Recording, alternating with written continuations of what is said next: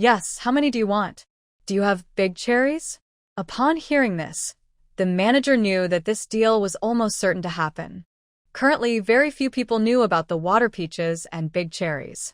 Having never seen it before, he could still name it, which meant he had definitely seen it and tasted it before. Yes.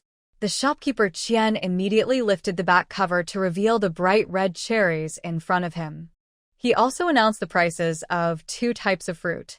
The 2 types of fruit were categorized into 3 grades: premium fruit, high-quality fruit, and ordinary fruit. In reality, these referred to perfectly shaped fruit, regular fruit, and lower-quality fruit. The taste of these fruits did not differ much. Only their appearance varied. The price for premium water peaches was 2 taels of silver per pound. The price for premium cherries was 4 taels of silver per pound. The young servant had already learned the prices in advance, but the prices announced by the shopkeeper Qian still surprised him. If they bought the amount needed by the madam, it would cost at least 1,000 taels of silver. 1,000 taels of silver was not a small sum. Shopkeeper Qian, please wait a moment while I report back to the manor. Of course. After the servant left, shopkeeper Li had already finished eating an entire water peach, looking very satisfied. Shopkeeper Qian, these peaches are truly exceptional. Then, shopkeeper Li tasted 2 more cherries and praised them again. These 2 types of fruit were definitely worthy of being served at Manhwa Tower. The guests at Manhwa Tower were either rich or noble, and they were not short on money. They sought unique items and great flavors. Haha, I'm glad you're satisfied, shopkeeper Li. How much do you need this time? Shopkeeper Li pondered for a moment, unsure of how much to order. After all, Manhwa Tower was a restaurant, not a fruit shop. Customers came to eat meals, not just fruit. However, recalling the eager young servant from earlier, it seemed the master had already tasted this fruit, but had not been able to buy it. He recognized that young servant as someone from the Jiang family. The Jiang family was not influential in the capital, but their eldest son-in-law was from the Ministry of Revenue. It seemed that the young ladies and madams in the capital would likely enjoy this fruit. I'll take 50 pounds of each premium fruit for now. After confirming the storage methods and duration, he also ordered 100 pounds each of high-quality and ordinary fruit, totaling 500 pounds.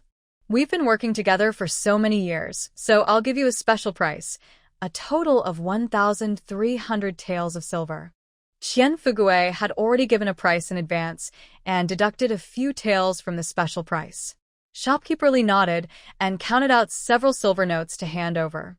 If business goes well, I'll continue to work with you in the future. Haha, that sounds good.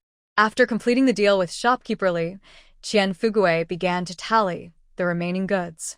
He mainly brought goods from Lihua village this time, with half of them transported to the capital. The tomatoes, green peppers, and chili peppers, aside from what was ordered by restaurants, were mostly sold out, leaving only 2 baskets of spoiled ones. There were no sauces left. He wanted to stock up more, but the production from Lihua village was limited, and he had already brought in all the available goods. In other areas of Pingyuan Prefecture, due to the promotion of tomatoes and peppers, there were also tomato sauce and chili sauce for sale, but their taste was far inferior to that of Lihua village. This is why his sauces sold so quickly. However, he only brought in a small amount of other sauces, just in case someone had a unique taste for them. Additionally, he had 10,000 pounds of water fairy peaches and 5,000 pounds of big cherries left. After selling to Manhwa Tower, the rest was still with him. Qian Fugue had just finished counting the goods when a young servant ran over with a man who looked like a steward. Shopkeeper Qian, this is our steward Jiang. Steward Jiang didn't waste time. After looking at the fruits, he immediately spoke. I need 100 pounds each of water fairy peaches and big cherries, all in good condition. For the top quality fruits, 50 pounds each, and for the regular ones, 100 pounds each. Half of the premium fruits would be sent to the Shang's residence where the young lady lived, and the rest would be distributed, with only the master, mistress, and old lady getting some. He wondered if there would be enough to share. The top-quality fruits would be for their own consumption, divided among the households. The young ladies and young masters would each get only 2 or 3 pounds, which wasn't much. The regular fruits were intended for the upcoming birthday banquet for the madam. Although they were regular fruits, they were just slightly smaller than the top-quality ones, and their appearance was perfectly fine, not the kind that looked bad. Qian Fuguei quickly calculated the price, rounded it off, and collected 1,360 taels of silver. In just a short time, he had sold 1,000 pounds of fruit. Upon learning that the Jiang family planned to use the fruits for the birthday banquet, shopkeeper Qian's eyes lit up. He had someone bring over a basket of regular water fairy peaches and a few top-quality fruits, along with 2 pounds of regular big cherries. Steward Jiang, you should try these fruits too.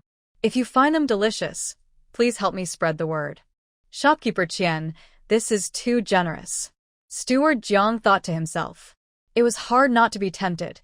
The fruits Qian Fuguei gave him were worth 100 taels of silver. As the chief steward of the Jiang family, his monthly salary was only 3 taels and 5 coins.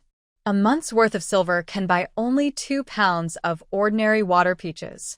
But now, the young master and young lady can hardly get any, while the shopkeeper has sent him a whole basket. Manager Jiang, you know these fruits are just coming out and not many people have even heard of them. It's a coincidence that they coincide with the madam's birthday. I hope you can say a few good words about them. It's just a matter of saying a few nice things. He doesn't need to do anything wrong, and besides, these fruits are already very tasty. Manager Jiang agreed, without much thought. All right, thank you for your generosity, shopkeeper Qian. After everyone left, Qian Fuguei had some of the fruits displayed in his shop and stored the rest in the cold storage. 8 days after Qian Fuguei shipped the first batch of fruits, he returned for more, ordering 40,000 pounds of water peaches and 20,000 pounds of big cherries. Adding to the previous 30,000 pounds, he had taken more than half of the orchard's yield. Now, there were only about 20,000 pounds of water peaches left in the orchard, and approximately 10,000 pounds of big cherries. It seems that shopkeeper Qian is doing very well in business. Qiao Zhou couldn't help but laugh. With shopkeeper Qian's success, her fruits would naturally sell well too, making it a win-win situation. Ha ha ha, indeed. My stock is about to run out, so I hurried over. Qian Fuguei grinned widely. He was indeed lucky. After the madam's birthday banquet, manager Jiang timely had the servants spread the word. The fame of the water peaches and big cherries spread quickly. With so many nobles in the capital, his stock was simply not enough. He also had some shipped to Jiangnan and the border cities. Jiangnan was similarly in high demand, and he hoped to sell some to the southern and Qin countries as well. Compared to the Moon Kingdom, the Qin and southern countries were much wealthier and certainly had no shortage of silver. Although trade between the two countries is not easy, fruits do not involve national matters, so they should sell well. Miss Qiao, can you delay the harvest of the remaining fruits in your orchard? Will it affect the taste? At this point, Qian Fuguei showed a hint of worry in his eyes. Qiao Zhou was puzzled but nodded. I was just about to tell you that the amount you ordered has taken all my stock, and the ones on the trees will take another 10 days to 2 weeks to be ready. That's wonderful. Qian Fuguei could hardly contain his laughter. He is truly blessed by fate. Little Qiao, I need to tell you something. Since his fruit became popular at the birthday banquet of the Jiang family's matriarch, many officials and nobles have come to buy it. Word spread, and even a maid by the side of the current princess found out. In a month, it will be the Empress Dowager's birthday, and the princess is responsible for organizing the event. After tasting the water fairy peach, she decided to include it in the fruit selection for the banquet. He was initially worried that the fruit might not taste good and feared being blamed. But now, he doesn't have to worry. However, please don't share this information yet. The matter isn't finalized, and if it weren't for his connection with Qiao Zhou, he wouldn't have said anything. Business matters should always be kept private. Okay, I understand. I was thinking that if the fruit doesn't sell out in the Moon Kingdom, I would send the leftovers to the Qin and South Kingdoms. I didn't expect that it would almost sell out in the Moon Kingdom alone. Your fruit is really good. As he spoke, Qian Fuguei remembered the other fruits in Qiao Zhou's orchard and became curious. What kind of fruit is that? He saw that only one fruit tree was planted per acre. It would be better to plant more water fairy peaches and big cherries. With so few fruit trees, how much silver could they sell? I'm not very sure. My elder sister had them brought back. Xiao Jiu knew very well but wouldn't reveal anything since there was no collaboration with Qian Fugui in this area. Hee, I see the chickens in the orchard are growing quite well. Do you have any plans to sell them, little Qiao? The several hundred acres of orchard raised many chickens, and these chickens taste quite good, with tender and firm meat.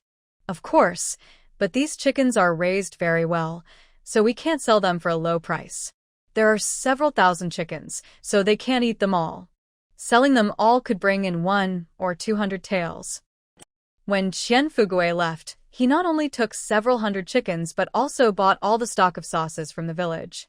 The village chief received the silver and discussed expanding the village's sauce factory, planning to hire more workers. For this, he specifically came to find Qiao Qi.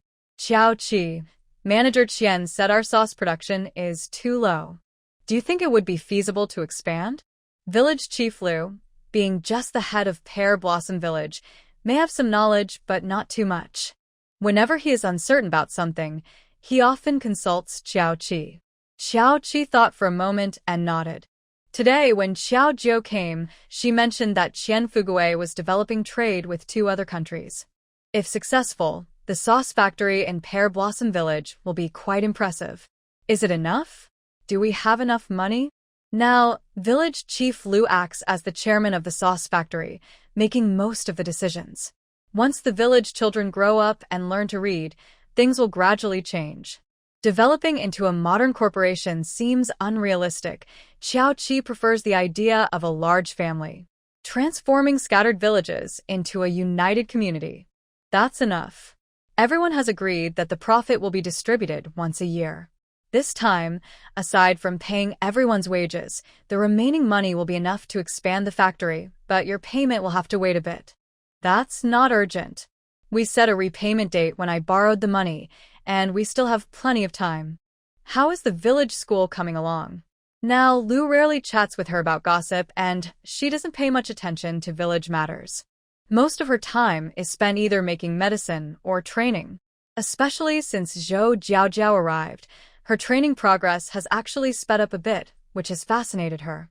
This female lead is indeed useful to her. The village school is still being built. I estimate it will be finished in about half a month, but it's hard to find good teachers. What do you think of the Zhang family? The Zhangs have both studied, so inviting them to teach is a good idea. However, learning should not be limited to just reading. They should also learn music, chess, calligraphy, painting, and archery for both boys and girls. I can lend the horse racing grounds on the mountain to the village school.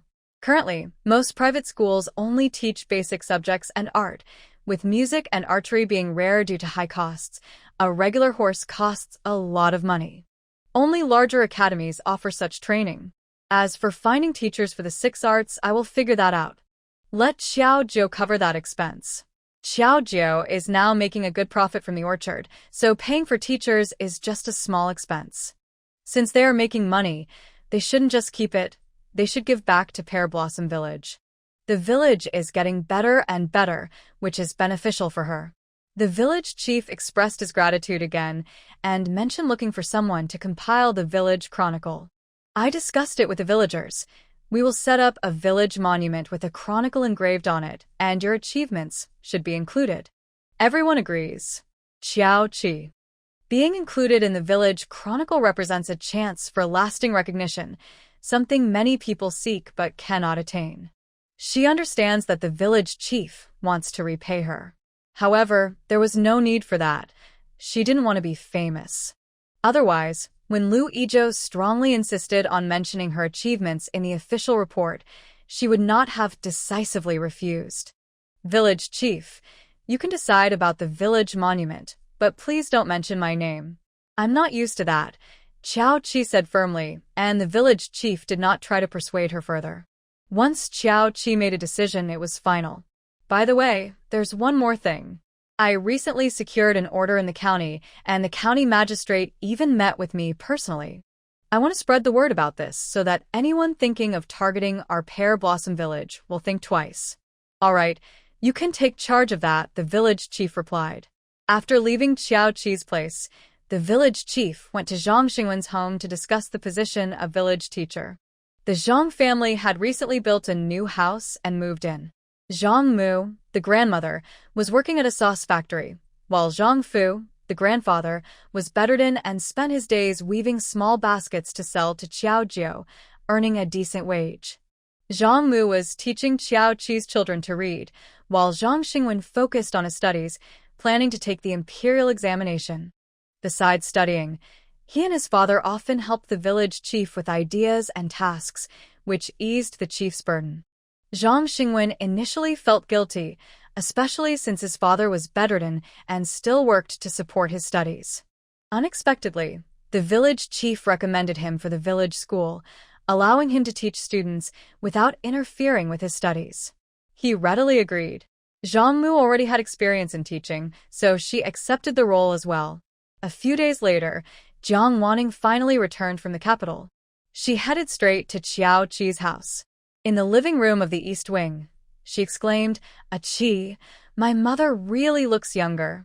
Even now, she was still in disbelief. Nothing was more shocking than seeing it with her own eyes. In just 20 days, her mother seemed to have aged at least 10 years less, radiating vitality. Given her mother's good care, she looked more than 10 years younger. Anyone who didn't know her would think she was in her 20s. The effects of the Luyan fruit were so miraculous that she initially thought 5 taels of gold was too expensive. But now, she didn't think it was expensive at all. In fact, it felt like a bargain. She knew how crazy ladies would go for beauty. Jiang Wanning still couldn't calm down. Even without speaking, her teeth were lightly trembling. Younger is good, isn't it? If you want to eat, I can send you a few more. That won't do. I can't let you spend so much. But I do need to buy a lot. I won't share your orchard with anyone. We can work together to earn money later. Her mother was right. If she offered it too eagerly, others would only become suspicious. It was better to let them come to her. After her mother became young-looking, she attended 2 banquets. Now, almost all the noble ladies in the capital knew that Madame Jiang had obtained a rare item that could make one look younger. They all rushed over to ask her. Even her sister's mother-in-law was the same. Seeing her mother look young again made her envious. But as an elder, she felt shy to ask directly, so she sent her sister to inquire. Her sister's mother-in-law had a large dowry, which made many people envious back then, so they were not short on money. Now that everyone was asking about it, the matter naturally fell to her. Qi, my husband has the emperor's favor now, and my family has the support of the minister's residence, so I'm not afraid of others plotting against me. I just worry that those with bad intentions might trace it back to you. People would go to great lengths for money. Just because they wouldn't dare to harm her didn't mean they wouldn't target Qiao Qi. Hearing this, Qiao Qi smiled, her eyes narrowing. Don't worry, I can protect this large family business. I have my own abilities, and I'm fine. Even without going through Jiang Wanning, they could still find out about her from Manager Qian. After all, in the Jiang family, the appearance of both the Narcissus peach and the youth fruit together would lead anyone to guess. However, the orchard on Qiao Jiushan was already surrounded by 2 fences. The outer fence was a warning, and she had set up a formation on the inner fence. No one could enter without going through the front gate. The village chief had already informed the villagers that entering the orchard without permission was not allowed, and if caught, not only would the individual be punished, but their family would also be banned from working at the sauce factory. In the future, they wouldn't be allowed to earn money with Lu Dagon either. The villagers had not discovered anyone sneaking into the orchard. However, other villages had found quite a few people who were trapped outside the fence for several days before someone noticed and brought them back. That's good. I'm just worried something might happen to you. I've told my mother and the others that we won't share the orchard secrets. Okay, how many youth fruits do you need this time? How many do you have? Since learning about the youth fruit from her mother, everyone had asked for dozens of them, with some wanting as few as 10, and others wanting as many as 40 or 50. Some even planned to eat them for a whole year. Whether they could be preserved for that long was uncertain.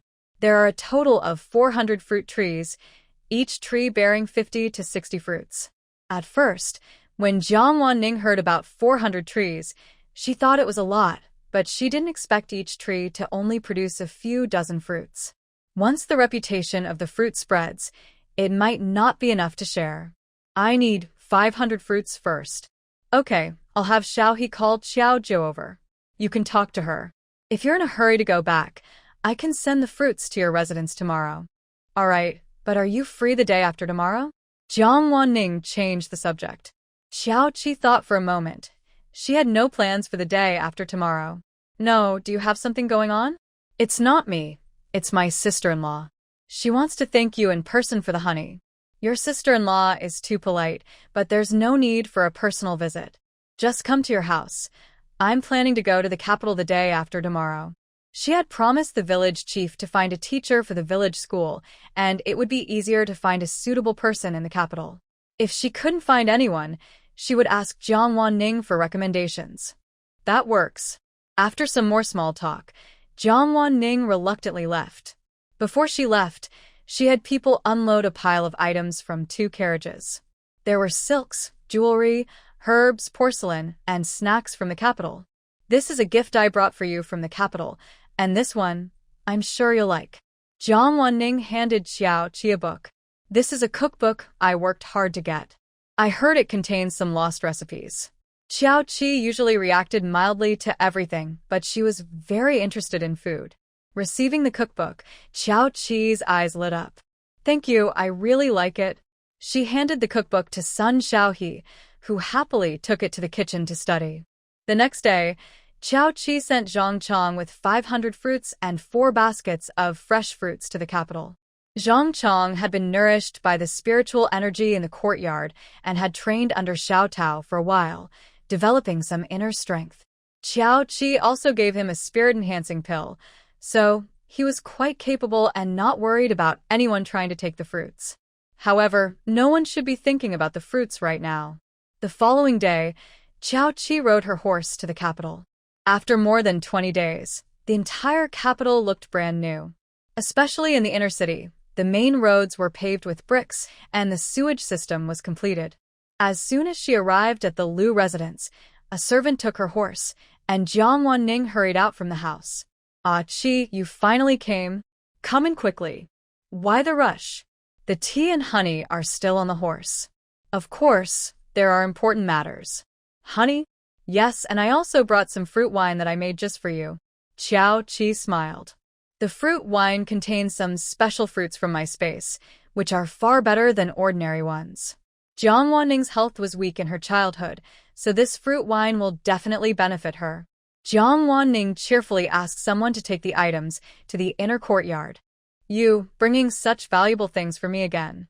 But you brought me 2 carts of goods the other day, didn't you? The items Jiang Wanning brought were not of poor quality. Those 2 carts were worth at least 1,000 taels of silver. This is not the same. You don't know, I sold the Lu Yen fruit for a lot of silver. I added 2 taels of gold on top of that. Xiao Qi sold it for 5 taels of gold each and added 2 more taels. If it's too expensive, then don't buy it. There are only so many fruit trees. They bought early, so the price will definitely rise later. She didn't understand before until her husband explained it to her. Now, the Lu Yen fruit is only talked about among the wealthy, but if it reaches the emperor's ears, those ladies may miss out. Once the emperor sees the effects of the Lu Yen fruit, it might become a tribute, turning it into a national treasure to seek benefits from other countries. At that time, even if ordinary people have silver, they won't be able to buy it. TSK, I thought I was already quite ruthless, but it turns out you are even more so. Come in with me quickly. As soon as they entered the inner courtyard, Xiao Qi saw a beautiful woman standing at the door. She immediately greeted her warmly. You must be Sister A. Qi. I'm Wanning's sister-in-law. I've heard so much about you from Wanning, but I haven't had the chance to meet you until today.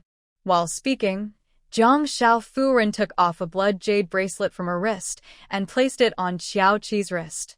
This bright color suits you very well. The blood jade bracelet was indeed beautiful. Xiao Qi graciously accepted it. Thank you, madam, I really like it. Don't mention it. I'm just happy to see you. Sister-in-law, a Qi, let's go inside and talk. It's tiring just standing here. The three of them sat down inside, and Jiang Wanning asked the staff to bring in the items that Xiao Qi had brought. Sister-in-law, knowing you were coming, Aki specially brought honey. She worked hard to get it, and I didn't want to drink it myself, so I'm giving it to you. This way, others will see that I, as your aunt, care for Yenner too. This was a joke added by Jiang Wanning, hinting to her sister-in-law that honey is hard to come by, so don't take people's kindness for granted. Xiao Qi held back a laugh and stayed quiet. Mrs. Zhang's eyes lit up with surprise. This time, Xiao Qi brought 4 jars of honey, enough for Yenner for a long time. Thank you, Sister Aki. Mrs. Jiang stood up to express her gratitude seriously. You're too polite, madam. Wanning and I are good friends. If my nephew is unwell, of course, she, as his aunt, would feel for him. I can't bear to see her upset. Ha ha ha, you're teasing me again. After chatting for a while, Jiang Wanning finally got to the main topic. The soap from the capital had sold well and gained some fame. If Lihua Village wanted to enter the soap business, now was the time. Previously, Lihua Village was busy with sauce production and lacked funds, so Xiao Qi didn't rush them. Now that the soap was promoted by Lu Yizhou, Lihua Village just needed to focus on production. They didn't have to worry about sales at all. Besides her, only Lu Yizhou and his team knew the soap recipe. The emperor had ordered Lu Yizhou to take full responsibility for this matter. With soap, new toilets, and new vegetable varieties, Pingyuan Prefecture could become a thriving city. Soap isn't just one kind. There are many types. There are bathing soaps, laundry soaps, floral scents, fruity scents, and various designs. After lunch at the Lu residence, Xiao Qi mentioned the village's plan to build a school and asked for recommendations for teachers. They also needed teachers skilled in the 6 arts. For now, Lihua Village only needed teachers for basic education, which wasn't hard. Jiang Wanning happened to know a few and recommended them to her. However, these teachers were friends who had traveled together and hadn't returned yet. Xiao Qi would have to wait for them to come back before visiting. After leaving the Lu residence, she used her illusion magic to disguise herself and went to the dark trade. It had been a long time since they had contacted her. No contact meant no items from Mist Hidden. In the end, Xiao Qi handed the manager of the dark trade a detox pill and a rejuvenation pill. Others could exchange these 2 pills for clues about Mist Hidden. If the dark trade can provide her with enough information about the Mist Shadow, she won't hesitate to share the pills in her hands. The manager of the dark trade is naturally happy with such a deal. However, Senior, have you heard any news about the Luyan fruit? While speaking, the manager of the dark trade was secretly observing Xiao Qi. Xiao Qi glanced at him. I've heard of it. Why? Could you possibly get the Luyan fruit for us? We will definitely offer a good price. The dark trade has come this far, so they must have some insight. Not possible. Xiao Qi refused directly. The manager didn't press further, but looked at her with a complicated expression, as if there was something he couldn't say. It wasn't until after leaving the dark trade that Xiao Qi realized why the manager's gaze was so complex. Someone was following her, and their skills were quite impressive. Ha! Dark trade. Young master, that person is quite skilled. Our people will surely be discovered, and if we anger them.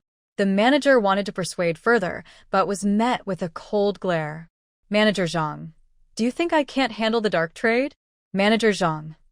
He thought to himself, this is ridiculous. If you want to show off your power, do it elsewhere. I don't want to be part of this. Though he thought this, Manager Zhang quickly apologized. Young master, you misunderstood. I never thought that way.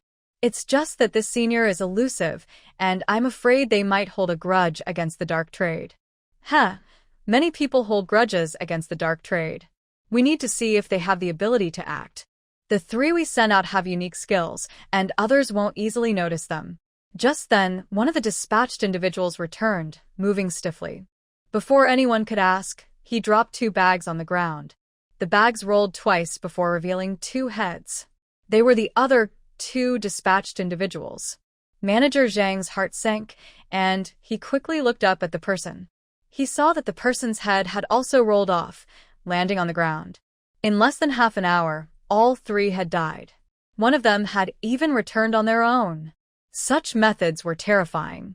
The previously confident young master was now frightened, his face pale and his eyes dark with fear. He had thought that even if the other side discovered these three, they would at least show mercy, due to the dark trade's reputation. Unexpectedly, they killed them without hesitation. Returning the heads was clearly a warning. After dealing with the three people sent by the secret faction, Qiao Qi quickly rode back to Lihua village. Just as she returned, trouble followed right behind her. Xiao Jiu's eyes were red, and she bit her lip tightly, as if she had suffered a great injustice. The village chief, following closely behind, wore a grim expression, filled with regret and guilt. What happened? Xiao Qi felt a pang of anxiety. She hoped that another tragic male lead wasn't about to be paired with her. Big sister, Mr. Zhu came today with people, claiming that the land of my orchard belongs to him. He brought the land deed and demanded that I return the land to him. He even said that everything on the land is his, including the fruit trees, and that the money from selling the fruit is also his. As Qiao Ju spoke, her fists were clenched tightly, and her anger was burning away her reason. How could they be so shameless? Today, Xiao Tao and Zhang Chong had driven them away, leaving behind harsh words. Tomorrow it might be the officials who come. Qiao Qi turned to the village chief. Did you report it to the authorities? Isn't this just robbery? The village chief had a good relationship with the county magistrate. But to her surprise, the village chief, with a dark expression, spoke with guilt. Mr. Zhu brought the land deed. The deed we obtained was fake. Previously, the village chief thought the county magistrate was a good person who didn't look down on common folk and greeted him with a smile. He never expected that he and Mr. Zhu were in cahoots.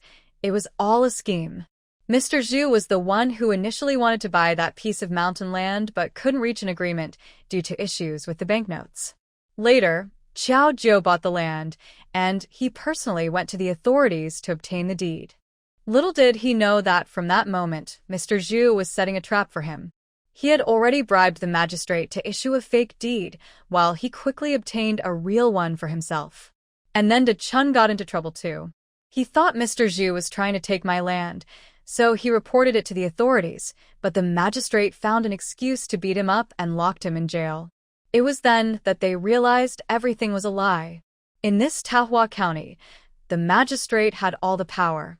With what the magistrate wanted, and Mr. Zhu being a local bully, ordinary people like them had almost no way to fight back. What do they want? Qiao Qi sat in a chair, arms crossed. Since they chose this moment to cause trouble, they must have gathered enough information about the orchard.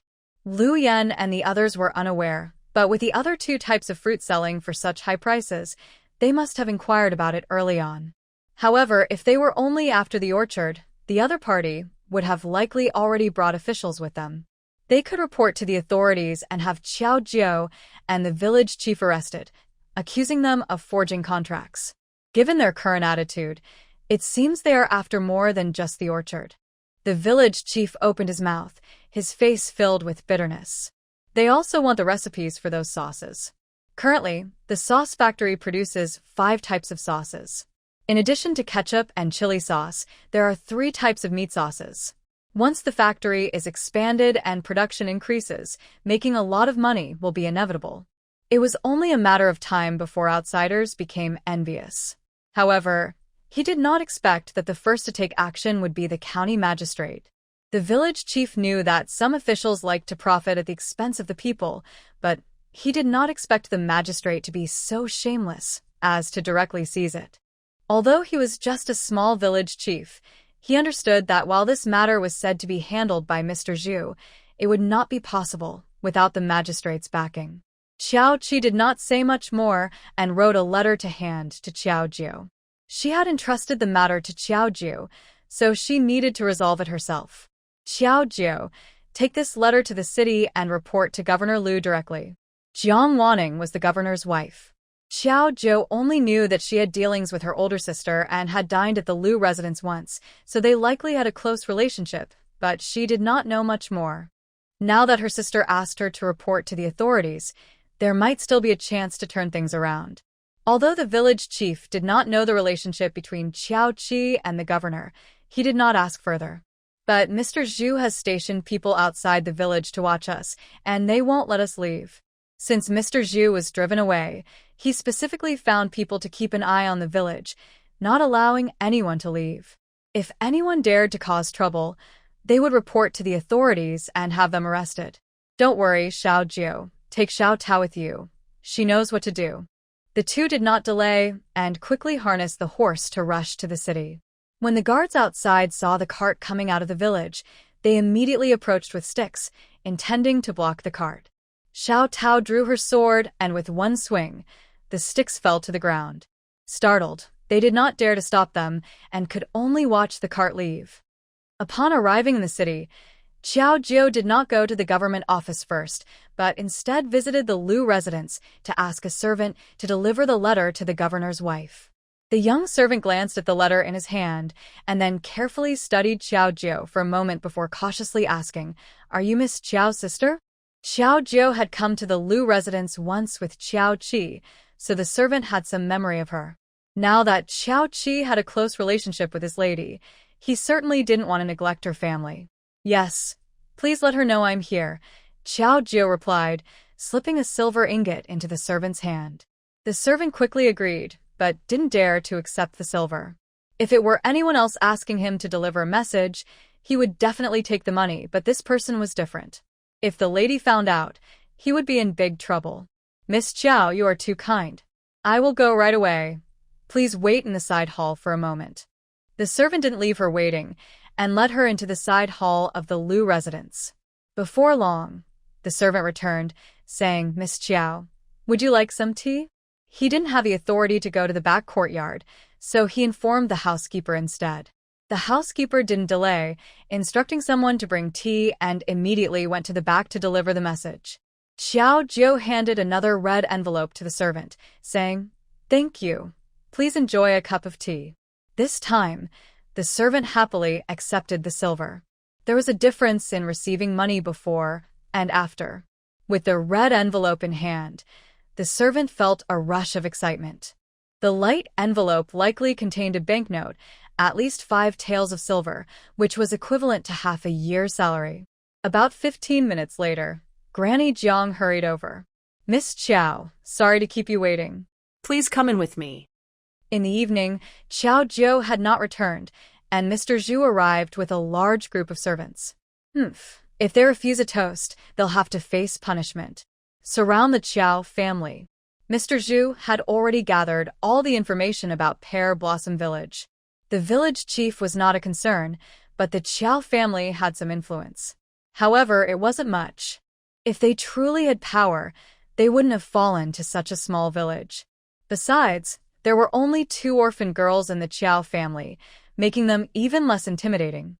Initially, he thought Qiao Jiu was quite attractive and wanted to take his time, but since these people were disobedient, he wouldn't hold back any longer. "I dare anyone to try." With Qiao Jiu not home, Mr. Zhu had his men surround Qiao Qi's courtyard. Zhang Chong opened the courtyard door and glared at the crowd. At that moment, the village chief and the villagers of Pear Blossom Village arrived, each holding weapons, either shovels or wooden sticks. Attacking the Qiao family meant going against the entire village. Anyone who dared to target their sauce factory was putting their life on the line. You are truly outrageous. I am acting on the orders of the county magistrate." "How dare you?" Zhu Yuanwai's face turned as dark as a pot bottom.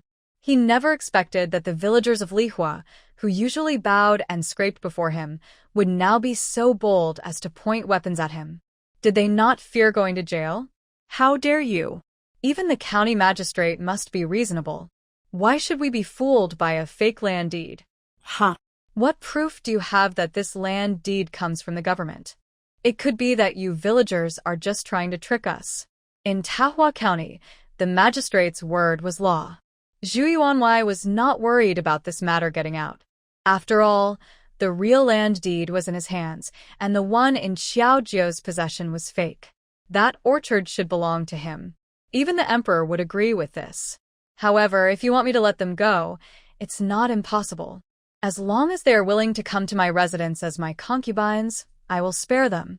Everyone was furious at Zhu Yuanwai's shamelessness, their faces red with anger, wishing they could tear him apart right then and there. Everyone, let's go. The thugs Zhu Yuanwai brought were not to be underestimated, and they charged forward, ready for a fight. If you know what's good for you, step aside, or I'll arrest you all too. Lihua village was too small for Zhu Yuanwai to take seriously. You must be dreaming. To enter the Qiao family, you'll have to step over our dead bodies. The village chief had warned them that Zhu Yuanwai and the magistrate were in cahoots, wanting not only Qiao Jiu's orchard but also everyone's sauce factory. In the past, they struggled to make ends meet. But now they not only had enough to eat and wear, but they also built new houses and bought new clothes, enjoying meat at every meal and even receiving silver. The village school was already half-built, and soon their children would be able to read and write.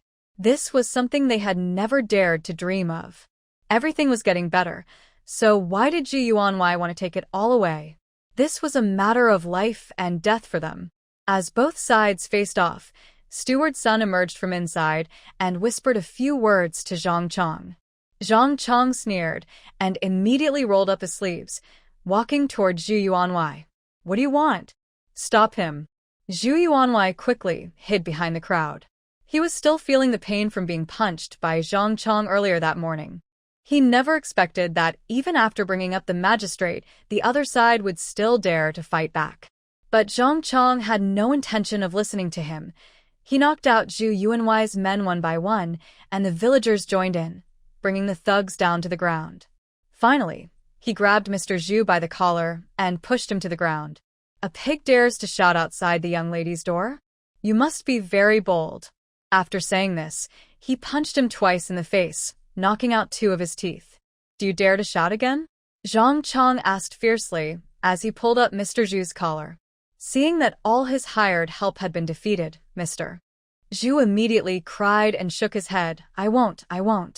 I'll leave right now, please spare me. Slap. Zhang Chong slapped him twice more. I told you to shout. I told you to keep making noise.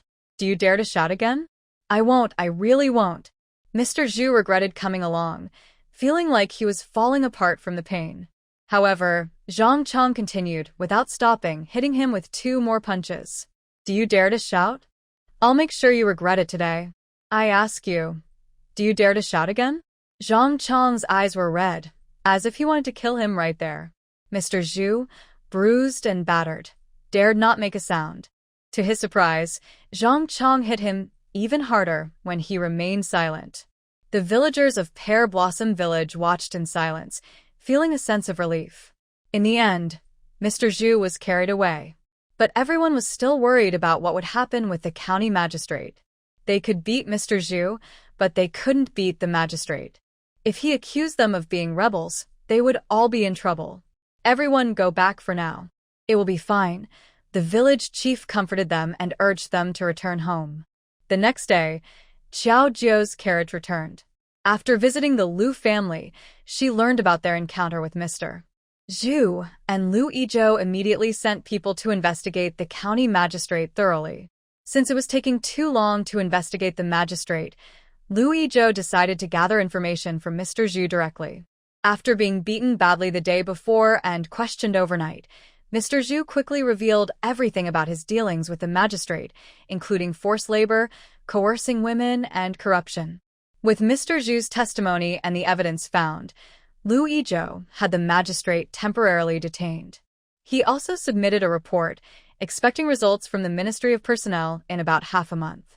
As for the orchard land deed, Liu Yizhou arranged for a new one to be issued, rendering the one in Mr. Zhu's possession invalid.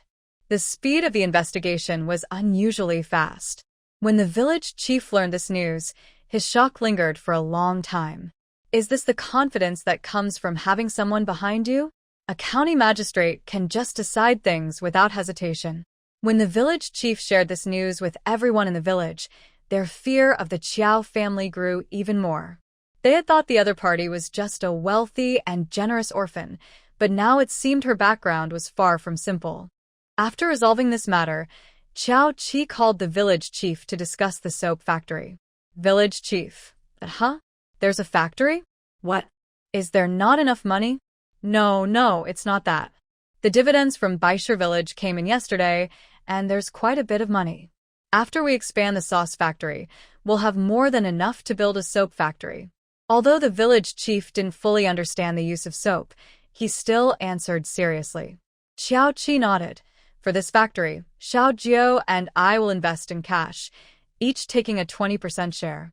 We will cover the costs of building the factory and other expenses. You should ask the others if they want to invest as well. Since the previous arrangements for the sauce factory were informal, they needed to draft a proper contract to grow and strengthen the business. The village chief didn't understand everything, but he was perceptive. Since Qiao Qi wanted to invest money, it was clearly a profitable venture. He didn't need to understand everything. He just needed to get everyone to invest. The Qiao family didn't lack money and could easily make a profit on their own, but they wanted to help Pear Blossom Village earn money together. Can outsiders invest? Some relatives had come to ask questions before, so he wanted to clarify. No, only people from Pear Blossom Village can invest. Qiao Qi shook her head. Only residents of Pear Blossom Village could invest, but once the factory was built, outsiders could work there and earn wages. Even if villagers invested, they would only receive dividends and not participate in the factory's management. Serious matters should be handled by those who know what they're doing, not by everyone rushing in. The village chief understood and had some guesses, so he naturally needed to refuse those outsiders. They discussed for a long time, and Qiao Qi rubbed her temples, suggesting the village chief find someone to manage these affairs in the future. She originally didn't want to worry about these things, but she always found herself drawn into them. The village chief smiled awkwardly, but quickly thought of someone to suggest. What do you think of Zhang Fu? Although he is paralyzed, his mind is sharp. The Zhang family is educated, and Zhang Fu often helps with writing contracts and offers advice. He had been wanting to mention this for a while. You think it's fine, so from now on, you can discuss these matters among yourselves. Okay. The village chief felt a bit troubled. He had gotten used to turning to Qiao Qi for help whenever there was a problem. But now, Qiao Qi clearly didn't want to get involved, which made him anxious. By the way, there's one more thing. At this point, the village chief looked even more awkward. He had just agreed to help, but this was a serious matter, so he had to muster the courage to say, the girl that Ren Yuanan saved that day, he plans to marry her, but she doesn't have a household registration. A girl without a household registration. Who knows what her background is? No one in the nearby villages has heard of a missing girl like her. What if she is a fugitive? The village chief was also worried about bringing trouble to the village. She's fine. You should send Ren Yuanan to the capital to find someone named Xiao Wu. Zhou Jiao is just a girl lacking love and money. She had suffered a lot in her past life, and after crossing over, she was pampered by Ren Yuanan and had no thoughts of going back. Perhaps she was so amazed by the faucet and glass in her courtyard that she thought they were similar to her. After Zhou Jiao's health improved a bit, she would occasionally come around. Sometimes she would say things like strange changes or palace liquor in front of her. Qiao Qi pretended not to hear and acted like she didn't understand. As for the glass, she would say she had met someone who spoke of it before. She didn't chase Zhou Jiao away. In fact, after Zhou Jiao arrived, she could feel the spiritual energy in her body moving a bit faster. It was more effective than with other main characters. Just as the village chief left, Zhou Jiao arrived right after. Ren Yuanan had taken good care of her, and with a cheerful mood, she had recovered most of her health. Sister Qiao, I want to show you something amazing. Zhou Jiao mysteriously pulled out a handkerchief from her pocket, opened it, and revealed a simple bar of soap. Sister Qiao, this is soap. I tell you, using this to wash hands, bathe, and do laundry is so clean. We can build a soap factory in Pear Blossom Village, and it will definitely make money. As she spoke excitedly, Zhou Jiao's eyes sparkled with enthusiasm. Xiao Qi nodded, stood up, and took out a larger, clearer, and more beautiful bar of soap from her room. Zhou Jiao Jiao, huh? She was stunned. The predecessors who crossed into this world really left no room for others. Are you back to your senses? Can you make soap? Xiao Qi waved her hand in front of her. Because of her earlier outburst, Zhou Jiao Jiao's face turned a little red from embarrassment. She didn't know that soap had already been invented. However, when she heard Xiao Qi ask, she nodded. Yes, I used to be a handmade blogger online and made many things, but the competition is too fierce, and hardly anyone looked at my posts. Realizing that Xiao Qi might not understand, Zhou Jiao Jiao stopped there. She originally just wanted to make soap seriously, but those bloggers were incredibly skilled. They created various colors and patterns effortlessly, and even made characters from anime look lifelike. She felt there was no way for her to compete. Then she thought if she couldn't compete in soap, maybe she could in pastries. But those bloggers were even more impressive, steaming durian and revealing the vibrant fruit inside. By the way, the village is planning to build a soap factory. If you have some money to invest, you could earn dividends later. Or you could come up with new soap ideas for them to make, and you would also earn money. Really? Can I really do that? Zhou Jiao Jiao's eyes sparkled with excitement, and she felt like jumping up in joy. Once the soap factory was built, making money would be a sure thing. Besides, she could make various handmade soaps, which would definitely sell. A few days ago, Ren Yuanan had given her most of his savings. Besides his monthly salary, he sometimes hunted to make extra money. This year, he had saved nearly 80 taels. That was a considerable amount, and once invested, she wouldn't have to worry about not getting money back, especially since those handmade soaps could also be seen as an investment. Yes, you should talk to the village chief about this. There are too few soap styles right now, so if you can create something new, it would be perfect. Okay, I understand. Zhou Jiao Jiao nodded eagerly. She was very grateful that Xiao Qi didn't ask how she knew these things. She had been worried about not being able to handle the soap business alone and was looking for a partner. She never expected that the village was already planning to build a soap factory. That way, she would have money and wouldn't have to bear too much risk alone. As for whether the money she would earn would decrease, Zhou Jiao Jiao didn't think about it at all. She was just an ordinary person who wanted to have some money to live well and never thought about building a business empire. This opportunity was just what she hoped for. By the way, I also know how to make white sugar. If you need it, I can share the recipe with you. It's that pure white sugar. Zhou Jiao Jiao wasn't sure if this world had white sugar, but she had asked Ren Yuanan, and he said fine sugar was a precious item. Later, he bought a small jar, but it wasn't white sugar at all. Xiao Qi looked up at her in surprise. Is Zhou Jiao Jiao really that bold, just giving things away? Seeing Xiao Qi's expression, she felt a bit shy and scratched her head. Then she realized that Xiao Qi wasn't confused, which meant she knew about white sugar. Xiao's sister, you know about white sugar too? Yes, I've heard of it, but I've never seen it. Oh, that's good. Zhou Jiao Jiao sighed in relief. At least the predecessors who traveled through time left some opportunities for them. After all, in her previous life as a hardworking craft blogger trying to make money, she knew more than just white sugar recipes. Xiao's sister, you saved my life, and I don't know how to repay you. This recipe is my way of thanking you. Also, the money I've made from soap is enough for me. The profits from white sugar are too big. I can't handle it. Even in modern times, white sugar is a strategic resource with an unshakable status. Xiao Qi is not only mysterious, but seems quite capable, so Zhou Jiao Jiao trusts her completely with a white sugar recipe. If the recipe were to leave her hands, she would be in serious danger. She has no ability to protect herself. Even in the well-secured modern world, it's the same in this ancient time. Let's hold off on the recipe for now. We can talk about it later. Right now, the sauce factory and soap factory are already keeping Pear Blossom Village busy. Not to mention Xiao Jiu's orchard, which is also very busy. Additionally, the folk kiln in Baishir village is thriving, and the village chief often takes a few people to check on it. With the autumn harvest coming in half a month, Everyone in Pear Blossom Village wishes they could split themselves into several people to manage everything. Before, they worried about having nothing to do and no money to earn, just living off a few pieces of land. Now they are too busy to think about all those random things. Okay, I'll listen to you. Before Zhou Jiao left, Xiao Qi had son Xiao he pack some water peaches and big cherries for her, along with 2 bags of her favorite pastries. Goodbye, Xiao sister. Zhou Jiao waved happily, a bit carefree and innocent. The orchard at Xiao Jiao's place is almost done with its work.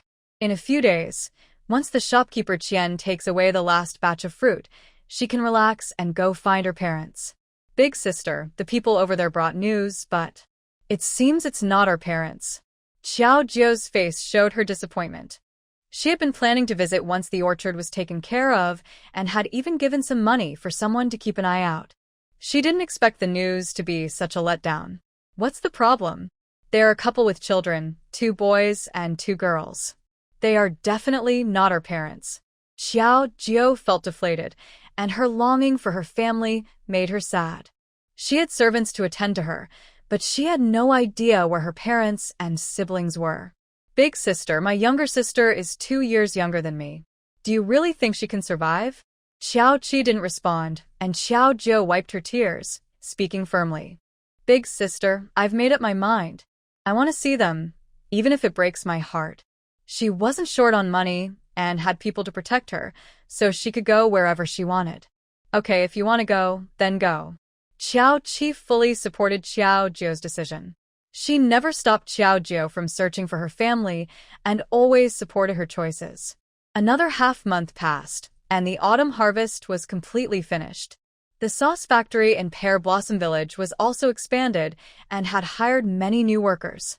It was already difficult for the villagers to support the small sauce factory, let alone the expanded one. The soap factory also needed more hands. Originally, only relatives were introduced to work there, but now the village chief directly finalized employment contracts with Zhang Fu and hired many workers. Suddenly, hundreds of people from nearby villages arrived, and the village chief had even more to worry about as he began promoting capable workers. Xiao Qi didn't concern herself with the village matters anymore, while Xiao Jiao's last batch of fruit from the orchard was all shipped out, leaving only the lingering fruit. She didn't need to worry about the lingering fruit. After asking Xiao Qi to watch over the orchard, Xiao Jiao took Xiao Tao and a young maid to another place. Xiao Qi was also busy. First, she visited the capital to meet with the 3 scholars and, with Lu Yizhou's recommendation letter, managed to invite them back with a generous offer. Then she went on a secret mission, but still didn't find the information she wanted. Xiao Qi rubbed her temples, feeling like she was trying to solve a puzzle, and it was giving her a headache.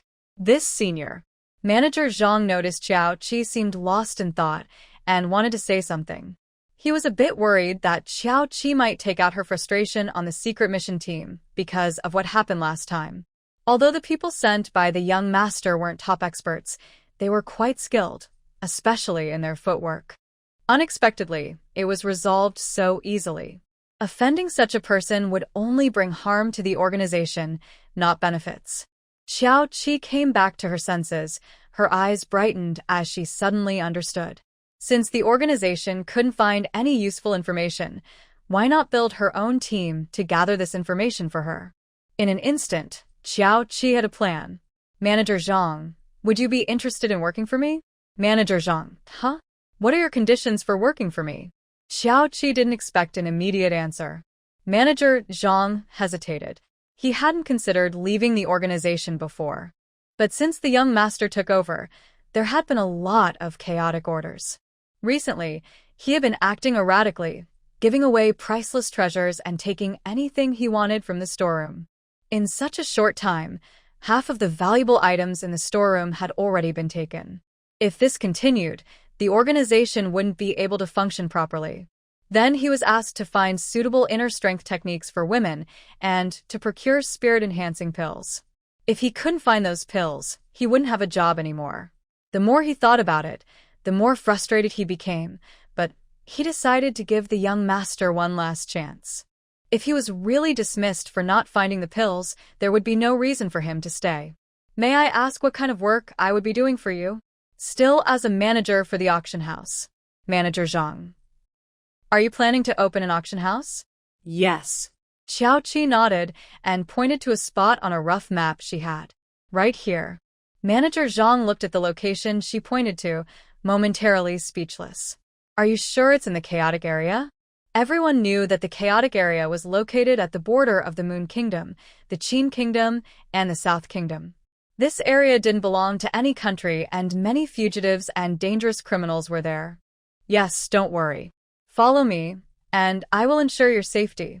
Manager Zhang thought for a moment, and then cautiously asked, Can I have 7 days to think it over? Sure, this is for you.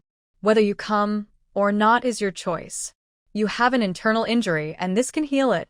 Xiaoqi casually tossed him a porcelain bottle containing a small healing pill that could treat internal injuries. Now that she had reached the foundation stage, she could easily see the internal injury in Manager Zhang. He tightly held the porcelain bottle, a complex expression in his eyes. The injury inside her was a hidden ailment left from when she blocked a knife for the young master. After not resting properly, it would hurt terribly every time it rained. Unfortunately, the young master seemed to disregard this bond. After leaving the dark organization, Xiaoqi returned to the village to ensure her family took care of the orchard, then rode straight to Muyang City. She hadn't thought much about what to do with Lu Yun, but now she knew how to use her. In Muyang City, at the Qi family fortress. Lu Yun, you are responsible for the death of the Qi fortress master. I advise you to surrender and hand over the secret manual. That book was not meant to be written. If you give it to us, we might spare your life. Don't let her go. This wicked woman is so ruthless that she even harmed her adoptive father. If we let her go, it will lead to endless troubles. Indeed, Lu Yun, you harmed the Qi fortress master. Such treachery cannot be tolerated. If you take your own life here today, we will spare your family. Watching the so-called righteous people attacking the Qi family fortress, Lu Yun wiped the blood from her lips, her eyes cold. What wicked woman! What righteousness! It's all nonsense. They were just envious of her impressive martial skills after she took over the Qi family fortress. Her abilities came from the spirit-enhancing pills and martial arts manuals given to her by Xiaoqi. She never expected these people would target her martial arts manuals. As righteous people, they couldn't just steal from her, so they fabricated the story that she killed the fortress master, painting her as a ruthless villain. Although the fortress master's death was indeed related to her, no one knew the truth. As long as she didn't admit it, it was slander. At the same time, they teamed up with elders from the Qi family fortress, whom she had previously expelled, to falsely claim that the manual she possessed also belonged to the Qi family fortress and that she had stolen it. How shameless. A bunch of shameless old fools. If you want to rob me, just say it directly instead of coming up with so many grand excuses. It's truly disgusting. Do you dare swear on your parents' lives that the Qi fortress master did not die by your hand? Due to Lu Yun's strange martial skills and the support she had from some in the Qi family fortress, both sides found themselves at a standstill.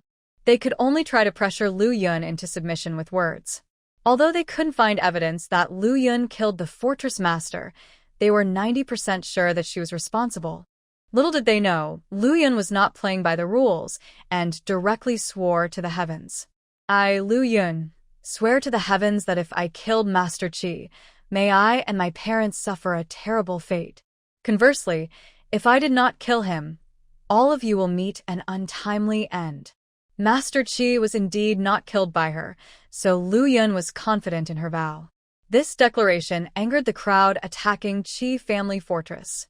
Enchantress, you refuse to drink a toast and instead choose punishment. If you didn't kill Master Qi, why do you have his divine sword? If your parents die because of this, it must be your fault. How dare you? If you have the courage, come at me directly instead of talking nonsense. Lu Yun held the divine sword in front of her, ready to fight to the death with these people. Since taking over Qi family fortress, she had made significant progress and had already gathered most of the people there. Just give her a little more time, and these people would be no threat. Everyone, attack together. Kill the enchantress and restore justice for Master Chi. Ah. Suddenly, screams echoed through the crowd. The so-called righteous individuals fell one by one, blood spilling everywhere. They didn't even see who struck them. Who is it? Show yourself. The crowd immediately became alert, looking around in fear. Only Lu Yun seemed to realize something, laughing heartily while holding the divine sword. Ha ha, it seems my vow to the heavens has come true. I did not kill Master Chi. It is you who will meet your end, you shameless old fools, ha ha. Kill her. It must be her trick. Kill her. Unable to find the assassin, the crowd turned their anger towards Lu Yun. But before they could act, the one who spoke had their head roll to the ground. A top fighter from the top 5 in the martial world had died so easily, and they didn't even know who did it. In an instant, fear gripped them, and no one dared to make a move. They came to seize the secret manual and divine sword, not to lose their lives. I was just here to watch. I'll leave now. Finally, someone couldn't take it anymore and raised their hands to exit Chi family fortress. However, as soon as their foot stepped out the door, they were instantly killed. Watching the scene, the color drained from everyone's faces, leaving only shock. Did their opponent intend to wipe them all out? As panic set in, Qiao Qi silently appeared beside Lu Yun. However, she was cloaked in an illusion, and the crowd could only see a blurred figure next to Lu Yun, unable to tell if it was a man or a woman. Although Lu Yun couldn't see clearly, she immediately thought of Qiao Qi. Besides Qiao Qi, she didn't know any other experts. Senior, you have arrived. Lu Yun spoke with great respect. The crowd seemed to see a glimmer of hope and began to plead for mercy. Some mentioned having elderly relatives or young children, while others claimed to be sick and nearing the end of their lives. It was as if they had forgotten their families before this moment, but now they remembered them when facing death. Wanna leave? Sure, pay up. With this brief statement, Lu Yun understood what to do. According to the ranking of the Jianghu, the top-ranked needed to pay 10,000 taels of silver to leave. Even those who initially planned to watch the show had to pay 100 taels to exit. In this world, some shows come with a price. The crowd had no choice but to pay if they wanted to survive, even if it meant borrowing money. They had originally intended to seize the secret manual, but ended up suffering heavy losses. The gates of Qijia Fortress closed again. Lu Yun pondered for a moment and then ordered the sign of Qijia Fortress to be taken down and replaced with Lu Family Fortress.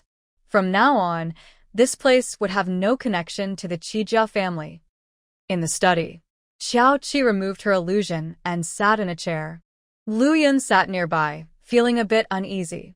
Why are you so nervous? In such a short time, you've already recruited most of the people in the fortress. I doubt anyone else could achieve what you have. In the original storyline, Lu Yun was solely focused on avenging her parents, but was forced into a romantic subplot.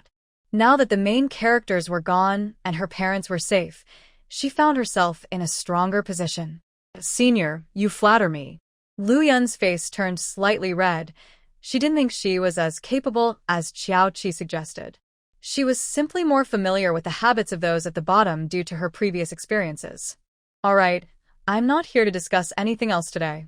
Do you want to follow me? As soon as Qiao Qi finished speaking, Lu Yun stood up and blurted out without hesitation, I am willing. Good, from now on you can call me the leader. I need you to gather information for me and also train a group of people. Qiao Qi planned to use her title as the leader of the Medicine Spirit Valley. With a wave of her hand, dozens of bottles of various pills appeared on the table, along with many rare medicinal materials that were hard to find in the world. Lu Yun was momentarily stunned, her gaze fixed on the table, unable to speak for a long time. Among the items, she even spotted a rare flower rumored to greatly enhance one's abilities when consumed. People in the martial world would eagerly seek it out. The last appearance was decades ago, but now 3 plants have appeared on the table at once. After the previous lord of the castle died, she took over the Qijia castle. The first thing she did was to settle the estate and inventory of Qijia castle, as well as the private treasury of the castle lord. However, Nothing she found there was as shocking as what was in front of her now. You can also use these herbs and elixirs. Thank you, Valley Master. Here, this is a communication talisman. I will notify you if anything comes up. If you encounter any issues, you can report to me as well. Xiao Qi handed Lu Yun a few communication talismans. After Lu Yun learned how to use them, she carefully stored them away. If all goes well, someone will come in a few days to help you manage some matters. However, once you have trained your staff, he will leave. Xiao Qi was sure that Manager Zhang would come. He would stay with Lu Yun for a while before being arranged to go to the chaotic area. Xiao Qi did not stay long in Muyang City. After assisting Lu Yun in absorbing a spirit-boosting pill and finalizing their plans, she returned home. Just as she arrived at Pingyuan Mansion, news came from Manager Zhang. As she guessed, he was willing to follow her, but he had one condition: to properly arrange for his family. This was not a problem, and Xiao Qi directly asked Lu Yun to handle it. Once she finished her tasks, Jiang Wanning came again to order a second batch of Lu Yun fruits and also brought news about the Empress Dowager's birthday banquet, along with some not-so-good news. Lu Mansion. The Empress Dowager's birthday banquet. The Long Princess had people prepare the Narcissus peaches and big cherries, which the Empress Dowager really liked. The Empress Dowager praised them endlessly, and the Narcissus peaches and big cherries became extremely popular in the capital, with everyone buying these two fruits. Qian Fugue made a fortune from these fruits. He earned money and gained a good reputation. Unfortunately, the orchard was almost sold out, with only about 10 fruits left unpicked. Those were specifically saved by Qiao Jiu for her family. However, after the emperor tasted them, he issued an edict to establish these two fruits as tributes. Jiang Wanning looked worried. Becoming tributes has its pros and cons. The good part is that they gain fame, and these fruits become more widely known. But the bad part is that if there are any issues with the tributes in any given year, it could lead to serious consequences. Although she was in the inner court, she understood that the harvest of fruit trees is related to both natural disasters and human misfortunes. If a natural disaster or betrayal occurs in any year, it won't just be a matter of losing some money. Well, if nothing happens, I can't just not receive any money. If your husband doesn't give it, then I will have to ask you for it. Qiao Qi isn't worried about this. The governor of Pingyuan Prefecture is Lu Yizhou, who is not the type to be corrupt. He will definitely fight for her best interests. Moreover, the tribute consists of only the best fruits, while the rest can still be sold freely. Hey, why are you not worried about anything? Jiang Wanning sighed. It's not that she's worried about this. She's concerned that when her husband is reassigned, the new governor might not get along with her. I know what you're trying to say, but why worry about something that hasn't happened yet? Xiao Qi isn't worried. Her friendship with Jiang Wanning is based on mutual respect, not her status. In this world, there is nothing she doesn't want to do that anyone can force her into. Besides this matter, there is something else. The emperor is aware of the Lu Yun fruit. This is what Jiang Wanning considers the most important point. The many ladies in the capital returning to their youth have caught the attention of the Empress Dowager and the princess. The batch of Lu Yun fruit she bought is meant to be sent to the palace. I heard from my husband that the emperor and the Empress Dowager are still skeptical about the effects of the Lu Yun fruit. Once proven, your sister may not be able to keep this orchard safe. If the effects of the Lu Yun fruit are confirmed, the royal family will surely send someone to guard it, making it a royal supply in the future. The Moon Kingdom may appear weak, but they could use this fruit as a national treasure to exchange for benefits with other countries. The Emperor of the Moon Kingdom isn't too foolish. If he wants something from his subordinates, he will offer some benefits. What worries her is that some people might see that Xiao Qi and Xiao Jiu have no background and might resort to direct theft. Whether it can be kept safe is up to me. Xiao Qi shows no sign of worry on her face. Having reached the foundation building stage, if she can't even protect an orchard, then her cultivation is not worth having. The situation is not yet determined, so it shouldn't come to that. This is just Jiang Wanning's worst-case scenario, and her family will surely not sit idly by. Xiao Qi hasn't stayed at the Lu residence for long. Today, Besides delivering the Luyan fruit, she has another matter to attend to. She doesn't have a house in the city, so she has to stay in an inn, which is not very convenient. Having a house in the city would make it easier to contact Lu Yunzhang and the others in the future. Xiao Qi is looking for an old acquaintance, Xiao Wu. Previously, Zhou Jiaojiao's household registration was also handled by him. Miss Xiao, there are no available houses in the West City for now, but there are some vacant houses in the East City. Let me take you to see them first. Xiao Wu smiled broadly and explained the situation to Xiao Qi. Due to a series of developments and new opportunities, many merchants flocked to Pingyuan Prefecture. Perhaps sensing the future potential of Pingyuan Prefecture, many merchants bought houses here. This has led to a rise in house prices, making it sometimes difficult to find a home. The West City and South City are mostly inhabited by ordinary people, so houses circulate more frequently there. Some families with good foresight save money to buy houses in the West and South cities. The East City is mainly home to officials and wealthy people, where houses are much more expensive than usual. In the West City, a typical house costs around 30 to 40 taels of silver. However, in the East City, that price can increase 4 to 5 times or more. Not everyone has the means to buy there. Xiao Wu first took Xiao Qi to see a 2-entry courtyard. It was an ordinary small yard, not larger than her yard in Lihua village. In front were a few side rooms, and behind was the main courtyard with east and west wing rooms. Perhaps due to neglect, the courtyard was somewhat run down, but the price was still high, at over 180 taels. Xiao Qi took a glance and decided, I'll take this one. Xiao Wu's eyes lit up, surprised that it sold so quickly. However, it seemed from Xiao Qi's words that she might want to buy more than just this one. Miss Xiao, would you like to continue looking at other houses? Yes, let's look. Since she wanted to see more, she surely intended to buy everything at once. Next, Xiao Qi followed Xiao Wu to see 3 more courtyards. The second one was small, just a typical 4-sided courtyard. Upon entering the main gate, there was the main house and east and west wing rooms, along with 2 additional small storage rooms. Though small, it had a great location, not far from the market, making shopping convenient. With such a good location, the price was naturally high, at 100 taels, while it would only be around 20 taels in the South City. The third one was larger, a 3-entry courtyard with cross courtyards on both sides and a small pond with simple landscaping. All the rooms combined had over 100. This house cost a full 1,000 taels. As for the fourth one, it was no ordinary courtyard. The entire property covered over 20 acres, featuring small bridges, flowing water, rockeries, and everything one could imagine, showcasing the style of a Jiangnan water town. Miss Qiao, this estate belongs to a wealthy merchant from Jiangnan, but he owes money and has no choice but to sell it. The house is not cheap.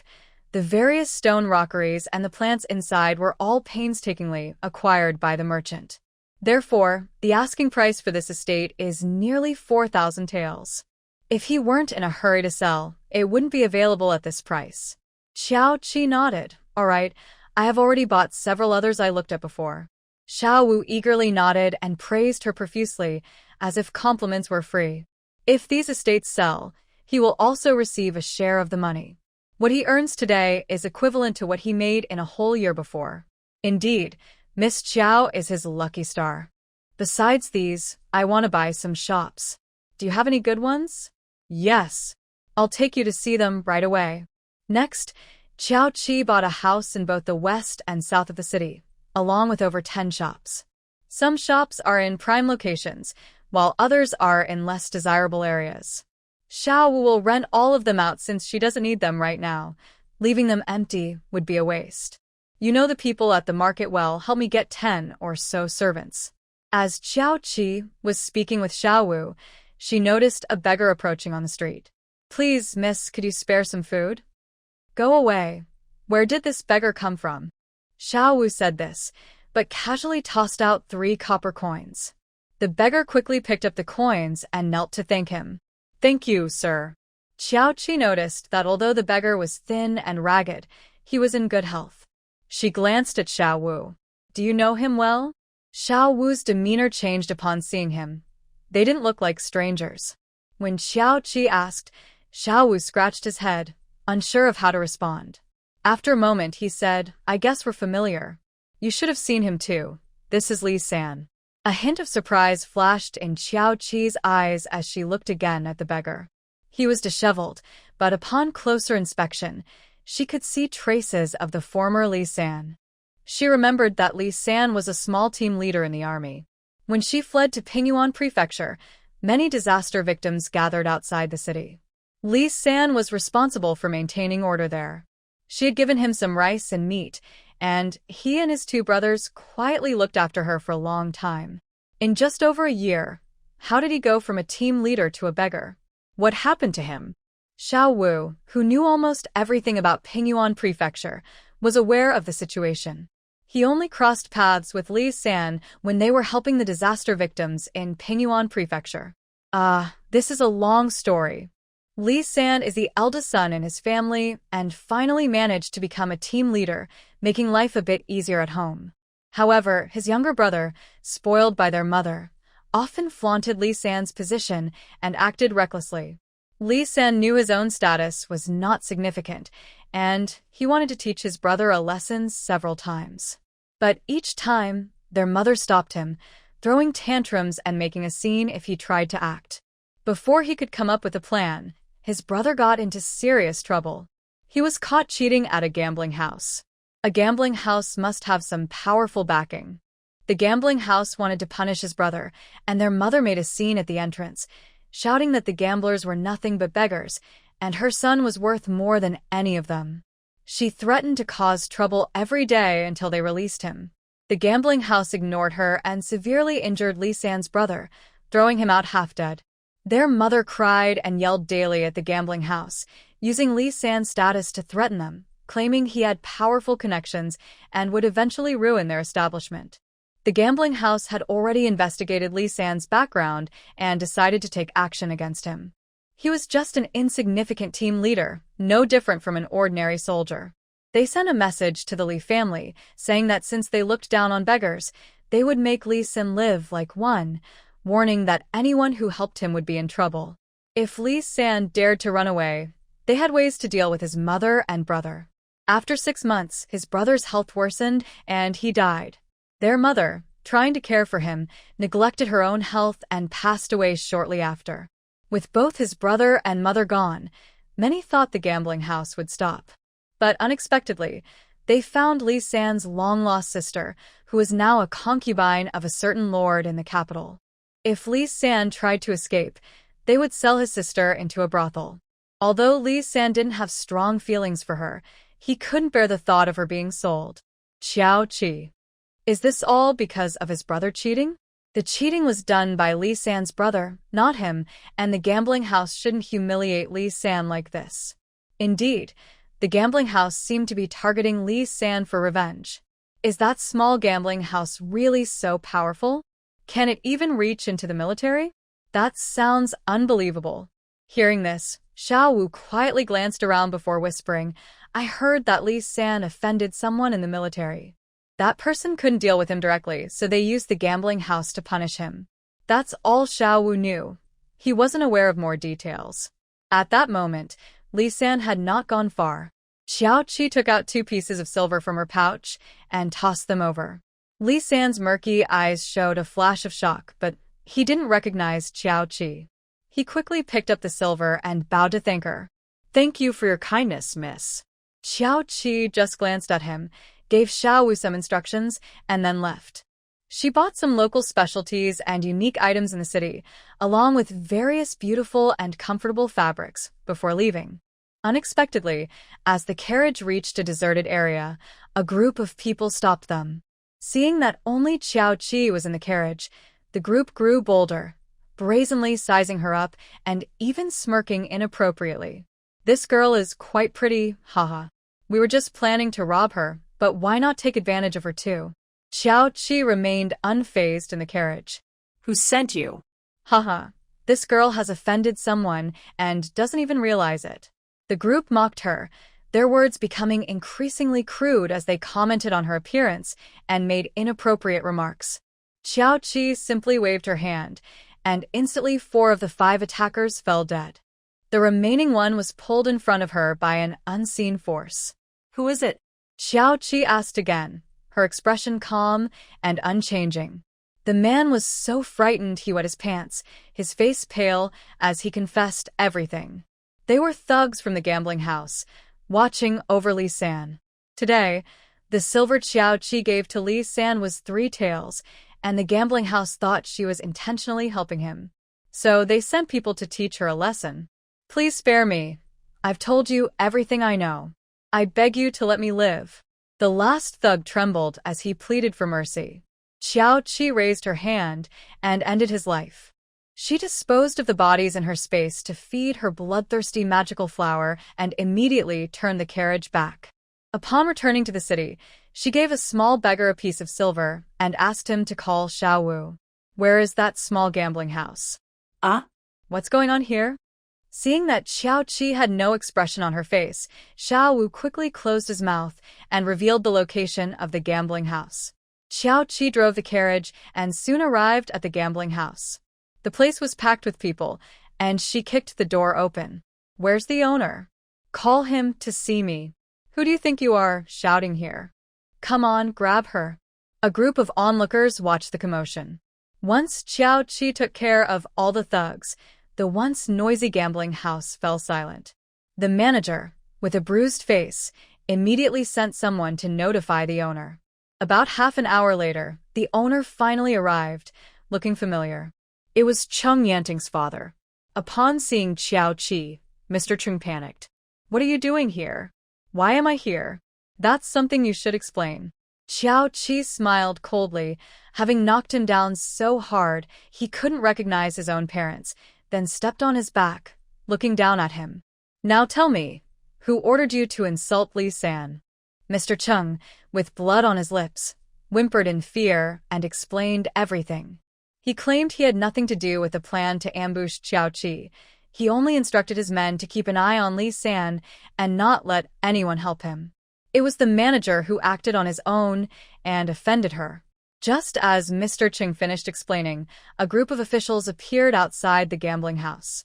Arrest those causing trouble here. The leader shouted. Xiao Qi frowned and looked over. The man in charge was a carefree fellow she didn't recognize. But he seemed to know her, as he became very polite upon seeing her. Stop. Everyone stop. Oh, it's Miss Xiao. I didn't recognize you. I'm Zhao Yuanling. Xiao Qi closed her eyes for a moment, then opened them with clarity. How do you know me? Hee, it's a coincidence. I saw you from a distance at the flower banquet hosted by the governor's wife. Being close to the governor's wife, Zhao Yuanling surely thought Xiao Qi's background was impressive. Xiao Qi sneered. If she had no connection to Governor Liu, would these people treat her however they wanted? She wanted to curse Liu Yizhou for being useless, but quickly calmed down. Liu Yizhou had only taken over Pingyuan Prefecture not long ago, and things were already much better than before. Did you plan this with Li San on purpose? Xiao Wu's words might just be what he heard from others. She couldn't believe it was such a coincidence that his brother and mother died, and then his sister appeared. Hearing Xiao Qi ask directly without giving him any respect made Zhao Yuanlong's face show embarrassment, and anger flashed in his eyes. Since he was taken in by the secret leader, many people have tried to win his favor. This was the first time he felt embarrassed after his rise to success, especially in front of so many people. He was just a dog by the governor's wife, yet he thought he was something special. Zhao Yuanling sneered and stopped pretending. So what if it is? Do you think he has no idea how his mother and brother died? After spending so much time with his family, how could Li San not know their personalities? Xiao Qi didn't believe Li San could be that foolish. She preferred to think he had a hand in it. Zhao Yuanlong's gaze became more unpleasant, and Xiao Qi didn't want to waste more time with these people. She made a gesture, and suddenly everyone looked dazed. She left the matter of the gambling house manager, Lord Cheng, and the newly arrived Zhao Yuanling to the bloodthirsty demon flower and gracefully departed. Not long after she left, the dazed crowd gradually came to their senses. They had no idea about the deaths of Lord Cheng, the gambling house manager, and Zhao Yuanling. In their memory, it seemed someone had caused a disturbance at the gambling house, but in the end, both sides recognized each other and went back. In the dark organization, Master, Zhao Yuanling is missing. What? Have our people found anything? They searched, but there are no traces. It seems he disappeared right after leaving the gambling house. Search everywhere. We need to find him alive or dead. Xiao He angrily threw the jade cup he was holding to the ground, his eyes filled with darkness. The people under him trembled as they looked at the shattered white jade cup scattered on the floor, feeling a deep sense of loss. That was a precious white jade cup, worth 100 taels of silver, and it had broken so easily. Despite the pain, they quickly assured him and hurried out to find someone. Once the door was closed, Xiao He swept all the cups off the table, his eyes filled with rage. A bunch of useless fools. The guards outside were trembling, afraid of being caught in the crossfire of the furious young master. When the young master went into a rage, only blood could calm him down. Just then, a woman came up from downstairs. Everyone's eyes lit up, as if they had seen a savior.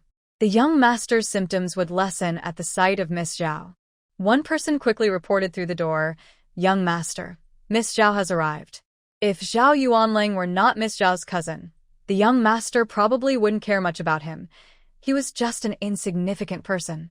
Upon hearing that Miss Zhao had come, Xiao He quickly ordered the mess to be cleaned up, tidied himself, and suppressed his anger before allowing her in.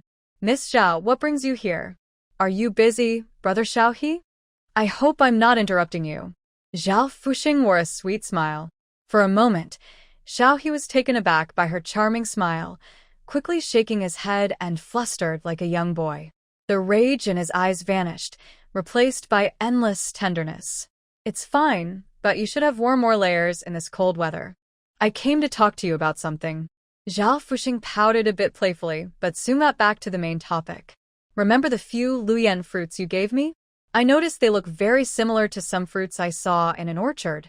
Xiao He had saved the few luyen fruits he managed to get for Zhao Fuxing. She learned that each fruit was worth 10 taels of gold, and even the well-connected Dark Line couldn't find any information about them. To her surprise, she had stumbled upon some information. What? Where? Xiao He was not expecting such good news. Dark Line had worked hard to find the exact location of the luyen fruits, but every time they got close, the trail would go cold. They still didn't know where the luyen fruits came from. They're in the village next to mine, called Pear Blossom Village. As she mentioned Pear Blossom Village, Zhao Fuxing's eyes lowered, filled with deep resentment. She accidentally discovered an orchard that looked very similar to the fruit she had eaten before. She originally wanted to sneak in and pick a couple of fruits to examine closely, but for some reason, she couldn't get in.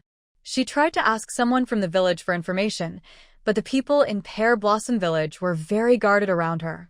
After much effort, she finally learned that the orchard belonged to Qiao Jiao. Even Qiao Qi was in Pear Blossom Village and had built a large house. She never expected that these two sisters were in Pear Blossom Village with such a big orchard.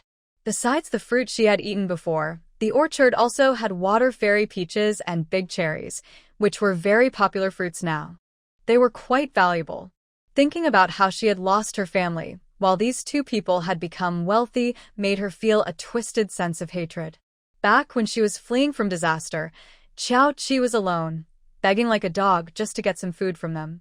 Why did they have a better life than her now? Everyone wanted the fruit she had, and she didn't believe that these two orphan girls could keep this orchard. She carefully told Xiao He everything she knew, and only then did Zhao Fuxing leave satisfied.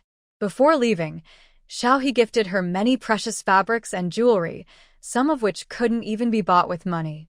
This greatly satisfied her vanity. She couldn't believe that Qiao Qi and Qiao Jiao could have such nice things.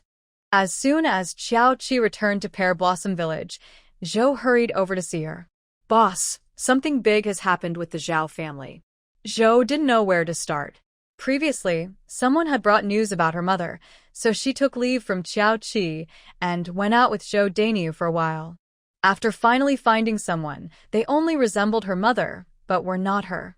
When she returned to secretly inquire about the Zhao family, she discovered that the Zhao family had completely changed.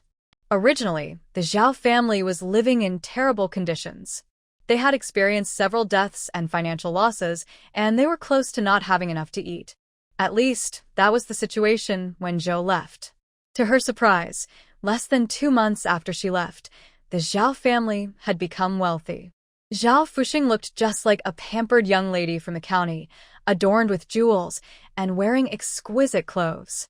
Her brothers had all gone to school, and they were paying others to farm their land. She had even bought 2 young maids to serve her. The landlord said that the Zhao family claims to have found their cousin. Her cousin is quite wealthy and has no children, so that's why. Zhou was unsure about the truth of this matter. It just didn't seem real to her. Which cousin would give money to outsiders like them? Even a close relative might not do that. Moreover, not having children now doesn't mean there won't be any in the future. She had specifically inquired in the county town, and the fabric of Zhao Fuxing's clothes was not something an ordinary person could afford. Just one outfit was worth over 100 taels of silver. Was her cousin possibly a royal relative? Also, Zhao Fuxing came to the village yesterday to ask about Xiao Jiu's orchard. After a series of events, Lihua village was now very cautious of outsiders. Besides, they had never seen Zhao Fuxing, and the inquiries were related to the Qiao family, so they were naturally on high alert. However, many people knew about the orchard, and even if Zhao Fuxing didn't ask in Lihua village, she could find out from others. Zhou shared everything she had learned in detail. After listening, Qiao Qi handed over a 5-tael silver ingot. "Thank you for your hard work, Auntie. I understand everything now." "Ah, thank you, landlord." Zhou happily accepted the silver ingot. Within 2 days, Qiao Qi noticed someone was continuously investigating the orchard, even entering through the orchard gate. The person hadn't disturbed her yet, as if they were just gathering information. Qiao Qi secretly followed these individuals and eventually traced them back to a secret organization. According to Manager Zhang, the leader of the secret organization, Xiao He, was known for being ruthless and vengeful. However, recently, he had fallen in love with a woman. That woman was, of course, Zhao Fuxing. Oh, Qiao Qi hadn't expected that with Zhao Fuxing's main love interest gone, another devoted suitor had appeared. It truly seemed endless. Get rid of those 2 sisters.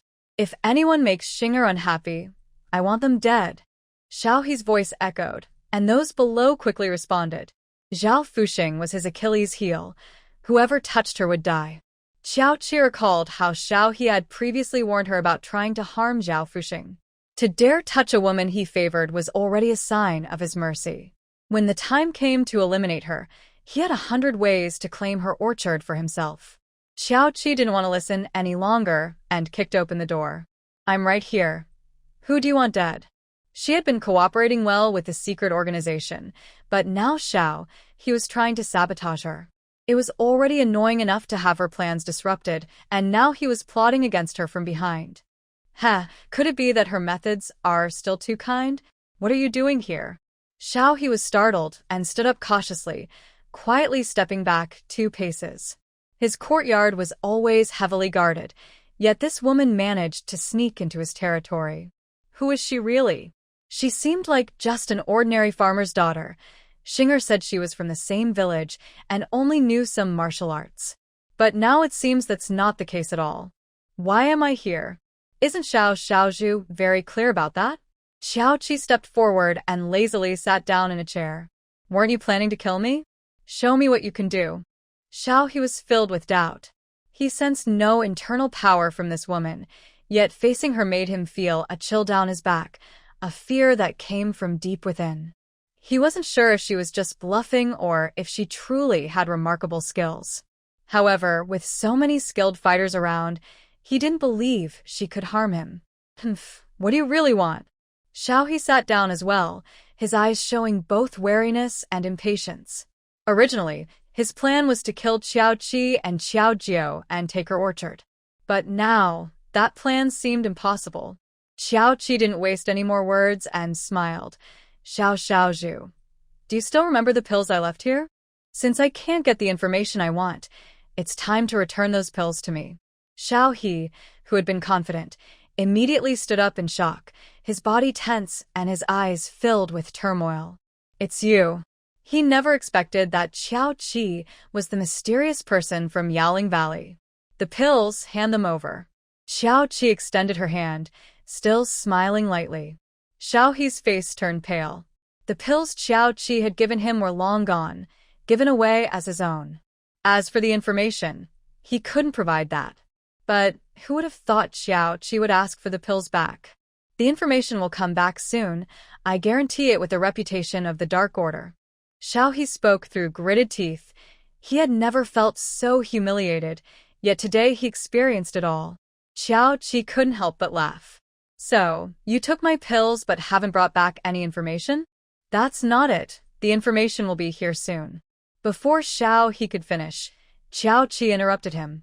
All right, I'm not here for that today, so you don't need to be so nervous. Let's talk about something else. As Xiao He let out a sigh of relief, a dagger suddenly shot toward his face with deadly force. His pupils constricted, and he tilted his head in an unusual and exaggerated manner, narrowly avoiding the lethal attack. However, a deep gash was left on his cheek, with blood streaming down in a line. Without giving Xiao He a chance to breathe, Xiao Qi attacked again. No matter how long it took, she had to kill him this time. If he intended to harm her, he needed to be ready for the consequences. And as for Zhao Fuxing, it was time to settle all accounts. Outside, the moonlight was serene, and the world was peaceful. Inside, however, the room was filled with remnants of battle. After dealing with the last assassin, Xiao Qi moved lightly. The silence in the room seemed to echo in Xiao He's heart with every step she took. Xiao He had lost an arm and was struggling to move back with his remaining hand, his eyes filled with fear and reluctance. The dark organization he belonged to was powerful, and there were many skilled fighters within it. Yet here he was cornered in his own territory. Despite using all his survival tactics, he found himself in this dire situation. He had worked hard to gain control of the dark organization, only to be defeated by a woman. Miss Qiao, it's my fault. Whatever you want, I will give it to you. Xiao He swallowed his humiliation, prioritizing his life. Xiao Qi smiled slightly, her dagger already stained red. Blood dripped down, and she paid no attention to Xiao He's words. Since you intended to kill me, you should be prepared for retaliation, right? No, Miss Qiao, you misunderstand. I never intended to harm you. Xiao He gritted his teeth, continuing to move back. Seeing that Xiao Qi was not letting up, he decided to reveal his last card. Miss Qiao, I have a very precious item called Mist Concealment. If you let me go, I will gladly give it to you. All right, hand it over, and I will let you go. Xiao Qi put away her dagger. Xiao He shook his head, his eyes filled with bitterness and helplessness. Miss Qiao, I didn't plan to auction that item, so it's not in the dark organization. Oh. Xiao Qi didn't press further. Instead, she sat beside Xiao He, ignoring the mess on the ground, and let out a soft sigh. Actually, when you first had someone follow me, I didn't want to harm you. But you should never have listened to Zhao Fuxing's instigation and acted against me. Xiao Qi rested her chin on her hands, staring dreamily at the bright moon outside the window. It was unclear if she was talking to herself or to Xiao He. Ignoring Xiao He's thoughts, Xiao Qi continued, Zhao Fuxing is truly strange. Anyone who gets involved with her ends up hurt or worse. You said that if she hadn't told you so much, we probably wouldn't have turned against each other. Xiao He began to doubt his own life. Wasn't his injury caused by her? But thinking it over, if Zhao Fuxing hadn't mentioned this, he wouldn't have sent anyone to investigate the orchard. He wouldn't have brought this disaster upon himself. A hint of confusion flickered in Xiao He's eyes, as if he was genuinely swayed. At that moment, Xiao Qi moved again, aiming for his vital points. But Xiao He, who had seemed dazed before, suddenly snapped back to reality and evaded the attack in a mysterious way. Everything was an act. How could someone who became the leader of the shadows be so easily shaken? The tactic of persuasion was useless. Xiao Qi didn't stop. With a flick of her wrist, A dagger appeared and struck at an odd angle into Xiaohe's neck. His eyes widened, and he could only make gasping sounds before soon succumbing. After dealing with him, Qiaoqi cast a cleansing spell on herself and then looted everything from the hidden treasury. She didn't bother to clean up the bodies. Cleaning them up would only leave traces. As for Xiaohe's claim that he had something related to mist concealment, she didn't believe a word of it. If it truly existed, the shadows would have revealed it long ago, so why wait until now? Moreover, instead of worrying about the uncertain mist concealment items, she was more eager to verify the truth of something else. In Day Village, the Zhao family's large house had been built, with impressive green bricks and red tiles, and several servants were attending in the courtyard. Compared to before, Zhao Fuxing now had a sharper edge and a more ruthless demeanor, making her once delicate face appear somewhat harsh. Qiaoqi suppressed her killing intent and quietly entered Zhao Fuxing's room, standing at her bedside and gazing at her. In her sleep, Zhao Fuxing seemed to grow uneasy under that gaze, furrowing her brow. "Don't worry, I won't kill you today," Qiaoqi whispered. Zhao Fuxing's eyelids fluttered, as if she was about to wake up. Seeing this, Qiaoqi took a step back, preparing to leave. However, the moment Zhao Fuxing opened her eyes, a dagger appeared out of nowhere, aimed directly at her neck. The dagger, infused with a mysterious energy, swiftly severed her head. She didn't even feel any pain. Her final expression was one of drowsiness. The bright moon was suddenly covered by dark clouds, and the weather changed dramatically. Lightning struck directly at Qiaoqi. She quickly threw out a 6th-grade medicinal herb from her space. The lightning that was aimed at her suddenly redirected and struck the 6th-grade herb she had tossed nearby instead. When the dark clouds cleared, Qiaoqi was unharmed. However, the Zhao family was not so lucky. Their large estate was severely damaged by the lightning. It was quite a coincidence that the 6th-grade herb had landed in the main house of the Zhao family, leading to Zhao Fuxing's body being completely disintegrated. The few remaining members of the Zhao family also became charred remains. The servants, who lived in the far corners of the estate, managed to escape unharmed. Qiaoqi smiled broadly, confirming that her theory was correct. The heavenly law could not detect the existence of her space, so it was unable to recognize the dagger until it was drawn from that space. She had tricked the heavenly law for just a moment and swiftly killed Zhao Fuxing. The next day, rumors spread throughout Dahu village. Everyone believed the Zhao family had faced divine retribution and did not think they were murdered. They all witnessed the massive lightning storm the day before. It seemed impossible for anyone to have that kind of power. Why did the lightning strike only the Zhao family? The servants they had bought remained safe, while the Zhao family members perished. Was it not divine punishment? In less than 2 years, the entire family was wiped out, instilling fear in the hearts of the villagers, who worried that such misfortune might befall them as well. This led to no one wanting to deal with the bodies of the Zhao family. In the end, they hastily dug a pit, wrapped the bodies in cloth, and buried them. In life, they were protected by the heavenly law, but in death, they were scorned by everyone. If the heavenly law had a physical form, it would probably be furious enough to spit blood. Xiao Jiao had not yet returned, but Jiang Weining brought definite news. The emperor had issued a decree stating that the orchard now belonged to the royal family, and no one was allowed to enter without permission. The decree will arrive in 2 or 3 days. Jiang Weining's expression was also grim. She never expected things to develop to this point. Now, not only can they not keep the Luyan fruit, but they also can't protect the water fairy peaches and big cherries in the orchard. And what about compensation? Qiao Qi raised an eyebrow. Jiang Wanning first shook her head, but then she smiled wryly and nodded. There is compensation, but to make Qiao Jiao a county princess? Qiao Qi almost laughed in disbelief. Whose ridiculous idea was that? In such a large orchard, they were only offered the title of a county princess and 100 taels of gold, with nothing else. The emperor wants to turn the orchard into a royal property, and she has no objections. But if they think they can take it for free, they are mistaken. Not to mention that they are not only trying to take the Luyan fruit, they are also after the water fairy peaches and big cherries.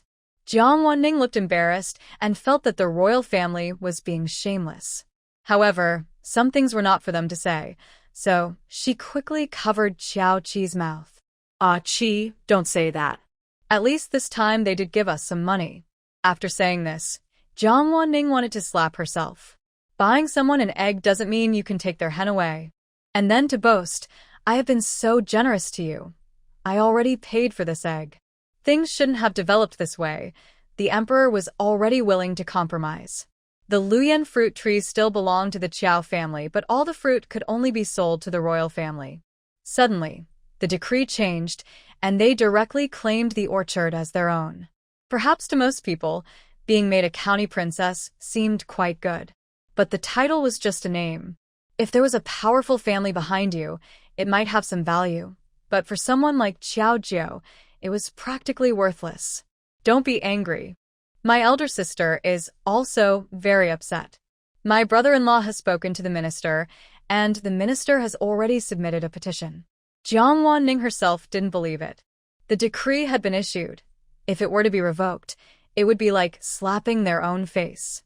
The emperor would never take back a decree. I'm not angry. Qiao Qi shook her head. She truly wasn't angry. Instead of wasting time being upset, it was better to resolve the source of the conflict. However, she didn't say much to Jiang Wanning. After returning to Lihua village, Xiao He brought a letter. Miss, the second miss sent back a letter. Qiao Qi opened the letter and glanced through it. There were only a few lines. The letter said that she had found their father and would be back before the new year, but there had been some changes regarding their father. The specific situation would have to wait until she returned to explain in person. Previously, Qiao Jiao had also sent several letters back, each filled with multiple sheets of paper. After finding someone, only a few lines were left. The situation didn't seem good. With Xiao Tao around, Qiao Qi wasn't worried about her safety. It was just some annoying matters. Right now, her mind wasn't on Qiao Jiao, but on someone in the palace. She never held back against shameless people. Originally, Qiao Qi planned to fly with her sword and reach the capital in half a day. But just as she took out her spirit sword and infused it with energy, a bolt of lightning struck down in broad daylight. All right. Qiao Qi found it amusing and turned to release a horse from her space. If she couldn't fly, she could at least ride a horse. These horses were usually kept in the back mountain, but she occasionally let them roam in her space. They had plenty of spirit-rich water and grass to eat, and sometimes even some low-grade spirit herbs. Each horse was not only well-fed but also very intelligent. When they ran at full speed, they could easily outpace even the best horses. The journey from Lihua village to the capital usually took 4 days, even with a fast horse. However, she managed to do it in just under 2.5 days. With the help of spirit herbs, she could also change horses along the way, as she had more than one horse in her space. Thank you for your hard work. Qiao Qi patted the horse's head before putting it back into her space. It was already late at night, and the city gates of the capital had been locked. However, this posed no challenge for Qiao Qi.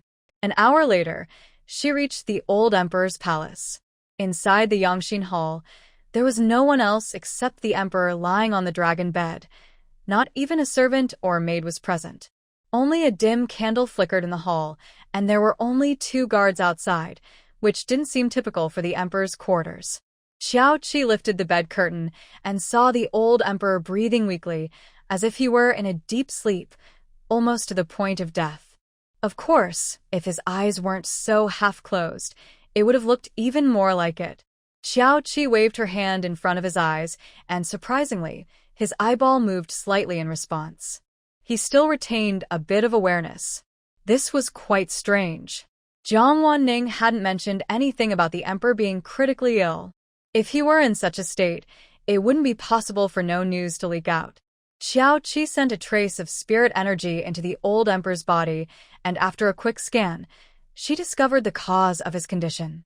The old emperor had been poisoned and could only last until after the new year, with about half a month left. However, The poison was peculiar, giving off a strange aura that felt like it was shifting between life and death. Although one might say the old emperor was healthy, his body was already tainted with the energy of death. If it is said that the dog emperor's life is short, his pulse is incredibly healthy, so the royal physician cannot diagnose anything. This may not even be poison. Xiao Qi became interested and sent a stream of spiritual energy into the dog emperor's body, temporarily controlling the effects of the medicine. How do you feel? Xiao Qi pulled a chair over and sat by the bed.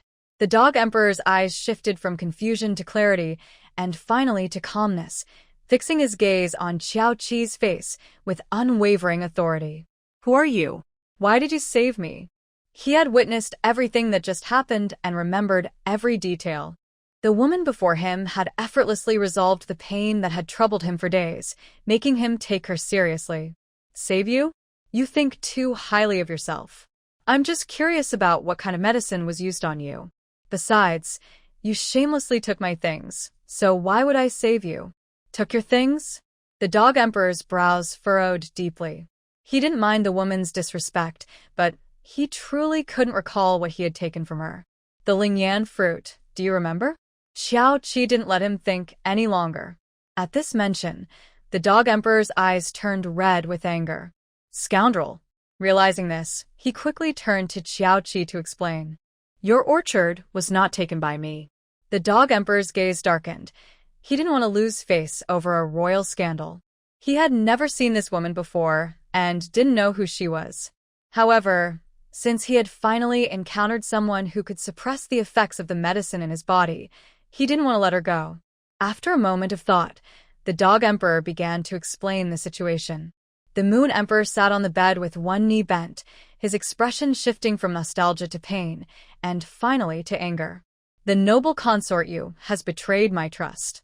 Perhaps having been controlled for so long, the moon emperor seized this rare opportunity to express himself, fearing that if he died, this secret would be taken to the underworld and never known to anyone. So he spoke freely about the events. 20 years ago, the Moon Kingdom was strong, having conquered several small nations and absorbed them into its territory. Seeing the situation turn against them, the Southern Zhao Kingdom offered consort you to the Moon Emperor. The Moon Emperor fell in love at first sight and ordered the attacks on Southern Zhao to cease, making it a vassal state of the Moon Kingdom. For the next 10 years, Consort Yu enjoyed great favor. The Moon Emperor, disregarding the opposition of his ministers, insisted on using the name Yu as her title. He not only showered her with endless affection but also granted her supreme power. Since the passing of concubine Yu 10 years ago, she had become an everlasting light in his heart. Even the third prince, born to concubine Yu, rose in status and was entrusted with important responsibilities in the court. Xiao Qi, the foolish ruler. Moon Emperor. What did you call me? The Moon Emperor, who was in the middle of speaking, immediately puffed up in anger. He had ascended to the throne at 13 and had ruled for 30 years without a moment's slack. He worked hard to elevate the Moon Kingdom to an unmatched height. Everyone praised him as a wise ruler, yet she called him a foolish one. Isn't it true? Ever since concubine Yu entered the palace, the strength of the Moon Kingdom has continued to weaken. Do you not see what the kingdom has become?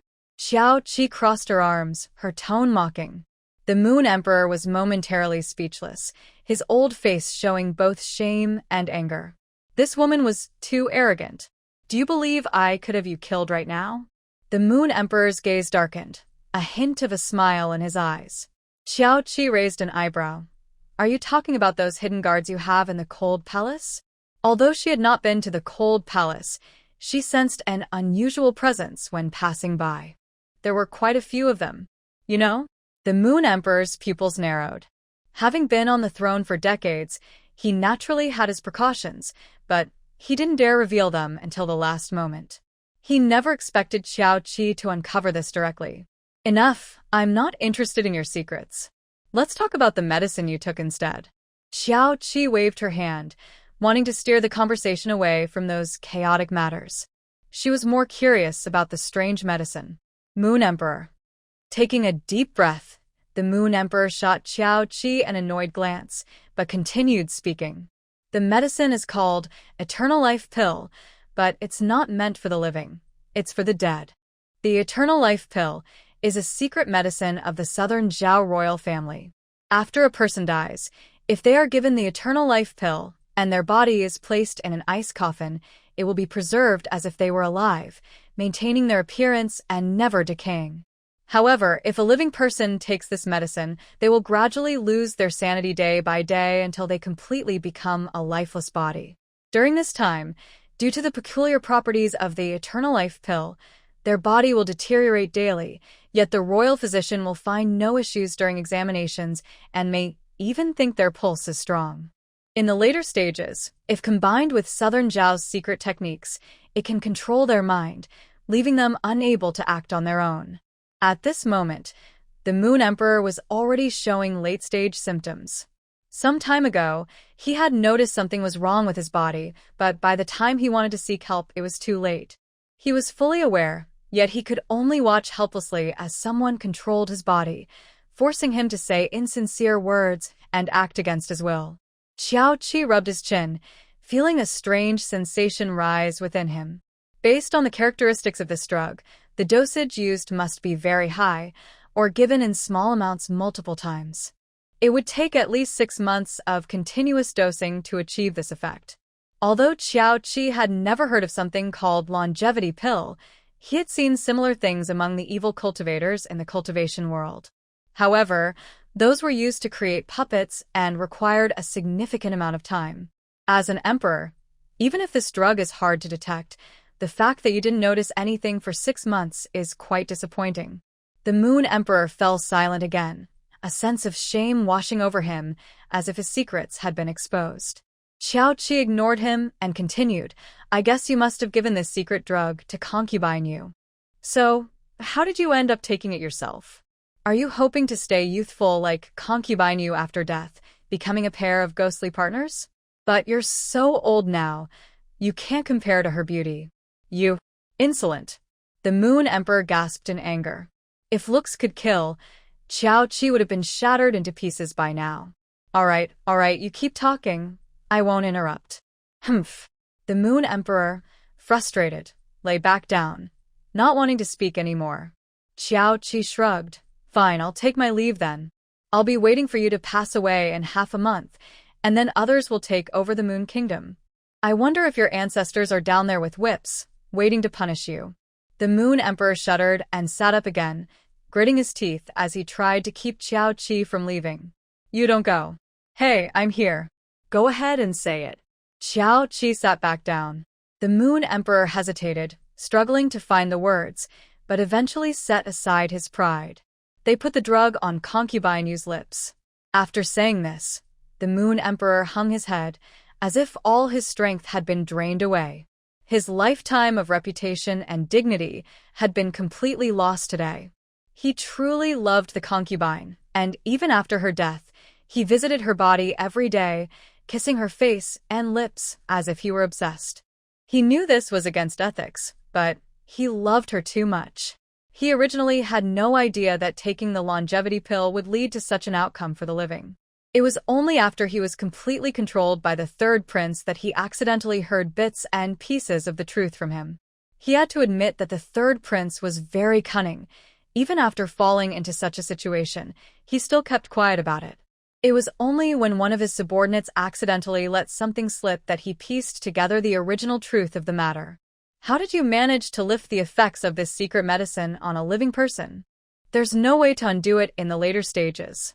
Under Qiao Qi's shocked gaze, the Moon Emperor had to forcefully change the subject. He was the emperor. What was wrong with being close to his beloved concubine every day? Did he really need to be looked at like that? Unexpectedly, Qiao Qi did not follow his lead but instead spoke softly. He is the most respected emperor. She is a princess from a small kingdom. She escapes, he chases.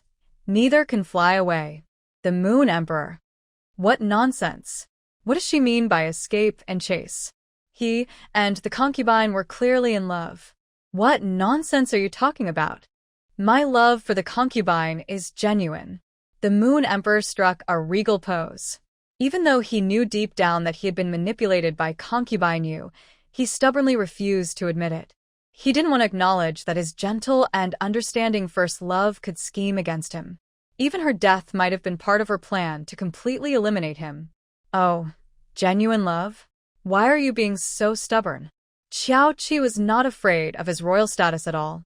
The Moon Emperor was so angry, he felt like he might have a heart attack. He wanted to tell Xiao Qi to leave, but he couldn't bring himself to say it. After a long while, he managed to calm his emotions, but before he could speak, Xiao Qi added, "Don't get too angry.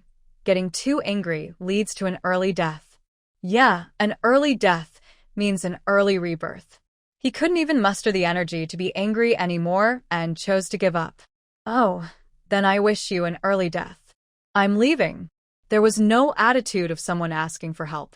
The Moon Emperor was now unsettled, grabbing Xiao Qi's clothing and trying to control his emotions. His voice softened as he lowered his stance. "I beg you, save me."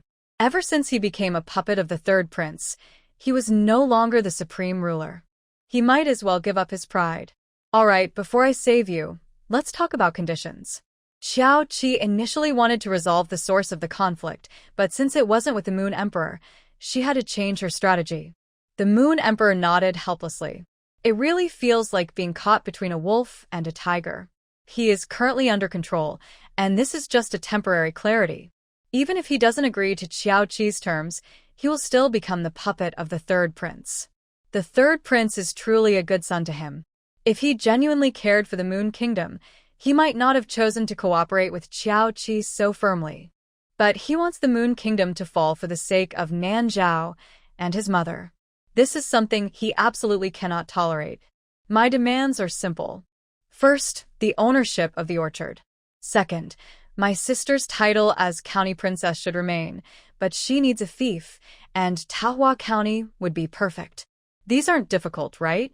Moon Emperor, what else? That's it. That's it? The Moon Emperor widened his eyes in disbelief, and his heavy mood suddenly lifted. He thought he would have to pay a huge price, but it turned out to be just granting a powerful title to a county princess. As for the orchard, it wasn't a concern for him at all. You are asking for all this for your sister. What about yourself? The Moon Emperor couldn't believe someone would ask for nothing. This was clearly a rare opportunity for negotiation. What I want, I will get myself.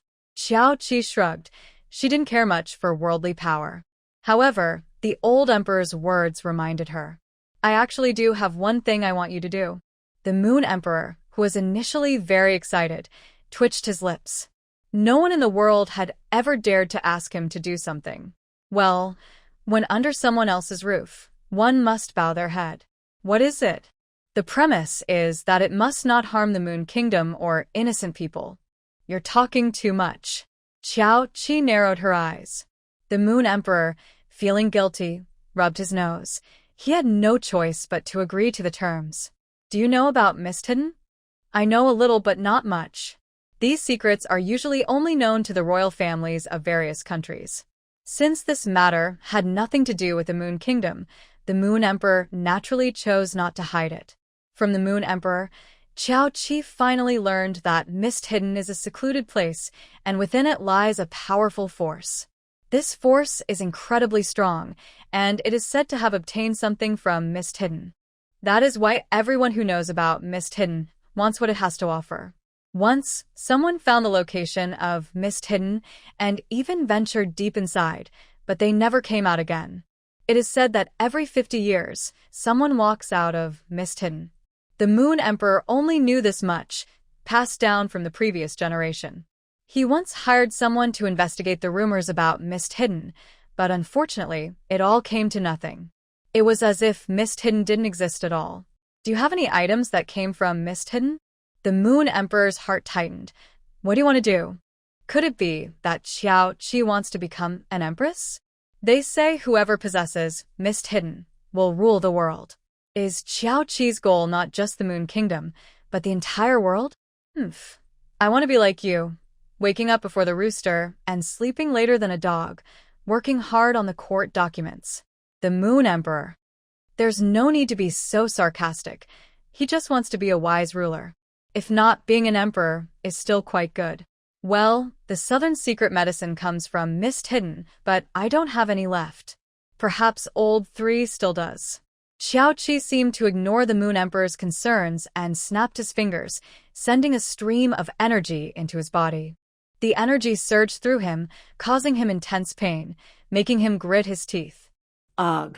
He coughed up a mouthful of blood, and suddenly the Moon Emperor felt refreshed. Am I better? He still couldn't believe that the illness that troubled him for so long was resolved so easily. Are you from the Medicine Spirit Valley? The Moon Emperor's eyes sparkled as he began to guess. Only the Medicine Spirit Valley could have such abilities. Even the leader of the Medicine God Valley couldn't do this. But the Medicine Spirit Valley had never had anyone emerge publicly. It's none of your business. Remember to bring me the longevity pill. Just as Xiao Qi was about to leave, the Moon Emperor spoke again.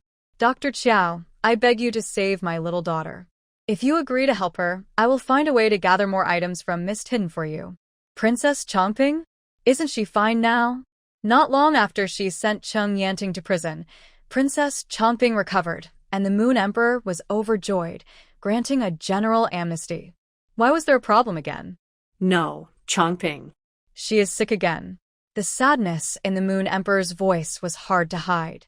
He truly cared for the little princess, more than anyone else.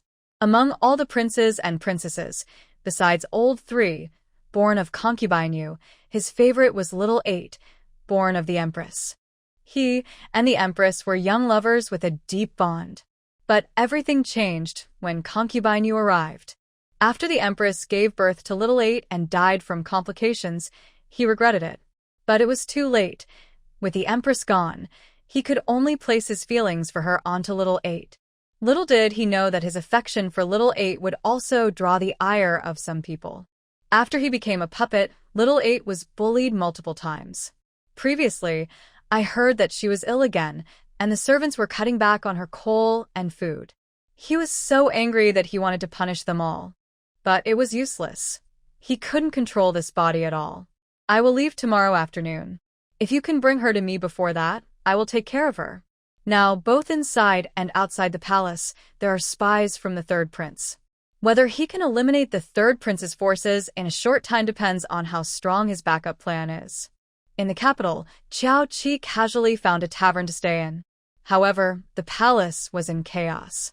That night, the Imperial Guard filled the palace, shouting and causing terror everywhere.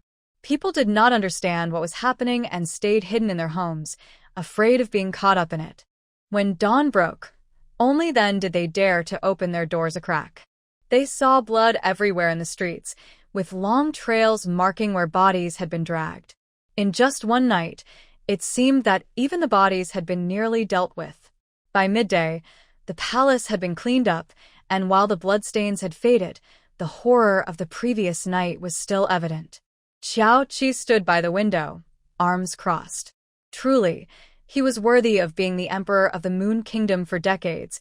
His methods were unmatched. As soon as he was freed from control, he was able to gather people immediately. Even if he hadn't been freed, the Third Prince would still end up with nothing. But if that were the case, the Moon Kingdom would likely be doomed as well. On this day, a third of the officials in the court were missing. These people were either dead or imprisoned, most of them being supporters of the Third Prince.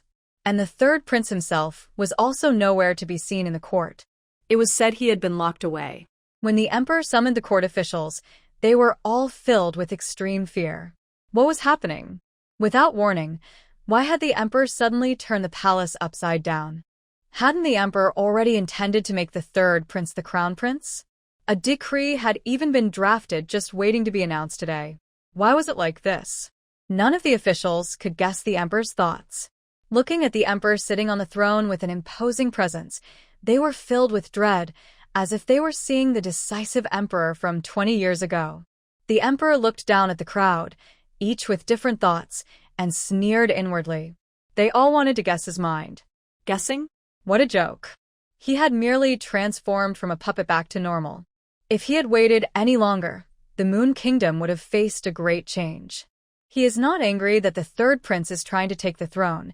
He is angry that the third prince disregards the people of the Moon Kingdom and aims to destroy it for the benefit of South Zhao. The Moon Kingdom is where he was born and raised, and he carries its blood. He cannot understand why his son is so determined. The ministers wanted to ask questions, but lacked the courage to speak up. The favored third prince could act without fear, and his influence in the court was significant, with many supporters in place. Unexpectedly, everything was under the emperor's control. In just one night, all those supporters were removed. The power the third prince had built over time was dismantled in an instant. The emperor did not waste words and had the newly appointed chief eunuch deliver the decree. By the will of heaven, the emperor decrees. The decree had 3 parts. First, the third prince's plot to usurp the throne resulted in his demotion to commoner status and imprisonment for life. Upon hearing this, the ministers were shocked. The emperor had thrown his own son into prison without any regard for their father-son bond. Usurpation? Why was there no warning beforehand? What had the third prince done to provoke such anger from the emperor? Before they could process this, the chief eunuch read the second part of the decree. Second, the title of noble consort Yu was revoked, demoting her to the lowest rank of talent. The ministers were again taken aback. Everyone knew how much the emperor favored noble consort Yu. Even after her passing, the emperor continued to honor her memory, keeping her palace as it was and visiting it daily for 10 years. How could someone who had been gone for a decade have angered the emperor? Clearly, the emperor would not explain any of this to them. The final part of the decree left them even more confused.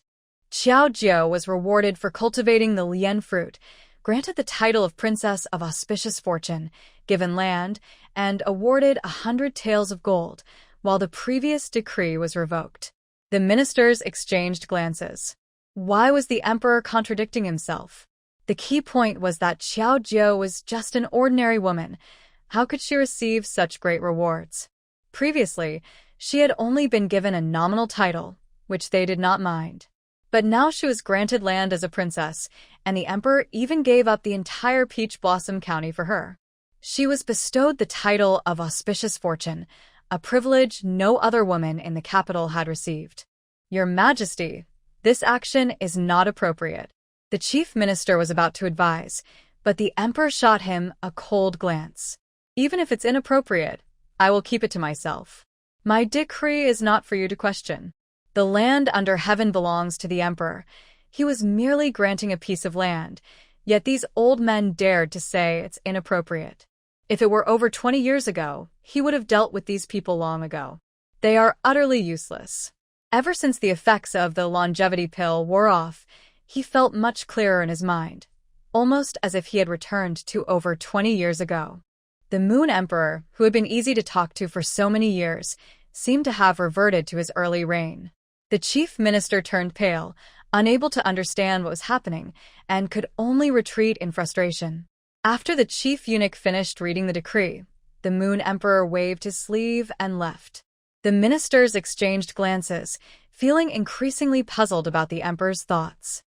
As noon approached, the imperial kitchen prepared countless exquisite dishes to send to the Sinang Palace. Inside the Sinang Palace, a large table was filled with delicious food. The palace attendants had been dismissed, leaving only the Moon Emperor, the Empress Dowager, and the Grand Princess. The Empress Dowager anxiously turned the Buddhist beads in her hand, unable to hide her worry. Just then, hurried footsteps were heard outside. The Moon Emperor stood up eagerly, looking towards the panting chief eunuch behind him. But he saw no one behind him. His heart sank. Where is she? Where did you take her? Your Majesty, forgive me, but that young lady refused to enter the palace in a soft sedan chair. The chief eunuch, Su Zhong, was both anxious and frightened, his legs trembling, and he didn't even dare to wipe the sweat from his forehead as he spoke. The Moon Emperor frowned and reluctantly sat back down. Just when he felt utterly disappointed, a figure appeared before him, solid and real. Dr. Qiao? The Moon Emperor jumped up again, urging her to sit down without hesitation. As for formalities, he didn't dare to bring them up at that moment. This person didn't care about his status, so why would she care about the Empress Dowager and the Grand Princess? He figured that if he spoke, she might vanish. But to ease the awkwardness, he added, Dr. Chiao and I are close friends, so please don't bow when you see me in the future. Just as Xiao Qi sat down, she thought. When did they become close friends? I'm not a divine doctor. Xiao Qi took a sip of tea. It wasn't as good as the tea at her home, but the tea master's skills were quite good. Setting down her teacup, Xiao Qi wore a harmless smile. I just happened to have some luck and received a bit of guidance from a celestial being. Haha, if that's the case, then I must also be blessed by the gods to have received the fairies' help.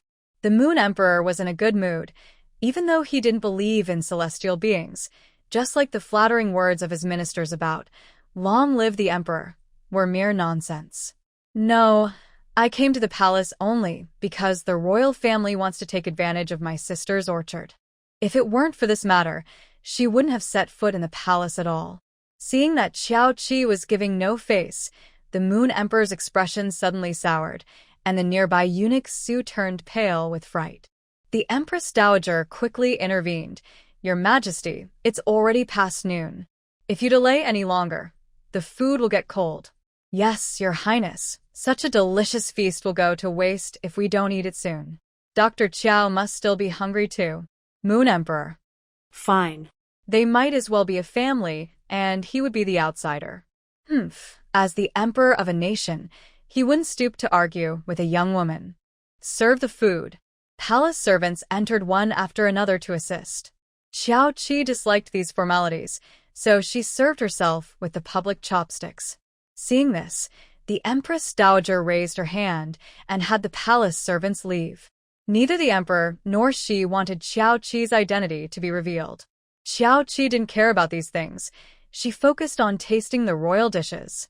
The food was indeed excellent, and although the ingredients couldn't compare to those in her space, the cooking skills were top-notch. Sun Xiaohe still had a lot to learn. The Empress Dowager and the princess stopped after eating half a bowl of rice and a few bites of vegetables. Xiao Qi, having developed a refined palate, tried each dish and then stopped, not even touching the rice. Dr. Chiao, is the food not to your taste? The Empress Dowager asked gently, her eyes full of kindness, unlike the imposing demeanor Xiao Qi had imagined. She seemed very friendly. The chefs in the royal kitchen are quite skilled. It's just that the ingredients are a bit lacking. Moon Emperor. Could it be that Dr. Chiao can find some extraordinary ingredients? His tone was calm, but if listened to closely, there was a hint of resentment. Every ingredient sent to the palace was carefully selected. Perhaps the Medicine Spirit Valley was indeed unique in alchemy, but when it came to ingredients, it couldn't necessarily compare to the palace. Lin Wang, are you going through a midlife crisis? I'm just speaking the truth. Why are you feeling resentful? Xiao Qi shot him a glance and called him by name. The emperor acts like a child. Before he could say anything else, she waved her hand, and a bamboo basket appeared on the ground, filled with various vegetables and meats. This magical display left everyone speechless. Eunuch Su looked shocked and quickly lowered his head, not daring to look further. The Moon Emperor also appeared surprised, reconsidering what Xiao Qi had said earlier about being enlightened by a celestial being. Eunuch Su, go have the chef prepare this, Xiao Qi said, ignoring the astonishment of the others. Some methods are not suitable for ordinary people, but they work well with royalty. Lin Wang, being the emperor, could easily be investigated. If it could be discovered, why go through the trouble of hiding it? It made no sense. Eunuch Su glanced at the emperor, who was still shocked and fuming, and he couldn't understand the emperor's thoughts. He quickly looked to the empress for help. She nodded, and he felt relieved enough to call in 2 more eunuchs to take the bamboo basket away. However, just as he stood outside the door, he heard the emperor angrily question, "Why do you call him Eunuch Su but refer to me by my name?" Eunuch Su's legs went weak, and he nearly fell, his heart racing. Oh no, the emperor wouldn't hold a grudge against him. Would he? Xiao Qi began to wonder if the effects of the poison hadn't worn off, as the emperor seemed quite agitated. All right, we've eaten. Where is the little princess? I need to get back. Mentioning the little princess calmed the Moon Emperor, who then instructed eunuch Su to bring her over. While the emperor was acting strangely, the empress and the eldest princess seemed quite normal. However, the empress appeared overly emotional, her eyes reddening after just a few words as she held Qiao Qi's hand tightly. Dr. Qiao, I feel at peace when I see you. You saved the emperor, making you a hero of the entire Moon Kingdom. I truly don't know how to thank you. The empress wiped her tears, her emotions genuine. She had only 2 children in her life, the current emperor and the eldest princess. She thought she could simply enjoy her later years as empress, but with the arrival of concubine Yu, the emperor had become so rebellious. Even after so many years, he still remembered her. Recently, he had even turned against family, wanting to harm her and his own sister. Thankfully, all of that was over now. To ease any lingering resentment, the emperor had shared everything with them. Previously, he was controlled by someone using drugs, and everything he did was not his true intention. As for the incident with concubine Yu 20 years ago, everyone remained silent. It's all in the past, and discussing it again is pointless. Moreover, her body has been burned, and although the emperor feels heartbroken, he knows he cannot remain in despair. Now, everything about concubine Yu is no longer important. Dr. Qiao, please come visit my princess's residence whenever you have time. The cooks in my house are just as good as those in the palace. The atmosphere in Sinang Palace gradually became harmonious, but the emperor still felt out of place. However, no one paid attention to his feelings. While they were talking, the little princess arrived. She was almost of age, but still looked very thin and childlike. As soon as she entered, Qiao Qi felt something strange about her. Dr. Qiao, please check on Bauer. To everyone's surprise, Qiao Qi shook her head. No need to check, she is not sick. What? The emperor was shocked. Could she be poisoned? Impossible. If she were poisoned, the royal doctors would have diagnosed it. The Empress Dowager quickly denied it. Bauer has been weak since birth. The doctors said it was a condition she carried from the womb, the eldest princess added. Qiao Qi said no more and asked eunuch Su to close the door before raising her hand to cast a spell. In the astonished gazes of everyone, strands of purple light entered the little princess's body one after another. What is this? The emperor's voice was hoarse, and his breathing quickened. If he had previously doubted the existence of divine beings, today made him believe. Could this mean he might also? This is her fortune that has been stolen. Now that the one who took it is dead, her fortune will return, Qiao Qi explained. The little princess's fortune was with Zhao Fuxing. It was then that Qiao Qi understood why she felt something odd when she first met Zhao Fuxing. Although Zhao Fuxing had only been reborn for a few years, the little princess had her fortune stolen since childhood, which might be related to the rebirth. Fortunately, the little princess's fortune had not been completely taken, balancing with Zhao Fuxing's. If Zhao Fuxing faced misfortune, the little princess would gradually improve. Now that Zhao Fuxing was dead, her fortune would return to her. The little princess is not sick. With some nourishing medicinal meals, she will fully recover in less than 6 months. Fortune stolen? Who in this world has such power? The Empress Dowager was filled with shock. The little princess is a royal princess. Who could have the ability to steal her fortune? Does Dr. Qiao know the key to this? The Moon Emperor's gaze was deep, and a hint of brutal killing intent flashed in his eyes. If someone could even steal the little princess's fortune, does that mean they could also steal his? Those useless people in the Heavenly Bureau? I don't know. The fortune stolen from the little princess does not match the time of Zhao Fuxing's rebirth. It is very likely that her rebirth disturbed some time-space currents. However, stealing fortune is not allowed by the heavens. It is rare to have a little princess born. As the ruler of a nation, no one should be able to steal from you. Even in the realm of cultivation, no one could achieve such a feat without facing consequences after stealing someone else's fortune. Although Zhao Fuxing took someone else's fortune unconsciously, stealing is still stealing. Yet she is still protected by the heavens, which is truly strange. The little princess's health can be restored later. The Moon Emperor was about to send her back. Just then, the royal kitchen finished preparing the meal. Has Bauer had lunch? The Empress Dowager pulled the little princess close, her eyes full of affection. The little princess leaned against her, and when she looked at the Moon Emperor, her eyes showed not only a longing for paternal love, but also a hint of fear. Her gaze quickly shifted, and she weakly said to the Empress Dowager, "Grandmother, I have already eaten." "I have eaten too, but this meal is different from the previous one. Bauer should try it again." The Moon Emperor ordered the table to be set again. Delicate dishes were served, and Xiao Qi's appetite was stimulated. The Moon Emperor took a bite, and his eyes suddenly lit up.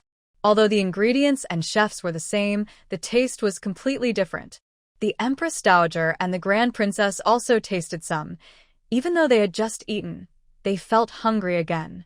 Even the little princess, who usually had a small appetite, couldn't help but sniff the air. It smelled so good. Bauer should try some. With no palace servants in the room, the Grand Princess placed some easy-to-eat dishes into the little princess's bowl. Without realizing it, the table full of dishes was soon finished by the few of them. Of course, Xiao Qi had eaten the majority. No wonder they are royal chefs and not just one. Each chef specializes in one or two dishes, and the taste is always excellent.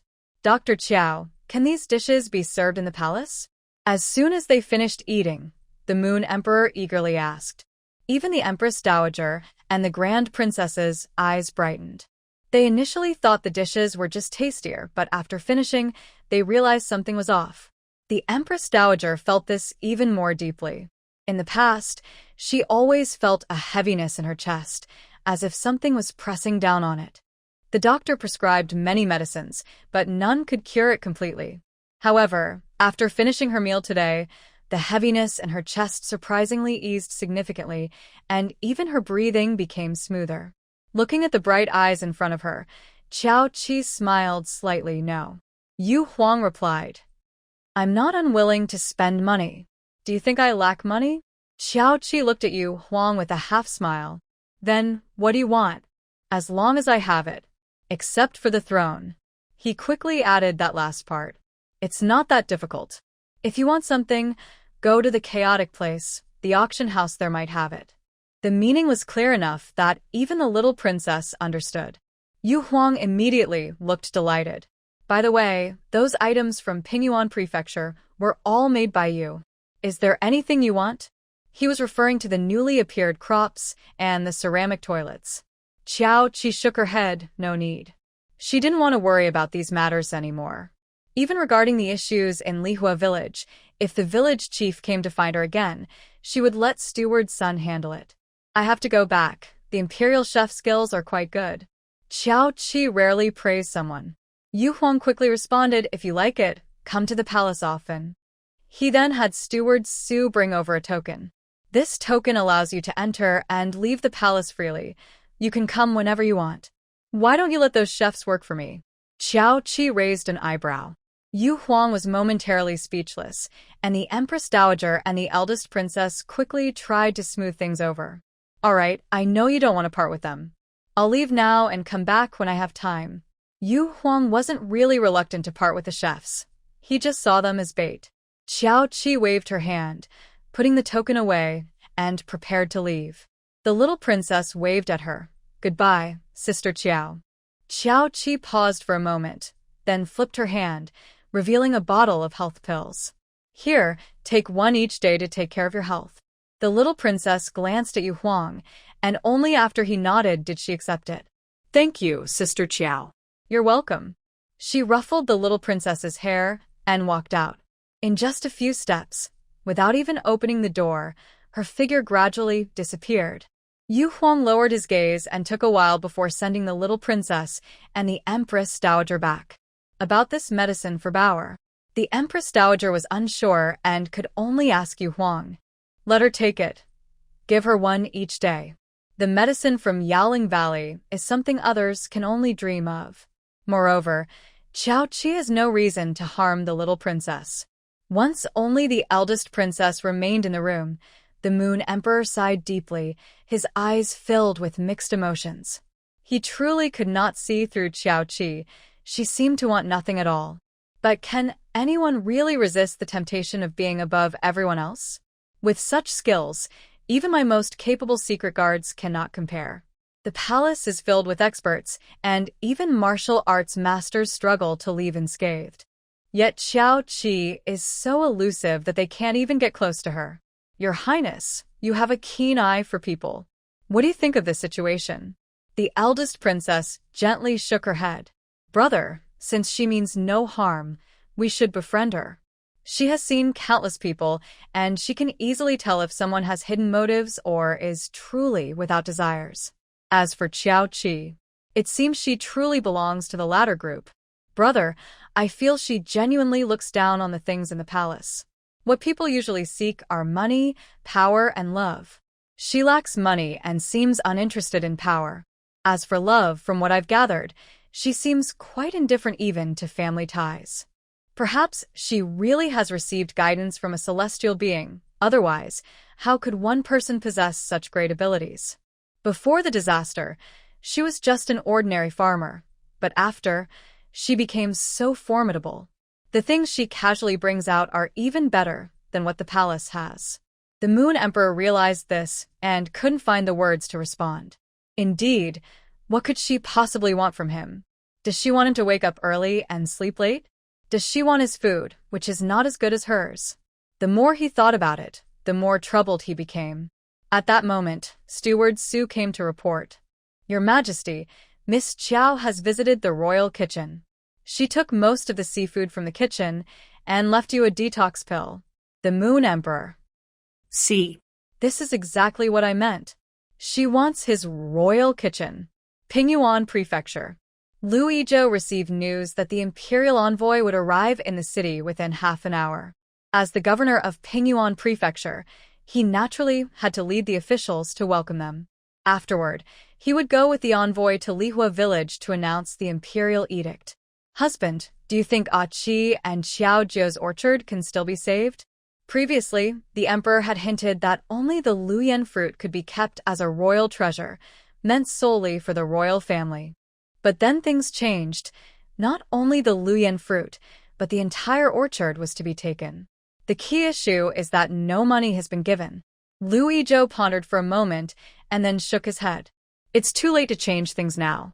The emperor's decree has been issued. Although the messenger has not yet arrived, everyone knows the content of the decree.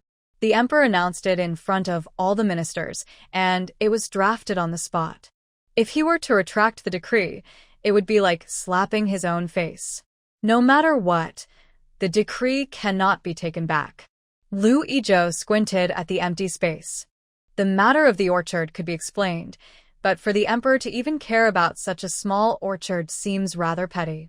He had the honor of meeting the emperor a few years ago, and at that time, the emperor was dignified and grand. However, since this year, the emperor's actions seem to have become increasingly stingy. Before long, the messenger's carriage arrived at the city gate. The messenger, under the emperor's orders, did not dare to delay and quickly urged everyone to head to Lihua village. The carriage set off with great momentum, and upon reaching Taohua County, it nearly scared the acting county magistrate out of his wits. His rank was too low, and without connections, it was nearly impossible for him to gather news from the capital. However, the matter of delivering the decree was not his concern. He just needed to lead the way. Finally, the group arrived at Lihua village, and the village chief's heart raced, unsure of what was happening. When he learned that they were there to deliver a decree to the Qiao family, he finally relaxed. Honored officials, Xiao Jiao is waiting at home. Please follow me. Xiao Jiao had just returned home yesterday, and as soon as he arrived, Lu Yizhou sent someone over. To welcome the decree, one must bathe and burn incense, and he had been taught all the proper rituals. As for Xiao Qi, even though she was not at home, she did not live in the same household as Xiao Jiao, and their registrations were separate, so it did not matter whether she was home or not. However, Lu Yizhou was a bit curious about where she had gone. Did she really have some backing in the capital that could influence the emperor? But the decree has been issued, and it is too late to say anything now. By the grace of heaven, the emperor decrees. The decree was simply to appoint Xiao Jiu as a county princess, without even a title, which felt very dismissive. As for the orchard, it would not be mentioned in the decree. Other officials would come later to take over the orchard. Kneeling on the ground, Xiao Jiu felt a mix of emotions, her fists clenched, not wanting to accept the decree at all. Her elder sister had carefully prepared the orchard for her, and just as it started to earn some money, someone envious took it away. She had no ability to resist at all. But no matter how much she resisted, she still had to accept the decree. The common girl receives the decree. After the decree was delivered, the officials congratulated her a few times and were about to leave when another group rushed in. The decree has arrived. The messenger dismounted and loudly announced the decree. Everyone quickly knelt down again. By the grace of heaven, the emperor proclaims, the second daughter of the Qiao family, Qiao Jiu, is virtuous and of noble character, greatly favored by me. From this day forth, she is granted the title of Princess of Good Fortune and is bestowed with Manhwa County as her fief. It was already shocking enough for a simple farmer's daughter to be granted the title of county princess. But even more astonishing was yet to come. Just after being named a county princess, another decree arrived promoting her to a princess with a two-character title. Not only that, she was given the entire Manhwa County as her fief. Lu Yizhou knelt in front of everyone, his shock evident. What kind of powerful backing did Xiao Jiu have to receive such a tremendous favor? Since the founding of the Moon Kingdom, apart from a few favored princesses, no county or princess had ever been granted land. Yet now, Xiao Jiu had become the first princess to receive land, albeit limited to Manhwa County, setting a precedent for the Moon Kingdom. Not only did she receive land, but her promotion was also unprecedented. Originally, Xiao Jiu was just an ordinary 7th-rank county princess. However, the next decree directly elevated her to the 2nd-rank princess of good fortune. What a remarkable leap! Could it be that she saved the emperor's life? Not only was Lu Yizhou shocked, but Xiao Jiu, who was kneeling on the ground, was equally bewildered. She couldn't understand, but that didn't stop her from receiving the decree. After the second decree was read, the messenger also brought the emperor's verbal command. Her orchard would remain hers, and no one could touch it. Aside from the yuyan fruit, which could only be sold to the royal family, she could sell the other fruits as she wished. Once everyone stood up, Young Mama beside Xiao Jiu quickly instructed 2 young maidservants to distribute the prepared silver rewards. Even the villagers of Lihua village each received a small sum of silver as a celebration. They didn't fully understand what the decree meant, but village chief Lu, though only partially comprehending, clearly heard one thing: the entire Manhwa County, including Lihua village, would now be Xiao Jiu's fief. That was a fief. From now on, all the taxes from Manhwa County would belong to Xiao Jiu. He no longer had to worry about the factory in Lihua village being targeted. As everyone left, other officials wanted to befriend her, but since they didn't know Xiao Jiu well and there were gender differences, they could only leave reluctantly. In the end, only Lu Yizhou stayed behind, and soon Jiang Wanning arrived. After the imperial decree was read, she received a letter from her elder sister, which arrived just in time. In the past few days, the emperor had taken drastic actions in the royal city, and no one dared to act recklessly. Therefore, before the decree was announced, they didn't dare to speak out, waiting until it was read before taking any action. 2 days ago, after the emperor's actions, a decree was issued. The first 2 decrees were related to concubine Yu, while the last one concerned Xiao Jiu. This was quite unusual. However, despite their investigations, they couldn't uncover much. The only secret seemed to lie with Qiao Qi. But whenever they traced a lead to Qiao Qi, it would suddenly stop, so they didn't dare to act hastily. After reading the letter, Lu Yizhou felt increasingly complicated. It was well known that the emperor favored concubine Yu more than anyone else, even though she had been gone for 10 years. Anyone who spoke ill of her would face severe consequences. Unexpectedly, concubine Yu was pulled down from her pedestal, and the third prince was demoted to a commoner. He couldn't believe that Xiao Qi wasn't involved in this somehow. After all, the third prince's people were responsible for the Qiaojiu orchard matter. After reading the letter, the two went to Qiaojiu's courtyard. Now, Jiang Weining and Lu Yizhou still had to pay their respects to Qiaojiu. Qiaojiu felt a bit uncomfortable and quickly stopped them. Noticing her discomfort, Jiang Weining and Lu Yizhou didn't stay long and left after a while. "Miss, the emperor has granted a residence in the county. Would you like to take a look?" Yang Mama spoke up. Qiaojiu shook her head, not feeling happy about being named a county princess. She was just an ordinary farmer's daughter and didn't understand much about being a county princess. What worried her more was the situation between her father and elder sister. If her sister returned and found out what their father had done, she feared her sister might harm him. For now, she didn't dare to bring her father back and could only temporarily settle him in the county, waiting for her sister to return to make further arrangements. And then there was her mother.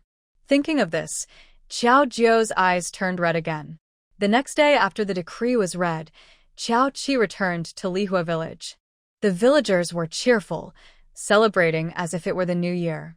Before Qiao Qi even reached home, the villagers along the way were already gossiping about the news. Qiaojiu had been named a county princess and received land, among other things. To Qiao Qi, there wasn't much difference between a county princess and a regular princess. "Go call the second young lady here." As Qiao Qi settled into the sitting room of the East Wing, Sun immediately went to Qiaojiu's courtyard.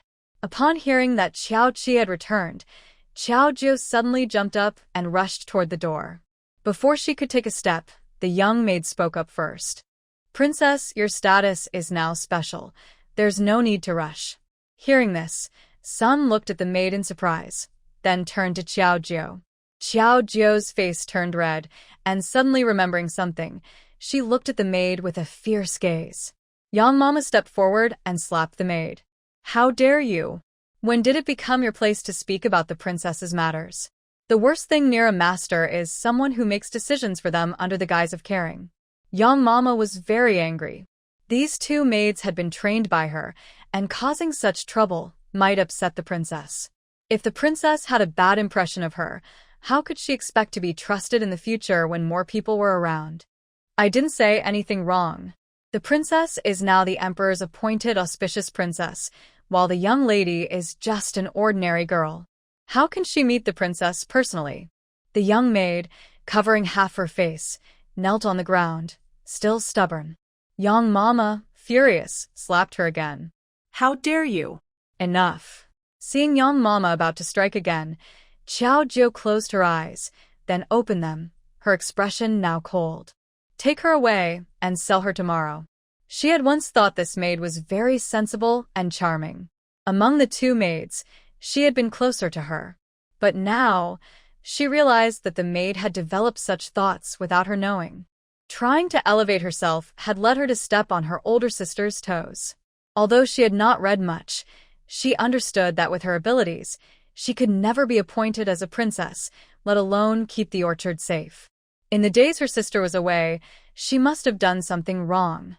She had instructed to keep a close watch on her sister and report back immediately upon her return. Yet, the maid had clearly not taken her words to heart. As soon as Qiaojiu finished speaking, the maid's face turned pale, filled with shock and disbelief. She had only wanted what was best for the princess. All this time, Qiaojiu had not acted like a master to the servants, treating them kindly. Yang Mama had been worried that she was too soft-hearted, but now she was showing strength. Feeling pleased, she shouted, "Someone, take her away and lock her in the woodshed." As she called out, two rough maids quickly entered the courtyard. At this moment, the young maid finally felt fear and hurriedly bowed her head to beg for mercy. "Please spare me, my lady. I won't dare to do it again. Please spare me." The young maid cried, her face wet with tears and snot, bowing in fear. Qiaojiu had always been kind and gentle, treating others with great warmth. In her courtyard, although they were servants, Their lives were better than many young ladies in other households. This led her to develop inappropriate thoughts, dreaming of being in charge like a young lady. This idea peaked after Xiao Jiu was named a princess. If she could be in charge, wouldn't the entire princess's residence be under her control? But now it was too late. Xiao Jiu ignored her pleas, waved her hand, and two older women quickly covered the young maid's mouth with a rag and dragged her away. The remaining young maid quickly knelt on the ground, pledging her loyalty. She didn't have as many thoughts as the previous maid. Her parents didn't care about her well-being at all. If the princess hadn't bought her from a cruel person, she would have been sold to a brothel. That place was far worse than a flower house, and few girls came out alive. Being bought by the princess was already a stroke of good fortune for her. Xiao Jiu rubbed her head, feeling overwhelmed and not wanting to think about anything. She waved her hand to dismiss the others and left with Xiao Tao. As soon as she saw Xiao Qi, she couldn't hold back her tears any longer and threw herself into Xiao Qi's arms. Big sister. What happened? Xiao Qi had never seen her cry like this. This was the main character of a tragic story, who wouldn't cry even after suffering. But now, Xiao Jiu was crying so hard she couldn't speak. Xiao Qi looked at Sun Shi, who immediately explained what had happened. Xiao Qi frowned slightly. Is that all? She didn't believe that a small maid's issue would make Xiao Jiu cry like this. After a while, Xiao Jiu finally managed to speak through her sobs. Big sister, I found father, but mother is gone. As soon as she finished speaking, she broke down in tears again. Xiao Tao, you tell her. Xiao Qi let Xiao Jiu lean back and instructed Xiao Tao to explain what happened. Miss, the news we received that day was true. Earlier, Xiao Jiu had received news that someone who looked like her father had been found. However, that couple had 2 sets of children. When she finally arrived at the location, she discovered that the man was indeed her father. But the woman with him was not her mother. It was her father's new wife. She had spent so long there to uncover the truth. But the result was something she couldn't accept. Originally, the family was fleeing from disaster. First, Xiao Qi got separated from the family, and then she did too. In the end, only her grandparents and her parents, along with her younger sister and brother, remained. Her mother, having lost both of them and not eating for a long time, became very weak. Her grandmother wanted her father to use the little silver they had left to buy some coarse rice, but unexpectedly, her father gave the silver to someone else. He said that person was seriously injured and needed the money for treatment. That it was my younger sister who sold herself, and in the end, she brought back 2 pounds of coarse rice. Every time Xiao Jiu thought of that scene, her heart ached beyond words. Her sister secretly sold herself, bringing 2 pounds of rice to the family and giving their mother a chance to survive. Unexpectedly, her father felt pity for someone else again. He wanted to give the rice, which her sister had sacrificed herself for, to a widow. He said that widow was about to starve to death, and it was very hard for her to take care of 4 children alone. If she died, those 4 children wouldn't survive either. He only saw that the widow was starving but didn't realize their mother was also in danger. That rice was something her sister had sacrificed herself to obtain. Her grandmother was so angry that she hit him with a stick, but it still didn't change his mind. In the end, he gave most of the rice that her sister had earned back to that widow. The remaining rice was something her mother couldn't bear to eat, so she saved it for her grandmother and younger brother. In the end, her mother watched her father being kind to that widow and took her last breath. Her mother was gone, and her father only cared about others' feelings, losing sight of her younger brother in the chaos. He didn't care about his own children. Losing them didn't seem to bother him, but he was worried about whether someone else's children could survive. This made her grandmother so angry that she signed a separation agreement with him. Eldest sister, I didn't find grandmother. After severing ties with father, they went their separate ways. Xiao Jiu held back her sadness and spoke again. Later, father married that widow. Occasionally, he would spend money to post missing person notices outside the city. She remembered the first time they met. He looked so happy, buying sugar-coated haws for the widow's 4 children, 1 for each. Eldest sister, do you think he ever thought about us? At that time, he had money, but he wouldn't spend it on them. In the end, he couldn't resist their hopeful gazes and bought one string of sugar-coated haws, which they all shared. That sweet taste was something she still remembered. But why, even though the taste remained, had he changed? He was no longer the loving father he once was. No, at most I feel a little guilty sometimes. Xiao Qi did not expect things to develop in this direction. Big sister, I didn't want to bring them back, but my father insisted on coming with me. If I didn't let him, he would report me for being unfilial. Xiao Jiu did not believe this was something her father would say. It wasn't that he couldn't speak, but he simply didn't have that kind of thinking. She asked Xiao Tao to investigate. To her surprise, she found out that these words were taught to her father by her stepmother. Although Xiao Jiu was dressed simply, the fabric was clearly not something an ordinary person could afford, and she even had servants with her. This made her stepmother have ideas. Xiao Qi stared at Xiao Jiu for a moment before speaking. Do you still have feelings for him? Xiao Jiu was silent for a moment, first nodding, then shaking her head. After I learned that mother was gone, those feelings disappeared.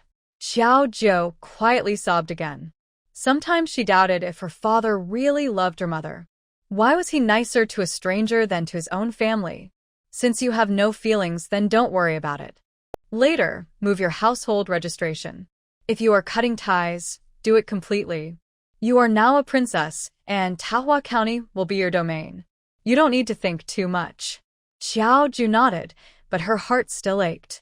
She hated him for causing her mother's death, hated his incompetence, hated that he could even give away the food meant for her little sister. He hadn't always been like this. Sometimes he would buy them treats. Where have you settled them? Temporarily in the county. I rented them a courtyard. Xiao Jiu let out a brief, self-deprecating smile. After finally finding family, this was the kind of situation she faced. Her father's heart had long been swayed. His own children could not compare to outsiders. Even children born to outsiders could earn his affection. What kind of mindset allows a person to tolerate raising someone else's child? And to raise 4 of them? Since you've decided not to care, think carefully before making decisions in the future. Xiao Qi gently rubbed her head. Xiao Jiu was different from her. She was not the original person and could easily cut ties with these relatives. But Xiao Jiu was different. The memories from her childhood were her own experiences. A peaceful father, a loving father, a fun father. Xiao Jiu sniffed, but still nodded firmly. Big sister, I understand what you mean, but when he threatened to report me, I felt no father-daughter bond with him anymore. She is his own daughter, yet he doesn't hesitate to pursue a widow with 4 children. It's truly disgusting. Her mother had just passed away, and her father couldn't wait to be with the widow. You know what to do. It's your decision. Xiao Qi didn't want to engage with him. That was the original father's father, not hers. When she arrived, the original owner was already dead, and she had avenged her. Why should she still follow the original memories and care for someone else? After speaking, Xiao Jiu felt a bit better. However, her good mood didn't last long. Her father and stepmother, Go, unexpectedly showed up at her door. How did they find us? Xiao Jiu panicked and nervously looked at Xiao Qi. She hadn't told them she was staying here, not even to those nearby. Xiao Jiu's expression changed. This time, she had only brought Xiao Tao and a little maid with her. She had betrayed her so early. Xiao Jiu bit her lip, feeling a chill in her heart. All right, let them come. Let's go see. Big sister, I can handle this. Dad doesn't know you're here. Xiao Jiu took a deep breath, wanting to go out alone to deal with it. No need, let's go together. Xiao Qi stepped out of the courtyard, and Xiao Jiu followed closely, her fists clenched tightly. Outside her courtyard, a crowd had gathered. From a distance, she could see Go directing her father to unload things from a cart. Who are you? What are you doing in our pear blossom village? The villagers were wary of strangers. Go, with red eyes, bowed slightly to the crowd. We are Jiuer's father and mother. We lost contact after she brought us to the county and we were worried, so we came looking for her. Now that we know she's safe, I can finally relax. Without any elders around, Jewel has been a bit confused. Go initially intended to criticize Xiaojio for being ungrateful and ignoring her parents, but the villagers completely ignored her sarcasm. How dare you? Who are you trying to insult? Coming here and speaking ill of others? Is this how a mother behaves? The crowd didn't believe that this woman could be the mother of Qiao Qi and Xiaojio. The sisters were so beautiful, and this woman bore no resemblance to them at all. How can you say that? It's just that Jewel doesn't understand. Why are you defending her so much? If you didn't know better, you'd think she did something wrong. Father Qiao felt displeased with Xiaojio as well. This child didn't even show up when her mother was being insulted. How dare you? Even if she is your daughter, how can you slander her like this? A few people in the village, angered, were ready to step in and confront him. Is this what a father does? To publicly insult his own daughter? A girl with a bit of pride would be deeply humiliated by this.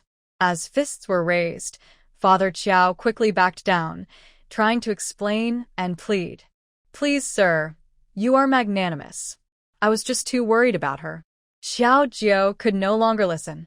Her previous impression of her father's kindness vanished, replaced by disgust. I had no idea you cared so much about me. Xiaojio stepped forward from the crowd, looking at them with indifference. Seeing her, Qiao Jingan's impatience peaked, and he immediately tried to grab her. Look at you. You're living a good life while leaving your mother and me behind. What kind of daughter are you? But before he could reach her, Xiao Tao pushed him away. How dare you? If you lay a hand on the princess again, I will make you regret it. Xiao Jinzhen fell to the ground, his face showing shame and anger, but soon it was just anger. He was actually struck by his own daughter's servant. He had once doted on her, yet today she showed him no respect. Xiaojio, look at what you've become. You dare to hit your own father? I won't let this go unpunished. Xiao Jinzhen couldn't believe that Xiaojio was a princess. What kind of person is a princess? She is a noble lady, far above him. She was just an ordinary farmer girl, and even if she had made some money, she was still nothing. How dare she deceive him by claiming to be a princess? He was furious. Xiao Jinzhen got up and looked around for something to use, and when he saw the whip on the ox cart, he grabbed it to strike her. Xiao Tao glanced at Xiao Ju, saw her still indifferent expression, and without a second thought, kicked him away. Xiao Jinzhen fell to the ground and suddenly spat out a mouthful of blood. Gusher screamed and rushed over to him. Head of the family, are you okay? I feel so unfortunate. They say it's hard to be a stepmother. What did I do wrong? Oh my. Mom, please don't cry. Bad woman.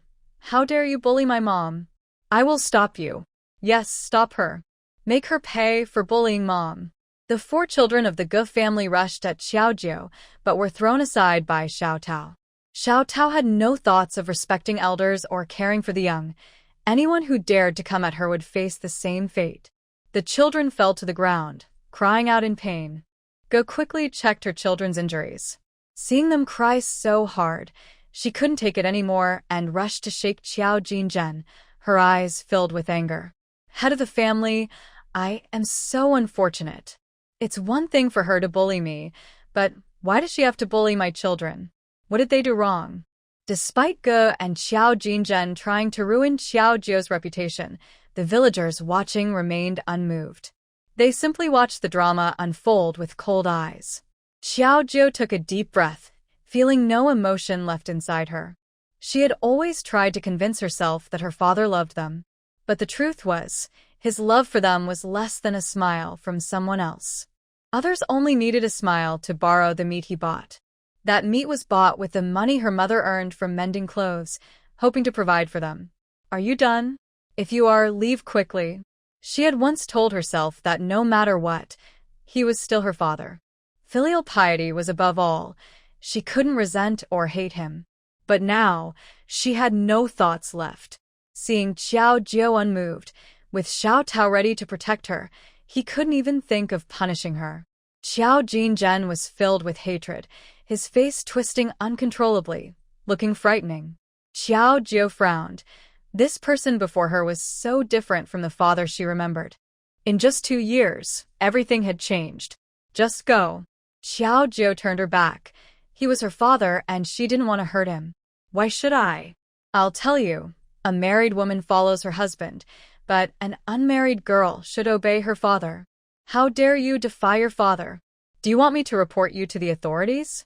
Ge finally revealed her true self, quickly approaching Xiao Jiu, her greedy expression clear. You, a young lady living in a big house, eating well, while your father can barely get a meal. Shouldn't you be supporting him? This is exactly why Go urged Xiao's father to come here. When Xiao Jiu first approached them, the carriage she rode in was worth over 100 taels of silver. Everything she wore and used was not something an ordinary person could afford. As an unmarried girl, all the silver in her stepmother's hands should belong to her. Even if this matter were reported to the authorities, they would side with them. Xiao Jiu, an unmarried girl, simply does not deserve to have so much silver. Support him? Dream on. Xiao Jiu gritted her teeth, and before she could say a word, it felt like something was blocking her throat. She couldn't express what she wanted to say. Do you believe we will report this to the authorities right now? Go is still trying to threaten with the idea of reporting it, but Xiao Qi's voice came from behind. Go ahead, report it.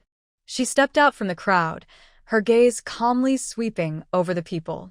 When they saw her coming, the villagers quickly parted to make way for her, afraid of crowding her. Xiao Jinzhen looked at the approaching woman with some confusion. She seemed familiar, as if he had seen her somewhere before. Now that you are a princess, not just anyone can come and shout in front of you. If needed, summon some guards from the princess's residence. If anyone dares to cause trouble again, they will all be arrested.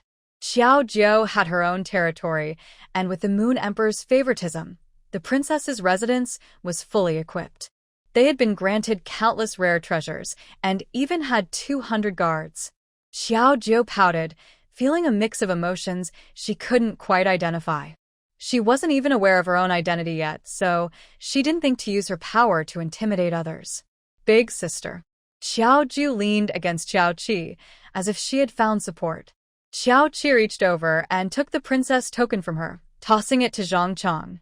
Go to the county town and summoned the county magistrate. If these two continue to cause a scene here, arrest them immediately. Go was shocked by this scene and momentarily forgot their relationship. Only Xiao Jinzhen's pupils shrank, pointing at Xiao Qi, unable to believe that this person was his eldest daughter. Was his eldest daughter really this beautiful? She seemed even more imposing than the county magistrate. You are Xiao Qi? Xiao Qi, Xiao Qi. I am your father. Xiao Jinzhen quickly wiped his face, hoping Xiao Qi would support him. He had just seen how the villagers treated her. If Xiao Qi could back him up, he wouldn't have to worry about taking down Xiao Jiu. Xiao Qi smirked. So eager to be her father? Xiao Tao, take care of them. Yes. Xiao Tao immediately drew her sword without hesitation. The long sword was drawn, and a strand of Ji's long hair was cut off, leaving a bloody mark on Xiao Jing'an's cheek. My father died long ago. If you want to be my father, I don't mind sending you away. Xiao Qi's eyes were filled with dark amusement. Xiao Jinzhen stepped back in shock, unable to believe that this person was his daughter. No, you are not Xiao Qi. You are not her.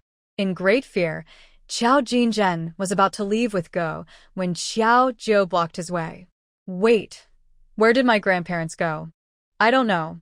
Xiao Jinzhen shook his head quickly, eager to leave and not wanting to answer any questions. Xiao Jiu, frustrated, grabbed his clothes. But they are your family. How can you be so heartless? They are grandpa and grandma. Where are they? You must know. Xiao Jiu pressed him repeatedly, unable to understand why her father would abandon them during their escape when their grandparents had always treated them well. How would I know? They insisted on cutting ties with me. Their legs are their own. How can I know? Xiao Jinzhen, annoyed, tried to push her away, but, fearing another hit, could only shout in anger. Xiao Qi took the opportunity to give Xiao Tao a look, then turned to go.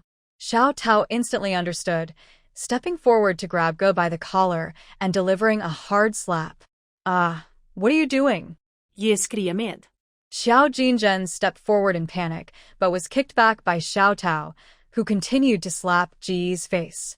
Where are they? Where are they? Go, with blood at the corner of her mouth and her head spinning, was utterly confused. Before she could comprehend what Xiao Tao said, another slap came down. Go felt a sharp pain in her cheek, dizzy and disoriented. Xiao Jing'an's eyes turned red with anger, desperately trying to rush forward, but Xiao Tao kicked him back again. After several attempts, Xiao Jinzhen finally reacted and shouted, I will tell you. After we separated, they went back, saying they wanted to find you. Xiao Jinzhen couldn't accept that Grandma Qiao and Grandpa Qiao cared more about his children than him, their own son. Why did they cut ties with him? He only wanted to help more people. Those people were so helpless. He just couldn't bear to turn his back on them. Why did they all blame him? Qiao's death was not caused by him, and the disappearance of several children was not his fault either. Why should he take the blame for everything? So you just watched them go back without doing anything? Did you not leave them any food at all? Xiao Jiu was so shocked that she nearly collapsed against Xiao Tao. The grandparents were old, had no money, and no food, so going back was basically a dead end. Hearing this, Xiao Jinzhen's gaze faltered, but he still stubbornly replied, they didn't want to, it has nothing to do with me. Smack. Xiao Jiu couldn't hold back any longer and slapped him hard. The force made her hand instantly turn red. Xiao Jinzhen, how can you be so heartless? In front of everyone, after that slap, Xiao Jinzhen felt as if he had lost all dignity. His hands trembled, and his face turned a terrible shade of green. Tears streamed down Xiao Jiu's cheeks. It was so terrifying, truly terrifying. She never expected her father to be so hypocritical. He always preached about filial piety, yet he could abandon their grandparents. Xiao Jinzhen finally dared not retaliate, but he glared at her with hidden hatred and sneered, Xiao Jiu, who do you think you are? This is our family's business. It has nothing to do with you. Xiao Jiu was taken aback, tears still glistening in her eyes. What do you mean? Take them to the courtyard. Xiao Qi narrowed his eyes and ordered, and Xiao Tao immediately dragged the people outside. The villagers watching understood and quietly left. Although they were curious, it was not worth missing out on making money. In the courtyard, Xiao Jinzhen's eyes finally showed some fear as he swallowed hard. Gushi and her 4 children were also brought in, trembling in the corner. Xiao Tao held a sword against Gushi's neck. Speak. Xiao Qi glanced over casually, and Xiao Jinzhen immediately shrank back, regretting his earlier words. I was just joking. Ah. A scream erupted as a line of blood appeared on Gushi's neck. She shook like a leaf, her teeth chattering. At that moment, Xiao Jinzhen felt immense regret. Why did he listen to Gushi and come here? Xiao Jiu had arranged for them in the county and even gave them money. If they hadn't caused trouble here, knowing her character, she definitely would have helped him. But now, Xiao Jiu doesn't care about family ties at all, especially with Qiao Qi being possessed by a fierce spirit. Not daring to hide any longer, he glanced at the unfamiliar Qiao Qi and nervously explained the situation. Maybe if she knew the truth, Qiao Qi wouldn't protect Xiao Jiu so much. Xiao Jiu is not a child of the Qiao family. She was picked up by your grandmother from outside. I only found out recently. Originally, the Qiao family had a stillborn baby, and his mother personally buried it. Unexpectedly, on the way back, they found a newborn baby. The Qiao family thought this child was a gift from heaven to replace the lost one, so they raised her as their own daughter. He was not home at the time and was unaware of this. His mother and the Qiao family intentionally kept it from him. It wasn't until before the Qiao family's death that he learned the truth. How could he not feel anger for raising someone else's daughter for over 10 years? He resented the Qiao family for hiding it from him and was even angrier that his own mother didn't tell him. That was his own mother, yet she sided with someone else instead of him. Xiao Qi, look, Xiao Jiu is not your real sister. What good does it do you to be so nice to her? Xiao Jingzhen had just regained some energy, but started to stir trouble again. This time, Qiao Qi didn't even give him a glance. Xiao Tao stepped forward and slapped him again. Holding his swollen face, Xiao Jingzhen fell silent. Why should this fierce spirit be nice to an outsider, but not to him? Do you have any more questions? Qiao Qi ignored Xiao Jingzhen and turned to ask Xiao Jiu. Xiao Jiu's teeth trembled slightly as she stepped closer, staring directly at Xiao Jingzhen. I ask you, why do you hate me so much after knowing I'm not your daughter, yet you raised others' children? He could confront Ji's family because he recognized she wasn't his daughter. The worst that could happen was severing ties and losing her as a daughter. But once they got the benefits, why would they care if she wasn't their biological daughter? Aren't you the kindest? You help anyone who comes to you, so why are you so cruel to me? Wu, why is it me? How can it be me? You should ask your mother and grandmother why they brought you back. Xiao Jingzhen shouted angrily. His willingness to help others is his choice, but if he can remain indifferent to the fact that his daughter is a fraud, what kind of man is he? At this moment, Qiao Jiu could not speak. She wanted to argue back, but it felt like something was blocking her throat. Unable to speak, her head spun in confusion. She felt trapped in a vast ocean, with no way out. She struggled desperately to find an escape, but the waves above crashed down on her. Compared to not being the daughter of the Qiao family, she seemed more afraid of not being Qiao Qi's sister, feeling like she had let down her efforts. Without the identity of a sister, she felt unworthy of all the good things she had. It seemed she deserved nothing at all. If it weren't for her grandmother bringing her back, she might have already died. Perhaps it was better this way. She felt she should have died long ago. Just as she thought about sinking into despair, a light pierced through the surface of the water, shining on her face. Princess, the princess is awake. Xiao Jiu woke up 3 days later, and it was only when the overjoyed young mama told her that she realized she had been unconscious for so long. Qiao Qi sat by the bed, offering her a cup of water filled with spiritual energy. Drink some water now that you're awake. Xiao Jiu lowered her eyes, avoiding Qiao Qi's gaze as she took the water.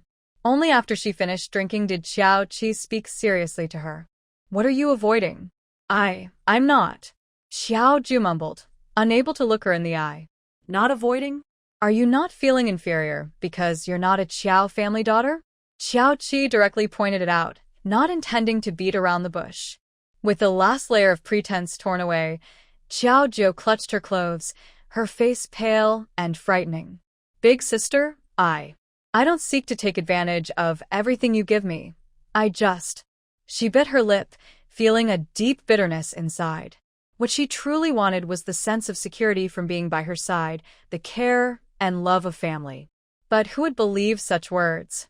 Still, she wanted to express it. Big sister, what I seek from beginning to end is you, the person you are.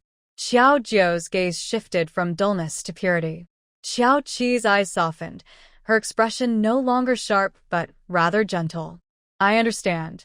It's best that you can think clearly. What I want to tell you is, I do not acknowledge Qiao Jingzhen as my father, but I acknowledge your identity. Do you understand? Their relationship began as family, and since she was registered in the Qiao family, she was a part of them. But this is just the beginning. If Qiao Jiu and Qiao Jingzhen are the same, she would never admit it. All right, you don't need to worry about Qiao Jingzhen. With your current status, not pursuing his responsibilities is already a huge favor to him. As for the inheritance that Qiao Jingzhen and the Gu family want from Qiao Jiu, they can forget about it. Yes, I understand, sister. I was just momentarily confused. Qiao Jingzhen abandoned his parents, which is unfilial. He sold his daughter for money, leading to his mother's tragic death, which is unjust.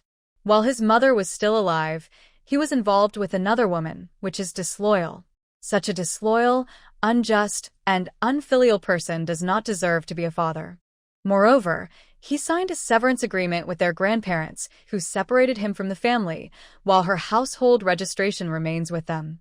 So, Qiao Jingzhen is no longer her father. Let's not talk about him anymore. I have another question for you. Do you remember anything from when you were unconscious? Xiao Jiu frowned and tried to recall.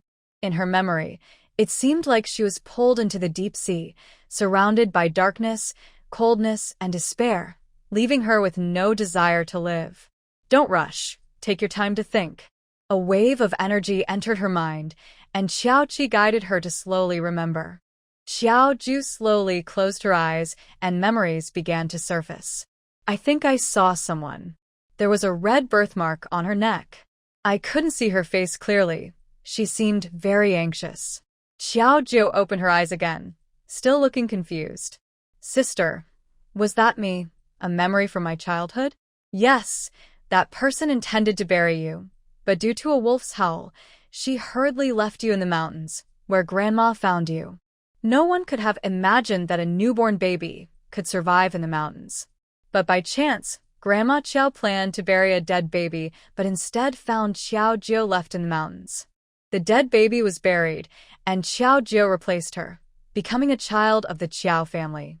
Do you want to find your biological parents? As soon as Qiao Qi asked this, Xiao Jiu immediately shook her head. No, I'm fine as it is. No matter what kind of people her parents were, she didn't want to acknowledge them again. They left her in the mountains at night, never thinking she would survive. Why should she recognize parents who only wanted her dead? Your biological parents are not people you can simply ignore. Xiao Qi sat in a chair, arms crossed, with a teasing look in her eyes. Xiao Jiu was taken aback. Sister, do you know something? I know a bit. Just go with the flow. Your identity is strong enough to support you. Just remember to always keep Xiao Tao by your side. No matter what trouble you get into, I will always have your back, understand? Xiao Jiu nodded in confusion. Xiao Qi patted her head and got up to leave. The male and female lead she had seen before could only relax a bit when they were near Zhou Jiao. However, just 3 days ago, Xiao Jiu's aura changed, becoming similar to Zhou Jiao's. Staying by her side, Zhou Jiao's pressure could also ease. It seemed Xiao Jiu's identity had changed too. She used to be the main character in a sad story, but now it was unclear what she had become. Could she be a lost young lady? A case of mistaken identity? But no matter what her identity was, it didn't matter anymore. If anyone dared to impose any pressure or manipulation on her, they would face serious consequences. For a long time, Qiao Jinzhen didn't dare to cause any more trouble. According to Zhang Chang's findings, Ji's family was constantly in conflict with Qiao Jin. They blamed him for being useless, unable to even support her and their children, let alone provide for their 2 sons' education. Qiao Jinzhen was extremely annoyed and filled with resentment. When Xiao Jiu took them to the county town, they lived in a spacious rented house, with someone delivering food to them. They had no worries about food or drink. But ever since the incident in Pear Blossom Village, all those benefits disappeared. How could he not feel resentful about such a drastic change? Yet every time he thought about secretly asking Xiao Jiu for help, he would be beaten up by the 2 guards. Others didn't know, but Xiao Qi was aware that those 2 were guards from the princess's residence. Another year has passed. As the new year approached, Pear Blossom Village was once again revitalized. A new school was built, allowing not only the children of Pear Blossom Village, but also those from nearby villages to pay a small fee to learn to read and write. They couldn't control the other villages, but in Pear Blossom Village, both boys and girls had to attend school. In addition to reading, they also hired a teacher for the 6 arts. Pear Blossom Village even set aside a piece of land for the students to practice. Moreover, the sauce factory and soap factory expanded, with goods being sold to other countries, bringing wealth to every household. In the latest profit sharing, each family received nearly 10 taels of silver, which was quite a lot considering it was just the beginning of the soap factory. As time goes on, the amount of silver shared will only increase. With the money received, the houses in the village were renovated again, and almost every family now lives in brick houses with tiled roofs. The village chief and Zhang Xingxing's father, Zhang Fu, discussed and decided to provide more benefits for the villagers. For example, they planned to buy a public carriage for villagers to use when going out.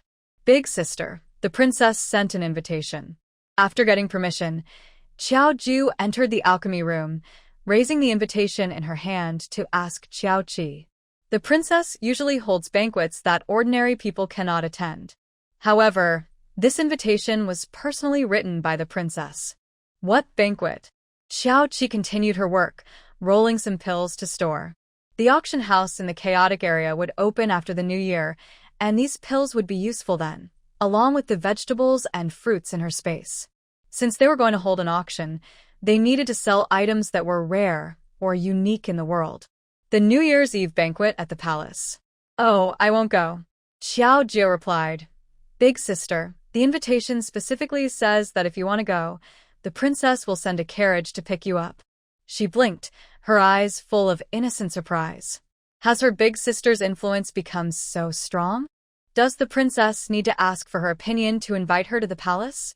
Big sister, will you go? The princess has already sent the invitation, and it is up to her big sister whether to attend or not. But Xiao Jiu felt she couldn't miss it. After thinking for a moment, she heard Xiao Jiu say, Lord Lu and Lady Lu also received invitations. Normally, Lord Lu Yizhou and Jiang Wanning would not qualify to attend the palace's New Year's Eve banquet. However, this time, the Moon Emperor made an exception and allowed them to join. Xiao Qi recalled the last time Jiang Wanning asked her about the Luyan fruit and decided it was a good opportunity to handle that matter in the capital, so she nodded. Go ahead, it's a good chance to take care of the Luyan fruit. Xiao Jiu still had some of the Luyan fruit, while the supply for the royal family would start next year. The royal family has already recognized the Luyan fruit, and many noble ladies and palace concubines in the capital are interested. However, there are only a limited number of them, and not everyone can get one. Since Xiao Jiu has not shown herself yet, she alone cannot handle the people in the capital. Okay. Have you heard any news from Grandma and Grandpa? Xiao Qi casually asked. Xiao Jiu shook her head, not yet. I think my grandparents might be feeling hopeless and could return to their hometown. I have sent someone to check, and as soon as there is news, it will be relayed back to me. After searching for so long without any trace, she feared that her grandparents might have encountered misfortune. But as long as there was no definite news, she would continue to look for them. Okay, I will have someone investigate as well, Lu Yun said. His growing influence should help uncover some information, and perhaps they could find the whereabouts of the two elderly people. The worst news might be that they were no longer alive.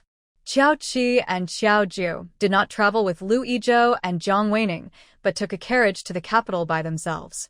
This was Xiao Jiu's first visit to the capital, and she was curious all the way. Eventually, the carriage brought them to a residence in the capital. Big sister, where is this? The princess's residence. Huh. Isn't the princess's residence in Manhwa County? Is there one in the capital too? Xiao Jiu knew very little about these matters and rarely visited the princess's residence in Manhwa County. She preferred living in Lihua village. For some reason, she always felt comfortable when staying in her courtyard. If Xiao Qi could hear her thoughts, she would surely chuckle. Her courtyard also had a spirit-gathering array, rich in spiritual energy, unmatched by any other place. Yes, the Emperor specially granted this to you to make it easier for you to come to the capital. Unlike the princess's residence in Manhwa County, this one only has a few servants and no guards. Yang Mama, who was beside Xiao Jiu, stepped forward to knock on the door and took out the princess's token. The servant responsible for opening the door immediately welcomed them inside. The servant welcomes the princess. Manager Xiong of the princess's residence and the others all knelt on the ground to pay their respects. Young Mama scolded everyone. After she finished her reprimand, Xiao Jiu instructed for the rewards to be distributed. The princess's residence in the capital was not large but was exquisite, with around 20 servants in total. In addition to the taxes from her own territory, Xiao Jiu also received monthly silver from the court. Currently, her monthly silver was used to support both the princess's residences in the capital and Manhwa County. If she didn't contribute some of her own, the silver would barely suffice. Of course, she didn't rely solely on the monthly silver for living. She had plenty of money that she could spend freely, so she wasn't concerned about it. Not to mention her orchard, She also received extra dividends from her soap factory. Thinking about all this made her headache about how to spend the money. It seemed she lacked nothing. Therefore, she was very generous with her rewards. The rewards just handed out to everyone were 3 taels each, while the steward received 10 taels of silver. In the capital, nobles usually give silver to their servants during joyful occasions like weddings or births. The amount can range from 3 to 400 coins to 8 or 900 coins. However, it is rare to give out 3 taels so casually. Holding the silver in their hands, everyone's eyes sparkled with excitement, and their expressions of loyalty became even more sincere. Before this, they did not know much about Xiao Jiao and thought she was just an ordinary farmer's daughter. Even though she was granted the title of princess, it was still challenging to manage the expenses of the princess's residence with the monthly silver. It seemed difficult for them, the servants, to receive rewards. As for the tax revenue from the land, it was uncertain if it could be collected, especially since she had no connections in Manhwa County. Would the powerful families obey her? They never expected to be pleasantly surprised on the very first day. A casual reward of 3 taels of silver showed that she was not short of money.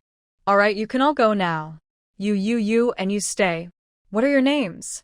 Madame Yang pointed and kept 4 promising maidservants.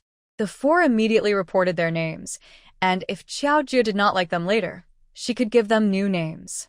Madame Yang observed Xiao Jiao's expression and decided to keep 3 of the maidservants. You 3 will serve the young lady for now. Since 1 maidservant had been dismissed previously, only one, Xiao Lan, remained, which was not enough.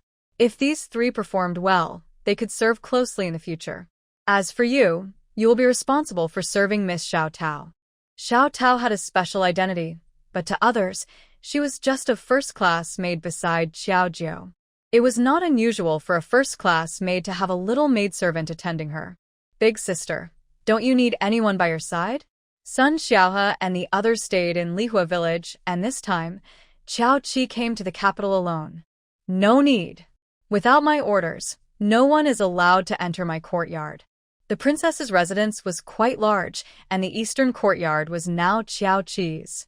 Xiao Jiao immediately nodded, I understand. I will make sure no one disturbs you. There were 5 days left until the New Year's Eve banquet, and the eldest princess sent over more than a dozen sets of clothes and jewelry at once. Big sister, why did the eldest princess send so many clothes and accessories? Xiao Jiao had never been involved in such banquets before and did not understand some of the customs. Xiao Qi looked through the clothes. Some were for Xiao Jiao and some for herself, and the sizes were perfect. Is there anything you like? These clothes and accessories are all very pretty. Who would dare say they don't like the clothes sent by the princess? Then feel free to pick one you like and wear it.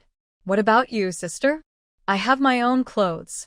Xiao Jiao, being young, was thrilled to try on so many beautiful and trendy clothes and accessories with her close maid. The next day, many noble families in the capital sent invitations.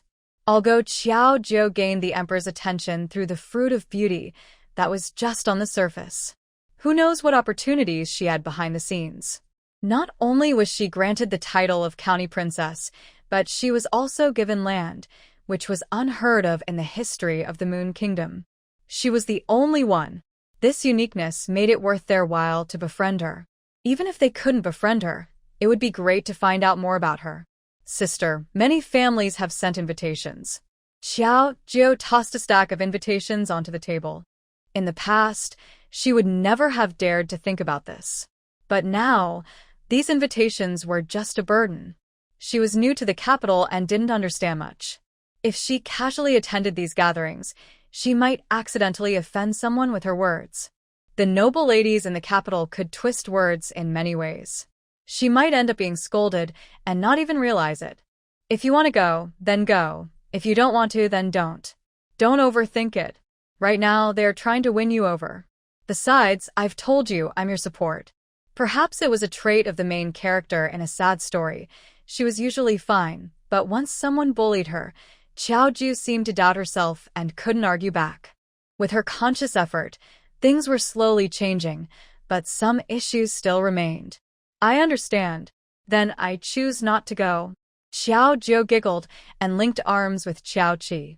Sister, since we're not going, let's not worry about it. Tomorrow, let's go to Manhwa Tower for a meal.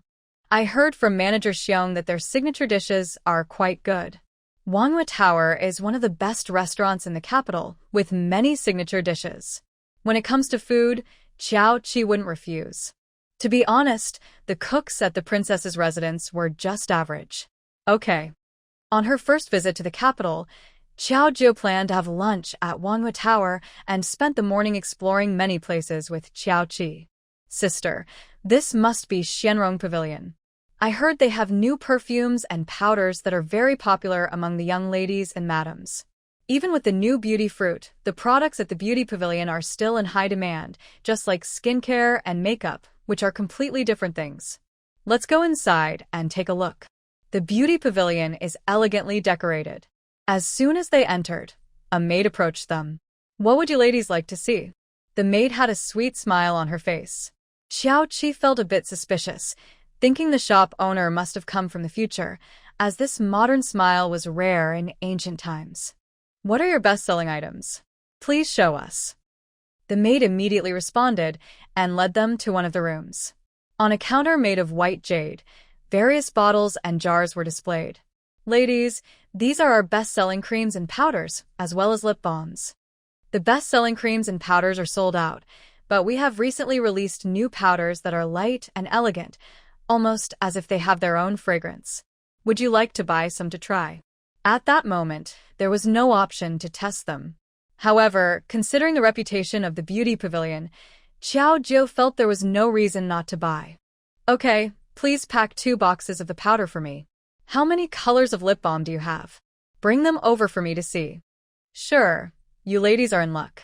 We only have 2 boxes of this powder left, so please wait a moment. The maid smiled and quickly brought over the powder and lip balm. Just as the two were about to take a closer look, a figure rushed in. Wait, I want those 2 boxes of powder. Miss Du, those 2 boxes have already been reserved by these ladies, the maid quickly interjected. Miss Du looked Xiao Qi and Xiao Jiu up and down, noticing their simple clothing without elaborate decorations, and huffed. But have they paid for them? Well, since they haven't paid, how can they have a reservation? I want those 2 boxes, let's check out. The maid beside Miss Du immediately dropped a silver ingot worth 10 taels and handed the 2 boxes of powder to another maid. All right, hurry and wrap up the powder. My lady needs it urgently. In just a few words, the 2 of them were about to take the powder away. Xiao Qi remained silent, quietly watching as if it were a show. Xiao Jiu's eyes flashed with uncertainty, but then she made a decision. She stepped forward and snatched the powder from the maid's hands. These are the powders I want. How dare you take them? As she shouted this, Xiao Jiu's face turned red, and her eyes glistened with emotion. It was just like some people who instinctively cry when they argue. After Xiao Jiu shouted this, Xiao Tao threw a 10-tael gold ingot to the maid and then smiled provocatively at Miss Du. Do you think you can take things with such a small amount of silver? Xiao Qi tossed the silver ingot back and asked the maid to pack up the perfume and all the colored lipsticks. Do you know who my father is? Miss Du's fair face turned red, and her eyes were filled with tears. It seemed as if she was the one being bullied instead of trying to take something from others. Upon hearing this, Xiao Qi raised an eyebrow. Why do these people always mention their fathers when something happens? What does your father have to do with trying to take things with such little silver? Even if your father has no money, you shouldn't say it out loud. how dare you? My lady is the daughter of the current prime minister. You can't treat us like this. A maid beside Miss Du jumped out, and Miss Du seemed to find her courage, raising her head high with a proud expression from being spoiled for too long. Humph, just wait. The Du family will not let this go. Xiao Qi and Xiao Jiu exchanged glances. Sister, who bullied you this time? At that moment, a deep voice came from outside. Hearing that voice, tears fell from Miss Du's eyes, filled with grievance. Brother, someone is bullying me, sob sob. Xiao Qi looked up and saw that the newcomer bore some resemblance to Xiao Jiu. She seemed very close to the truth. TSK, what a cliché plot. Miss Du cried like a flower in the rain, while young Master Du comforted her, shooting cold glances at them. Xiao Qi smiled and pulled Xiao Ju away. Did you two bully my sister and think you could just leave? As young Master Du's words fell, his men blocked their way. What? Does the Prime Minister's son want to act violently in public? Xiao Qi turned around casually. Young Master Du snorted, not taking them seriously. I want to see if you can still be so sharp-tongued in the future. The Immortal Pavilion was not an ordinary place. Young Master Du let them go, but his gaze was chilling. On the way back to the princess's residence with Xiao Jiu, Xiao Qi erased their traces. Even if the Du family wanted to investigate, they couldn't find anything for now. Once back at the princess's residence, Xiao Qi whispered instructions. Let's go to Manhwa Tower for dinner tonight. This afternoon, I'll take you to see a play. Remember, don't let it slip that you're a princess. If anyone asks, just say you did some small business to earn a little money and that you're an ordinary person. Xiao Jiu. Sister, what are we going to do? It seemed like they were up to something bad. Your real parents have probably been found, and your identity is likely that of a true daughter of the noble family who has suffered greatly, ultimately seeking forgiveness from her family after many hardships. She wasn't sure if this was a true story or just a cliché. Why was everyone fixated on Xiao Jiu, giving her a tragic character's identity? Why not make her a happy character instead? That would be much more enjoyable. In most tragic stories, the female lead suffers. Either she is being tormented or has already met a terrible fate. Even those labeled as strong female leads often end up giving away everything they worked for to the male lead. She didn't believe the Du family would spoil Xiao Jiu just because she was their child. Now that the cliché plot had arrived, even if Xiao Jiu didn't seek them out, the Du family would eventually find out she was their daughter. It was better to take the initiative than to passively accept things later. The chaos that would ensue then wouldn't be as fun as it was now. Real. Parents? Suffering? Xiao Jiu's pupils dilated, and she trembled in fear. She had just learned she wasn't the daughter of the Qiao family, and now she was being told her real parents had been found. Did she have to go through another tragic storyline? Her sister had mentioned that such stories included punishments like kneeling, going hungry, and even worse scenarios, like watching the male lead with someone else, or using her own money to cover his losses, only to be cast aside later. Just thinking about those scenarios made Xiao Jiu shiver. Sister, is it the Du family? Xiao Jiu wasn't foolish.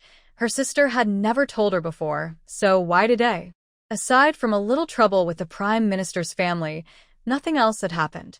As she spoke, her voice trembled with tears, as if she had experienced this before, but her outcome seemed grim. Most likely. With her sister's answer, Xiao Jiu felt as if the sky had fallen. She clenched her teeth, her nails digging into her skin. She hated the unfairness of fate. Previously, the older sister said she was the main character in a sad story, but with her help, she has completely freed herself from the control of the Chung family. Even the former young master of the Chung family can no longer stir any feelings in her heart. But now she is told that she might have to face a destined partner for life, and she may be forced to repeat a painful story. It's too frightening, too frightening. Big sister, I don't want this. I don't want it anymore. She doesn't love Qing Yanting at all, but for some reason, there is always a part of her heart that belongs to him. Sometimes she remembers him a lot, and sometimes just a little. It wasn't until she fainted not long ago that all these strange feelings completely disappeared. Don't worry, you are a princess. Even the Prime Minister cannot trouble you, let alone his daughter, who is just an ordinary person. Okay. Xiao Jiu nodded seriously. After discussing with Xiao Tao and Nurse Yang for a while, she finally decided to take control of the situation herself. It's just about finding her parents. She can handle that. Following Xiao Qi's instructions, Xiao Jiu dressed simply and prepared to head to the Prime Minister's residence with Xiao Tao. Wait, there's one more person to bring along. With a clap of her hands, Xiao Qi signaled, and a person in black quietly dropped a sack on the ground. The sack opened to reveal an elderly woman. The woman had a red birthmark on her neck. I had someone keep an eye out after you mentioned it that day. There are very few women with a red birthmark on their necks. After ruling out 2 today, only this one remained. Without much questioning, she revealed everything when her son and grandson were mentioned. Madame Du had a frightening early delivery near Lihua village, and she was the only midwife in the area. Just before assisting Madame Du, she had helped her own daughter give birth. Her daughter had a girl, but the in-laws were unhappy and wanted to get rid of the baby.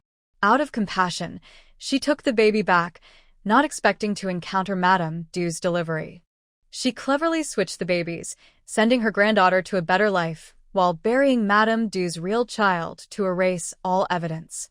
Just as she was about to bury the child, she heard wolves howling on the mountain, scaring her into abandoning the baby and fleeing. She thought the child would never survive, but by a twist of fate, it was picked up by old Lady Qiao. It seems her fate was not yet sealed. All right, take her away, but remember not to disappoint me. Xiao Qi waved her hand, not directly involving herself in the situation. Jiao Jiu will eventually grow up. Outside the government residence, Du Lishu was about to leave when she saw Jiao Jiu getting off the carriage with some people.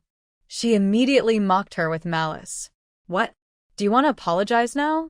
Let me tell you, it's too late. After her brother returned home, he sent someone to investigate those 2 troublemakers, but unexpectedly, the person he sent lost track of them. She thought she would suffer in silence, but Jiao Jiu came to find her personally. Why should I apologize? Jiao Jiu wanted to sound tough, but as soon as she spoke, her throat felt blocked. She tried to open her mouth, but no words came out. Jiao Jiu. A lowly commoner dares to speak to me like that. You really don't know your place. Someone, get her. Jiao Jiu's eyes turned red again. She didn't want to cry. Those words didn't hurt her at all, and she felt nothing from them. Yet, she couldn't help but shed tears. Right, her sister said she now had the traits of 2 main characters overlapping, which might make her a bit uncontrollable. She felt very out of control, and this feeling was so annoying that she could only helplessly look at the little maid, Xiao Tao, beside her. Xiao Tao had learned a lot the day before, like how the second young lady had been poisoned in a peculiar way, and if such a situation arose, she needed to respond quickly. Thinking of this, Xiao Tao immediately pulled out a little maid named Qi Qi, who was originally from the princess's residence, but was chosen by Granny Yang to serve beside Jiao Jiu. She wasn't particularly skilled, but she was quick with her words. What did I tell you yesterday? Speak boldly. Hearing this, Qi Qi hesitated but showed a hint of excitement in her eyes. Can I really? Go ahead, the young lady guarantees you won't get into trouble. Once she heard that Jiao Qi had given her assurance, Qi Qi perked up and stepped forward. At that moment, several young servants from the Du residence approached them, brandishing sticks and looking fierce. However, before they could get close, Xiao Tao kicked them all away. A bunch of useless fools. Du Shul's face twisted in anger. How could a daughter of the Prime Minister's residence be slapped in the face by 2 commoners today? Ha ha ha, Miss Du calls them useless, not realizing she is even less than that. Calling them commoners, as if that makes you any more noble. You fake. As soon as this was said, Du Shul's expression suddenly changed. Even though she quickly returned to normal, Xiao Tao and Xiao Ju noticed it clearly. This imposter knows she is a fake. Xiao Jiu immediately thought this, and felt very certain. How dare you? Someone come here. You wretched person. How dare you speak to me like that? I want you dead. I want you to die. Du Shul's eyes were filled with malice and distortion, and her face turned slightly pale. Who are you to speak of arrogance? You, the imposter, have taken the identity of the true daughter of the family, and you feel no guilt at all? Oh, look at the servant, taking on someone else's identity and now using it to bully the rightful owner. You must be utterly shameless. Just as Qi Qi was getting into her speech, an arrow suddenly shot toward her head. Xiao Tao glanced up and effortlessly caught the arrow between her fingers. With a slight effort, the arrow broke into several pieces. Qi Qi's face turned pale, and she leaned back behind Xiao Tao. Do you have a death wish, causing trouble in front of my minister's residence?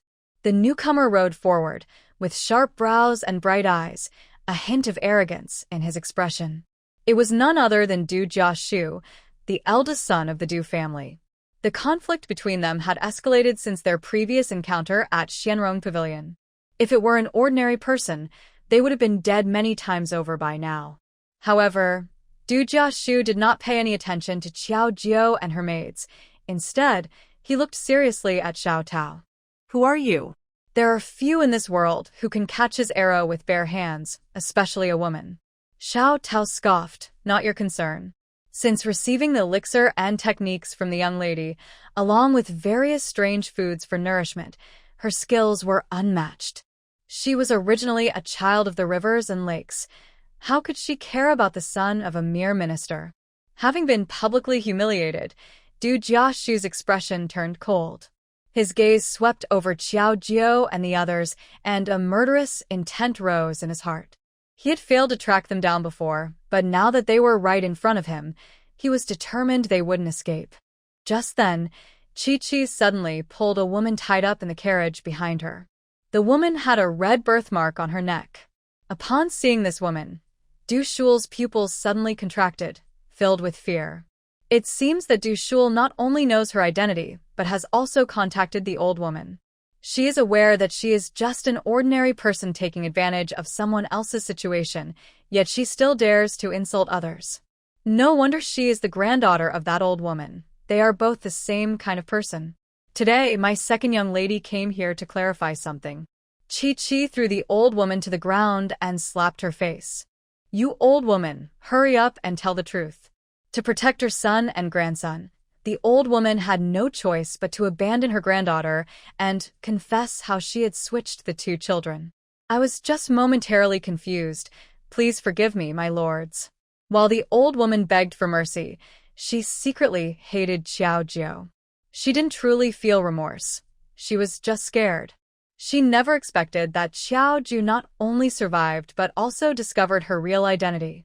When she abandoned her, she left no identifying items behind, not even the silk pouch that had been wrapped around her, which she had switched to her granddaughter. Thinking of this, the old woman's eyes darted around. Du Jiashu felt this was unbelievable. How could his sister, whom he had cherished for over 10 years, be fake? But upon closer inspection, he noticed that Qiao Jiao's features resembled his mother's to some extent. While Du Jiashu was deep in thought, Du Shual was crying, her face filled with helplessness and pain. Big brother, is what she said true? Am I really not a daughter of the Du family? If I'm not your sister, not our parents' daughter. Du Shual clutched her chest, looking as if she might break down, leaning backward. Du Jiashu quickly jumped off his horse and rushed to support her before she fell, then turned to glare fiercely at Qiao Jiao. You are spreading falsehoods. My Du family has only one daughter, Shual. What is your purpose in causing this scene at the entrance of my residence? If it weren't for Xiao Tao's exceptional skills, he would have had these people arrested by now. Regardless of whether this person was truly his sister, the only sister he acknowledged was Shual. It could only be Shual. No one else should even think about it. Having made up his mind, Du Jiashu immediately labeled Qiao Jiao and her group as having ulterior motives. He also ordered the onlookers at the entrance to disperse. If you leave now, I might let you go, but if you keep causing trouble here, don't blame me for being rude. At that moment, Du Jiashu wanted nothing more than to eliminate Qiao Jiao and her group. However, he knew he was no match for the servants in the manor, and he might even hurt his little sister. But it was fine. He had secretly sent someone to notify the authorities. Soon, they would arrive with soldiers. However, before the officials could arrive, Minister Du and Madame Du came out of the manor. Madame Du glanced at Qiao Jiao and quickly concluded that she was her daughter. But in her eyes, alongside the complex feelings of having her daughter back, there was also a hint of disdain. It seemed she had come looking for them because she was interested in the status of the minister's family.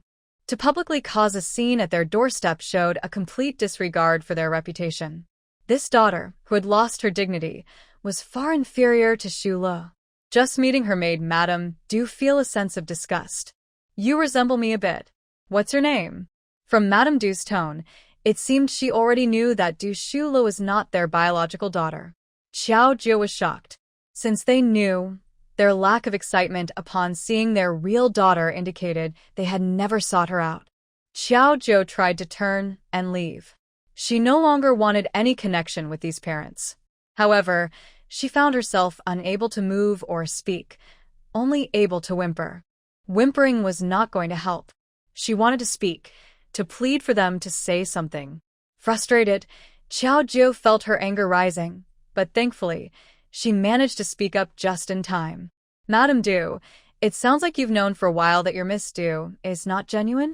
If you knew she was fake and still kept her, it seems you never cared about my lady at all. How dare you? When the master is speaking, how can a servant like you interrupt? Madame Du looked as if she had been struck at her core. She had known for years that Shula was not her daughter, but by then, she had raised her for over a decade. How could she let go? She decided to just accept the mistake and treat Shula as her own daughter. Little did she expect that one day, her real daughter would come to find her. Enough! What are you all making a fuss about? Come inside. Minister Du glanced at everyone with a stern face.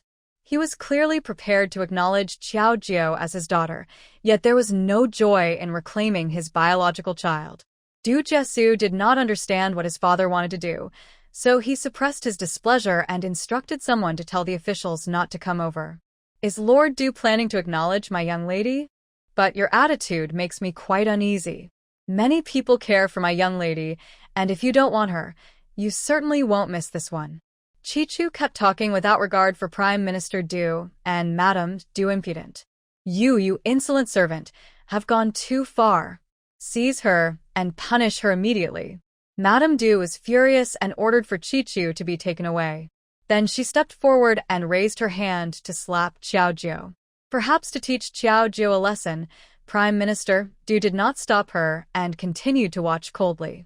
Only Du Jiasu wanted to speak up, but it was too late. Xiao Dao kicked everyone away, including Madame Du. Ah! Madame Du screamed as Du Jiasu caught her. Do you really think my young lady is easy to bully? Besides, my contract is not in your hands, so how can you punish me? Chichu hid behind Xiao Dao, feeling proud, while Xiao Jia was already in tears. Although Xiao Dao and Chichu didn't understand why she was crying. Oh, perhaps it was because she was too affected, but since the young lady said nothing, it probably wasn't a big issue. You all. Madame Du, supported by someone, did not dare to act rashly again. However, after being hit by a servant, her anger surged, and she looked ready to devour Xiao Jia. But since Prime Minister Du did not allow her to call the officials, she naturally wouldn't speak up. With Prime Minister Du not allowing it, no one else could do anything to Xiao Dao. Madame Du, Du Shul, and Du Jiasu all looked at Prime Minister Du, waiting for him to decide. Prime Minister Du simply looked deeply at Xiao Jia and then sighed. Now that you have returned, you will be the young lady of the Prime Minister's residence. In a few days, we will hold a banquet to publicly acknowledge your identity. And her? She pyntet at Du Shul. Prime Minister Du frowned. She will be the second young lady of the Prime Minister's residence. Chichu and Xiao Tao exchanged glances, unsure of what Prime Minister Du intended. However, their goal had already been achieved. According to the young lady's instructions, they just needed to have the second young lady recognized by the Du family. They didn't know if this plan would work, but they certainly couldn't let the voiceless second young lady be bullied. Well, since my lady will be the young lady of the Prime Minister's residence, I hope Mrs. Du will quickly tidy up my lady's courtyard. It can't be worse than this fake one, right? After saying this, Chi-Chi didn't wait for the Du family to respond and helped the weak Xiao Jiu into the carriage. Mrs. Du's face turned pale with anger. She wished she could tear Xiao Jiu and Chi-Chi apart on the spot. How uncultured. My lord, I will never acknowledge her identity. My daughter is only Shula. Mrs. Du gritted her teeth. If looks could kill, Xiao Jiu would have died countless times. Dad, Du Shula couldn't speak and burst into tears, feeling wronged as she threw herself into Mrs. Du's arms, and they both cried together. I will decide this matter. Follow me to the study. Compared to his biological daughter, the prime minister clearly favored Du Shulo, whom he had raised from a young age. It wasn't until they returned to the princess's residence that Xiao Zhou finally calmed down. Thinking about her earlier behavior made her so angry that she started shouting, "I'm so mad, I'm so mad." I want to strangle them. This was the first time she had been this angry. Do you have such parents? They wanted to hit you and teach you a lesson right from the start. What's there to be angry about? Someone spoke up for you, and if you were wronged, Xiao Tao would help you fight back. Xiao Qi leisurely sipped her flower tea. Xiao Zhou finally came to her senses and immediately sat beside her. "Sister, why do you think the Prime Minister wants to acknowledge me? He treated me so poorly." "Oh, the Prime Minister supports the Crown Prince, who has feelings for Du Shule. But this New Year's Eve banquet, the Kingdom of Qin sent envoys to visit, and the Moon Emperor intends to select a princess for marriage to strengthen relations between the two countries. The Moon Emperor's heirs are few, with only 3 princes and 2 princesses. The eldest princess is already engaged, and the youngest princess is favored by the Moon Emperor, so she won't be sent for marriage. That leaves only suitable young women from the royal family to be selected and then officially named princesses for marriage. In addition to royal daughters, several ministers' daughters are also on the shortlist, and the Prime Minister's daughter is one of them. Originally, both the Crown Prince and the Third Prince were fond of Du Shulo, but the Prime Minister preferred the Third Prince. Unexpectedly, the Third Prince fell from grace, and the Crown Prince became the strongest candidate for the throne. The Prime Minister wanted to curry favor with the Crown Prince, so he naturally wouldn't let Du Shulo go for marriage. What does it matter if she's not his biological daughter? If the Crown Prince likes her, then Du Shulo can be considered his daughter. Today's update is done. In 2 days, it will be stable.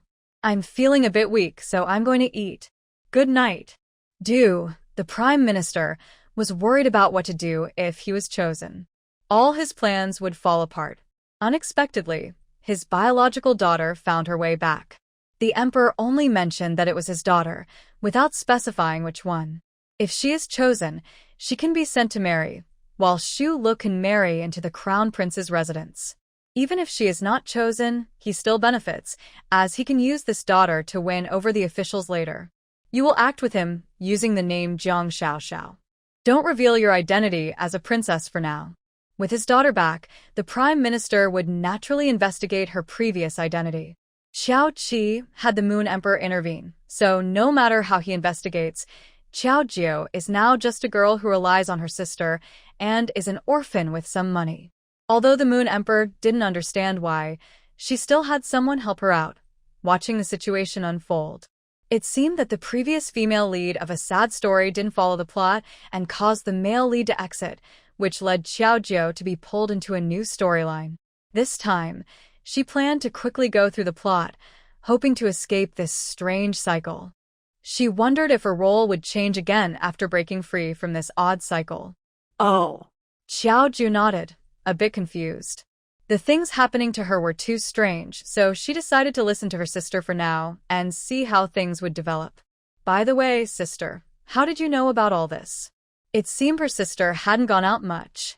"When you went to the Prime Minister's residence, I visited the palace."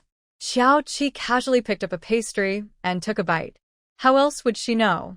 It was naturally from the Moon Emperor herself. The Moon Emperor knew every move of the 3 princes. The Crown Prince wanted to marry Du Shulo to win over the Prime Minister's support. However, the Prime Minister had previously favored the Third Prince, which is why he hadn't responded to the Crown Prince. Now that the Third Prince had fallen, he was eager to curry favor with the Crown Prince. Originally, the Moon Emperor just wanted to choose a princess from the royal family to send for marriage, but she was displeased that the Prime Minister was playing with her 2 princes, so she intentionally suppressed him a bit. Xiao Jiu was full of questions. What exactly is her sister's identity? She can just enter the palace whenever she wants? But why send the princess to marry for peace? Xiao Jiu did not understand much about national affairs. She only knew that the Qin kingdom was very powerful. Would such a strong nation really change its plans because of a princess marrying for peace? If war broke out between the two countries, the princess sent to marry would likely be the first one sacrificed. The princess marrying for peace is just a tool for those in power, a way to show friendliness to others. To put it nicely, the Qin, Nan, and Yu kingdoms are in a balance of power, but Yu is already weakened. Now, with tensions between Qin and Nan, they are hesitant to officially go to war because of Yu, and both want to win you over. Although Qin is the strongest, it is very wary of a potential alliance between Nan and Yu. Yu is caught in the middle and is not faring well. Now that Qin and Nan are at odds, they do not dare to join forces to take over Yu. Both countries fear the other might use underhanded tactics. However, if they cannot fight this time and enter a peaceful phase again, you will be in serious trouble. Thus, this decision is extremely important for you. In the end, whether there is a war or not, you must find a way to survive. Yu has no choice but to take a side. Even though the Yu Emperor favors Qin, until the outcome is certain, no one can be sure of anything. During the New Year's Eve banquet, the Qin envoy will visit, and Nan will surely not be left out. Whether to marry into Qin or Nan is still uncertain. Marrying into Qin might be better. Their customs are not too different from Yu's, and women have a bit more freedom. But Nan is very different. They're aggressive, and women there are treated like goods. Even a legitimate wife can be exchanged for benefits. In that case, being named a princess doesn't seem so great. A hint of sadness appeared in Xiao Zhou's eyes. Life is already hard for women. Going to Qin might be better. But if she ends up in Nan... You still have the energy to think about all this. If things keep going this way, your marriage for peace is almost a done deal. Xiao Qi had no doubt about the predictable plot. Of course, there would likely be other solutions along the way, but they would probably involve some suffering for the main character. Xiao Zhou. Why is her fate so troubled?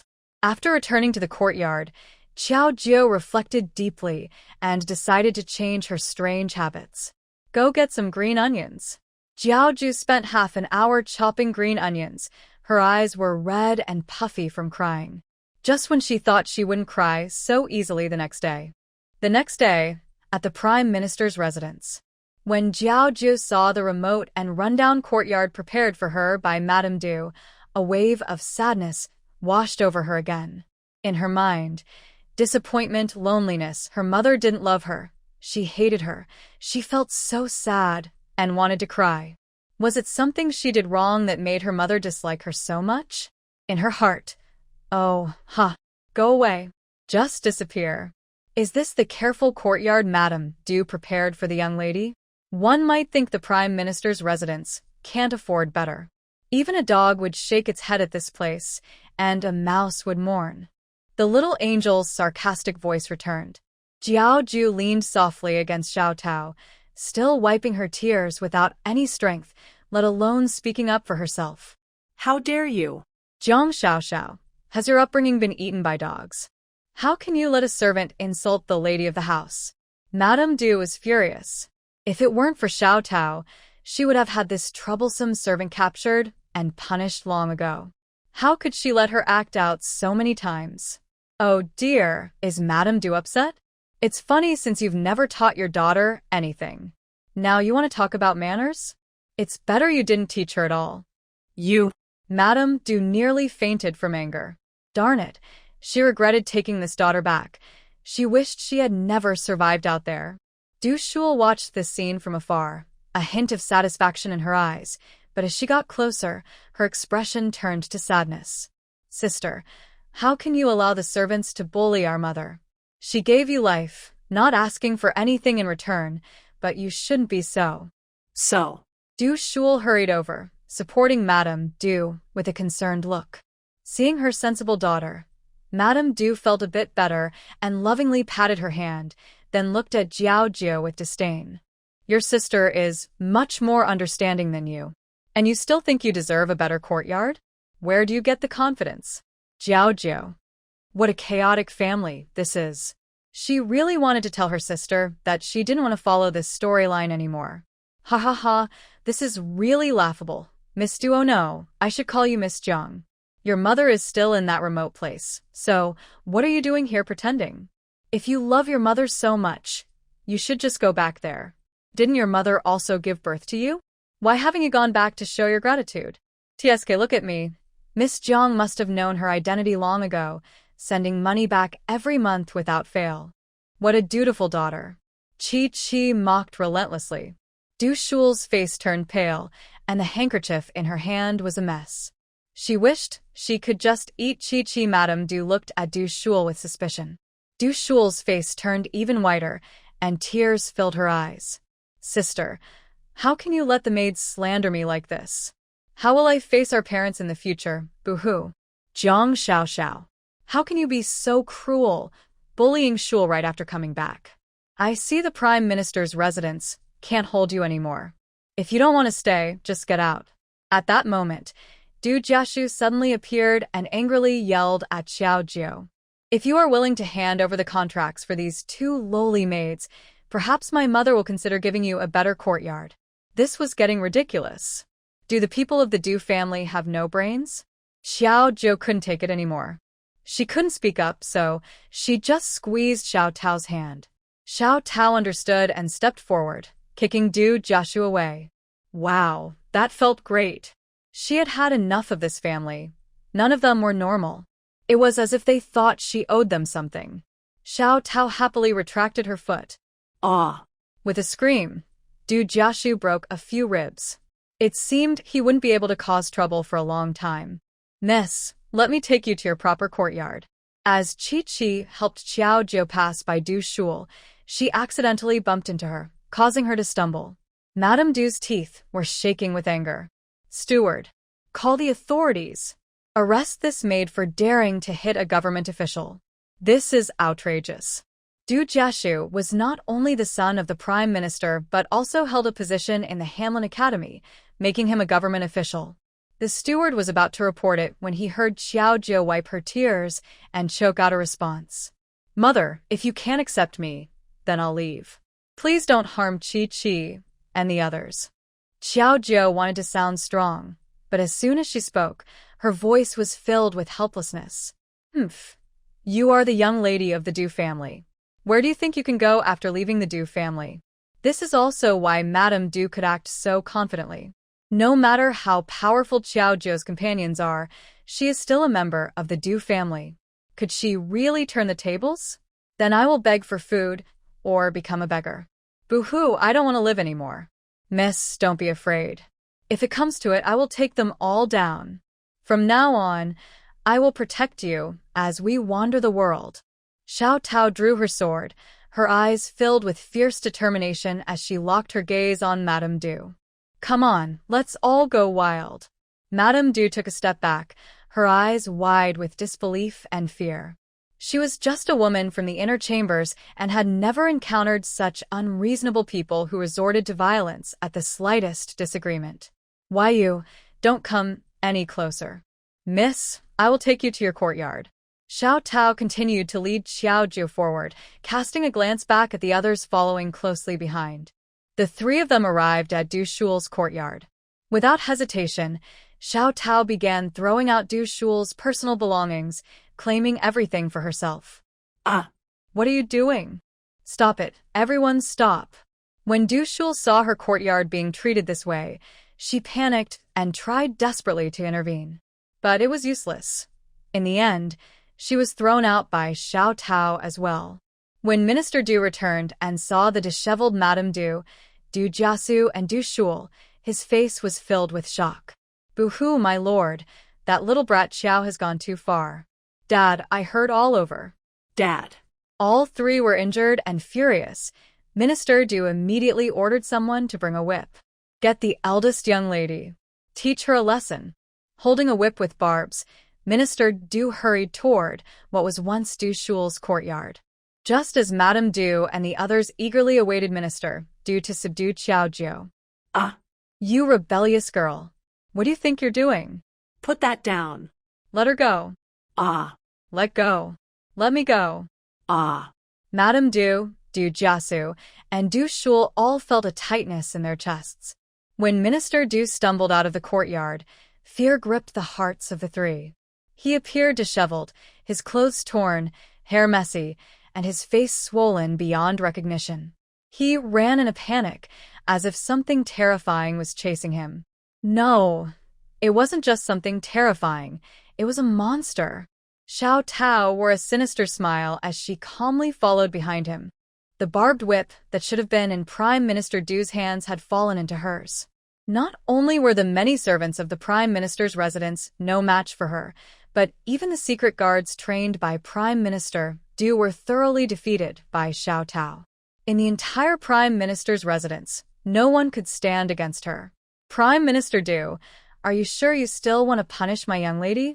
No, no punishment. No punishment. Prime Minister Du was filled with despair and anger, even thinking of calling the officials to arrest both the maid and the rebellious girl. But not yet. Once the emperor's decree for the marriage arrived, he would definitely not let that rebellious girl and this maid go. Just wait. He couldn't believe this maid could be more powerful than an army. All right, but I assume Madame Du will ensure that everyone keeps quiet about what happened today in the residence. Otherwise, it wouldn't be good for this fake Miss Du. Madame Du felt like she might faint. It was truly inviting trouble. Where did that little maid find such powerful help? In the following 2 days, Xiao Jiu went out at night and returned to the Prime Minister's residence during the day to continue the story. Prime Minister Du and Madame Du pretended not to see her, and even Du Shul would avoid her from a distance. Only Du Jiashu would occasionally come over to make a few remarks. After his leg was broken again, he finally behaved and didn't dare to leave the courtyard. Time passed, and it was soon New Year's Eve banquet, where Xiao Jiu was to enter the palace with the Du family. According to the rules, you can only enter the palace alone. For the past 2 days, Xiao Tao had not left Xiao Jiu's side, and even if Prime Minister Du wanted to do something, he couldn't. He could only place his hopes on the New Year's Eve banquet. As long as Xiao Tao wasn't there, if Xiao Jiu wasn't chosen, he had plenty of ways to deal with her. Then how can they bring maids? Xiao Tao didn't expect Xiao Jiu to speak up. With just a glance, she pointed at Madame Du and Du Shul. Prime Minister Du was taken aback and could only patiently explain, "You were just found, your identity hasn't been revealed yet, and even this trip to the palace was specially requested from the emperor for you to gain some experience. Sister Xiao Tao, let's get rid of those 2 maids and take their place." Chi-Chi completely ignored Prime Minister Du's explanation. Xiao Tao nodded, drawing her sword. Prime Minister Du. In the end, Xiao Jiu still brought them along, taking 2, Xiao Tao and Chi-Chi. Seeing that Xiao Jiu was unyielding, Prime Minister Du sneered inwardly. The rules were set by those above, and even Madame Du could only bring 1 maid into the palace. Did she really think she could bring both of her maids inside? Humph, how naive. If it weren't for the marriage alliance, how could he tolerate her like this? As Minister Du secretly laughed at Xiao Jiu's ignorance, he saw her speak just a few words to the palace servant in charge of inspections, and she was already bringing in 2 little maids. Huh. This scene left Madame Du, who was ready to watch the drama unfold, completely stunned. What was happening? Although she didn't visit the palace often, she was sure she remembered the palace rules correctly. "Excuse me, what is going on?" Minister Du approached the servant to ask, narrowing his eyes as countless thoughts raced through his mind. He even began to doubt Xiao Jiu's true identity. How reliable was the identity he had investigated? Was she really just the daughter of a lowly merchant, or did she have some unknown background? Did she even have connections in the palace, allowing her to act so recklessly in his household? Replying to the minister, "It's a coincidence. The eldest princess's carriage just passed by here, and Miss Du caught the eldest princess's eye, allowing her to bring 2 maids inside. Previously, Madame Wei also received permission from the Empress Dowager, so all the ladies in the household can bring 2 maids into the palace." The Miss Du mentioned by the servant naturally referred to Xiao Jiu. Not only Xiao Jiu, but even the ladies from the Ministry of Revenue were granted permission. Minister Du's doubts eased a bit. Was it really just her good luck? Forget it. Let's go into the palace first. It was better to wait for the marriage decree to be finalized before making any decisions. If he still couldn't handle this rebellious daughter then, he would be unworthy of his position as minister. As everyone passed the inspection, Du Shul looked at one of her maids, nervously twisting the handkerchief in her hands, filled with resentment and bitterness. Originally, she was the only young lady in the minister's household, with no other daughters even of lesser status. But with Xiao Zhou's arrival, she had taken her place, even claiming the carefully arranged courtyard. Now, she could even bring one more maid into the palace than she could. Why should that be? She wouldn't let her have it easy. Absolutely not. On New Year's Eve, Minister Du had to meet the emperor first, while Madame Du would take Du Shul and Xiao Zhou to pay respects to the Empress Dowager. Because of Xiao Zhou's actions in the Du household, Madame Du looked down on her own daughter and had no intention of teaching her palace rules, just waiting to see her make a fool of herself. Although it is said that one's success and failure are shared, the official statement from the Prime Minister's residence is that Xiao Zhou has been weak since childhood and raised in the countryside. However, this excuse cannot fool the Empress Dowager in the palace. She has not raised her daughter by her side since she was little, and now that she has just found her, it has only been a few days. Even if there were mistakes, the Empress Dowager would not blame her. She would only think her daughter is unrefined. At this moment, as everyone bows to the Empress Dowager, Xiao Zhou feels quite nervous, especially since it is her first time in the palace, and the person before her is the feared Empress Dowager. However, when she sees Qiao Qi sitting next to the Empress Dowager, she is taken aback. Her elder sister is also here? Could it be that her sister's support is the Empress Dowager? Xiao Zhou's anxiousness fades a bit as she thinks about this. After everyone has bowed and taken their seats, the Empress Dowager does not introduce Qiao Qi, nor does she stand up when they bowed. The Empress Dowager shows no signs of blame and even shares a few light-hearted words with her. Who is this woman that the Empress Dowager dotes on so much? However, aside from the Grand Princess and the young princess, no one dares to ask the Empress Dowager about it. In fact, the Grand Princess seems to pay no attention to Qiao Qi, focusing instead on Xiao Zhou with a hint of disdain in her eyes. Madame Du, I assume this is the newly returned Miss Du? All eyes turn to Xiao Zhou. Du Shul's lips curl into a smug smile. Over the years, she has had a good relationship with the Grand Princess. After just a few words of complaint to the Grand Princess, she has been helped out. Even if she is not the biological daughter of the Prime Minister's residence, does it mean her social connections are not real? And her close friends are not limited to just the Grand Princess. As Xiao Zhou, who is sipping tea, trembles and hastily puts down her cup, she does not understand why the Grand Princess suddenly asks this.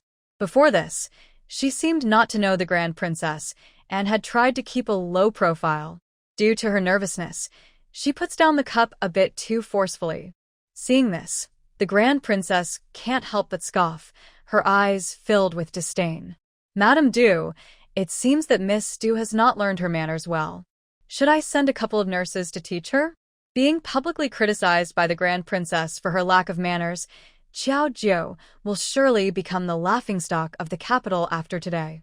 Du Shul feels even more pleased. However, before she can enjoy her triumph for long, she notices the Grand Princess casting a faint glance at her. Mother hasn't spoken yet, and you dare to publicly mock others? Have you forgotten the rules of the palace after staying too long in your princess's residence?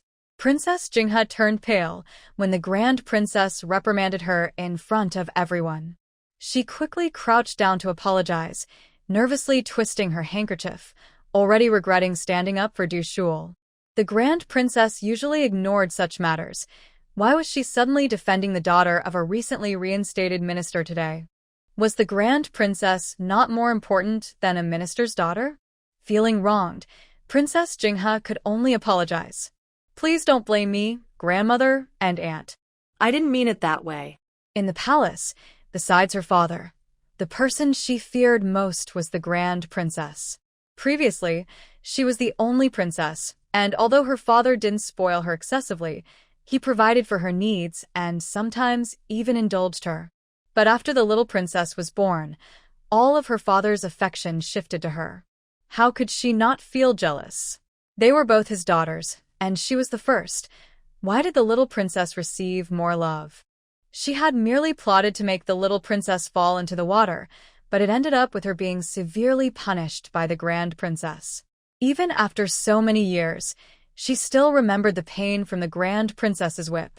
If it weren't for the Empress Dowager intervening, the grand princess might have truly harmed her.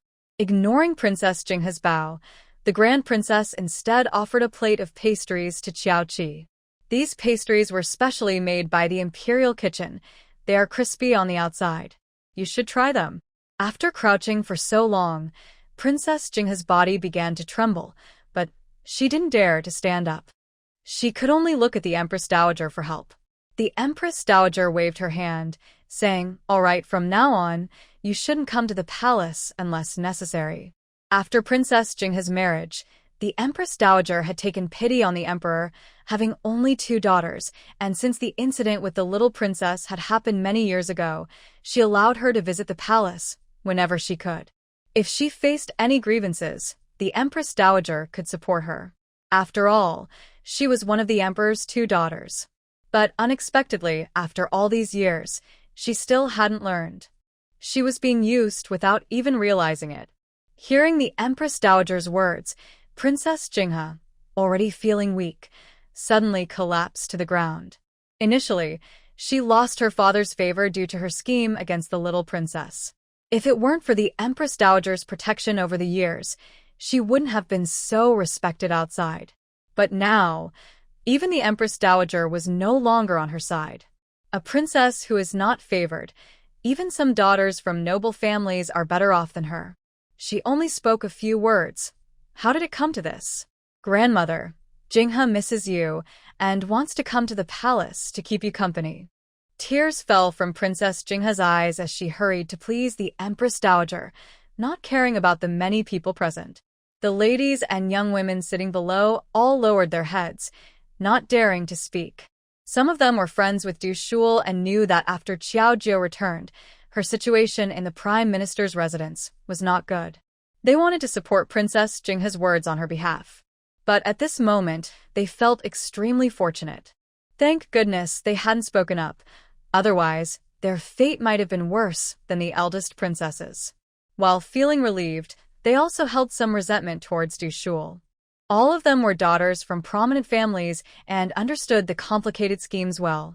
They believed that if Du Shul was close to the eldest princess and the eldest princess spoke up for her, it must have been due to Du Shul's influence. At this moment, Du Shul's expression was not much better. She felt incredibly anxious. After this incident, the eldest princess would surely hold a grudge against her. Enough. If you keep crying, it will sound like a funeral. If you continue to make a scene, just go back now.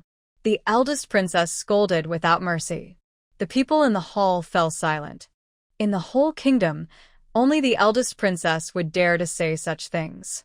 The eldest princess knew there was no turning back, so she got up from the ground and returned to her seat, remaining silent afterward. However, she occasionally shot unfriendly glances at Du Shul.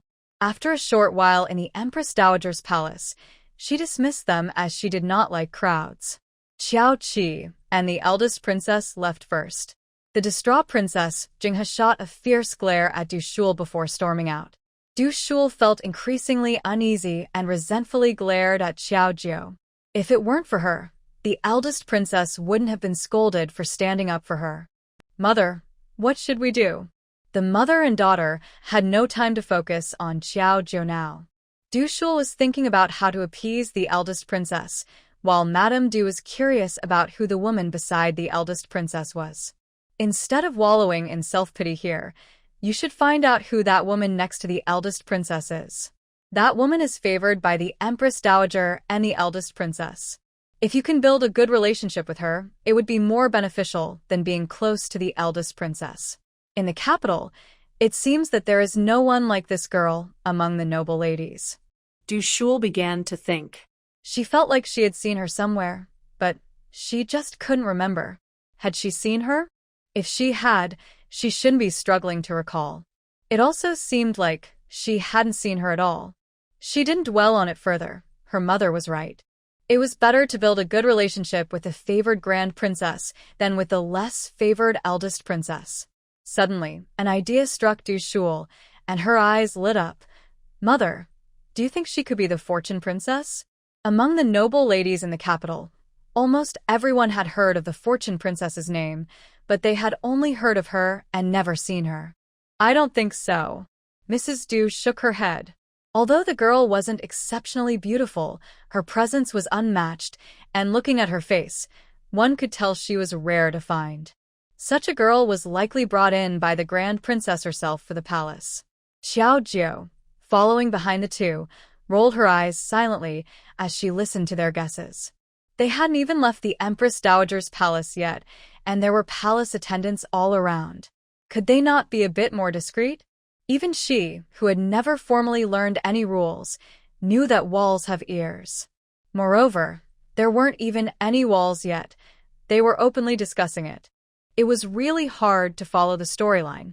She didn't want to step into the Prime Minister's residence at all. How much longer would this storyline go on? Xiao Jiu muttered to herself, and soon saw the mother and daughter turn back. You go ahead. We need to change, Mrs. Du said, showing no emotion in her eyes. Well, after all, the Prime Minister's family had been beaten up by Xiao Tao multiple times. It would be strange for them to have any feelings left. Before Xiao Jiu could respond, Mrs. Du took Du Shul away, not considering that it was Xiao Jiu's first time in the palace. As they left, Du Shul even gave her a provocative smile, as if she had done something mischievous. A bad feeling rose in Xiao Jiu's heart, but before she could think too much about it, sadness welled up inside her. Just as tears were about to fall, she quickly pinched her thigh hard. Ouch. Stop it. Think of something happy. The Prime Minister was injured today when he entered the palace. Xiao Tao did that. In the Baoha Hall, Qiao Qi sat in a special spot arranged by the Moon Emperor, right next to the Grand Princess. However, while the Du family had all arrived, Xiao Jiu's spot was still empty. The princess glanced over, understanding the situation, and whispered, Du Shul has bribed a palace servant to lead Princess Shongyun to the path the Southern Kingdom's envoy must take. Since the Moon Emperor was poisoned, the palace has been filled with spies. No one can hide their actions from the Moon Emperor. The bribed servant has already been dealt with. No need to interfere, let it happen naturally. Xiao Qi took a sip of fruit wine, having already guessed this would happen. The plot twists like a winding mountain road, and the important storyline of Xiao Jiu's marriage cannot be avoided. If it can't be avoided, so be it. She was curious to see how it would unfold. About 15 minutes later, Xiao Jiu arrived, and just as she entered, the Southern Kingdom's envoy arrived as well. The leader of the Southern Kingdom's envoy was the second prince, a large man with a thick beard. His eyes held a fierce look, and he could easily overpower someone like Xiao Jiu with a single punch. Rumor has it that he is quite the womanizer, with over 100 concubines in his palace.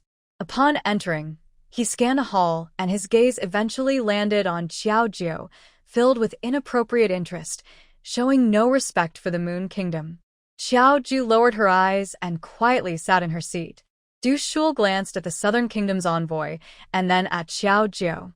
At that moment, a maid approached her and whispered something in her ear. She thought for a moment, just as the Emperor and Empress Dowager arrived. Everyone stood and bowed, but Xiao Qi remained seated. She raised her hand slightly, and everyone ignored her presence, as if she weren't there at all. The princess beside her was momentarily stunned, but when she turned to see Xiao Qi, her mind suddenly cleared. A chill ran down her back. Thankfully, someone like her is not on the opposing side of the royal family. Xiao Qi nodded at her and then picked up a snack from the table. Before long, a note was quietly slipped into her hand. The note was written by Xiao Jiu, describing what she had just experienced. The servant who was supposed to guide them suddenly had a stomach ache and told them to keep walking until they reached the banquet at the Baoha Hall. Unexpectedly, that path did not lead to Baoha Hall at all. They had not walked far before encountering the Southern Kingdom's envoy. The second prince immediately took a liking to her and stopped her, saying he wanted to take her back. Xiao Qi handed the note to the princess beside her. After watching, the princess frowned and whispered, "We should have sent someone to take her away earlier." She didn't understand why Xiao Qi allowed Xiao Jiu to be exposed to these schemes. If the second prince of the southern kingdom insisted on taking Xiao Jiu, even her brother might not be able to protect her. Her brother wanted to form an alliance with the Qin kingdom, and if the second prince was determined, she might only be taken away as a concubine. Even worse, she could end up with no name or status. "Let it be," she said. "Until the story is complete, who knows if Xiao Jiu's identity will change again." Now that she is in this world, she feels a thin mist covering her eyes, hiding the truth. This world is too low for her. She wants to pursue immortality and cannot stay here. She has a feeling that once Xiao Jiu's story is finished, everything will change. As for the alliance? Anyone who tries to block her path to immortality might as well be gone. By the way, how is the investigation into Du Shual's past going? Since Xiao Jiu is the true daughter of the Xiangfu, most of the plot must involve Du Shual or people related to her. We've basically figured it out. Her methods may not be clever, but she has a unique way of dealing with men. In this world, women are often dependent on men, yet Du Shual can manipulate several capable men easily. She was very close to the third prince before, even promising each other a lifetime. The third prince is not a lecherous person, so her ability to capture his heart proves her skill in dealing with men. After the third prince fell, she frequently interacted with the eldest prince, making him completely infatuated. Also, the eldest son of the Du family dotes on her, and the prime minister values her highly. Many young nobles in the capital admire her. Moreover, the heir of the Qing'an marquis also declared he would only marry her. Previously, when the third prince fell, the Du family hurriedly arranged her engagement with the heir of the Xin family to avoid trouble. Later, due to some issues, the Du family broke off the engagement, but the Shun heir became even more infatuated with her. In the princess's words, Du Shual seems to be a real heartthrob. Xiao Qi twitched her lips. She felt that Du Shual was more like the main character. And isn't the heir of the Qing'an marquis Shen Huaisu? With Xiao Fuxing gone, now there's a former fiancé of the White Moonlight? This is getting chaotic. Is this a recipe for a mess? Tell me more about her, and the heir of the Qing'an marquis. Do you know him? Speaking of which, the heir of the Qing'an marquis is indeed strange. Previously, it was said that the heir had a girl he admired and kept himself pure. However, after something happened outside, he returned to the capital with a changed personality, spending his days in entertainment houses. It wasn't until he met Du Shual that things started to improve. Xiao Qi. She might know what happened. If she had known earlier, she wouldn't have let Xiao Fuxing leave so soon.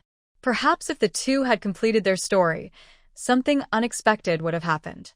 But after Shen Huaishu went through those two ordeals, it seemed unlikely he would end up with Xiao Fuxing. Xiao Qi rubbed her temples, feeling her mind was a mess. The situation with Mist Hidden was still unclear, and things here were chaotic. Her cultivation was progressing slowly, and she still hadn't found the items from Mist Hidden. Occasionally, she would have Zhou Jiaojiao and Xiao Ju stay by her side to practice, which at least helped a little. The Moon Emperor had promised to find her the longevity pill and other mist-hidden items, but there was still no sign of them. That Dog Emperor was just making empty promises. After the New Year's Eve banquet, she would definitely make the Moon Emperor prioritize the mist-hidden items. Enough about him, but are you sure you've investigated the first prince thoroughly? The first prince didn't have a good reputation. Every day, he was either fighting or walking dogs. His feelings for Du Shual weren't love at first sight either. Previously, when Du Shual and Madame Du went to the temple to pray, they accidentally saved the first prince, who had been injured by an assassin. Since then, he developed feelings for her, but at that time, Du Shual was involved with a third prince. In this love triangle, the first prince seemed to be the deeply infatuated supporting character who couldn't get what he wanted. But is that really the case?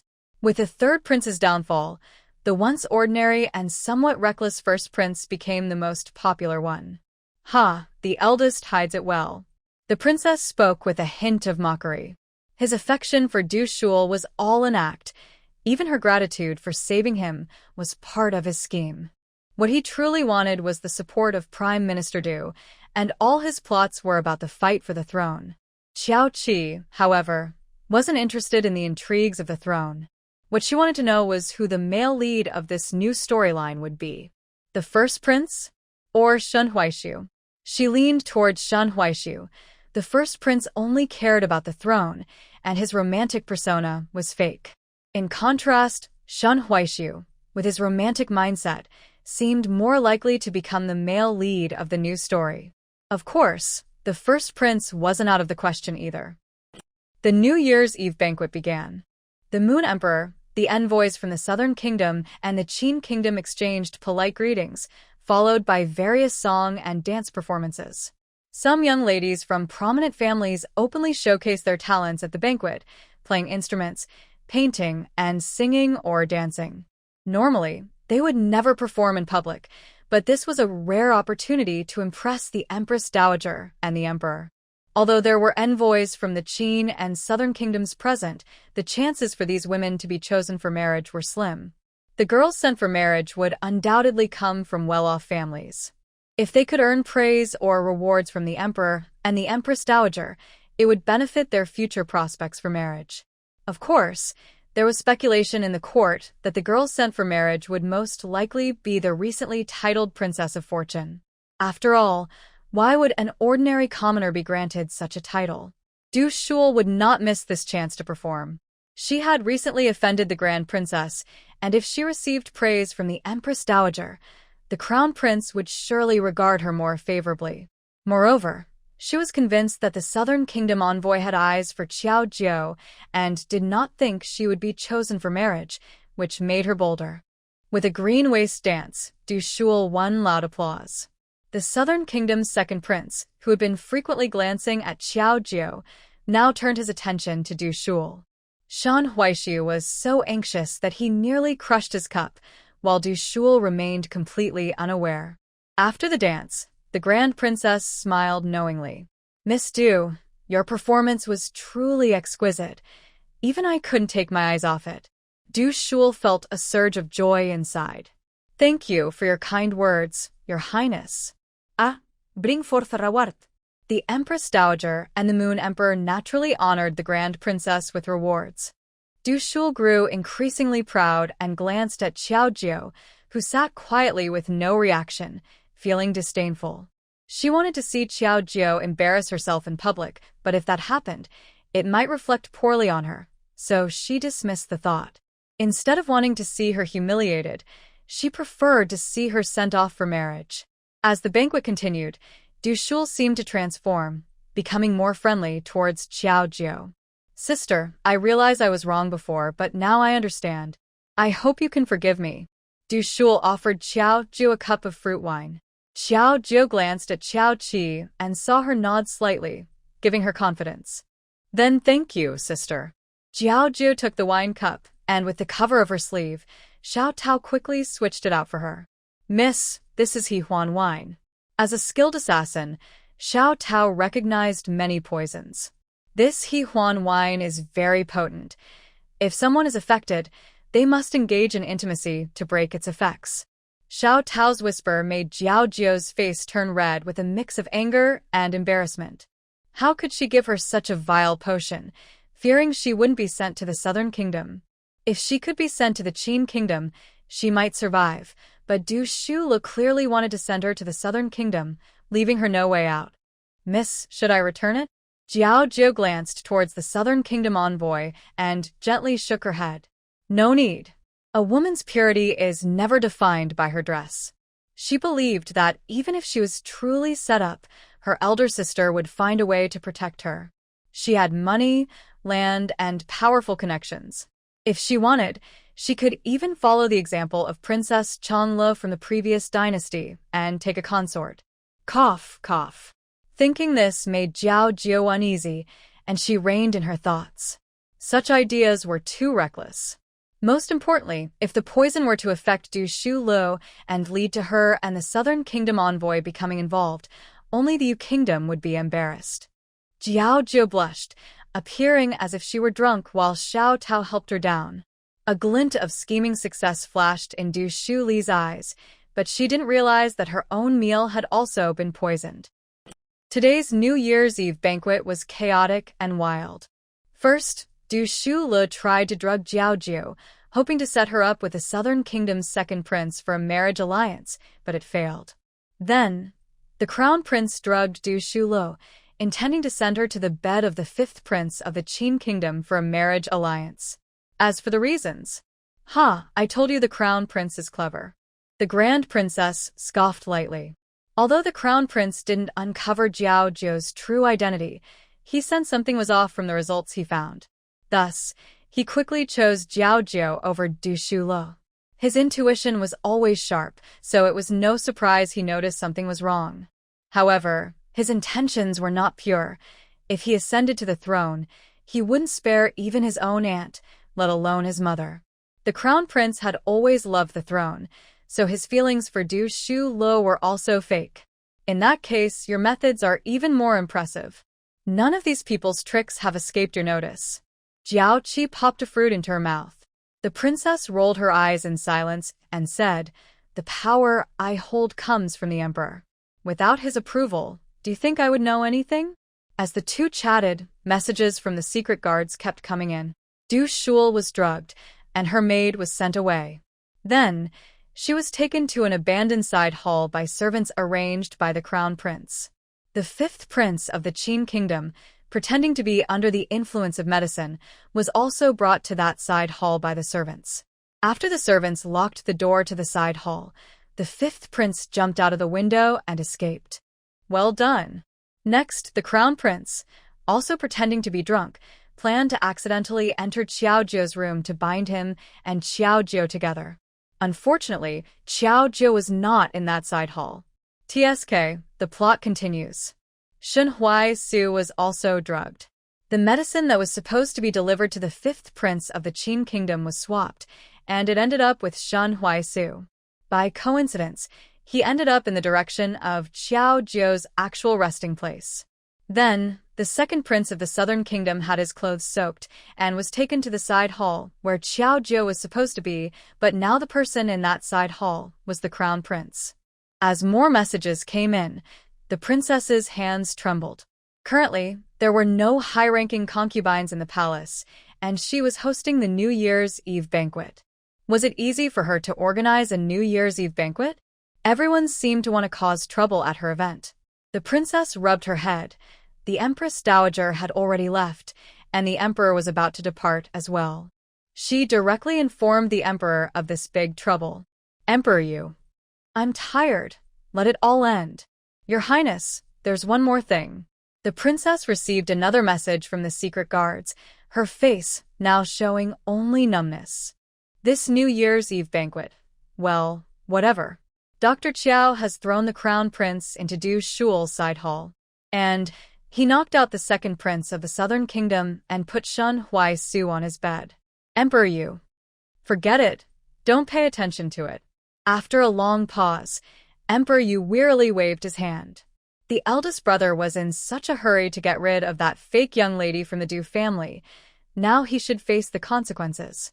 As for the second prince of the Southern Kingdom and Shen Huai-su, he never intended to get along with the Southern Kingdom, and getting along with the Qin Kingdom would surely offend the Southern Kingdom. This incident didn't matter. But why did Shen Huai-su offend Xiao Qi? Emperor Yu suddenly remembered that the second son of the Chung En Marquis family seemed to have died in Pingyuan Prefecture. The princess timely spoke up. "I observe that Dr. Qiao seems to know young Master Shen. Forget it, there's no need to worry about this matter. An insignificant young master, if he sacrifices, then so be it. The deeds done by the Chung En Marquis family would eventually be settled." When Xiao Qi returned to the Baoha Hall after finishing everything, she heard Prime Minister Du kneeling on the ground, speaking with great righteousness. "Your Majesty, as the Prime Minister of the Moon Kingdom, I must worry for our nation. My daughter, Du Xiaoxiao, is willing to marry into the South Kingdom, even as a concubine. This could strengthen the ties between our two countries, and it would be her blessing. Prime Minister Du was well aware of Du Shual's actions against Xiao Jiu. Without his involvement, Du Shual could not have drugged anyone in the palace. Now that Xiao Jiu had been sent to the side hall, it was possible that she had already become close with the second prince. He certainly had to plan ahead.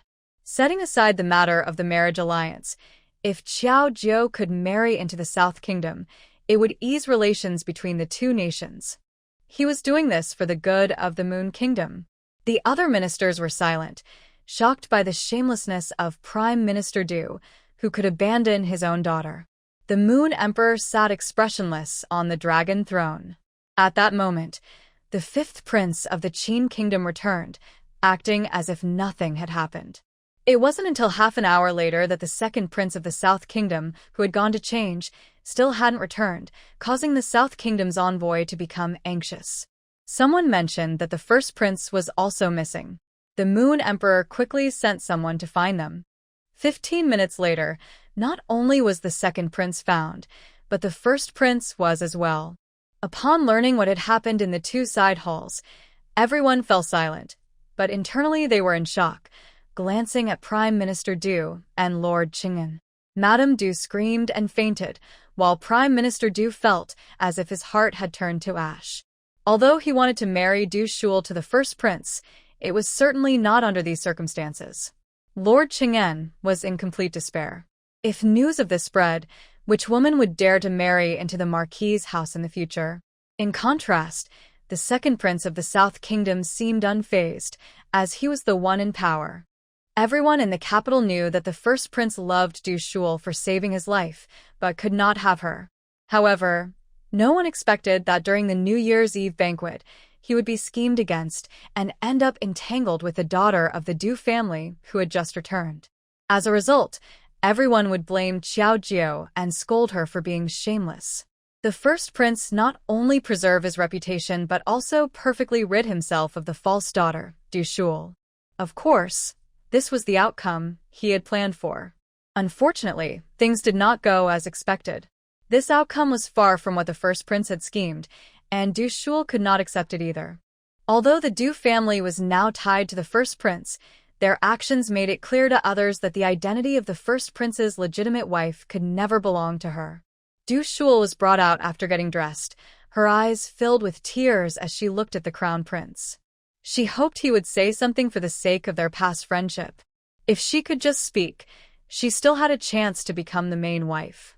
But the crown prince only glanced at her coldly, showing no trace of his previous affection. "Wah, mother, I was framed, wah." Du Shual leaned into her mother's arms, crying so hard she could hardly breathe. Madame Du had woken from her faint and was now holding Du Shual, also crying in deep sorrow. Her daughter had suffered such injustice. Mother knows everything. I will definitely ask the Empress Dowager to help you and give you justice." The emperor watched this scene with a cold expression, casting a dissatisfied glance at the crown prince before angrily leaving. The ladies and officials present were also asked to leave, leaving only the princess, the Du family, and the members of the Cheng'en Marquis family. Seeing the emperor leave, the crown prince's face turned pale, and he felt a sense of dread. If his relationship with Xiao Jiu was discovered, everyone would think he was the victim. After all, it was well known that he admired Du Shual. But now that the focus was on Du Shual, the emperor would only think he had acted with intent. Not far away, Du Xiang saw the crown prince's gloomy face and felt a jolt of concern. He had originally thought the crown prince truly loved Shual, but now it seemed everything was just for show. Du Xiang gritted his teeth and decided to push Xiao Jiu forward. Du Shual was the daughter the Du family had carefully raised for over a decade. Even though Xiao Jiu was his biological daughter, she could never match Du Shual's value. He had initially planned to send Xiao Jiu to the southern kingdom to pave the way for Du Shual. The emperor, feeling pity for him having lost one daughter, would surely not let Du Shual marry into Qin country again and might even grant her rewards. Then she could marry into the crown prince's residence, benefiting both her and the entire Du family. But now that plan had fallen apart, and he had to think of another way. Du Xiang gave Madame Du a knowing look. After decades of marriage, she understood his meaning.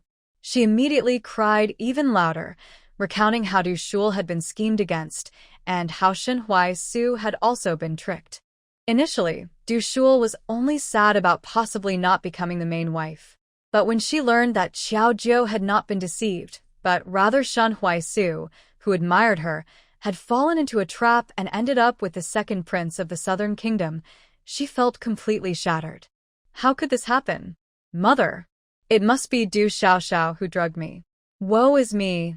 Mother, why does my sister want to harm me like this? How will I face others in the future? Ever since I found out I am not my parents' biological daughter, I have always given in to her. I knew she liked young Master Shen, and I even sacrificed my own reputation just to support her. But she Actually.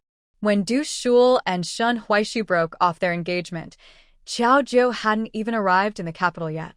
As soon as Du Shul spoke, she twisted the truth and blamed me, calling me a wicked sister who steals others' fiancés. Now, everything regarding the crown prince can be pinned on me, and even the matter with Shen Huaishu and the second prince might also be attributed to me. I shouldn't have let Du Xiaoxiao into our home. Stealing young Master Shen wasn't enough. She even wants to ruin you. Her intentions are truly malicious. Madame Du gritted her teeth, not considering how Xiao Jiu managed to drug everyone right under the noses of the palace maids. Please, Your Highness, help my daughter. Shul is innocent and should not be wronged like this. Minister Du wanted to hide what Du Shul had done and shifted the blame onto Xiao Jiu. As a victim, Du Shul only needed a scapegoat, and the princess would surely stop investigating her. He bowed deeply to the princess, his voice filled with sorrow. A father's love is truly touching. The princess remained silent, looking down at Minister Du with indifference. Though Du Shul had been raised in the Du household for many years, Xiao Jiu was still his biological daughter. How could a father betray his own daughter for an adopted one? At that moment, a palace maid suddenly knelt down. Your Highness, I saw something earlier. Young Master Shen was originally taken to a side chamber where Miss Du was. This explanation only tightened the blame on Xiao Jiu. Everyone began to speculate, feeling they were getting closer to the truth. According to their guesses, Xiao Jiu, unable to win young Master Shen's heart, devised a plan to eliminate any chance for Du Shul and young Master Shen while forcing him to marry her. But for some reason, young Master Shen ended up in the second prince's changing room. Your Highness, I was indeed framed by Du Xiaoxiao. At that moment, Shen Huaishu limped over. His eyes were extremely red, filled with hatred, and his voice was very hoarse. After suffering such humiliation last time, he returned feeling lost for a long time. If he hadn't met Du Shul, he might have remained trapped in that state forever. Unexpectedly, he found his light in her. It was Du Shul who saved him and pulled him out of his despair. Now that she was framed, he was so anxious to help her that he couldn't think of anything else. The thought of her sister harming her so cruelly made him eager to ask the princess to punish her. Such a wicked person deserved severe consequences. No wonder Shul cried so sadly when she broke off the engagement. It wasn't her choice. It turned out that Du Xiaoxiao had been bullying her since then. Oh, is that so? The princess said this, but inside she was puzzled. It seemed that Xiao Jiu hadn't done anything since arriving in the capital. well, Not exactly. It was said that the Du family had suffered greatly. But who told them to act foolishly? Besides, he hadn't even met Shen Huaishu. So how could he be so sure to blame her? The princess smirked, looking at Shen Huaishu, and asked, Young Master Shen, are you really certain? Shen Huaishu nodded without hesitation. Yes, I saw her waiting for me in the room. When I refused to marry her, she used such despicable means. I had to escape through the window because the effects of the medicine kicked in. Shen Huaishu spoke convincingly, as if it had really happened. The princess's smile grew more sarcastic. If that's the case, summon Princess Shangyun. I will let you confront her directly. Then summon Princess Shangyun. I will let you confront her face to face."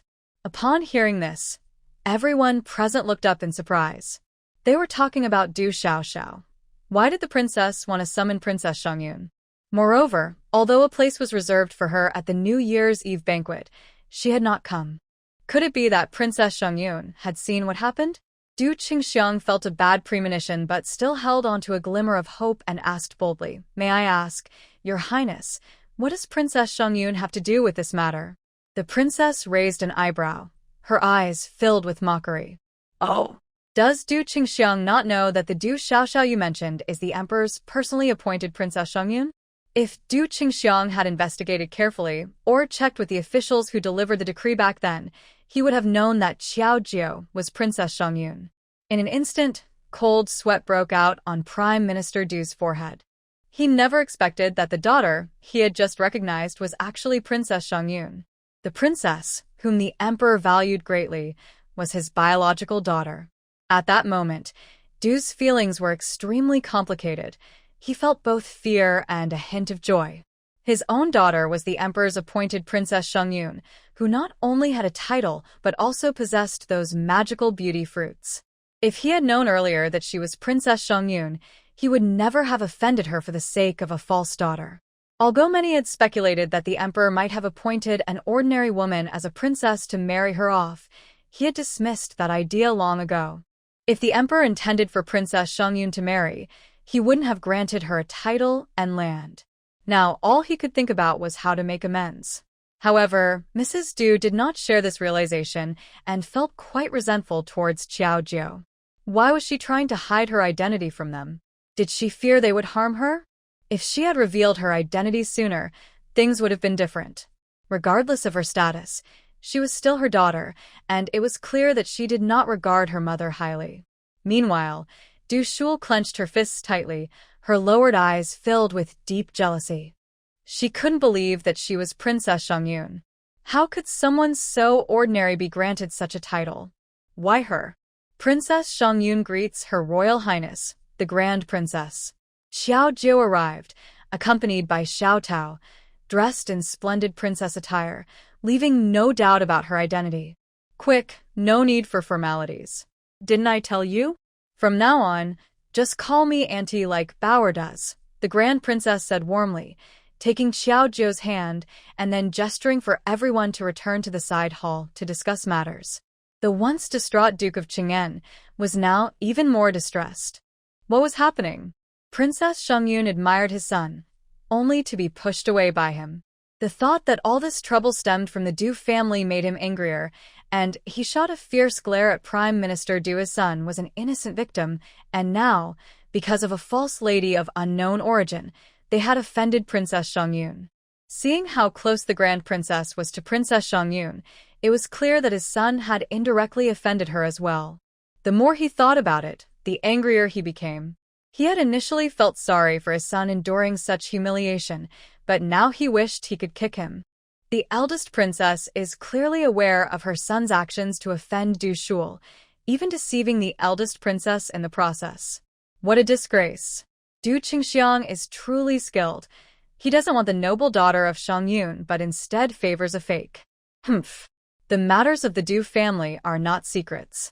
As the former in-laws who were rejected, Lord Qing'an has naturally received the news. He is furious and ready to blame anyone he can. In the side hall, Shen Huaishi realizes the situation is dire. His lips tremble slightly, and his face turns pale. However, he had previously insisted that Xiao Jiao had ill intentions toward him, and now it's too late to change his story. He can only continue down this dark path. He hopes the eldest princess doesn't have solid evidence against him, but at this point, that thought seems ridiculous. Since this matter also involves the envoy from the Southern Kingdom, the emperor has issued an order for the eldest princess to take full responsibility. She will certainly conduct a thorough inquiry. Madame Du and Du Shul are still unwilling to accept blame and continue to pin it on Xiao Jiao. Shen Huaishu can only force himself to go along with them, but unlike before, he now feels exhausted both physically and mentally. He has a nagging feeling that things shouldn't have turned out this way. The crown prince cannot reveal the truth. He can only claim ignorance and accept that he has been schemed against. As for who is behind it, he has no idea. After discussing everything, the eldest princess naturally wants to hear the opinion of the second prince. What does the second prince say? The second prince looks at Shen Huaishu, who is kneeling on the ground, and smirks. The taste is quite nice. Shen Huaishu shudders, then suddenly turns his head, glaring at the second prince with red eyes. The eldest princess ignores the second prince's comment and claps her hands gently. A maid enters from outside the hall. You all claim that the noble daughter of Shangyun acted on her own. Rome Mama, please tell us where the noble daughter of Shangyun went after leaving the Baohe Hall? Reporting to the eldest princess, the noble daughter of Shangyun has been by the Empress Dowager's side since leaving the Baohe Hall. Qiaoju never went anywhere else after leaving the Baohe Hall, so what Shen Huaishu said is naturally false. Moreover, the palace servants who previously testified have been found to have accepted money from others. In the end, all evidence points to Du Shul and Du Qingxiang. The medicine was brought in by Du Shul, and Du Qingxiang was responsible for the aftermath. As for the drug that Shen Huaishu consumed, it also came from Du Shul, but she did not administer it. The crown prince had stolen the drug, intending to give it to the fifth prince of the Qin kingdom, but Shen Huaishu mistakenly drank it. The crown prince's involvement will not be made public. The hand of Duke Du is not just unusually long. I will report these testimonies to the emperor myself. The princess had long known the truth and was not surprised by the outcome. The matter was essentially over at this point. Unexpectedly, Shen Huaishu knelt down and bowed deeply to the princess. Princess, everything started because of me, and I am willing to take all the blame. However, Shul is innocent. She was just too scared to go through with the marriage. Please spare Shul. If you do, I am willing to marry Princess Shangyun as my wife. Crash. Xiaojiu, who had been silent and merely watching, dropped her teacup upon hearing this, shattering it into countless pieces. Why? Wasn't this her first meeting with Shen Huaishu? Wasn't she the Princess Shangyun, personally appointed by the emperor? Why did Shen Huaishu speak of marrying her as if he were doing her a great favor? It felt as if he was the one who had suffered a great injustice. Do you even know what you're saying? The princess was almost amused by her anger. How could the Duke of Qing'an have such a foolish heir who couldn't see the current situation? Shen Huaishu took a deep breath, glanced at Qiaojiu, and his eyes grew more complicated, a bitter smile with a hint of sarcasm appearing on his lips. I know, but isn't this exactly what Princess Shangyun desires? Ah. Before he could finish, Xiao Tao kicked him away. How dare you tarnish the princess's name? You should pay with your life. After saying this, Xiao Tao stepped forward and kicked Shen Huaishu again, causing him to spit blood. Stop. The Duke of Qing'an shouted in anger, rushing to intervene. You insolent servant! My son is the heir. Does being an heir give him the right to slander others? If he's gone mad, take him back and chain him up so he doesn't bite someone he shouldn't. Seeing the situation clearly, she spoke without losing ground. The Duke of Qing'an was furious but could do nothing, only pleading with the princess for a decision. The princess looked at Qiaojiu with a headache. What do you think? Qiaojiu. She wanted to shout angrily, but the words turned into, it's all up to the princess. Cough, cough. At that moment, Shen Huaishu coughed a few times, spat out some blood, and slowly got up. Looking at Qiaojiu, his eyes were filled only with dissatisfaction. Qiaojiu, I've already said I want to marry you. What else do you want to argue about? In his view, Qiaojiu loved him deeply, and since he had taken the initiative to propose, she should be happily accepting it. But now, she was acting like this, which seemed pretentious and annoying, not even comparable to Xu Le. Qiaojiu. Huh? What kind of nonsense is this? I see your mouth is the only thing strong about you. When did my lady ever say she wanted to marry you? Just look at yourself. You're not in a position to talk about my lady. She was furious. Does the heir of the Qing and Marquisate have a problem? Can't he understand what people say?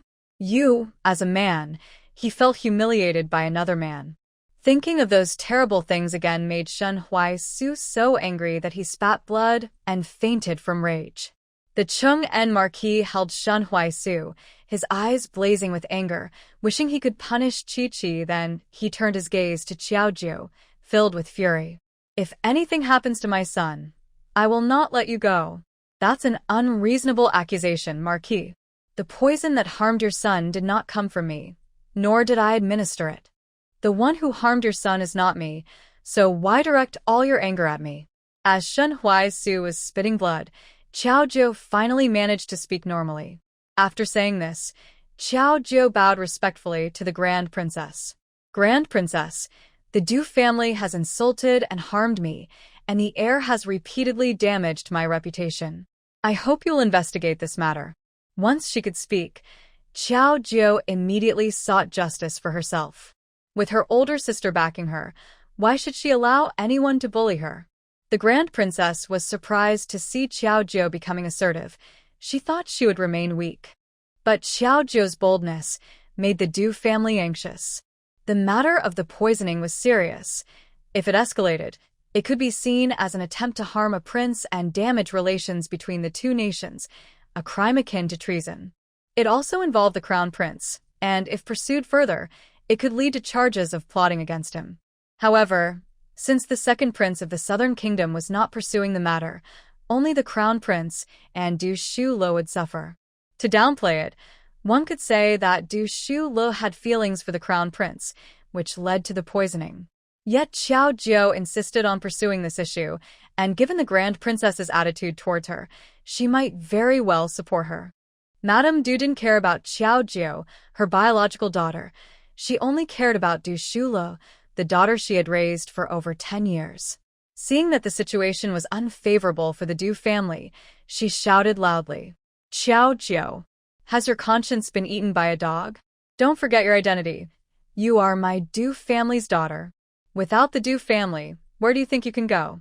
Madame Du, your words are truly ridiculous. Your daughter is Du Shul, while I am the Princess of Fortune, bestowed by the Emperor. What connection do I have with your Du family?" She had only stayed with the Du family to play along with the story her elder sister mentioned. Now that she could take charge of her own life, the story would naturally fall apart. With such parents, it was better not to recognize them. Hearing her words, the Prime Minister Du's pupils suddenly contracted, and his face twitched as he forced a smile. "Xiaojiu, it's my fault. I promise I will never." "Stop it, Prime Minister Du. I am not a daughter of the Du family. Your daughter is right there. Don't make false connections." Xiaojiu felt no affection for the Du family. She often wondered, if she were not the Princess of Fortune, if she did not have her elder sister to protect her, and if she had to return to the Du residence alone, what would she become? With a father who didn't care and a mother who didn't love her, she would be beaten and humiliated at any moment. There was also a fake sister who constantly wanted to harm her.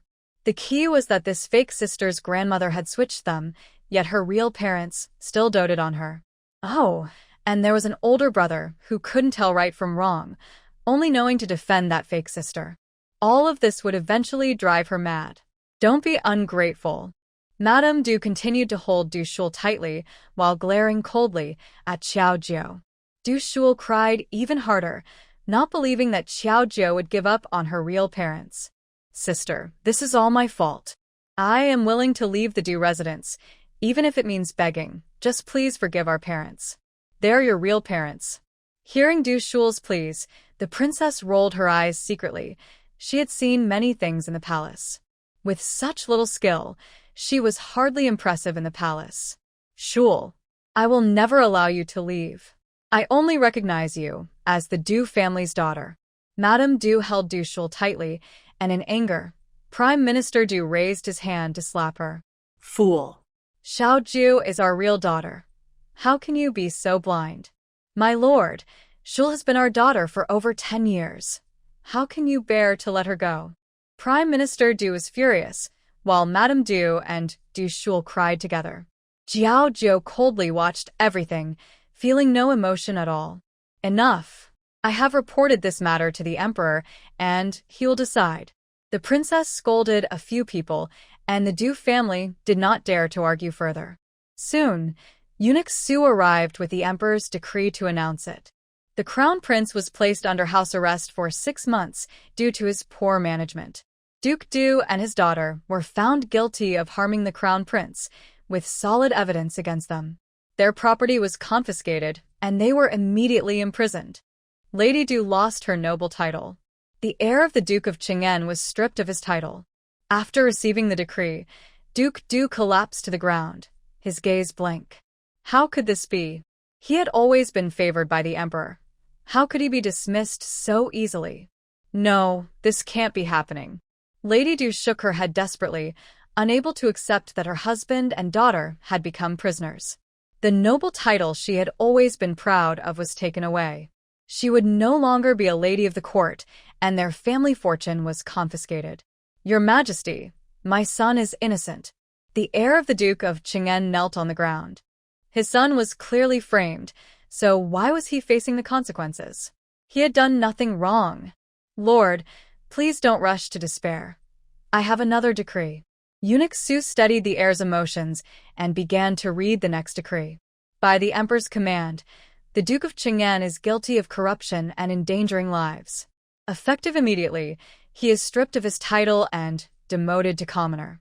Eunuch Su listed several charges, and the heir's face turned pale. He could not believe how things had escalated to this point. Eunuch Su, are you joking?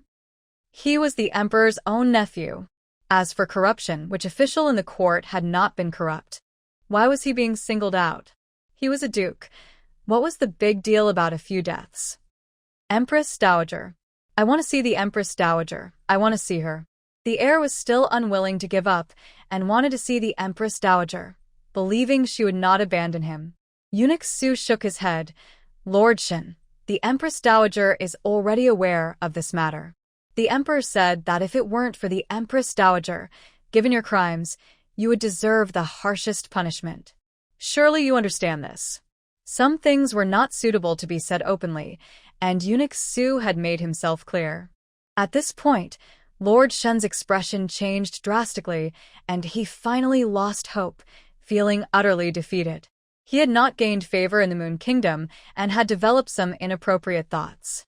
Thus, he began to interact with people from the southern country and the Qin country, even selling them some information. He always thought highly of himself, believing the emperor was not that impressive, but he did not realize that his actions had already been discovered. As the eldest prince was about to leave, Madame Du rushed in front of him without hesitation. Eldest prince, Xu Le is now your person. Please show some kindness. Even if she cannot be your main wife, marrying her as a secondary wife would be fine. I beg you. With the Du family gone, Madame Du only wanted to find a safe place for Du Xu Le. Your Highness. Du Xu Li's eyes were filled with tears as she bit her lip, staring at the eldest prince without blinking. The eldest prince had a cold expression, showing no interest. He never loved Du Xu Le. Everything was just part of his plan. But Madame Du was too foolish. Even at this point, she still hoped for the position of the main wife. Du Xu Le is now a prisoner. To say she could be a secondary wife is already too generous. With that, the eldest prince turned and left. Today's events truly backfired on him. He gained nothing and was instead restricted. The people in court were always fickle. When he returned in 6 months, everything would be different. The eldest prince showed no mercy, leaving Du Xu Le pale and in disbelief as she watched him walk away. No, it shouldn't be like this. She once held a high status, with princes at her feet, even turning down the heir of the Duke of Chang'an. But now she was nothing. Dear Xu Le. Madame Du was heartbroken and suddenly had an idea. She crawled to Qiao Jiu, looked up at her, and tugged at her clothes, her face full of desperation. Little Jiu, I beg you, save your sister. Please ask the emperor to help her. She has been spoiled all her life. She cannot end up like this. Qiao Jiu took a deep breath. She should be grateful that she never had any hope for her biological parents. Otherwise, she would be the one deeply hurt now. Thinking this, she looked down at the woman kneeling before her and slowly pried her hands off her clothes. Madame Du, I have nothing to do with the Du family, and my mother is not you. With that, she turned and took her leave from the princess. Seeing her plea fail, Madame Du began to shout angrily. Xiao Jiu, you are heartless. You are unworthy of being a child. May you not have a good end. Take her away. The princess waved her hand, intending to accuse her of a serious crime, but ultimately considered that she was the mother of Xiao Jiu and spared her some dignity. During the New Year's Eve banquet, the crown prince was imprisoned, Prime Minister Du was thrown into jail, and Duke Qing'an was stripped of his title. The next morning, no one dared to mention these events during the court meeting. Instead, they discussed the matter of marriage alliances. Now, the second prince of the Southern Kingdom and the fifth prince of the Qin Kingdom were both in the Moon Kingdom, making a marriage alliance inevitable. Of course, choosing one side would anger the other. Some officials supported the Qin Kingdom, while others favored the Southern Kingdom, leading to a quick argument.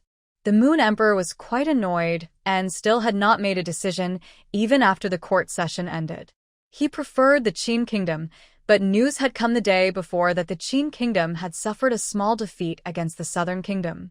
In the imperial study, Your Majesty, the second prince of the Southern Kingdom requests an audience. Not long after the Moon Emperor left the court, Prince Nulian was eager to meet him. Where is the fifth prince of the Qin Kingdom? The Moon Emperor frowned and asked. Eunuch Su quickly stepped forward. Your Majesty, the fifth prince mentioned he wanted to explore the markets of the Moon Kingdom. The Moon Emperor had no choice but to summon the second prince first. As expected, Nulian's purpose for coming was to propose marriage. Your Majesty of the Moon Kingdom, the Princess of Shangyun is very much to my liking, and I wish to marry her as my main wife. The second prince is rather late. I have promised the princess that her marriage will be decided by her. If you wish to propose, you must have her consent. This statement silenced Nulian. With an unhappy expression, Nulian left the palace but did not return to the inn.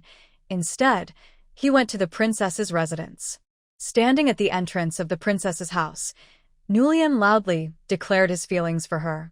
This act could directly ruin Xiao Jiu's reputation. At the princess's residence, Xiao Qi gently touched Xiao Jiu's hair, feeling quite good. Since Xiao Jiu had escaped this storyline and stayed by her side, the pressure from fate had eased considerably. Be good. Once we take our revenge, we will go back and not stay in the capital. Okay, thank you, big sister. The next day, the former heir of the Duke Qing'an was found dead at the inn, and all evidence pointed to the second Prince Nulian of the Southern Kingdom. Lord Shun was heartbroken and donated most of his wealth to the national treasury, pleading with the emperor to punish Nulian severely.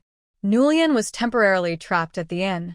5 days passed, and the fifth prince of the Qin Kingdom had not mentioned the marriage alliance or his departure from the Moon Kingdom. However, the next day, a letter carried by a pigeon shocked the entire court. The strong emperor of the Southern Kingdom had passed away. In the imperial study, the Moon Emperor specially ordered someone to bring in a chair with a soft cushion.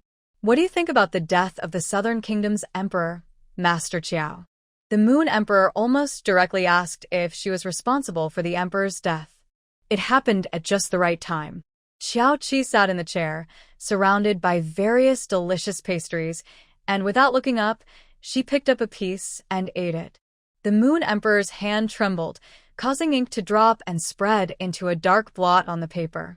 Don't you think so? Xiao Qi lifted her gaze, her eyes smiling, but the Moon Emperor felt a chill run down his back. In just 6 days, the Southern Kingdom's emperor had died, and it happened in the heavily guarded palace. Was it Xiao Qi who did it, or was it one of her people?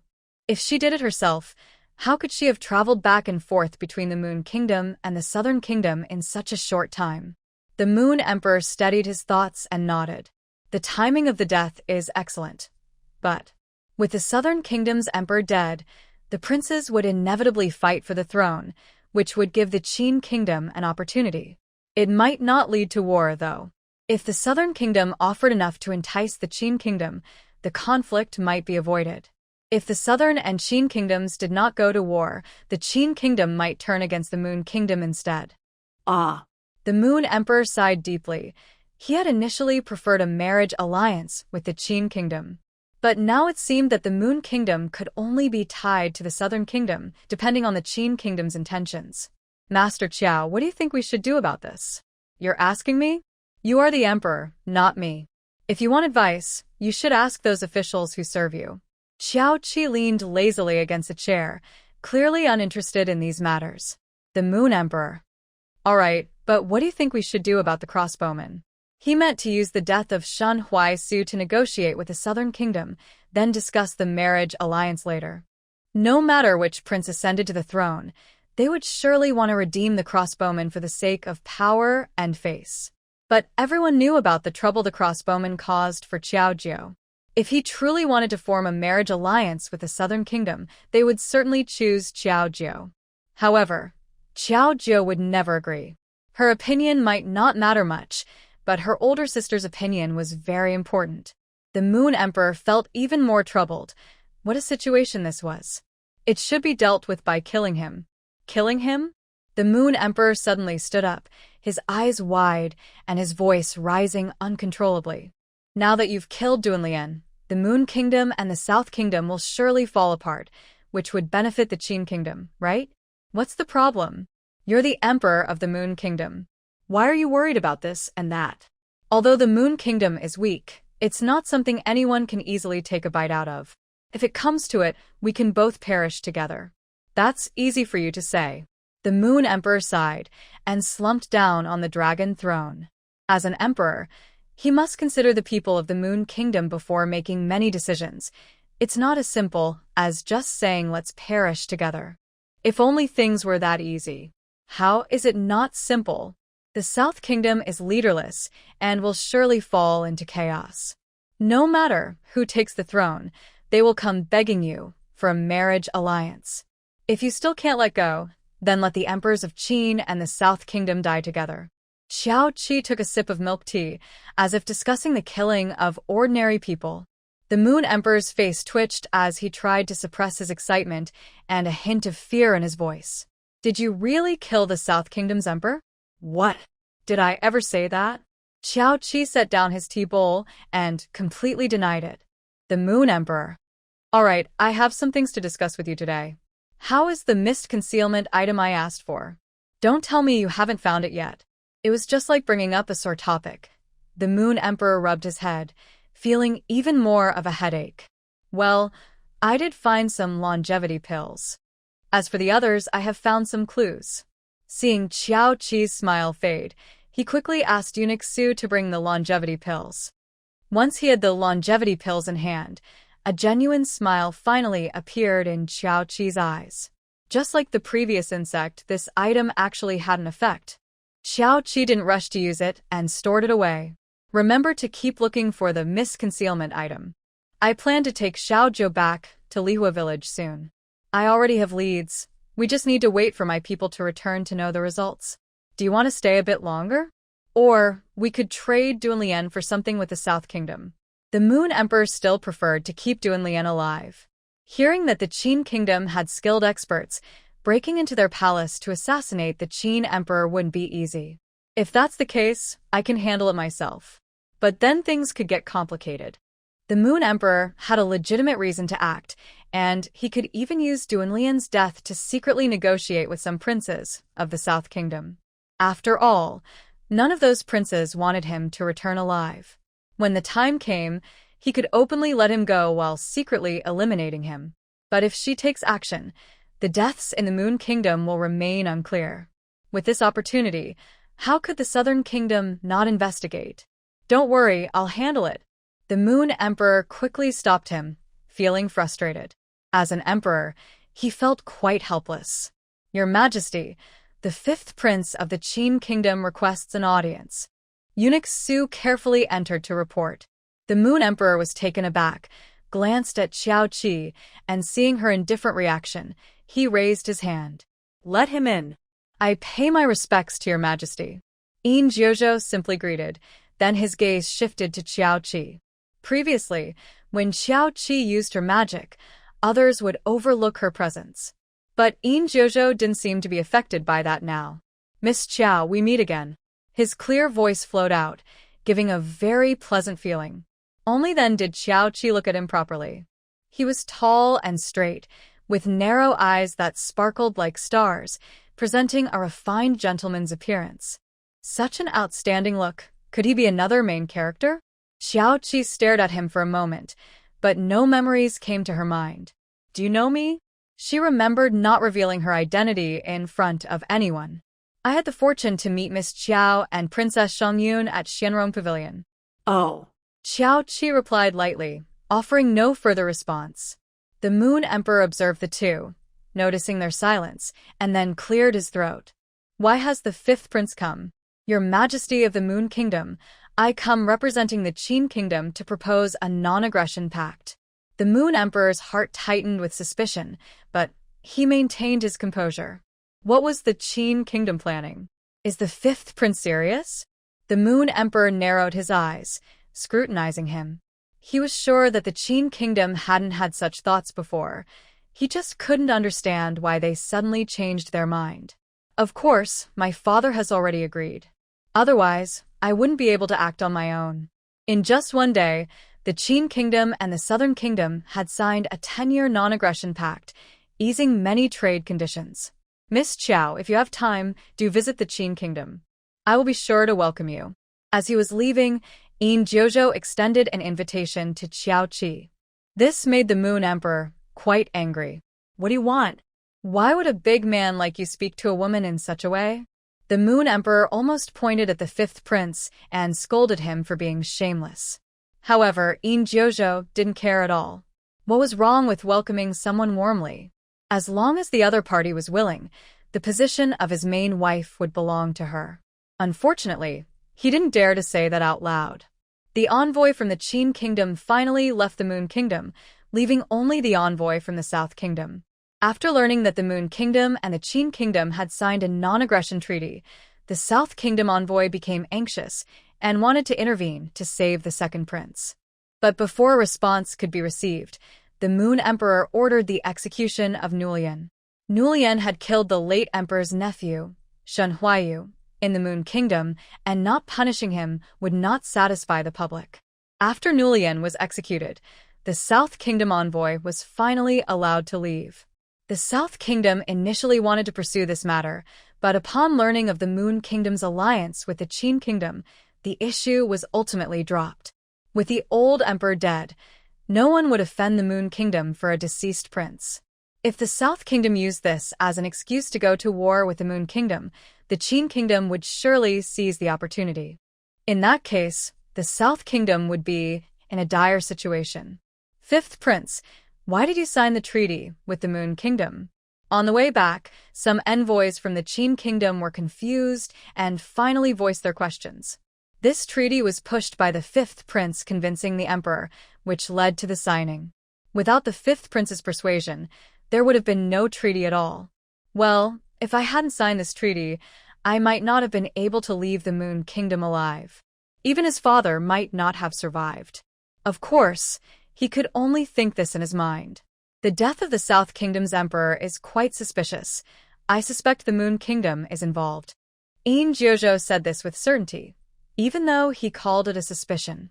He originally came to the Moon Kingdom for a marriage alliance to resolve the issue of being attacked from both sides, making it easier for the Qin Kingdom to act against the South Kingdom.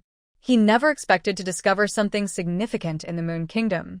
That day at Xianrong Pavilion, he was deeply impressed by Xiao Qi. However, after returning to the inn, his subordinates had no impression of her at all. This made him suspicious, as it was the same for 1, 2, or 3 people. Then came the New Year's Eve banquet. Xiao Qi sat beside the Grand Princess, who seemed to hold her in high regard, yet everyone around seemed oblivious to her presence. The series of strange occurrences made it impossible for him not to doubt. He immediately wrote a letter to his father. "Is that all?" The envoy from the Qin Kingdom frowned. Was that enough for the fifth prince to sense something was wrong? If it were just that, it would be fine.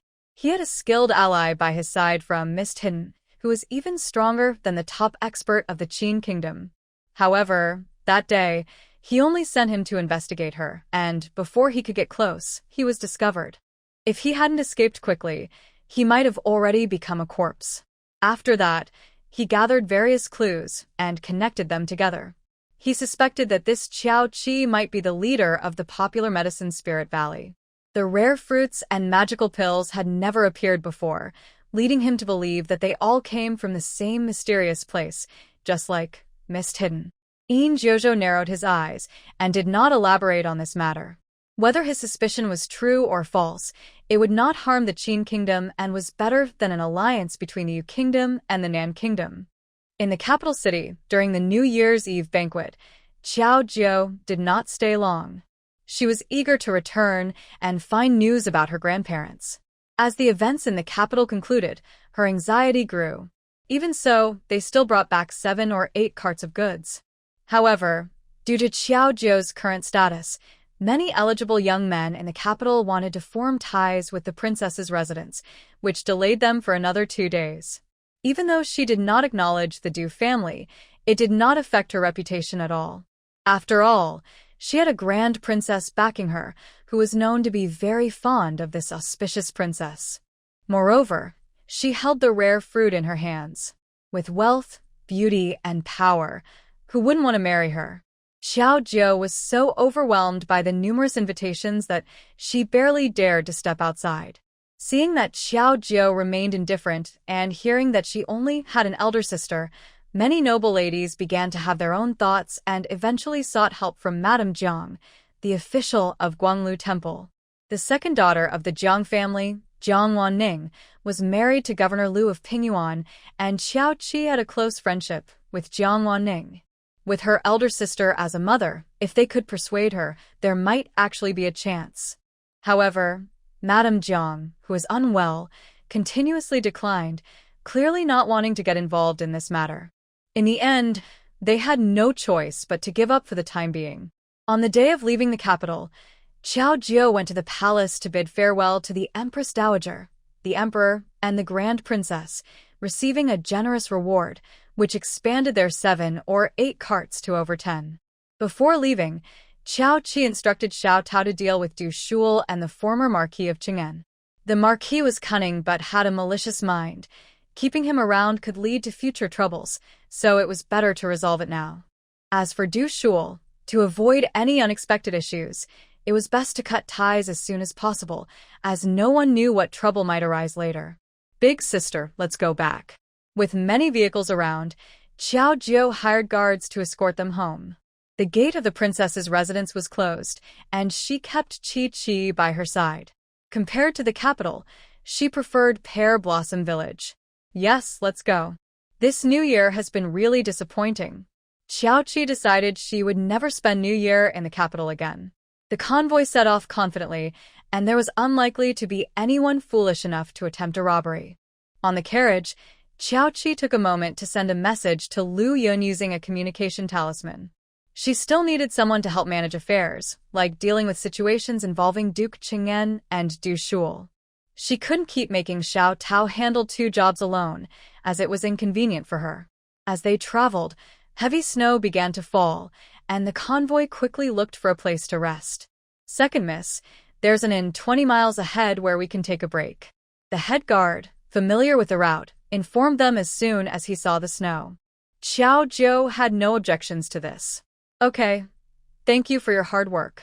Once we arrive, each of you will receive extra rewards. This is the benefit of hiring guards. Everything is arranged, and there's no need to worry. Hearing this, the head guard felt delighted. Those who escort goods work hard for their money, risking their lives. This time, Qiao Jiu offered 3 times the usual payment, and they had no complaints. Even their meals were provided, which were much better than the dry rations they brought. This escort mission was one of the easiest they had ever done. Thank you, 2nd Mississippi. The head guard quickly shared the good news with everyone. However, just as the carriage moved a few steps, a ragged woman suddenly ran out from the woods. She stumbled a few steps before collapsing to the ground. What happened? Qiao Jiu noticed the commotion outside. The woman lay unconscious on the ground without moving. Snowflakes fell heavily, soon covering her with a thin layer of snow. "Second miss, please stay still. I'll send the brothers to check." In the wilderness, who would let their daughter wander out in such cold weather? The head guard remained cautious despite the woman being weak. He approached carefully with two brothers, using the sword sheath to move her long hair aside. However, what they saw of her face made all three gasp and step back in shock. All that could be seen was half of her face, which was a bloody mess, as if a wild animal had gnawed at it. In some places, even the bone was visible. One eye was hanging out of its socket, a horrifying sight. The woman remained completely still. The leader of the guards bravely approached to check for her breath, only to find she had already passed away. "Miss, she is dead." The leader looked around cautiously, instinctively gripping the hilt of his sword.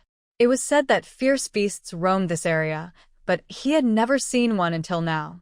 "Miss, it looks like this person was attacked by some wild animal. We should leave here quickly." As night fell, they could not stay there any longer. Xiao Jiu glanced at the deceased woman from a distance, unable to clearly see the extent of her injuries. She felt pity for her. "All right, let's take her body with us and find a place to bury her later." She had initially thought about burying her on the spot, but that would take too much time. In this remote area, if they left her body behind, it would soon be devoured by wild animals. "I'll take care of it." Xiao Tao quickly approached the deceased woman, turned her over, and carefully examined her wounds, confirming that she was indeed dead. Only then did the leader wrap her body and secure it on a horse. "Let's move quickly and stay alert to our surroundings. The snow seems to be getting heavier." Xiao Tao said no more, just urged them to hurry. At their current pace, it would take about another half an hour to reach the inn. After giving instructions to the guards, Xiao Tao did not return to Qiao Jiu's carriage, but went to the one where Qiao Qi was. "Miss, I need to speak with you," Xiao Tao whispered outside the carriage. The curtain lifted, and the inside was warm. Xiao Tao stepped in, and the snow on her shoulders quickly melted. "Miss, I just examined that woman's wounds. I found that her facial injuries were not caused by a wild animal, but rather..." Xiao Tao's voice was low, filled with concern. Qiao Qi listened quietly as Xiao Tao took a deep breath to steady herself before continuing. "She was bitten by someone." Her entire face was nearly destroyed, covered in bite marks, with hardly any intact skin left. As an assassin, Xiao Tao had seen many gruesome scenes. Yet, thinking of that woman's injuries made her gasp in shock. She could not fathom who could be so cruel. The woman is badly injured. She must have been holding on just to escape. I suspect the person who bit her is nearby. If the distance were greater, given her injuries, it would be impossible for her to have made it this far. Is she a martial artist or an ordinary person? Qiao Qi's face was serious as she thought of the evil cultivators she encountered in her past life. Could there be someone practicing dark arts nearby, or is it simply a case of mental instability? Is that why they are randomly biting people? It can't be a zombie outbreak. This world shouldn't be that chaotic yet. I checked. She has no internal energy, and her hands show no signs of special calluses. She should be an ordinary person. Qiao Qi remained silent. After a moment, she stood up and left the carriage. She approached the horse carrying the body and lifted the cloth covering it, revealing a horrifying face. As Xiao Tao said, her facial injuries were indeed caused by bites. It looked more like someone had been eating her flesh piece by piece. Not only her face, but there were also several large wounds on her neck. She examined the wounds closely and found no signs of any strange infections. Fortunately, this world hasn't reached the point of having a zombie virus. This woman died purely from her severe injuries and excessive blood loss. Her neck's blood vessels were bitten through. The place where she was bitten was likely less than a mile from where she collapsed. Qiao Qi searched her again and found only 2 simple pieces of jewelry, common items sold at the market. Finally, she noticed something unusual under her fingernail. It seemed the woman had scratched something before her death, and there were bloodstains under her nail. However, the blood had a dark blue tint and emitted a foul odor. Qiao Qi used her magic to gather the blood from under the nail, forming a small droplet that floated in the air. As more blood gathered, the stench became even stronger. This is 3 corpse poison. Xiao Qi's pupils narrowed. 3 corpse poison is a potion created by evil cultivators in the cultivation world. After taking this potion, special corpse insects grow in the brain, coexisting with the cultivator. During this time, they must continuously sacrifice living beings to stabilize the insects. To reach the first level of cultivation requires sacrificing 1,000 people, and achieving this level is comparable to foundational cultivation. To reach the second level requires sacrificing 100,000 people, and success is comparable to golden core cultivation. To reach the third level requires sacrificing 1,000,000 people. Once successful, the power is comparable to the nascent soul stage. The greater the suffering of the sacrificed, the higher the success rate for the evil cultivator. The stronger the sacrificed individual, the stronger the evil cultivator becomes. This kind of evil practice is condemned by everyone in the cultivation world. Why is there such a thing here? Xiao Qi pressed her lips together and returned to the carriage, then gave orders. Don't go to the inn. We will travel through the night to the next city and rest at a tavern. Speed up. The inn mentioned by the escort was too close. Until the truth was uncovered, Xiao Qi did not plan to let Xiao Jiu go there. According to some common storylines, inns that are too close often lead to trouble. Hearing this, the escort became anxious. The snow was getting heavier, and soon it might cover the horses' hooves. Traveling in such conditions was definitely unsafe. Miss, the snow is getting heavier. Traveling in the dark could lead to accidents. Don't worry, just arrange the journey, Xiao Qi replied. The escort wanted to say more, but seeing Xiao Qi's firm attitude, he had to keep quiet. The carriage sped off, and the snow that should have settled on it blew away to the back. Even the snow ahead was swept away by an unknown wind. When the snow fell again, it completely covered their previous tracks. As night fell, the escort was about to light a torch when he saw a dozen glowing orbs fly out from the carriage and instantly fix themselves to it. The area around the caravan was illuminated for dozens of meters. The escort was astonished. The owner of this caravan had remarkable strength. Is that a night pearl? So bright? There are so many of them. Big sister, is that a night pearl? Xiao Jiu peeked through the curtain, curious about the glowing orbs. They seemed much brighter than the night pearl the emperor had given her. No, it's a fruit from the luminous tree, also known as the severed finger tree. The luminous tree is quite unique in the cultivation world, bearing fruit all year round. The fruit emits light at night to attract various flying insects for food. After being picked, this glowing property can last for a month or so. Some cultivators use this fruit as a lighting tool, and it is much brighter than a night pearl. Of course, this fruit not only attracts flying insects, but also has a penchant for fingers. To lure humans, some fruits emit enchanting light to draw them in. Some fruits even produce sweet juice to attract wild animals. As Xiao Qi explained about the fruit, Xiao Tao curiously brought over a chicken foot. As the chicken foot approached, a crack suddenly appeared in the center of the glowing orb, biting off half of the chicken foot. The crack in the center of the light ball quickly closed, and the light seemed to shine even brighter. The onlookers were speechless. Were they the ones who were confused, or was the world upside down? Could it be that they were already dead and were seeing ghosts? The people from the escort agency rubbed their eyes hard, but the scene remained the same. Despite the cold weather, they felt a chill of sweat running down their backs.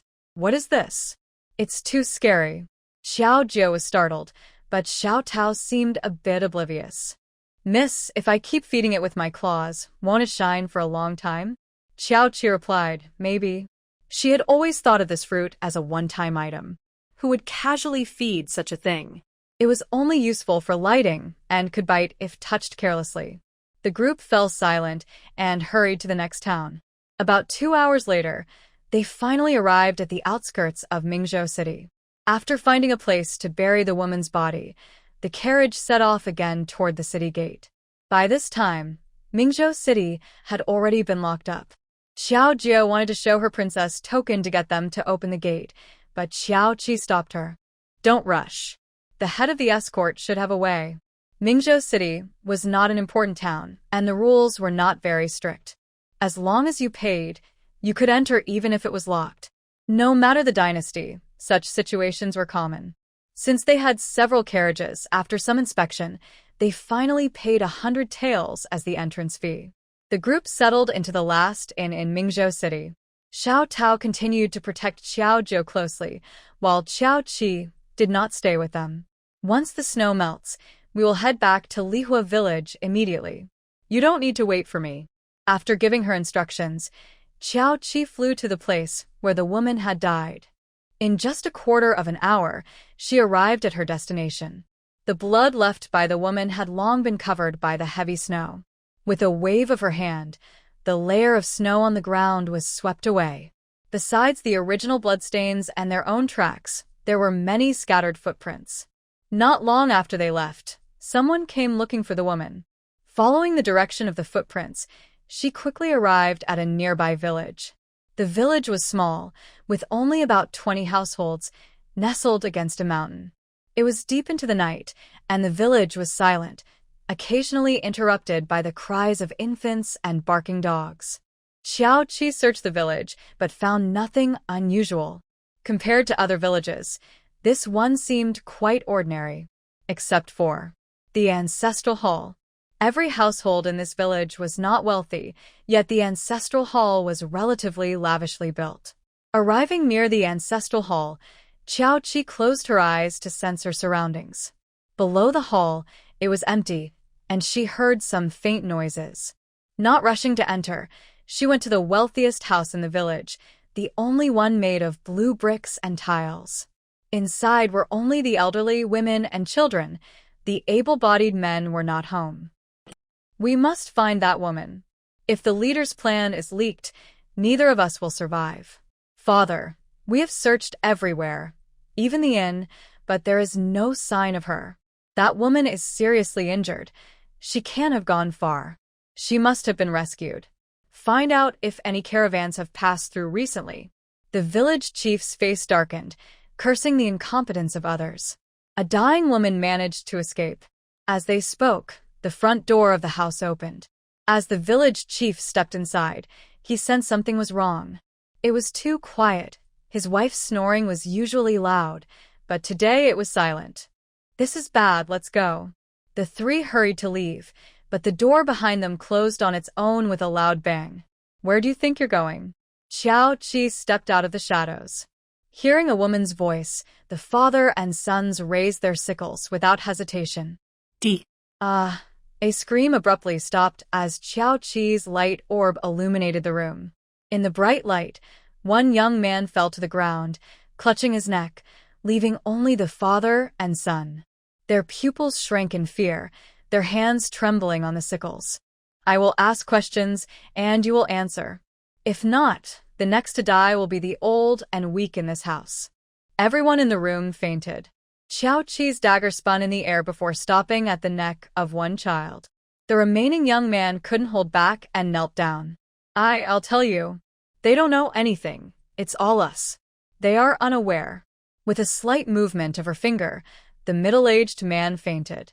Xiao Qi then looked down at the young man. Now you can speak.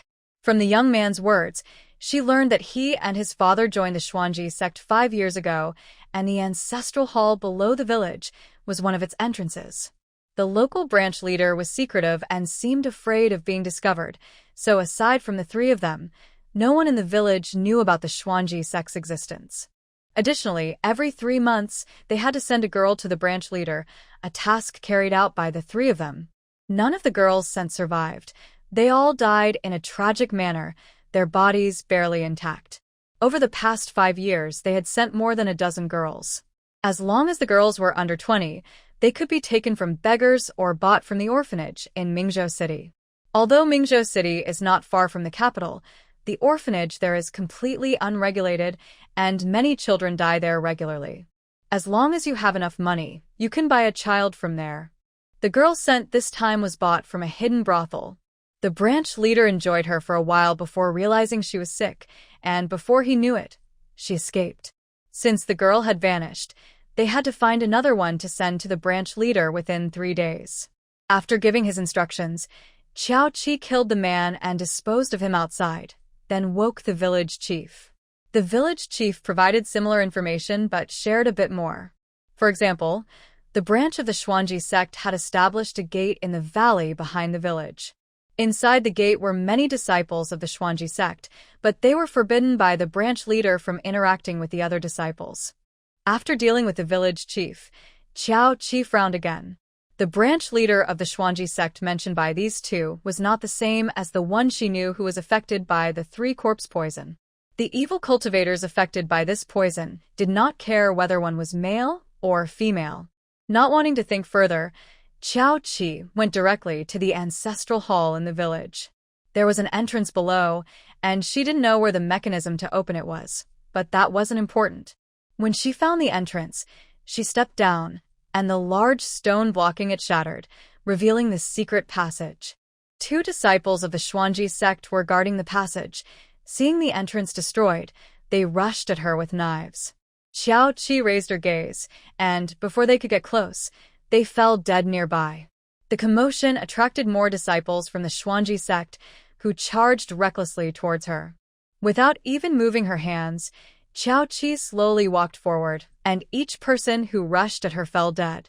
After several disciples had died, the remaining ones finally realized the danger and began to retreat in fear. Quick. Notify the leader. Enemy attack. Call the leader. Qiao Qi did not move again, allowing those in the secret passage to escape. After walking for a while with those people in the secret passage, they suddenly emerged into a valley. The valley was brightly lit, with several houses scattered around. The disciples in the valley were gathered together, holding their swords and knives, looking fearful. Qiao Qi ignored them and followed a faint, unpleasant smell to a bamboo house. As she got closer, the stench grew stronger, similar to the smell of a certain poison. Before she could kick the door open, it swung open from the inside. Inside the house, several disciples from the Xuanji sect were surrounding a middle-aged man, looking as if they had found a strong ally, their faces filled with a desire for revenge. This man was likely the leader they spoke of. "Who are you, and do you know whose territory this is?" The middle-aged man said, glaring at Qiao Qi with a mix of suspicion and arrogance. Qiao Qi examined him closely. He had a dark aura around him, similar to the poison, but since he was immortal, he couldn't possibly withstand such toxicity. Don't think that just because you've learned a few tricks, you can cause trouble here. Before he could finish, Qiao Qi stepped forward and grabbed his neck. "Leader!" The disciples of the Xuanji sect gasped and rushed forward to save him. Qiao Qi simply waved her sleeve, sending them flying, while the leader remained helpless in her grip. Instead of killing him right away, she made a small cut on his neck, allowing a stream of energy to enter his body. The energy circulated within him, causing his face to turn pale and making him convulse in pain. Moments later, the energy exited his body, bringing with it a foul-smelling black blood. This blood did contain the poison, but it was somehow different from the usual type found in the cultivation world, having been altered into a weaker form that wouldn't produce any harmful creatures. Most importantly, this blood held a special essence that could help her suppress the constraints of the heavenly path, likely related to the poison within it. After carelessly tossing the leader of the Xuanji sect to the ground, Qiao Qi found a porcelain bottle in her space to store the blood. The leader Lu, who had fallen to the ground, was now filled with shock. The poison in his body had actually been cured, something he had struggled to remove for so long. "I ask, you answer," Qiao Qi said casually as she sat down on a chair, her eyes calm and steady. Lu, sitting on the ground, did not dare to stand up. He lowered his head, resigned to his fate. "Where did the poison in your body come from?" Lu's lips trembled, and after a moment of silence, he spoke. "It was the leader's doing. To control us, the leader poisoned some people in the sect. If infected, one must take an antidote regularly, or suffer excruciating pain in the brain.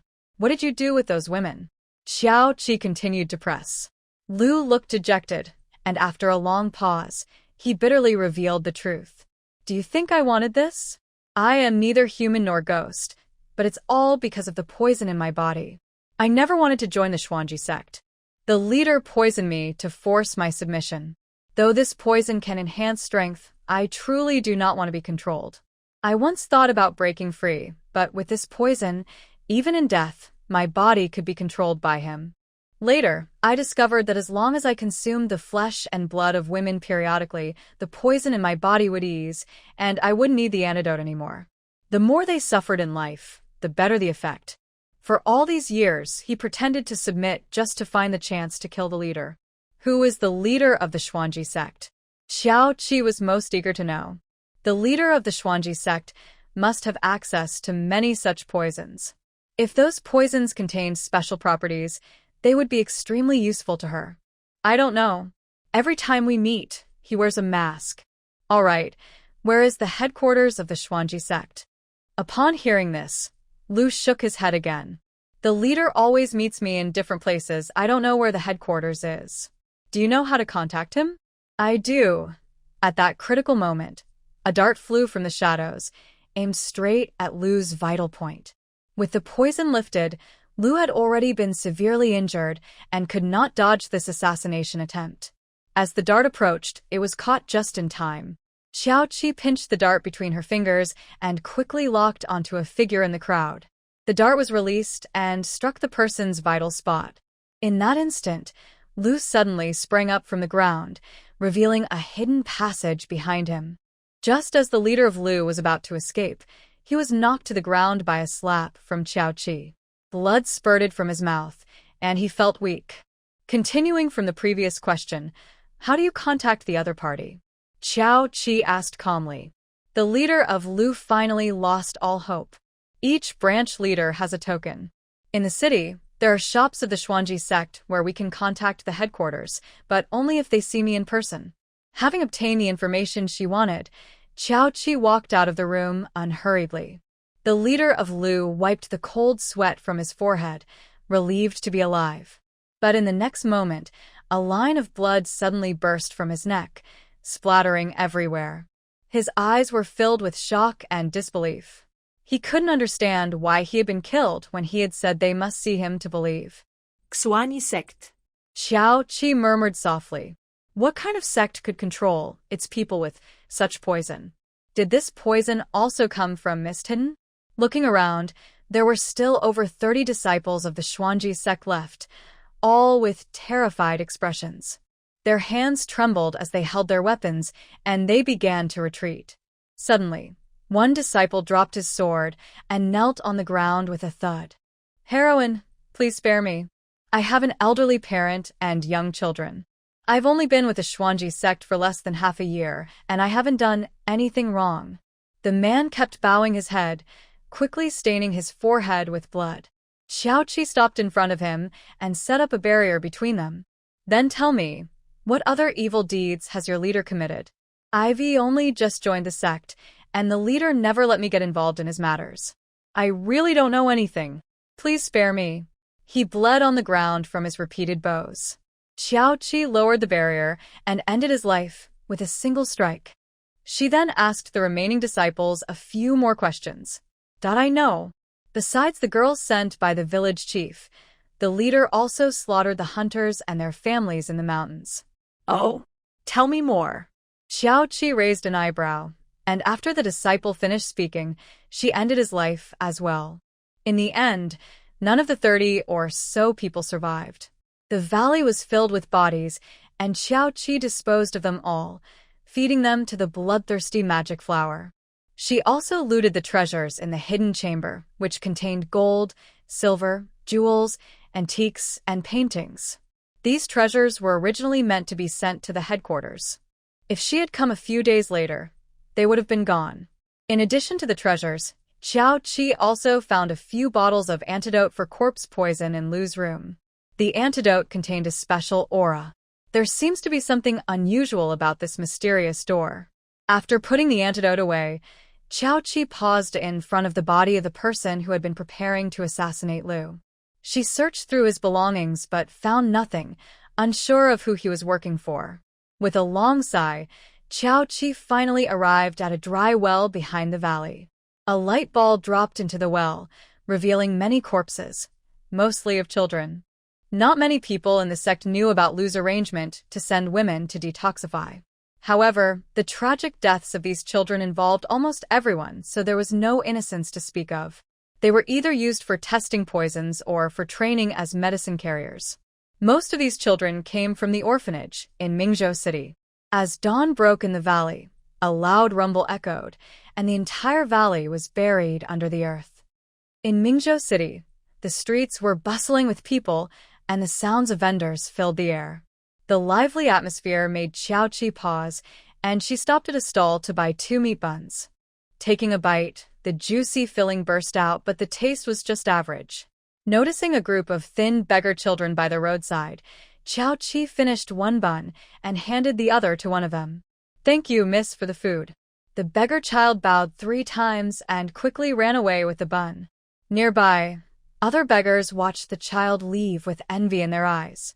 These beggars were quite young, the oldest around 10 years old, and the youngest only 5 or 6.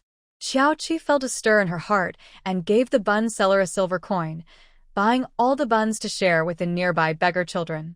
"Thank you, miss. You are so kind. Your kindness will surely be rewarded." The praises echoed around her. The bun seller, having closed his stall early, hesitated for a moment before pretending to pass by Qiao Qi and whispered, "Miss, you seem to be alone and not from Mingzhou City. I advise you to leave quickly." "Why?" Qiao Qi pretended not to understand. The bun seller didn't say much. If it weren't for the fact that she had given him several times the usual amount of silver, he wouldn't have bothered to warn her. He hurriedly urged her to leave before walking away. Qiao Qi did not leave. Instead, she bought all the pastries at another shop and shared them with the beggars in the city. About 15 minutes later, a 7 or 8-year-old boy with only 1 arm handed Qiao Qi a letter. "This young lady, someone asked me to give you this letter." "For me? Do you know who sent it, little friend?" Qiao Qi bent down, her eyes sparkling, and asked kindly. The boy avoided her gaze and quickly stuffed the letter into her hand. "Why you shouldn't go." After saying this, he ran away quickly. Qiao Qi opened the letter, which contained only 2 short lines. It mentioned meeting an old acquaintance at a certain place. She laughed softly. Such a clumsy tactic, the other party was too eager. Following the address in the letter, Qiao Qi walked around twice before entering a deserted alley. As soon as she stepped into the alley, 2 thugs blocked her way in front, and 2 others blocked her escape behind. "Well, look at this beautiful lady. We are in for a treat today." The 4 of them completely sealed off both exits of the alley. Qiao Qi smiled widely. "4 of you? I guess I am in for a treat today too." At first, the 4 were taken aback by her words, then they burst into laughter. "This woman is too bold. We should have some fun." Before he could finish, one thug felt a sharp pain in his neck. He instinctively reached for his neck, only to feel something wet. In an instant, 3 of the 4 were dead, leaving only one, who was terrified, trembling, and soaked in fear.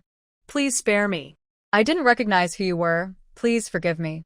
The last thug fell to his knees, repeatedly bowing and begging for mercy. "Are those beggars under your watch?" Ignoring his pleas, Qiao Qi directly asked what she wanted to know. The thug nodded at first, then shook his head vigorously. "We just keep an eye on them to prevent them from running away. These beggars are children from the orphanage. It really has nothing to do with us." "The orphanage? Doesn't the government know?" Even though she already suspected the answer, Qiao Qi still asked.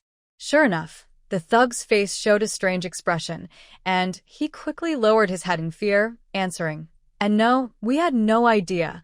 This is all done privately by the orphanage." Hee. How could the government not know about such young beggars?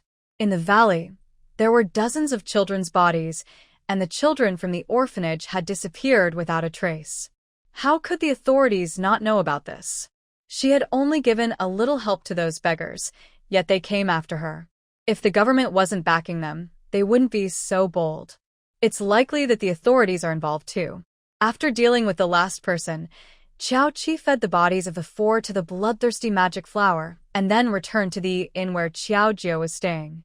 The people from the escort agency were still there, but Xiao Jiu, Xiao Tao, and the others were nowhere to be found. Where is the second young lady? Miss, it's a long story. Xiao Jiu had someone draw portraits of their grandparents and posted missing person notices around Mingzhou City. Just as she was about to leave, she encountered a couple trying to sell their daughter to a brothel. The girl was only about 7 or 8 years old and looked quite pretty. If sold to a respectable establishment, the madam would likely train her until she was of age, at which point she would perform or sell herself. But what kind of place is a brothel? It attracts many customers with special preferences. If the girl was sold there, she would have no chance of survival. Feeling pity, Xiao Jiu spent money to buy the girl and, along with Xiao Tao and the others, planned to take her to the orphanage. No matter what, it was better than selling her to a brothel. Not long before her arrival, Xiao Jiu had just taken someone to the orphanage. Xiao Qi couldn't help but rub her forehead. Although Xiao Jiu had escaped the original plot, she was still the main character. It wasn't surprising that she had the traits of the protagonist, which often led to strange occurrences. However, these traits also brought her many good things. Taking out a communication talisman, Xiao Qi sent a message to the Moon Emperor. Fortunately, she had left communication talismans with the Moon Empress and the Long Princess when she left, which was much faster than sending a message by pigeon. If they sent someone now, they could arrive in about a day and night. If they arrived late, she would handle the situation herself. The orphanage was a bit far from the city center, and the roads were covered with a thick layer of snow. The snow had stopped for a while in the morning, but now the sky was dark, and it looked like it would snow again soon. The carriage stopped at the orphanage entrance, and Xiao Jiu got out, picking up the little girl from the carriage. The girl, named Manhwa, was 7 or 8 years old, but was so thin that she looked like a skeleton. She was so light that even a 4 or 5-year-old child seemed bigger than her. Her unkind parents had sold her without even giving her a bun to eat, sending her to a place like a brothel. Xiao Jiu had someone buy her 2 thick cotton coats and added some food to the bundle she carried with her. Cat, from now on this will be your home. I'll come back to see you when I can. It wasn't that she was heartless. There seemed to be many beggars in Mingzhou City. There were so many poor people that she couldn't take them all in. The best she could do was to buy someone and place them in the orphanage. It was better than being sold to a bad place by her parents. She knocked on the orphanage's door, and it took a while for someone to answer. The orphanage was usually managed by the director, who was considered a semi-official. The government not only provided funds and food to the orphanage each year, but it also owned several hundred acres of farmland. This farmland was allocated by the government, and the annual harvest was tax-free, entirely for the orphanage's use. This was also why Xiao Jiu chose the orphanage. Who are you? The door was opened by a middle-aged woman, who was taken aback by the appearance of Xiao Jiu and her group. Most people who came to the orphanage were there to adopt children, but seeing someone as young as Xiao Jiu made her wonder why she would be there to adopt. We found a child and thought to bring her here. Young Mama stepped forward, leading the timid cat and explaining.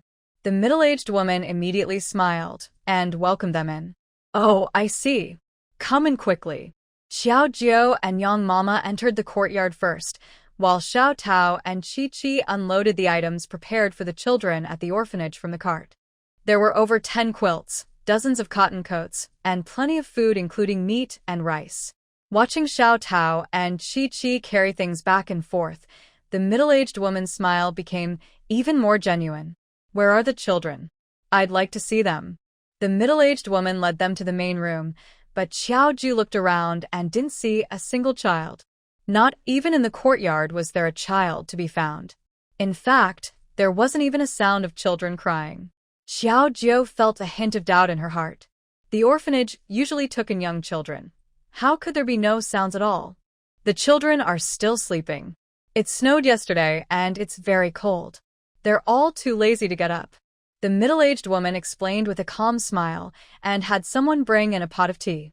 Dear guests, it's very cold today. Please have some hot tea and rest a bit. That sounds good. May I ask how to address you? Xiao Jiu sat on a stool. chatting casually while glancing at Xiao Tao, who was still bringing in items. Xiao Tao understood and stepped outside, avoiding any gaze as she began to investigate around the orphanage. Haha, you are too kind. My surname is Shan, and the children here all call me Mama Shan. Moments later, Xiao Jiu personally handed over the cat she had brought to Mama Shan. Thank you, Mama Shan. I will bring more things over in a while. Oh, thank you. I will definitely tell the children. It's getting cold. You should head back. There's no need to see me off. As she spoke, Xiao Jiu had already reached the entrance of the orphanage. The gate of the orphanage only closed after the carriage left. Inside the carriage, Xiao Tao looked upset. Seeing her expression, Xiao Jiu could tell something was wrong with the orphanage. From the start, she felt something was off. Now it was getting late, and it was hard to believe the children were still sleeping. What's wrong? What's not right? Second miss, the children inside are in terrible condition. Xiao Tao frowned, unsure how to explain what she had seen.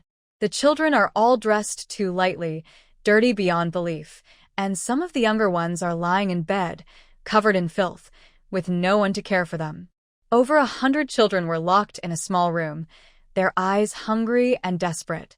Some children were even missing arms or legs, looking horrifying.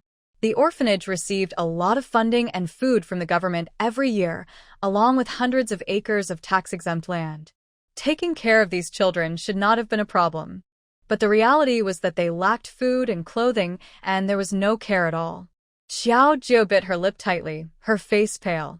She had suspected the orphanage might not be as good as it seemed, but she never imagined it was this dire. There's one more thing. At this, Xiao Tao's expression grew more intense. The children locked in the room are mostly very young. The older ones are mostly boys, and there are very few girls. This was absurd. Xiao Tao had hardly seen any girls over the age of 7 or 8 in the room, which was impossible for an orphanage. Girls were often abandoned, yet now she couldn't find any. Recalling things she had seen when she was still an assassin, Xiao Tao's voice grew somber. Miss Second, many years ago, I assassinated a corrupt official who kept several young girls in a hidden room in his mansion. Those girls were no older than 10, yet they had already suffered for 2 years at the hands of that official. Xiao Jiu's face turned pale, and her hands trembled as she clenched them tightly. Let's go. Back. She growled through gritted teeth. The carriage had not gone far before it returned to the entrance of the orphanage. Xiao Jiu's fists remained tightly clenched. Xiao Tao, sneak in and see how the cat is doing. Before long, Xiao Tao returned, her face dark with worry. Miss Second, they took the cat's clothes, stole her belongings, and even took the bracelet you gave her. Hearing this, Xiao Jiu's eyes turned red with anger. The bracelet was not valuable, but it held a deeper meaning of blessing. There were many cheap items at the market, yet they didn't spare even this insignificant bracelet. Go report to the authorities. The people at the orphanage were too bold. If reporting worked, the orphanage wouldn't be so arrogant. Qiao Qi's voice came from outside. Xiao Jiu quickly lifted the curtain of the carriage and saw Qiao Qi standing outside. She felt a sense of relief. Elder sister, what should we do? Stay here. I will go in and handle it. The orphanage was in cahoots with the officials, and who knows how many shady dealings were happening behind the scenes. They needed to catch everyone involved and interrogate them. Elder sister, should Xiao Tao go in with you? Xiao Jiu was very worried.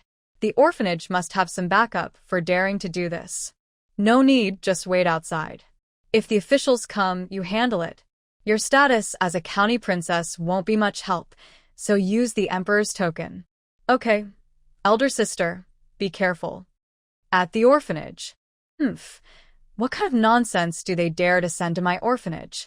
Mama Dan sat in the warm main room, and just as Qiao Jiu left, the cat was stripped of her warm clothes, left kneeling in the snow in just a thin garment.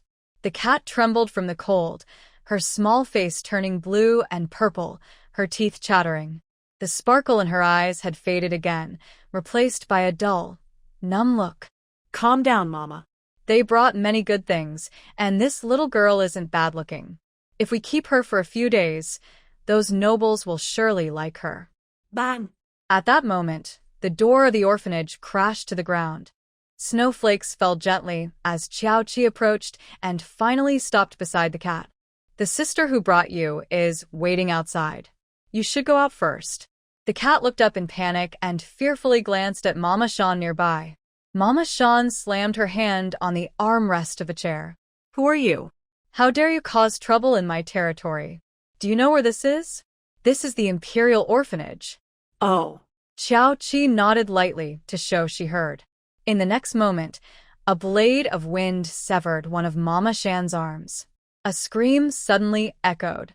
Ignoring the cry, Qiao Qi leaned down again to the cat. Go outside.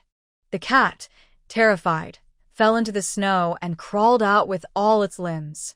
Once the cat was outside, Qiao Qi instantly appeared beside Mama Shan. Tell me everything you know. You must be dreaming. I will never tell you. Despite the fear in her eyes, Mama Shan remained defiant, clutching her severed arm and stepping back slowly. Qiao Qi didn't ask more questions and reached out to use a soul-searching technique directly on her. Now, at the foundation building level, the technique was very unstable, and it was easy to lose some memory fragments during the process. Moreover, most people who had their souls searched ended up dead. However, in the current situation, that didn't matter. As the soul-searching began, it felt like spiritual energy was tearing through the soul. Mama Shan let out a series of horrific screams of extreme pain.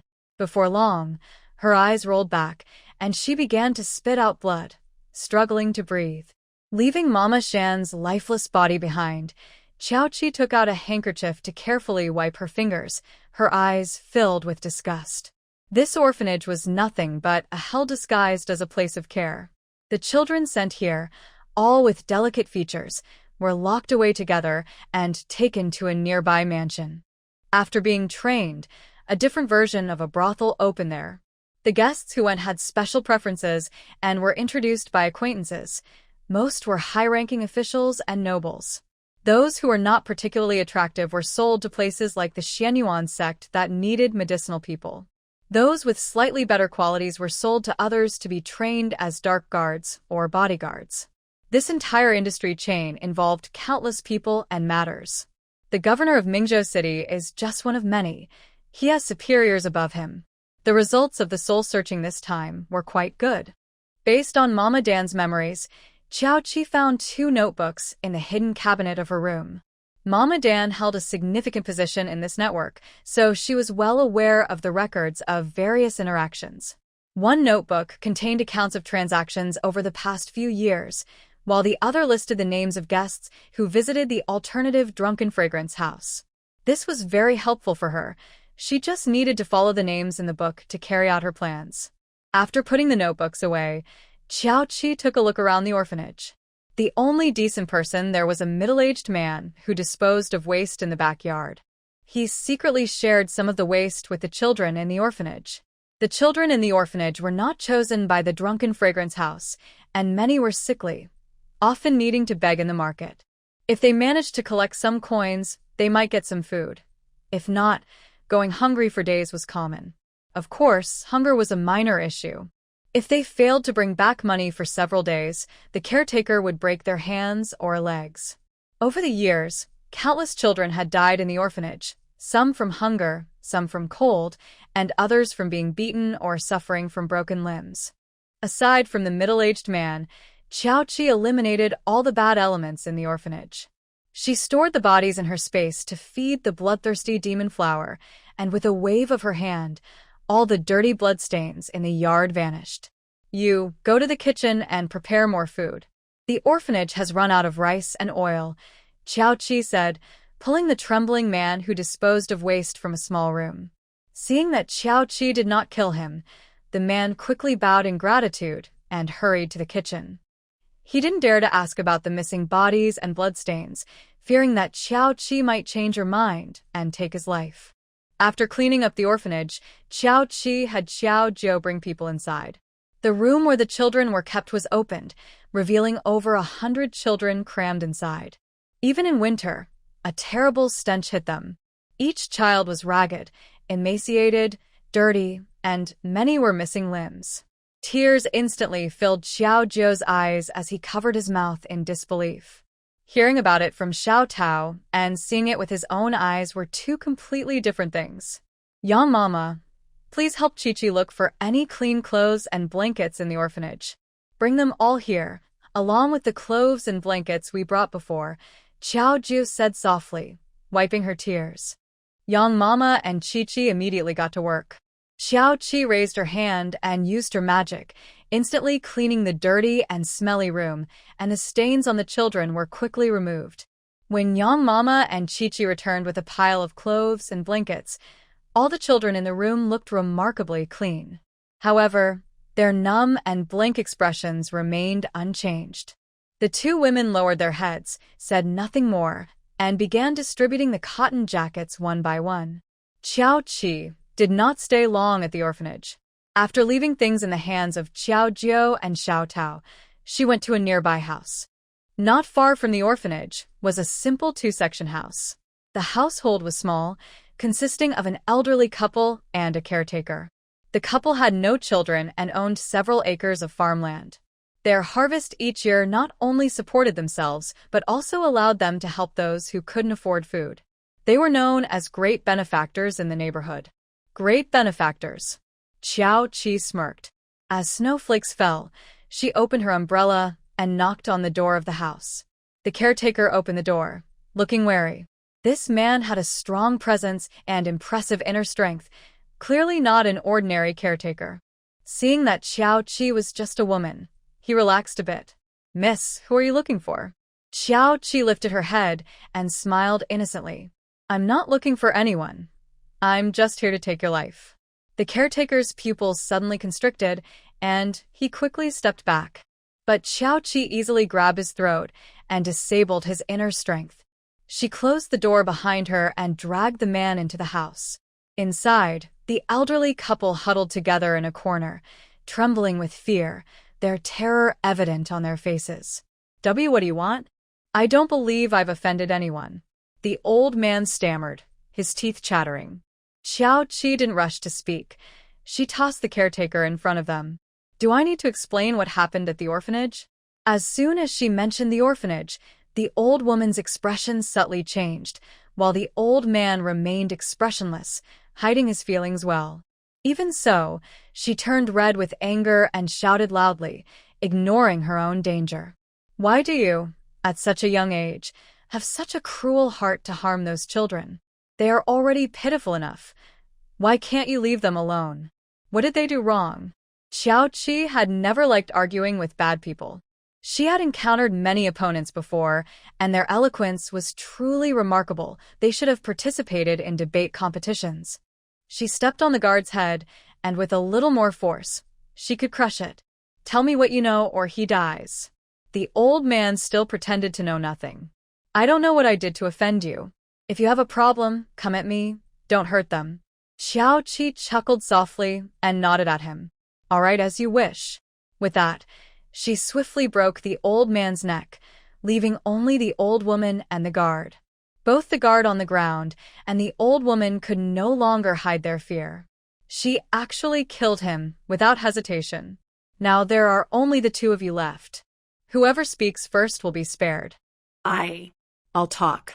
As soon as Xiao Qi finished speaking, the guard eagerly shouted, You traitor! The master will never let you go. The old woman glared at the guard with intense hatred, wishing she could eat him alive. Xiao Qi tilted her head. Master? You look like you have children. When I find them, would you like me to send them along to keep you company? The old woman trembled, her face twisted in extreme hatred. She wanted to say something, but Xiao Qi silenced her. You speak. If you're not lying, I will let you go. The guard quickly revealed everything he knew. He and the old couple worked for the orphanage, appearing to guard the estate, but in reality, they were responsible for watching over the hidden Drunken Fragrance house. There was one entrance and two exits to the Drunken Fragrance house, one of which was a secret passage under the old couple's bed. Usually they entered and exited from the other side, only using this estate in special circumstances. Moreover, the exit of this estate could only be used to leave, not to enter. In addition, the old couple, besides guarding this exit and lowering others' suspicions, would also help the drunken fragrance house find attractive young girls or boys. Once they identified someone, the guard was responsible for secretly bringing them back. The elderly couple had a good reputation in the neighborhood, and everyone turned to them when they had problems. Naturally, they met many people. Ivy told you everything I know. I had no choice. My mother is seriously ill, and without money for medicine, she won't survive. The guard knelt on the ground, crying as if he truly realized his mistake. Xiaoqi ignored him and turned to the old woman, releasing her from silence. What else do you want to say? If you want to kill me, go ahead. I won't even flinch. The old woman didn't care about life or death. She did all this for her descendants to have a better life. In front of anyone, she never mentioned her children, not believing Xiaoqi could find them. Oh. You're sure I can't find them? Xiaoqi suddenly smiled and placed a hand on the old woman's head. As the saying goes, if one person rises to power, even the chickens and dogs benefit. So, does that mean sins must also be shared? Sulsearching technique. Worried that the old woman might go mad too soon, she used her energy to stabilize her spirit temporarily. Moments later, Xiaoqi released her, and the old woman was drenched in cold sweat, trembling uncontrollably. If it weren't for a trace of energy protecting her spirit, she might have already lost her mind. Seeing her bloodshot eyes, Xiaoqi smiled and announced an address. Zakao Villa. The old woman suddenly looked up, her face drained of color, pale and frightening. Her lips trembled, and the fear in her eyes seemed almost tangible. Xiaoqi acted as if she didn't see it, tightening her grip around the old woman's neck. Don't worry, after I kill you, I'll go and take care of them too, including your newborn grandson. No, the old woman's eyes widened in shock, desperately trying to speak. No, they are innocent. Let them go. Who is your master? It's. Just as the old woman was about to reveal her master's identity, a flying knife shot toward them. Xiaoqi. Why do they always have to make a scene at such critical moments? Quickly catching the knife and throwing the old woman to the ground, Xiaoqi raised her hand and pulled the distant assassin closer. Seeing he was caught, the assassin bit down on the poison in his mouth. Xiaoqi rolled her eyes, using her energy to extract the poison from his body before it could take effect. After removing the assassin's jaw and disabling his inner strength, Xiaoqi continued to question the old woman. She glanced at the struggling assassin on the ground, finally closed her eyes, and spoke in a hushed voice. It's Minister Wei. Xiaoqi frowned. Minister Wei, the Minister of Revenue? Isn't he the father-in-law of Jiang Wanning's elder sister? However, she decided not to get involved any further. No matter who it was, she would leave it to the Moon Emperor's people to investigate. After trapping the old woman and the assassin with magic, Xiaoqi turned her attention to the guard. You can leave now. I always keep my word. If I said I would let you go, I will. The guard's eyes lit up, and without a word, he scrambled to get outside. But just as his hand touched the gate, Xiaoqi appeared beside him. I let you go once, but unfortunately, you couldn't escape. This time, I won't let you go. You. The guard's eyes widened, and before he could finish his curse, he collapsed to the ground, lifeless. After dealing with the guard, Xiaoqi quickly found the exit he mentioned, which could only be opened from the inside and had no mechanism on the outside. She didn't care at all. With one kick, all the mechanisms and secret passages shattered, revealing a dark, deep path before her. The secret passage was unguarded. After walking for about 15 minutes, a small building resembling an underground palace appeared. The building was brightly lit, filled with singing and dancing, and the women greeting guests wore blank, hollow smiles. These girls, the oldest not even 10 years old, were dressed in revealing thin fabrics, desperately trying to please the guests. The small building had about 30 to 40 rooms, with dozens of caretakers and thugs around. As soon as Xiaoqi reached the outside of the building, someone noticed her. Who are you? Capture her. Quick, inform the esteemed guests that someone has broken in. Xiaoqi gripped her sword tightly. She would take down anyone who approached her. The overwhelming stench of blood filled the air. At that moment, there were only 7 or 8 guests inside the building. Xiao Qi kicked open the doors one by one, dragging people out. Their methods of torment were horrifying. Whipping and carving words into their skin were just the beginning. Wind blades formed around her, slicing through their flesh, and their screams filled the air. "No, I'm a governor. You can't kill me. Help me, help me. I am an official of the court. If you kill me, you will pay for it. An hour later, except for the young boys and girls, everyone in the Drunken Fragrance building was dead. 21 young people were brought in, 18 girls and 3 boys.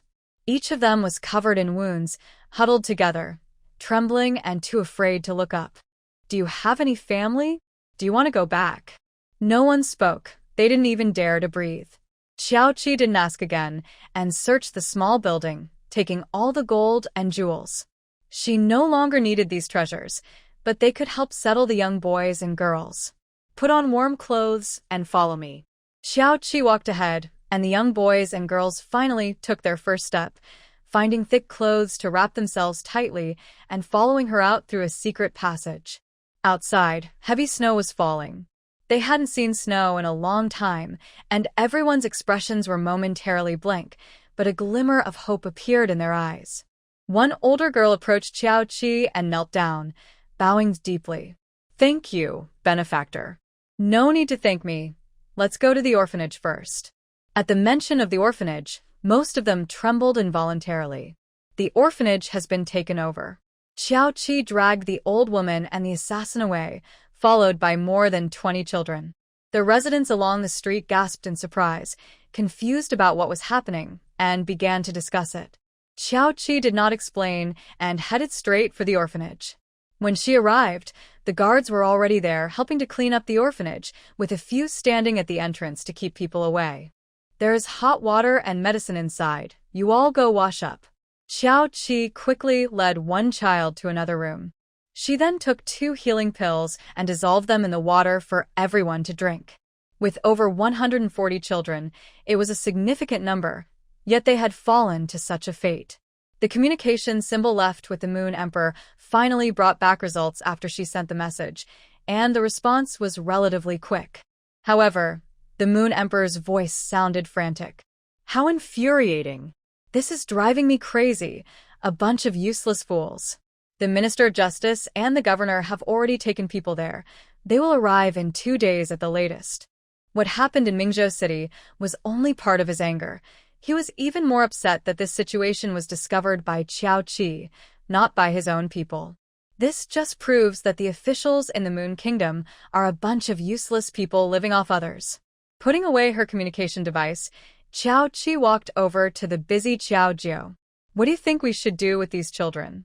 Xiao Jiu looked blankly at the injured children, her face full of confusion. She had originally believed in the orphanage. In her heart, she thought that while it might have its flaws, it provided a place for homeless children to survive. But now, she could no longer trust the orphanage. She personally changed these children's clothes, served them food, listened to their timid yet grateful thanks, and saw their eager eyes. She simply couldn't bear to see them sent to another orphanage.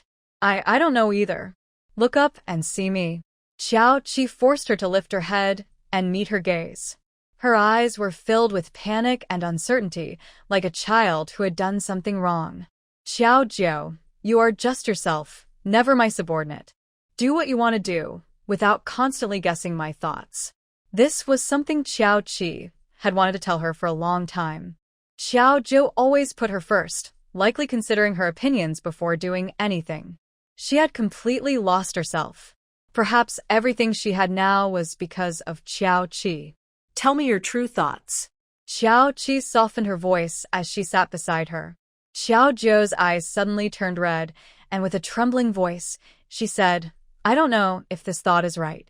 I want to give them a home in Pear Blossom Village. They have suffered too much. If they're sent to another orphanage, will they even survive?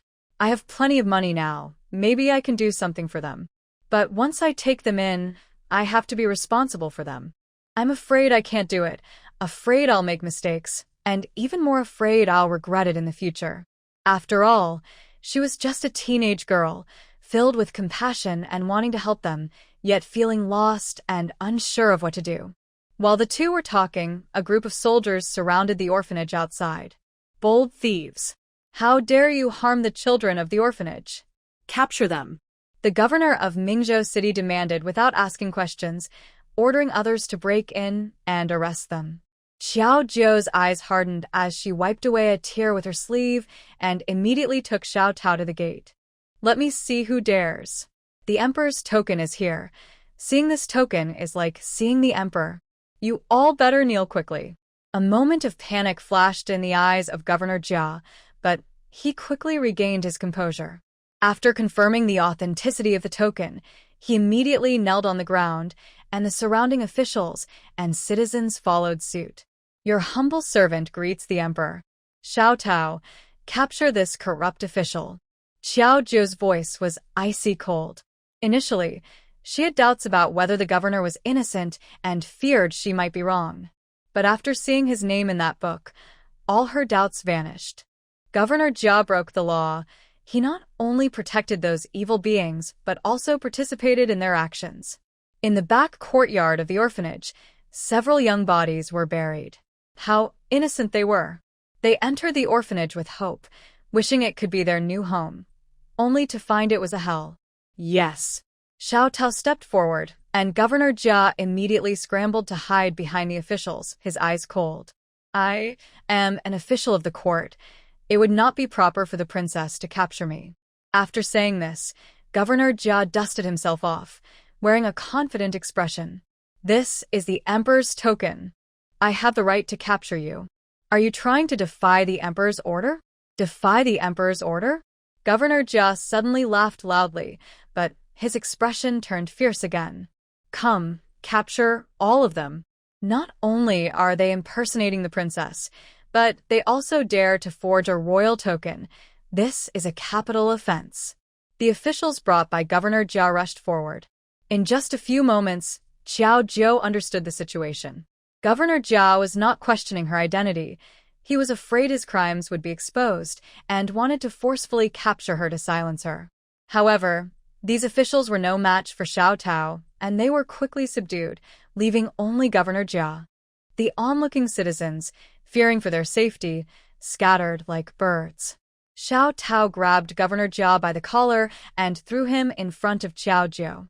Governor Jia quickly put on a smiling face and begged for mercy. "Princess, please forgive me. I didn't recognize your status. Please spare me." Looking at the smirking and flattering Governor Jia, Xiao Zhou crouched down to meet his gaze. "Governor Jia, you protected the orphanage, didn't you?" Huh? "What do you mean, princess? The orphanage has always been in Mingzhou, so of course I protected it." Seeing that Governor Jia was still being stubborn, Xiao Zhou didn't want to waste more time with him and raised her hand to deliver 2 heavy slaps. Heartless and cruel, Xiao Zhou had long been nourished by spiritual energy and magical vegetables, and she was no longer the frail girl she once was. The governor, Jia, was thrown to the side, blood trickling from the corner of his mouth, and his cheeks quickly swelled up. Being slapped in public by a woman filled Jia with resentment. His cheeks twitched uncontrollably, but he held back his anger. "Princess, you can't wrongfully accuse me. I have worked tirelessly for the people of Mingzhou City. Arrest him. I will report this to the emperor, and he will decide. In the meantime, let's just say Jia will have to endure some inconvenience." Xiao Zhou wished she could send Jia away right then and there. However, he was an official appointed by the court, and the emperor had sent the Minister of Justice to handle the case, so she couldn't act impulsively. Jia tried to argue, but Xiao Tao stuffed a smelly sock in his mouth and dragged him away. The surrounding officials and guards exchanged glances, ultimately left helpless, as they watched their governor being taken away. The next afternoon, Minister Lu Su of the Justice Department hurriedly arrived with the governor. The governor, older and having rushed too much, looked pale, and Lu Su was not much better. Jiao Qi handed over 2 books and 2 witnesses, including their testimonies. The soul-searching technique used on the old woman lasted only a moment, and since she had stabilized her spirit beforehand, she did not go mad. Not going mad meant they could take her back for further questioning. Her weaknesses lay with her children, so extracting information from her would not be difficult. Gentlemen, I leave this matter in your hands. After Jiao Ju spoke, she had Xiao Tao bring out Governor Jia. Seeing Jia in such a sorry state with blood on his face, the governor frowned. Princess, this matter hasn't been investigated yet, and using private punishment might not be wise. Lu, sir. Jiao Qi stepped past Jiao Jiao and stood in front of Lu Su, pointing at the book in his hand. The book I gave you contains names that need to be questioned promptly. If there's a delay, don't blame me for coming with my sword. What is your identity? The governor looked at Jiao Jiao and Lu Su, noticing their lack of response, and his voice weakened. The emperor had stated that Lu Su would have full authority over this incident.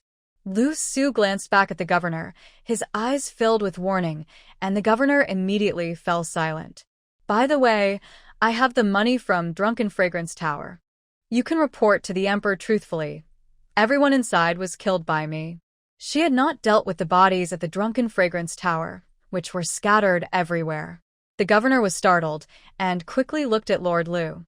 He saw Lord Lu nodding calmly, as if everything was perfectly normal. What's going on? Isn't Lu Su always fair and just? Why isn't he speaking? They hadn't even investigated this case. They were just relying on the words of these two women? Xiao Qi had said everything she needed to and turned back to the orphanage, leaving the governor fuming. This woman seemed to be the eldest sister from the princess's foster family, and even the princess was present.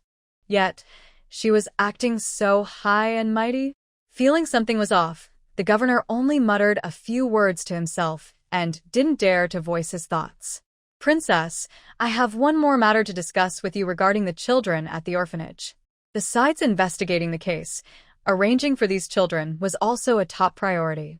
Xiao Jiu didn't speak, but looked back at the children in the room, all sitting quietly. Her heart felt heavy, and she made a decision. Lord Lu, I want to build a school in Taohua County to bring these children back. Although her biological parents didn't love her, the love she received was more than enough. Perhaps it was time for her to do something. Princess, the emperor has said that everything is up to you. If you wish to take care of these children, the funds originally meant for the orphanage will be sent to you. Okay, you can handle the investigation. I will make sure these children are taken care of. In the next 2 days, Xiao Jiao was busy arranging for the children at the orphanage, while Xiao Qi went to a shop where she could contact the Xuanji sect. If Xiao Jiao finished her work and Xiao Qi hadn't returned, they would leave first without waiting for her. The contact point mentioned by the branch leader of the Xuanji sect was an unremarkable medium-sized tavern in Mingzhou City. Xiao Qi didn't rush to gather information. Instead, she rented a room and spent some money to have beggars in the city spread the news about the landslide in the mountains. The Xuanji sect's branch was hidden deep in the mountains, where ordinary people wouldn't venture. With the recent snowfall covering the mountain paths, no one would notice anything unusual, which delayed the spread of the news. In just half a day, the news reached the tavern keeper. Seeing the keeper hurriedly heading to the backyard, Xiao Qi quietly followed behind. The keeper wrote 2 letters and tied them to 2 pigeons. The pigeons were released and flew higher and higher. Xiao Qi followed on her sword and retrieved the letters from both pigeons. There were just 2 letters filled with lines of numbers, all written in Arabic numerals. Without a codebook in hand, Xiao Qi put the letters back down. The 2 carrier pigeons flew in different directions. One seemed to head towards a ruined valley. Ignoring that one, Xiao Qi followed the other pigeon.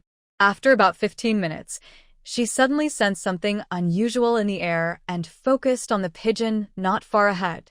Her eyes narrowed, and she quickly formed a seal to direct her energy towards the strange sensation. In an instant, that feeling vanished. The pigeon in front of her suddenly fell from the sky. When Xiao Qi picked up the pigeon from the ground, she found it was completely dead. There were no signs of poisoning, as if it had suddenly died. She examined it carefully again but still found no traces of poison. As she dissected the pigeon bit by bit, she finally discovered something odd on its small heart and needle. Recalling the earlier strangeness, Xiao Qi frowned. The person was from the Xuanji sect and didn't want her to find their headquarters. If they could escape right under her nose, why were they concerned about her discovering their base? Most importantly, no one knew her whereabouts. So, how did they know when the shopkeeper sent the pigeon and that she was following it? Narrowing her eyes, Xiao Qi quickly returned to the inn. Inside, the shopkeeper appeared completely unaware of the pigeon's death. It wasn't until the inn closed that Xiao Qi grabbed him by the throat in the alley. "How much do you know about the Xuanji sect?" The shopkeeper's expression changed suddenly, and he opened his mouth as if to say something. But when Xiao Qi loosened her grip slightly, he bit down on the poison hidden in his mouth. "You're seeking death." Using a bit of her energy to protect his heart temporarily, she activated her soul-searching technique. This time, she didn't hold back. Some information was clear, while other bits were just fragments. By the time she stopped, the shopkeeper had died from the pain, and the information she gained was somewhat lacking. He didn't know where the Xuanji sect's headquarters was. He only communicated with them through carrier pigeons. However, he did have some information. Each time he sent a message back to headquarters, it took at least half a month to receive a reply. This indicated that the headquarters was very far away. Additionally, there was one time when the message paper used was quite special, made from a type of paper only found in the Qin kingdom. The shopkeeper's body was thrown to the bloodthirsty flower, and Xiao Qi stroked her chin, forming some guesses in her mind. When she was tracking the carrier pigeon, the other party noticed something was wrong and killed the pigeon. However, when she searched the shopkeeper's soul, the other party did not appear. Was it that they couldn't kill anyone, or could they only act on the pigeon? Xiao Qi went back to the tavern and found a few more pigeons in the backyard. Inside these pigeons, she discovered a special thin needle. The ability to control the needle from such a distance to kill the pigeon was not something possible in modern times. But what if the other party wasn't human? After staying in Mingzhou for a few days, Xiao Jie decided to leave the children at the orphanage, specifically finding someone to take care of them and asking Lu Su to look after them as well. Once everything was settled in Taohua County, she would bring them over. More than 140 children was quite a number. In Lihua village, when Xiao Qi arrived, the person sent by Lu Yun was already waiting. The person wore a mask and moved like a ghost. "What is your name?" The man had a slim waist like a willow, making her suspect he might be a woman in disguise. Replying to my master, "I have no name, please grant me one."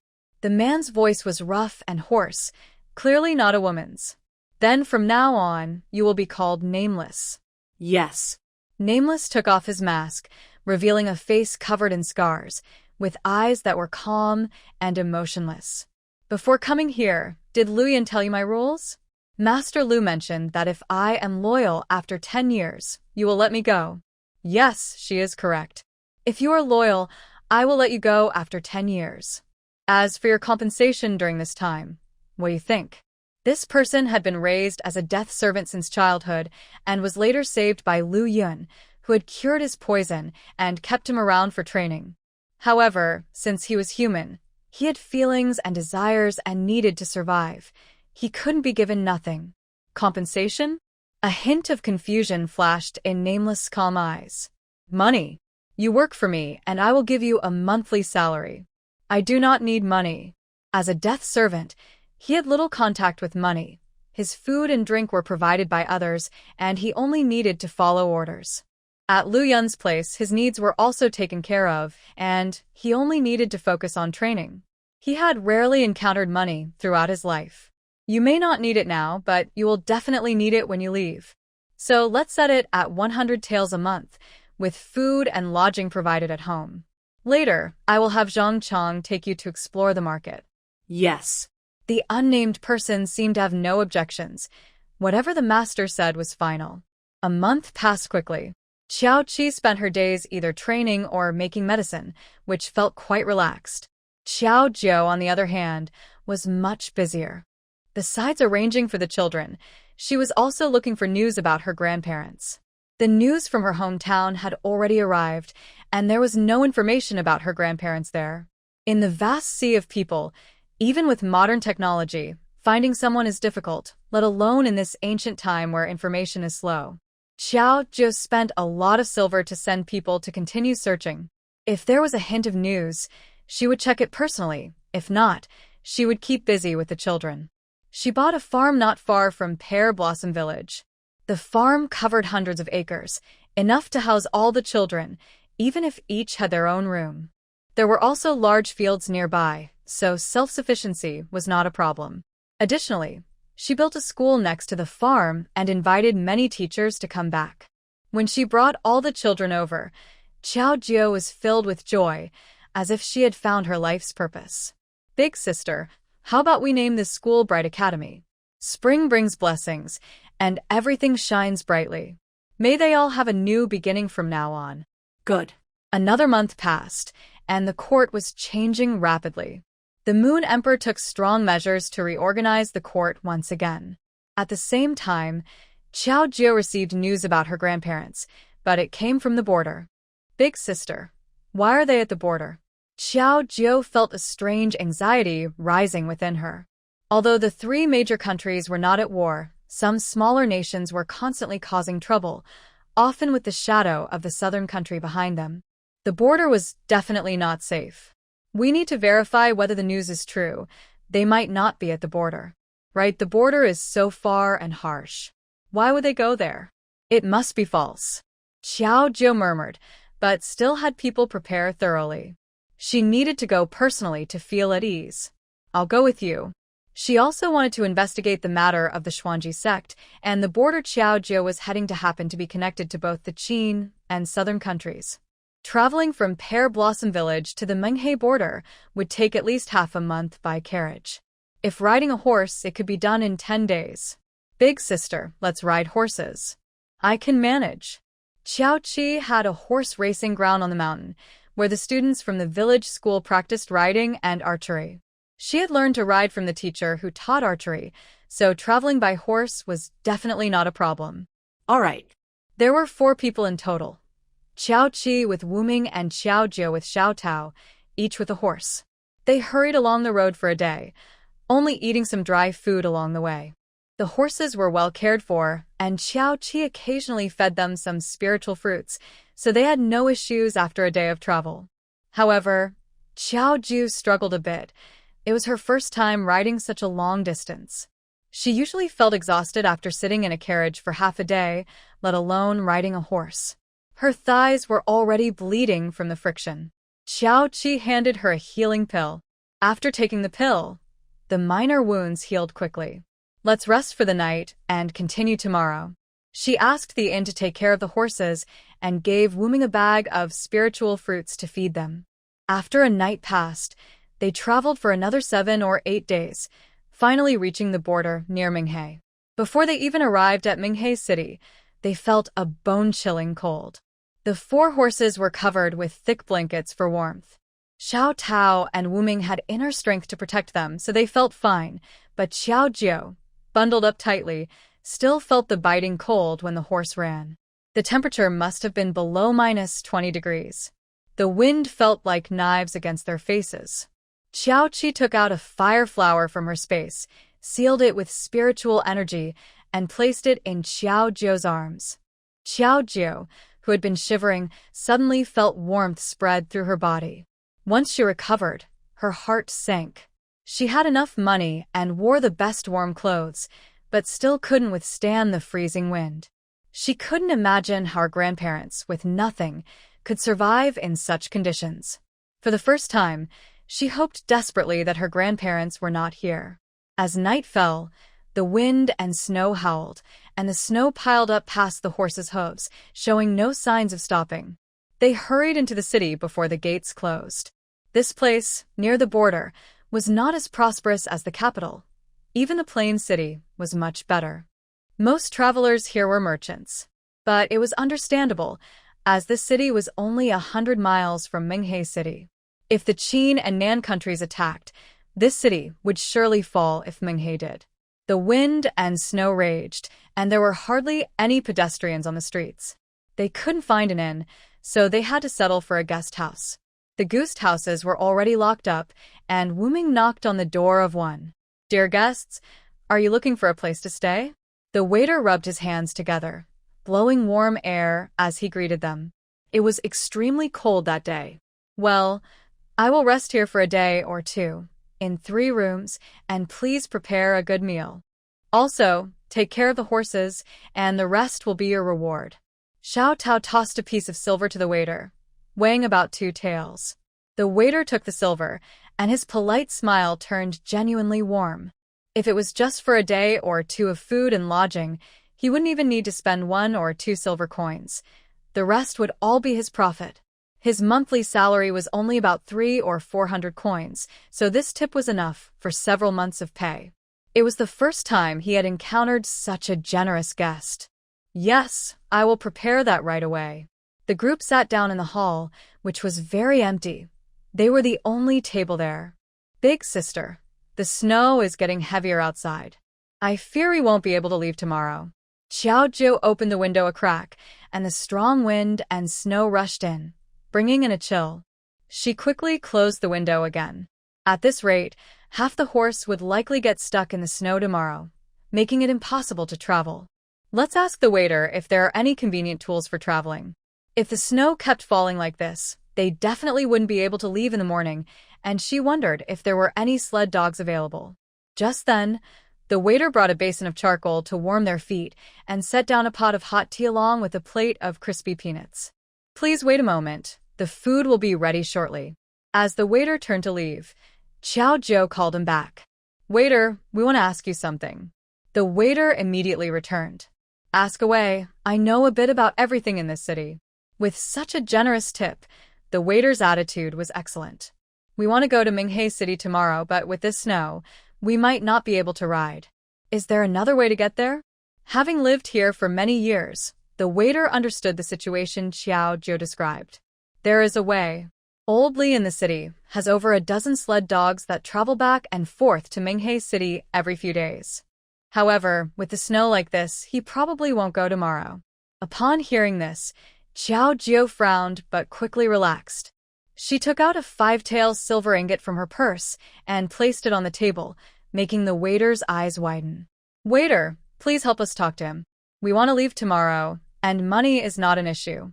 Consider this your reward for your efforts." With that, Xiao Jiu pushed the silver toward the waiter. The waiter was breathing heavily. 5 taels of silver. He was saving every bit he could, and it would take him a whole year to save even half a tael. After thinking for a moment, he quickly tucked the silver into his sleeve. "I'll go talk to him soon. I'm sure I can convince him." No one turns down silver. Old Li had a family to support and was the only one earning money. He never dared to go out on snowy days because of the risks. But his daughter had recently fallen ill and needed money for treatment. The amount offered was enough to persuade him. Dishes started coming out: a pot of braised cabbage with pork and vermicelli, a plate of braised meat, a plate of chicken with mushrooms, and a plate of cold jelly. In this place with scarce resources, these were already the best dishes in the inn. Xiao Jiu and the others didn't complain. Xiao Qi only took a few bites and then stopped. The food wasn't bad, but it wasn't great either, just average. She had made many fasting pills before, so eating a few wouldn't hurt. After the dishes were served, the waiter and the second manager excused themselves for a moment and hurried out with just a hat. About half an hour later, the waiter returned, covered in snow, with his lips already turning purple from the cold. "Brother waiter, come drink some ginger tea." Xiao Jiu ordered a pot of ginger tea and quickly poured a bowl for him when she saw him shivering. The waiter gulped down 2 bowls of hot ginger tea and finally felt warm again, then smiled confidently at Xiao Jiu. "Miss, it's done, but it will cost 10 taels of silver, and I need half as a deposit first." "Miss, to be honest, Old Li is a pitiful man. A few years ago, he braved a snowstorm to help someone reach Manhwa City, but something happened, and they still haven't found his body. He is the sole support of his family. If it weren't for his youngest daughter falling ill and urgently needing money for treatment, he wouldn't be out at this time. If you agree, I'll go talk to him right away." "Okay." Xiao Jiu took out a 10-tael silver note from her pouch. "We'll leave tomorrow. This 10 taels is the deposit. Understood, I'll go talk to him now. Here, you can borrow my cloak. At Xiao Qi's gesture, Wu Ming tossed his cloak to the waiter. Running back and forth like this could easily lead to catching a cold. In these times, ordinary people could easily die from a cold. Thank you, sir. Feeling the warmth of the thick cloak, the waiter's nose tinged with emotion. After taking a few steps, he turned back and pulled out a safety amulet from his pocket, handing it over. Sir, this is a talisman my mother got for me from Han's Han Temple, which is very famous here. I hope this talisman brings you safe travels. Wu Ming glanced at Xiao Qi, saw she had no objections, and then reached out to take it. Thank you. The waiter scratched his head, feeling a bit shy. The talisman was not valuable, but it was hard to obtain. I'll go find Old Li now. Wait. Xiao Qi suddenly spoke up and took the talisman from Wu Ming's hand. The talisman had a faint scent of incense, quite ordinary. However, besides the incense, there was a subtle, special aura surrounding it. It appeared again. The last time, they had obtained a trace of poison and 3 bottles of antidote. Now, they had a talisman. But the aura in this talisman was too weak to be of much use. Is there a problem with the talisman, sir? The waiter approached nervously. These people clearly were not ordinary. If he offended them over the talisman, it would be a big mistake. No, the talisman is very nice. Can you tell me more about it? I might want to get one too. Oh, that's it. The waiter immediately relaxed and shared everything he knew. The master at Han's Han Temple has a temper that's hard to predict. My mother took half a month to get this. Even though it's not valuable, she put in a lot of effort. Thank you. Xiao Qi pulled out 2 silver notes from her pouch and handed them over. I really like this talisman. This is for you. The waiter was stunned for a moment, but quickly took the silver notes. When he looked at them, his eyes widened. 200 taels? He had never seen such a large silver note in his life. Sir, this is too much. He was afraid to accept such a large amount, worried it might lead to serious trouble. Don't worry, consider it a purchase for your talisman. Yes, thank you, sir. The waiter glanced back at the counter, where the shopkeeper was sound asleep. As he tucked the silver notes into his clothes, he thought about old Li's daughter, who had been suffering from a cough for a long time. He gritted his teeth and decided to put the 5 taels he had just received into his sleeve. If it weren't for old Li's situation, he wouldn't have received such a generous reward. He hoped this 5 taels would bring blessings to his unborn child. His wife kept saying the house was cold, and tomorrow he would bring her a new cotton blanket. No, 2 blankets. His mother also said it was too cold. It wasn't just the weather. It had always been like this. The cotton in their clothes had clumped together, and he needed to buy a few more thick cotton coats. Thinking of this, he quickened his pace. Half an hour later, the shop assistant brought Old Li over. Old Li was wrapped in worn-out clothes that were not very thick, and his hands were cracked from the cold. When he entered, he couldn't stop shaking. It was too cold outside. The shop assistant said he was only in his 30s, but he looked as old as someone in their 50s. After discussing the trip, Old Li bent over and prepared to leave. He tossed the cloak that the shop assistant returned to him. Here, take this. Old Li was surprised to receive the cloak and quickly shook his head, carefully placing it on a stool. Sir, I can't accept this. It's too valuable. A regular cotton coat costs a couple of silver coins, which is a luxury for ordinary people. Not to mention this cloak, which was thick and well-made, clearly not something an average person could afford. Even if pawned, it would be worth several silver coins. Old man, take it. If you get cold, our journey will be delayed, Xiao Jiu urged, feeling a bit sad inside. She thought of her grandparents. In such freezing weather, even buying cotton clothes was a luxury for ordinary people. She couldn't bear to think further. Seeing that everyone really wanted to reward him, Old Li knelt down and bowed several times, startling Xiao Jiu into standing up from her stool. It wasn't until she saw Old Li's figure disappear into the snowstorm that her eyes turned red. Big sister, I wish Grandpa and Grandma weren't here. Don't think too much. Let's go back and sleep. We need to set off early tomorrow. At night, Qiao Qi left the inn alone and flew towards the Dark City on her sword. According to the information given to Qiao Jiu, Grandma Qiao and Grandpa Qiao seem to be in the northern part of the Dark City. The Dark City is divided into 4 directions: east, west, south, and north, with the north being where the lower class and the poor gathered. In the heavy snow, the Dark City stood like a giant beast. Qiao Qi headed straight for the North City, searching all night but didn't see anyone, not even anyone resembling them. It wasn't until dawn that she turned back. No matter what, she had come this far, and she needed to confirm it herself. As they stepped out of the room, Qiao Jiu and the others had almost finished packing. Oldly was waiting nearby, wrapped in the cloak given to him by an unknown person, and his face looked much healthier. The innkeeper from yesterday had just switched shifts and was about to leave after thanking everyone when suddenly the inn's door burst open.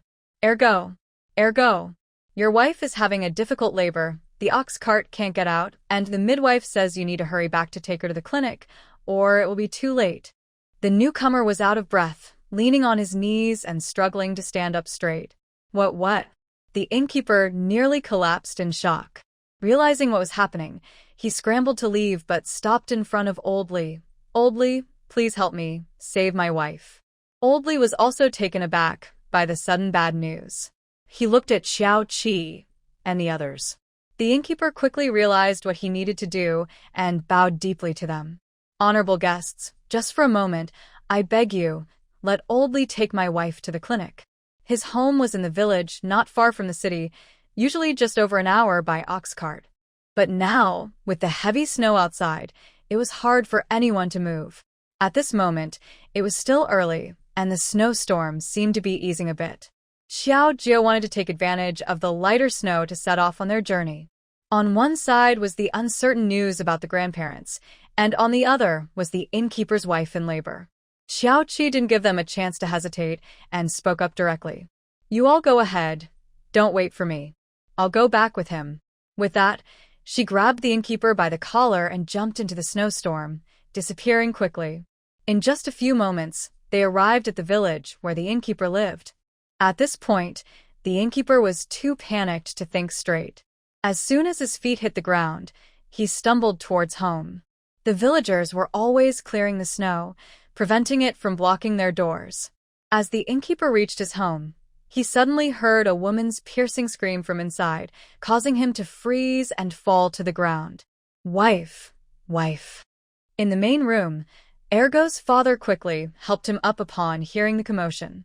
The innkeeper gripped his father's hand tightly, his throat tightening as if he couldn't speak.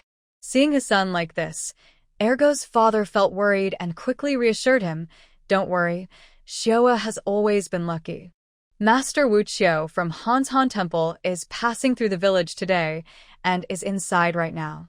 Master Wu Qiu is kind and generous, and he is also skilled in medicine. He often treats villagers who cannot afford to see a doctor for free. Hearing that Master Wu Qiu was here, he finally felt relieved. Realizing this, he turned to thank Qiao Qi. Is Master Wu Qiu the one your mother asked for a safety charm? Yes, although Master Wu Qiu has a strange temper, he is a good person. Just then, Master Wu Qiu came out of the delivery room, looking a bit pale. Seeing the eager gazes of everyone, he sighed and shook his head. I have done my best. While he is relatively skilled in medicine, he knows little about childbirth. Now there is only one option left. You can save either the child or the mother. The quicker you decide, the better chance they have. The young man's pale lips trembled, and after a few moments, he looked at Master Wu Qiu with near despair. Master, can't we save both? Master Wu Qiu shook his head helplessly and suddenly noticed Qiao Qi standing nearby. Before he could say anything, the young man's parents spoke almost in unison. Save the mother. Save the wife. The young man's mother sat on a bench, wiping her tears, unable to stop crying. Her unfortunate daughter had died during childbirth, and the cruel in-laws insisted on saving the child, knowing the risks. The result was the loss of both. Now, faced with a similar situation, she could not bear the thought of her child being born and immediately separated from her mother. Children can be born again, but once a life is lost, it is truly gone. Master Wuqiu did not pay attention to the young man's family, but instead looked directly at Xiaoqi. Miss, could you come in with me? There may still be a glimmer of hope. Xiaoqi did not refuse. Master Wuqiu seemed different from others who only pretended to be virtuous. He might actually have some real skills. As the heavy curtain was lifted, a strong smell of blood filled the air. The midwife's hands were covered in blood, and she was clearly flustered. Have you made a decision? Save the mother or the child. If you wait any longer, it will be too late. In the cold weather, the midwife was sweating profusely. Master Wuqiu joined his hands in prayer and bowed to Xiaoqi. Amitabha, saving a life is more valuable than building a pagoda. Please help. You all should go outside and keep people from coming in. Thank you. Master Wuqiu quickly left the delivery room. The midwife was momentarily stunned, but seeing Master Wuqiu's urgency, she gritted her teeth and followed him out. She has done her best. If anything happens, it has nothing to do with her. The heavy curtain fell again, and Xiaoqi moved her hands, lifting the mother into the air. At this point, the mother was close to losing consciousness. Xiaoqi infused her with a bit of energy to give her more strength and then sealed her pain. The mother had a narrow pelvis, and the baby was large, making it impossible for her to give birth. Close your eyes and take a good rest. At that moment, the mother felt as if she was flying in the sky. Perhaps she was really close to death. Otherwise, how could she feel like she was flying? Hearing the voice, she obediently closed her eyes, her eyelids growing heavy as she slipped into darkness. Maybe she was really going to die, and it was a pity she didn't have time to say goodbye to the baby's father. Energy sliced open a small incision on the mother's belly, revealing the baby inside. The baby had been under stress for too long and looked a bit blue. Energy flowed into his mind, and Xiaoqi gently tapped his bottom with energy. A loud cry echoed in the room. Outside, people were overjoyed and wanted to rush in but were stopped by Master Wuqiu. Inside, after placing the baby in a blanket, Xiaoqi began to heal the mother's body. The energy flowed over her, and her wounds quickly healed. 15 minutes later, Xiaoqi walked out of the delivery room, completely clean, without a trace of blood. Master Wuqiu's old face showed a smile. Thank you for your help. Xiaoqi nodded and turned to the innkeeper's family, saying mother and baby are safe. You can go in and see them. Upon hearing this, the innkeeper rushed inside with joy. Master Wuqiu, I have some questions I would like to ask you if you have the time. If you wish to know, I will share everything I can. Good, I will wait for you at Cold Mountain Temple. Helping the innkeeper's wife was just a small favor. Without waiting for the family to come out, Xiaoqi stepped into the snowstorm.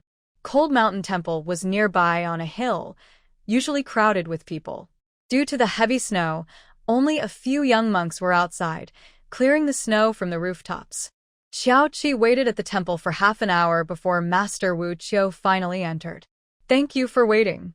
Master, your skills are impressive. Xiaoqi was a bit surprised. She had misjudged him. From the village to Cold Mountain Temple, especially on such a snowy day, a regular person would take a whole day to arrive, yet Master Wuqiu only took half an hour. She had thought it would take him at least over an hour. The praise is too much, but I just took a shortcut. The hidden path from the mountain below cannot compare to your incredible skills.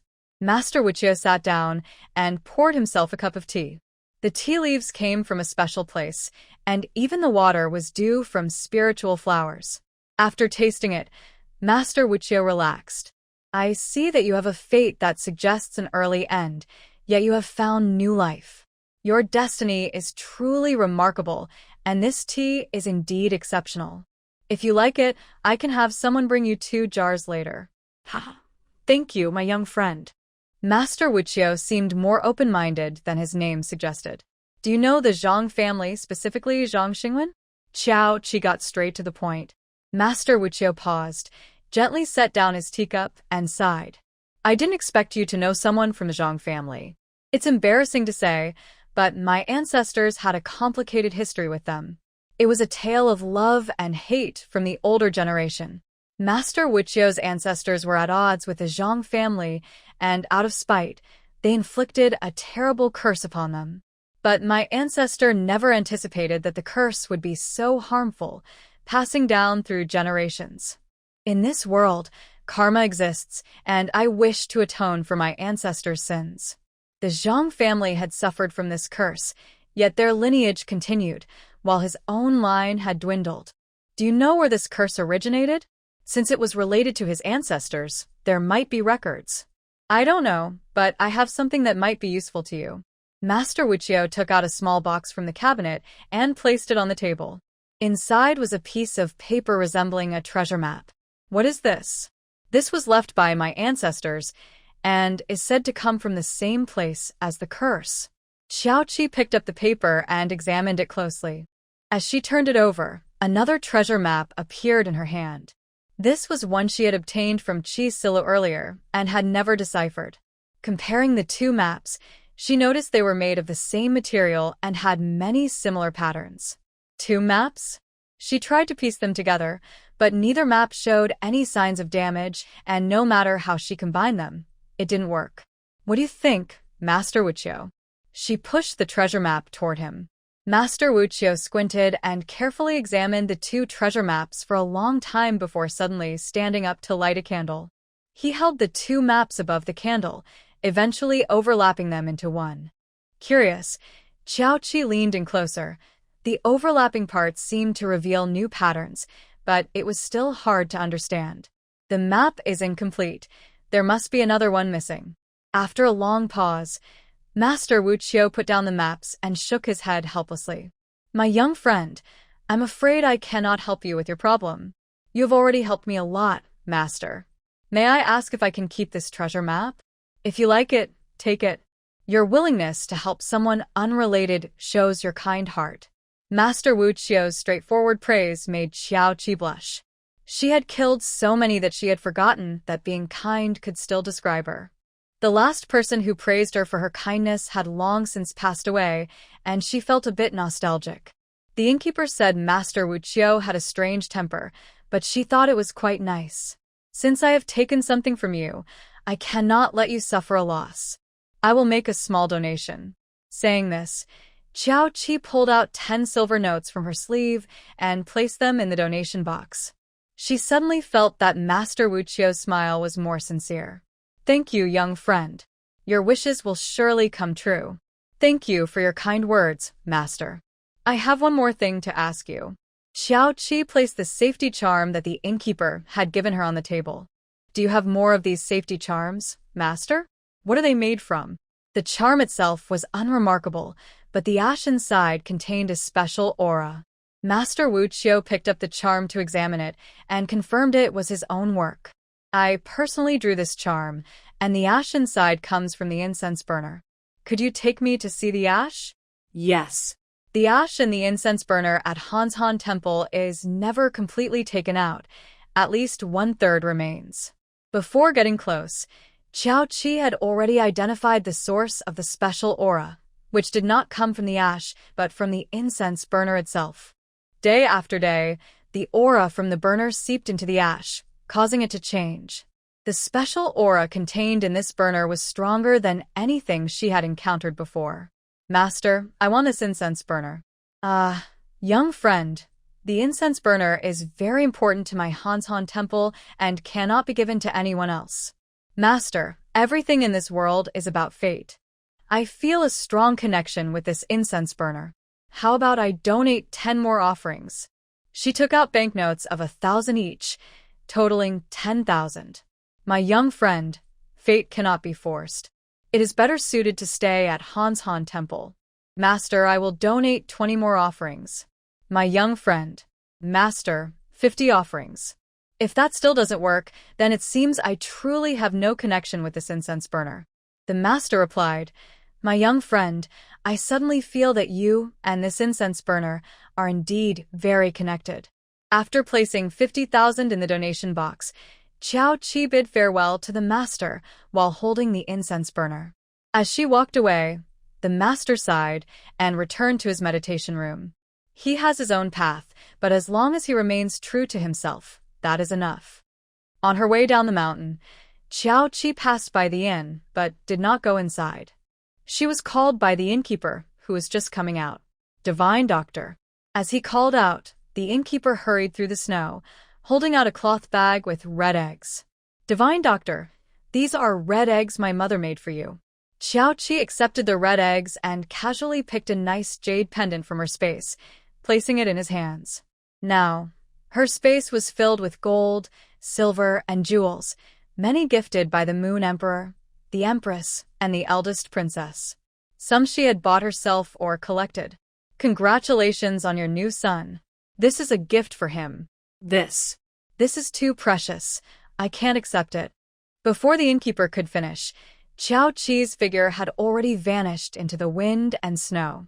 He looked down at the jade pendant in his hands, feeling a mix of emotions. Such a fine jade pendant was something he could never afford, yet the Divine Doctor could give it to someone as humble as him so easily.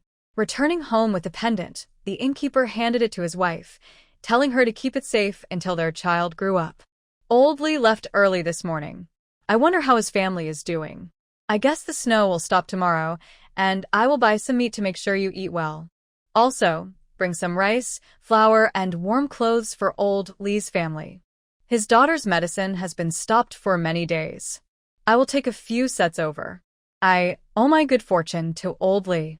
If it weren't for old Lee, he might never have had the chance to speak with the Divine Doctor, and his wife might have truly faced difficulties during childbirth. In Minghe City, as Xiao Jiu arrived, Xiao Qi rushed over. Compared to other cities, the inspections in Minghe City are particularly strict. Xiao Jiu handed over her princess token. "I didn't know you were a princess. I hope you won't hold it against me. It's fine. It's very cold, and you all have worked hard guarding this place." As the sled entered the city and passed by the government office, they saw a woman kneeling in the snow, seemingly in distress. The woman's face was frozen and bruised, and she looked weak, eventually being taken inside by the officials. The group paid little attention to this small matter. There were no inns in the city, so they found a guest house to stay in. Xiao Jiu also arranged a room for old Lee. "Uncle Lee, you should stay here for a couple of days until the snow stops before heading back." Old Lee quickly expressed his gratitude, without hesitation. Before leaving, he had already given the 10 taels of silver to his family and had made many arrangements, even thinking about future matters. The journey had been too dangerous, and he was relieved to arrive safely. If he went back alone, he feared more accidents could happen. It would be better to rest here for 2 days. A slight delay might ensure a safe return. "Here is some extra money. Take this to help your daughter get proper medical care." Xiao Jiu handed him a 10-tael banknote, totaling 20 taels, which was much more than the agreed 10 taels. Old Lee hesitated to accept, his weathered face filled with anxiety. He quickly shook his head. "Guests, you have already given me money. The agreed 10 taels is enough. This is too much, especially since you have also given me this cloak." "Uncle Lee, it was agreed that you would take us to the city and then return, but seeing the deep snow, I will need a vehicle in the city for the next couple of days. I may have to trouble you again." "That's no trouble at all. I was planning to stay here for a few days until the snow stops." Looking at the banknote in front of him, Old Lee finally reached out and accepted it. That afternoon, after the dog was well fed and rested, Xiao Jiu took Xiao Tao and asked Old Lee to lead them to the North City. The North City was relatively chaotic, but there were patrolling soldiers, so no one dared to cause trouble in public. Xiao Jiu went to the North City to look for someone while Xiao Qi stayed at the guest house. A few dozen miles beyond Minghe City was the military camp, and on the other side was a lawless area. The auction house in the chaotic area opened right after the New Year, and Manager Zhang had only sent a letter back then. The communication talisman had a time limit, and the one in Manager Zhang's possession had long since expired. "Nameless, take this token and go to the chaotic land." "Yes, I will do it right away." Nameless took the token and quickly disappeared from the room. By evening, the snow finally stopped. Xiao Jiu returned to the inn with a pale face, almost tripping on the stairs, but Xiao Tao pulled her back. What's wrong? Xiao Ju looked fragile, as if she might break at any moment. Her mother was gone, and her father was no longer her father. If her grandparents were also gone. Seeing her struggle to speak, Xiao Qi signaled Xiao Tao to answer. Miss, we found the contact person, but the one who delivered the message to the second miss has been missing for a month. It is said that a month ago, a fire caused many deaths, and this person was among them. Xiao Zhou rushed over upon receiving the news. But if the person really died in the fire a month ago, didn't that mean they had just delivered the message before disappearing? Have you checked with the authorities for more details? Yes. I'm worried there might be hidden truths. I first asked around the locals, and then sent someone to the authorities. The results were mostly the same. Xiao Tao recounted everything. She was concerned about hidden truths. If they revealed Xiao Zhou's identity, the authorities would likely conceal information if they knew she was searching for someone. If there was something to hide, they might take action secretly, as this was someone else's territory, and she needed to be cautious. As for the cause of the fire, it is said that it started when a family's brazier was knocked over due to the cold weather. The North City is a place where many people gather, and according to the authorities, over 30 people died in that fire. The 30-plus deaths were only what the authorities reported. Many beggars or homeless people in North City perished without anyone knowing. Hearing Xiao Tao's words, Xiao Qi felt something was strange. What kind of fire could kill over 30 people? Were they all trapped? With such a big fire, wasn't anyone trying to put it out? There were, but according to the authorities, the weather was too cold, and the river was frozen. The only well was too slow to provide water, so they couldn't respond in time. The authorities' explanation seemed flawless. It truly appeared to be an accident. What about the bodies? The officials previously sent someone to identify the bodies, but all the corpses were burned black and were unrecognizable. Some families were completely lost in the fire, and no one came to claim them. Those with family could only reluctantly claim a similar charred body to take home. Those without family were buried by the officials. The crowd here was too mixed, making it hard for the officials to keep track. You should spend some money and secretly ask the beggars in the city for information. Remember not to reveal your identity. If you can't find anything, then check with the officials for more details. Xiao Tao immediately agreed. Xiao Qi looked at Xiao Jiu, who seemed dazed, and told her to rest on the bed for a while. Since receiving the news, she hadn't really rested, relying on the information from her grandparents to hold on. If it were just false news, it would be fine, but suddenly hearing that someone might be dead had definitely broken the tension she was holding inside. In the middle of the night, Xiao Tao returned to the inn, looking worn out, and shook her head when she saw Xiao Qi. Miss, I couldn't find out any news from the beggars. Xiao Qi frowned. Could she have guessed wrong? Never mind, you can go back now. Since Xiao Tao didn't get any news, there were only two possibilities. One was that the officials were telling the truth, and those people really died in the fire. As for the second possibility, that was that the beggars were silenced and didn't dare to speak the truth. Thinking this, Xiao Qi rubbed her head, realizing she might be overthinking things. Maybe that fire was truly just an accident. The next day, Xiao Jiu bought some offerings and went to the mass grave. The graveyard was covered with a thick layer of ice and snow, with no sign of melting, and the graves underneath were already buried. The officials had just dug a hole and buried people here. If her grandparents were truly buried here, she wouldn't know which ones were theirs. Moreover, these graves were covered in snow and wouldn't melt anytime soon. She bought more offerings and paid respects from different directions. Big sister, I didn't realize it, but it's been almost 2 years since I last saw my grandparents. I never thought. Xiao Jiu wiped her tears. I will continue to keep an eye on news about them. If they are here, it's my way of honoring them as their granddaughter. If they are not, I ask the spirits to bless my grandparents with safety and peace. After paying her respects, Xiao Jiu stood up to head back, but saw a figure quickly running away from behind a tree. Xiao Tao didn't wait for orders and quickly jumped forward to grab the person. I saw you sneaking around just now. Who sent you? Xiao Tao threw the person to the ground, and everyone could see that it was a weak man, disheveled, and wearing tattered clothes stuffed with straw for warmth. Who's sneaking around? Just because you can come to pay respects, I can't? The frail man stubbornly protested. Xiao Tao didn't let him off easy and pulled out a dagger, holding it to his neck. Let's see if your mouth is tough or your neck is. No. I'll talk. The man, scared, crouched down and covered his head, crying out. Seeing that Xiao Tao didn't harm him, he shakily stood up again. I really came to pay respects to my brother. The man hesitated for a moment before continuing. He died in that big fire. At the mention of the fire, hesitation flashed in his eyes again, but he finally gritted his teeth and spoke. I noticed that you all don't seem like ordinary people. It seems you also have family who died in that fire. I don't care who you are. I just want 10 taels. No, 5 taels of silver, and I will tell you everything I know.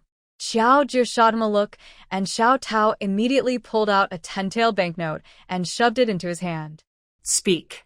I suspect that fire was a conspiracy. A hint of hatred appeared in the man's eyes.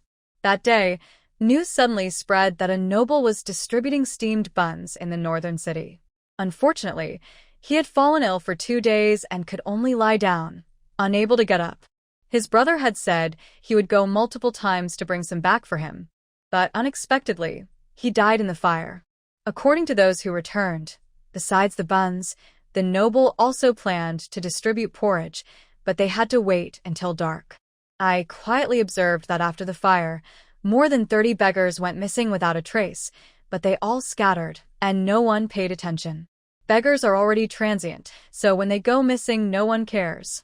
If he hadn't paid close attention and could remember faces, he might not have noticed. Adding those 30 beggars to the residents, the death toll was much higher than 30. This matter hasn't leaked a word. Were you threatened? Xiao Tao had gone out last night to inquire, but found out nothing. The man sneered. There's no need for threats. Anyone who dares to speak out just disappears the next day. After a few times, who would still dare to say anything? I only know this much. I advise you not to meddle in things that don't concern you, or you might lose your life. Xiao Tao let him go, and the man quickly ran away without looking back. Why are they reporting false information? Xiao Tao asked, confused.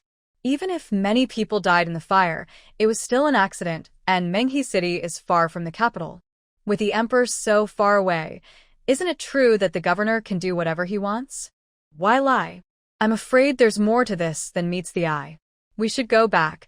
Qiao Qi increasingly believed there was a conspiracy. When they returned to the inn, they found the innkeeper had brought an invitation, showing great respect. Dear guests, this is an invitation from the governor's residence. Thank you. Xiao Jiu hid her sadness and subtly asked the innkeeper about the governor's character.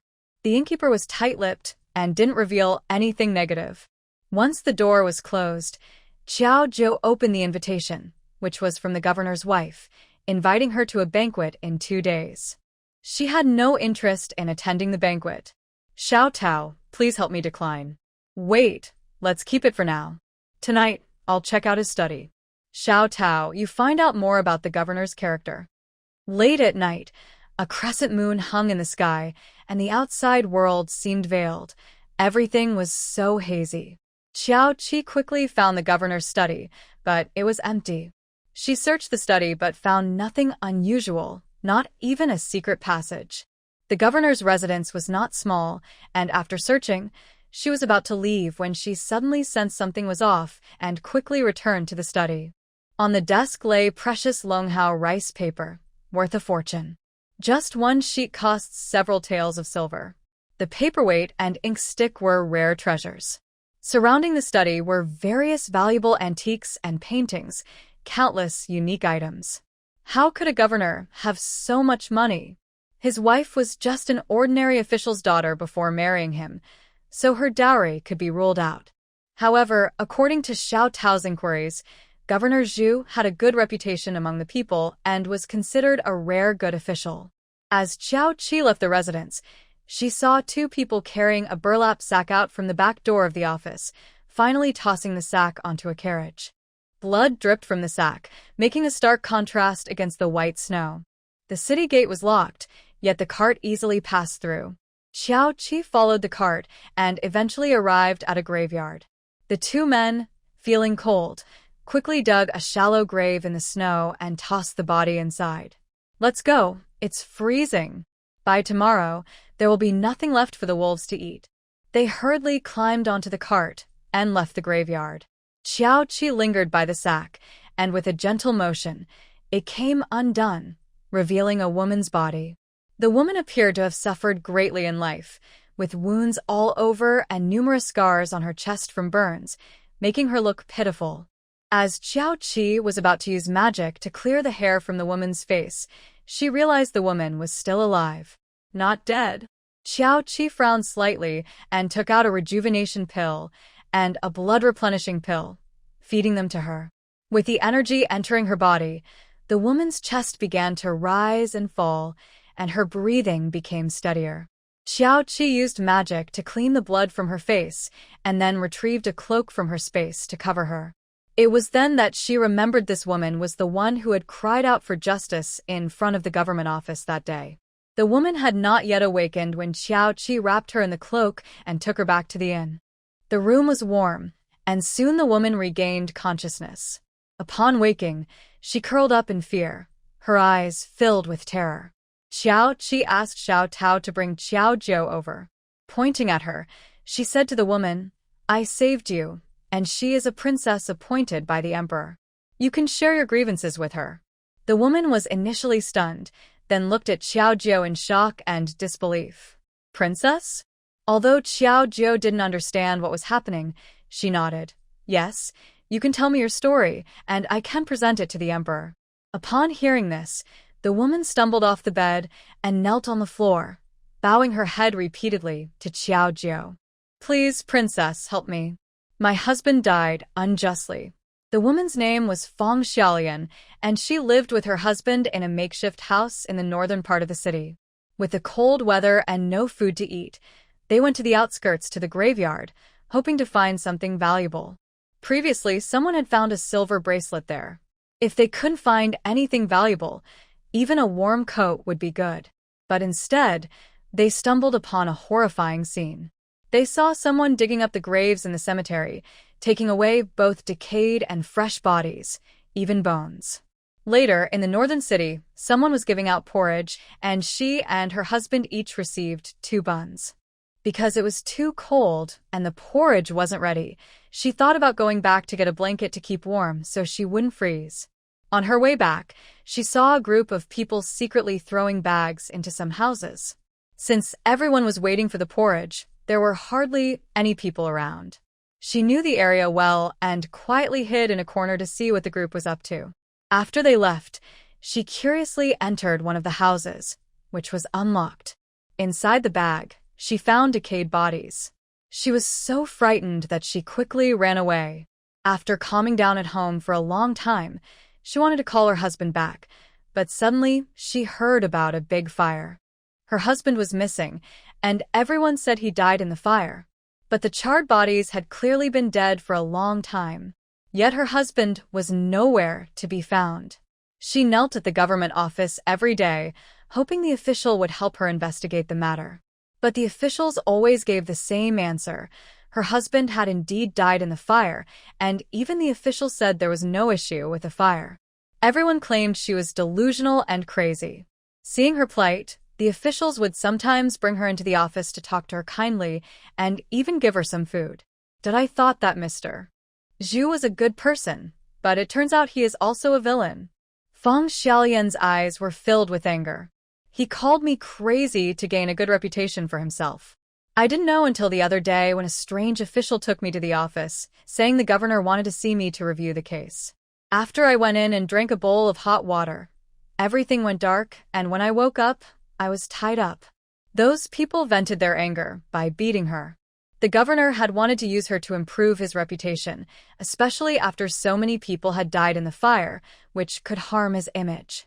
Whether those who were burned were actually alive or just corpses before the fire was up to the officials to decide. The coroner naturally listened to Mr. Zhu's words, or rather, in a remote place like Manhwa City, Whatever the governor said was considered the truth. Unexpectedly, a princess arrived in the city, and the governor, fearing she might discover something, ordered her death. When I was locked up, I heard the guards talking. They kept calling people lowly and foolish.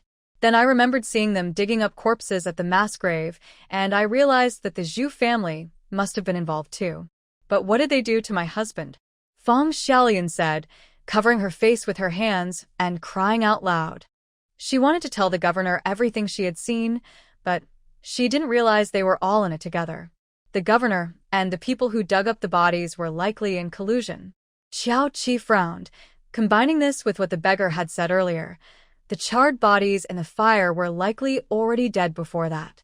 The real living people had probably been secretly taken away long ago, and there were likely not just 30 or so, but as many as 70 or 80. What did he want with so many people? Xiao Qi immediately thought of the secret door in Mingzhou City. That Lu leader used the flesh and blood of women to relieve poison, and even for cultivation. Could it be that the governor of this dark city was doing the same? Big sister. Xiao Jiu twisted the handkerchief in her hands. Her worry was obvious, but compared to her previous sorrow, there was now a hint of excitement. Although she didn't know what the governor wanted with so many people, it meant that their grandparents were likely still alive. Come with me. The two went to Xiao Jiu's room. Xiao Qi sat down, pondered for a moment, and then spoke. At tomorrow's banquet, take Xiao Tao with you.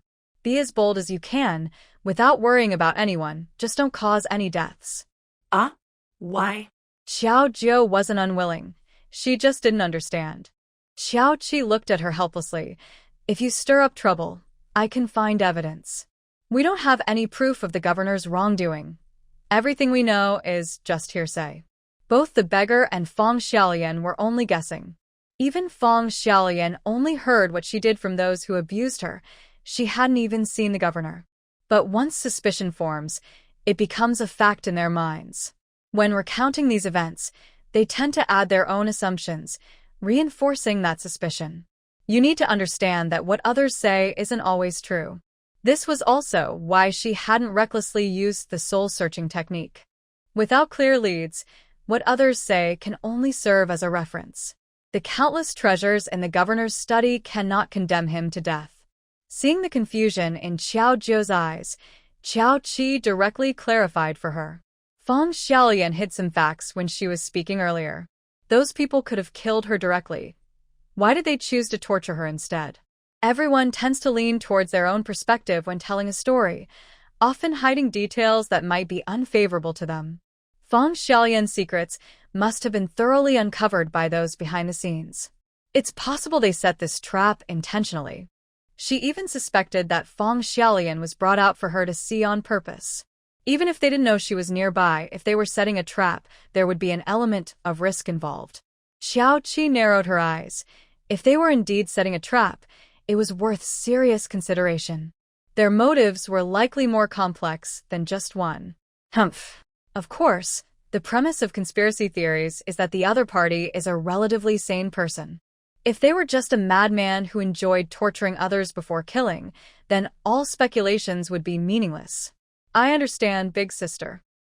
The next day, most of the snow on the roads had been cleared, and the carriage could travel without issues. Xiao Jiu wore a luxurious gold-embroidered jacket adorned with butterflies, draped in a large cloak made of fire fox fur, and a matching set of red gemstone accessories on her head, looking incredibly noble. Perhaps wealth brings confidence. With Xiao Qi's support, she no longer showed any signs of her previous timidity. As she stepped down from the carriage, her cold gaze looked disdainfully at the crowd waiting to greet her at the entrance. Greetings, Princess Shongyun. Madame Zhu, along with many ladies from Minghe City, bowed to Xiao Jiu. Xiao Jiu merely responded with a faint acknowledgement and, with the help of Xiao Tao, walked past the crowd into the building. Madame Zhu tightened her grip on her handkerchief, a hint of embarrassment flashing in her eyes. Among the highborn ladies, even if they disliked someone, they wouldn't show it so openly. Minghe City, being a border stronghold, meant that even though Governor Zhu was just a governor, he received great respect from some princes. This was the first time she had faced such humiliation. However, since the other party was a princess, a second-rank princess no less, she was more esteemed than an ordinary princess, especially since she was favored by the emperor. Though Madame Zhu felt angry, she dared not speak out and could only hurriedly follow. Princess, the garden has received many ice sculptures. The craftsman's skills are quite rare. Before Madame Zhu could finish her sentence, Xiao Jiu coldly interrupted her. Rare? No matter how rare. Can it compare to the skills of the craftsman in the capital? Are you saying that a master from a small border town can compare to someone in the emperor's court? After saying this, Xiao Jiu looked at Madame Zhu with a mocking gaze, as if to ridicule her lack of status. Madame Zhu felt humiliated and her face turned slightly red, but she tried to defend herself. And no, it's just that I have a clumsy tongue and can't express myself well. The other party was favored by the emperor and empress, and it was said that even the princess favored her. If she offended her, it could lead to trouble for her husband. Seeing Madame Zhu flustered, Xiao Jiu felt a bit guilty, but had to maintain her composure. She had built a reputation for being arrogant, but her sister had warned her about the other party's backup plan. Where was it? Just then, a voice filled with indignation cut through the crowd. What's wrong, princess? You can insult others at will? My mother is a respected lady and older than you. You should at least show her some proper respect. Hearing this voice, Xiao Jiu stopped and turned around to see a young woman in a bright red dress walking toward her. The woman wore a fox fur scarf, looking quite radiant, but her outfit clashed with Xiao Jiu's. Madame Zhu's face turned pale, and she quickly stepped forward to stop her. Princess, my daughter doesn't understand the rules. Please don't hold it against her. Yue apologized to the princess quickly. Mother, she's being rude to you. Why are you defending her? She's clearly in the wrong. The young woman protested. Xiao Jiu narrowed her eyes, her expression cold. What I do is none of your business.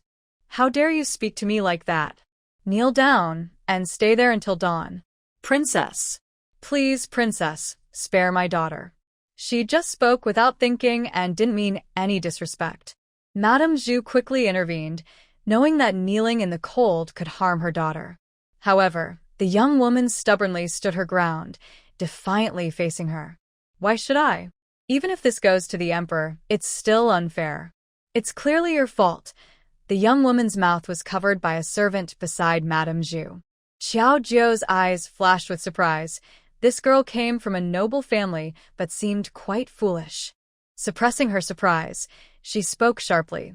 Speaking without thinking is still a thought. Kneel. As Xiao Jiu shouted, Xiao Tao stepped forward and pulled the young woman's collar, forcing her to kneel in the snow, regardless of her struggles. Princess, please spare Yue. I will definitely teach her a lesson later. Madame Zhu's face turned pale, and she quickly knelt down to plead for the girl. The other ladies watching exchanged glances and also knelt down to join Madame Zhu in her plea. However, Xiao Jiu ignored them, ordering someone to bring a chair. She calmly sat down and sipped her tea while watching the ladies kneeling before her. After an hour, some of the ladies could no longer hold on and began to sway. During this time, someone informed Governor Zhu, who hurried over with a border defense officer, and they continued to plead for the ladies. Xiao Jiu grew tired of the scene, disregarded Governor Zhu, and left with Xiao Tao. As she departed, she made a strong statement. I will definitely inform the emperor about this matter and let him decide for me. Governor Zhu's face also turned pale, but he could only continue to bow and see her off. Back at the inn, Xiao Jiu eagerly asked Xiao Tao, "Did I do well?" Xiao Tao replied, It was. Okay. She forced a smile. How could she express her thoughts? If Governor Zhu was truly a madman, then Xiao Jiu's performance was just acceptable. If there were others scheming behind the scenes, then it didn't matter. Xiao Qi intentionally had Xiao Jiu put on this act to expose the governor and those behind him. The people behind the scenes encouraged Miss Zhu to create this situation, hoping to give Xiao Jiu's supporters time to search for evidence while they could manipulate things. In summary, assuming Governor Zhu is not a madman, Both sides knew they were acting, so what difference did it make how well they performed? It would come down to who was more skilled. As night fell, there were few pedestrians in the darkened city. Wuming returned from the chaotic area with a letter. Initially, she had asked Liu Yun to investigate the Xuanji sect, but no information about it was found in the Moon Kingdom. This matter was eventually handed over to Manager Zhang, who managed to uncover some clues in the chaotic area. The headquarters of the Xuanji sect was in the Qin Kingdom, with branches infiltrating various countries. Besides that, there were matters related to auctions. After briefly reading the letter, Qiao Qi turned the paper to ashes in her hand. Just then, the communication symbol belonging to the Moon Emperor lit up. There were some developments regarding Mingzhou City. Governor Jia of Mingzhou was using the charity orphanage for his own gain and was also gathering dirt on various officials, indicating that he had support from someone powerful. All the blame fell on the Secretary Wei, but everything seemed too easy, making him suspect something was off. Secretary Wei claimed he was wronged and was temporarily detained. In addition, the charity house incident in Mingzhou had Secretary Wei as the public face, but there was another force secretly involved. The investigation only revealed a connection to the Qin Kingdom, and then the clues stopped. If it was truly related to the Qin Kingdom, once Secretary Wei was convicted, it would mean treason. Those officials who were under his control might have already betrayed the Yu Kingdom. Putting away the communication token, Qiao Qi felt her initial suspicions were confirmed and couldn't help but sneer. What a grand scheme, and it even involved her. That night, Qiao Qi sneaked into the Zhu residence again, returning to the inn only in the early hours. The next day, Qiao Jiu entered the Zhu residence again, holding an imperial edict. By the decree of the emperor, Zhu Chan, the governor of Minghe City, has disregarded the law, trafficked people, and recklessly harmed lives. He is to be escorted back to the capital and executed after autumn. Zhu Chan collapsed to the ground, crying out in protest, hitting his head on the floor and quickly bleeding. Madame Zhu spat out blood and fainted, while Zhu Yu, terrified, held her mother tightly, tears streaming down her face. Then, realizing the situation, she crawled to Qiao Zhu's feet, begging for mercy. "Your Highness, I know I was wrong.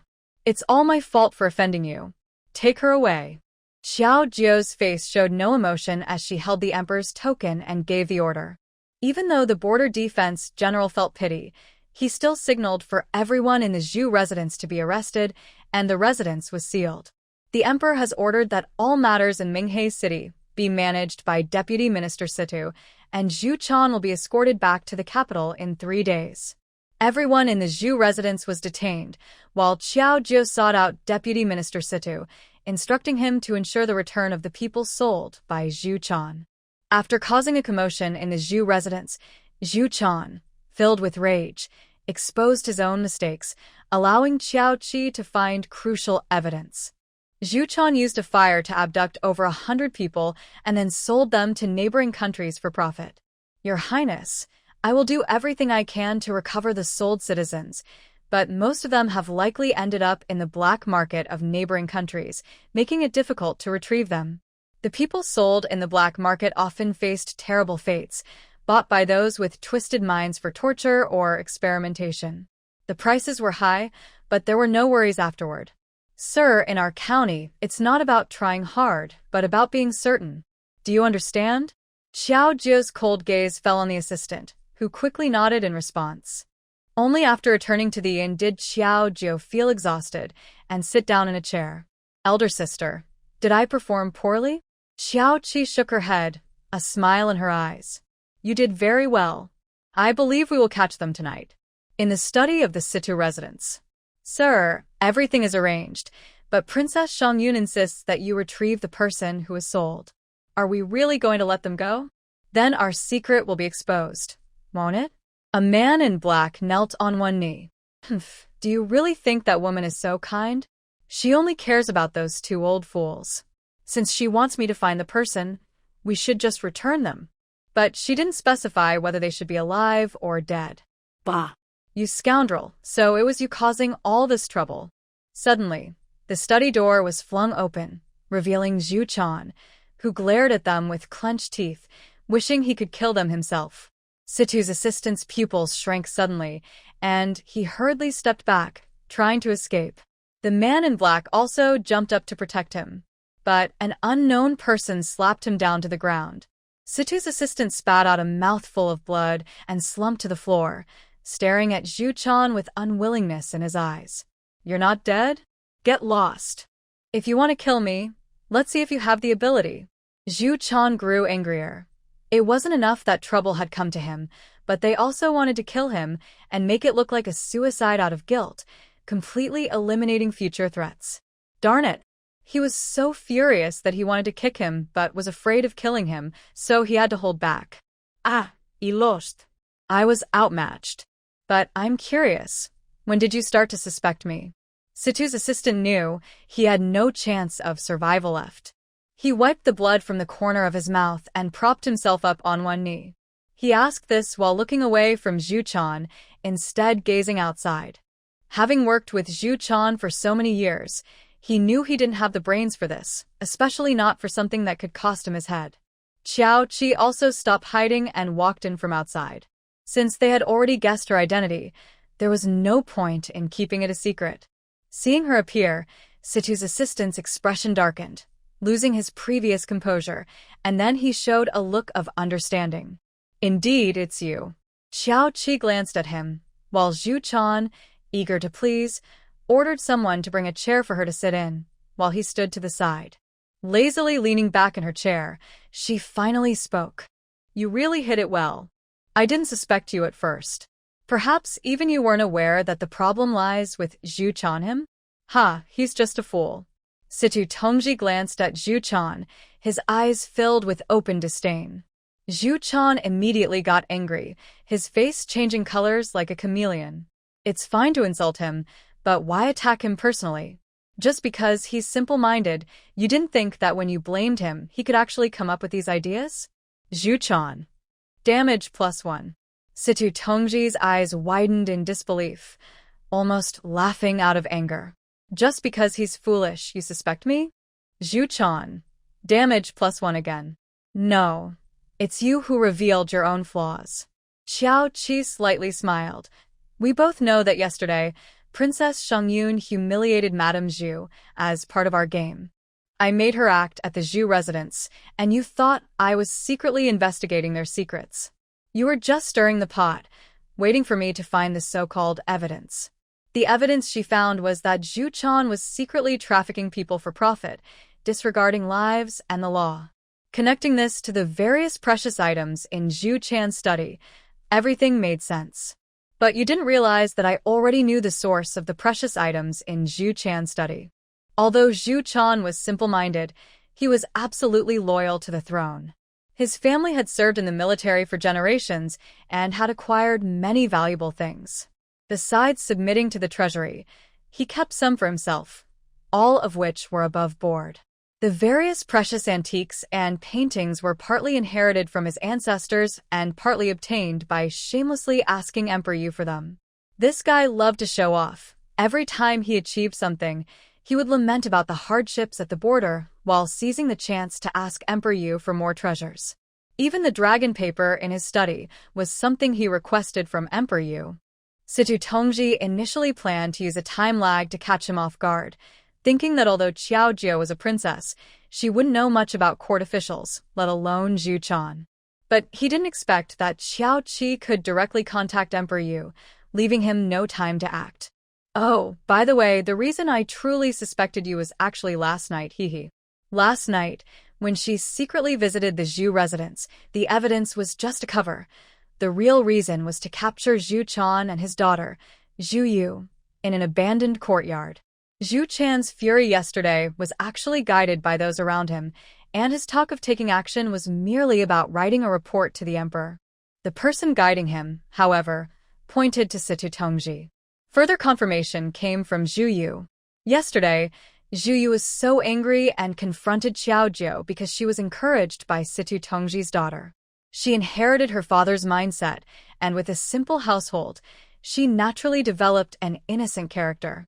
Situ Tongji had a self-mocking expression, having completely given up on resistance.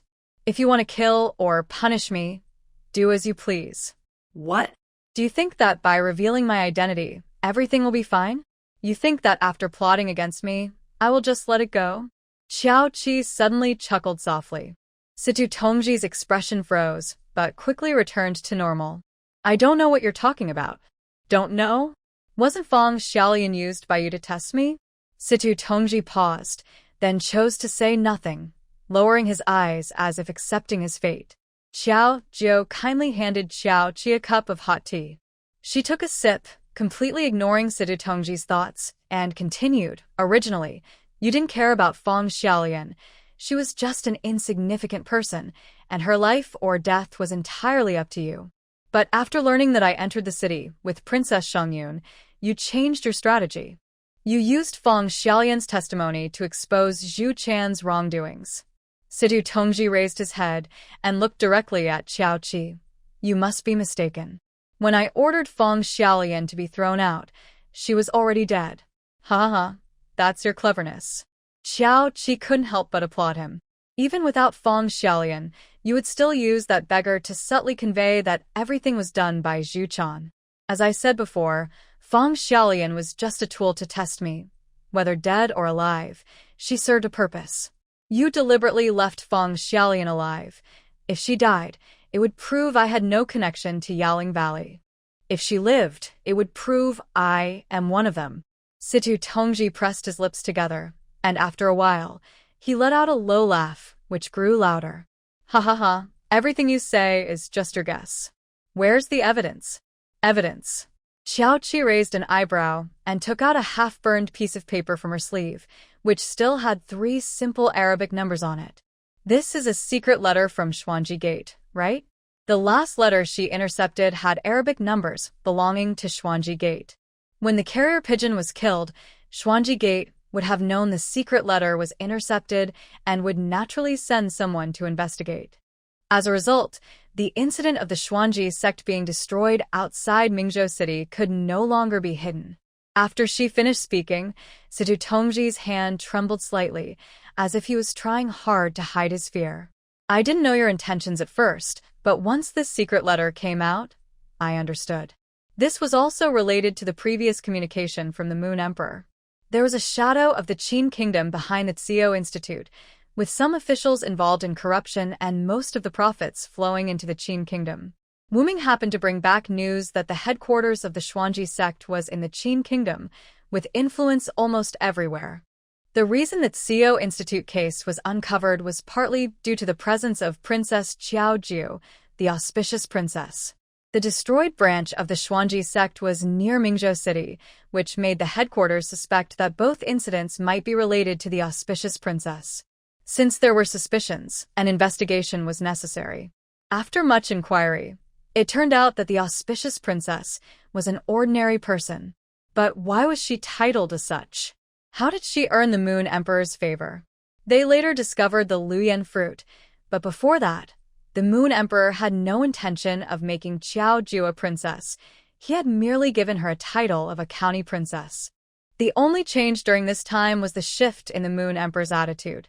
The Xuanji sect's influence spread everywhere, and she speculated that perhaps the Xuanji sect already knew the Moon Emperor had been poisoned, with a poison that was hard to resolve.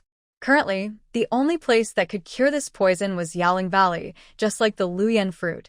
Besides Qiao Jiu's orchard, there was no other source. If Qiao Jiu, or the person behind her, saved the Moon Emperor's life, everything would make sense. The outcome confirmed her suspicion.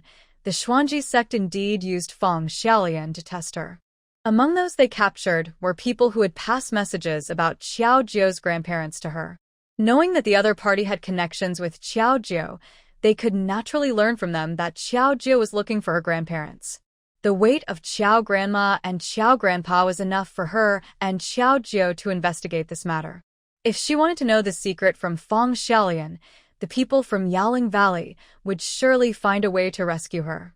According to Situ Tongji and others' calculations, she had fallen into their trap, which not only confirmed her identity as a person from Yaling Valley, but also helped them eliminate Zhu Chan. For a long time afterward, Manhwa City would be under Situ Tongji's control. Now tell me, Where did you take those people? After saying everything, Xiao Qi asked the question she wanted to know the most. At this moment, Situ Tongji had steadied his emotions, with a hint of mockery in his eyes. You say so much just to show off your cleverness, don't you?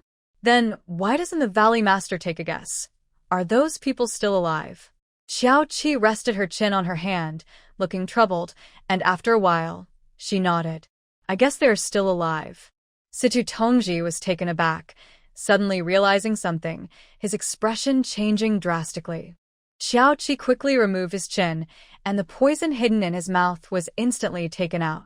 Did you think you were the only one who could stall for time? What? Do you still hope those people can successfully send the message? Xiao Qi scoffed.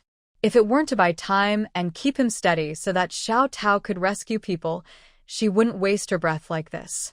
The small poison pouch floated in the air, blinking and pulsing.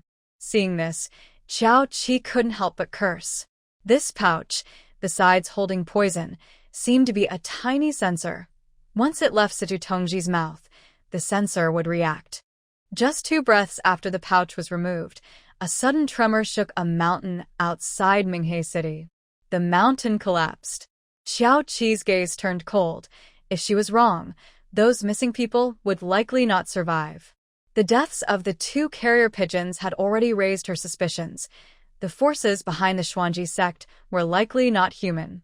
After Zhu Chan was captured, the people around Situ Tongji revealed their true colors, leading her to find the location of the missing individuals.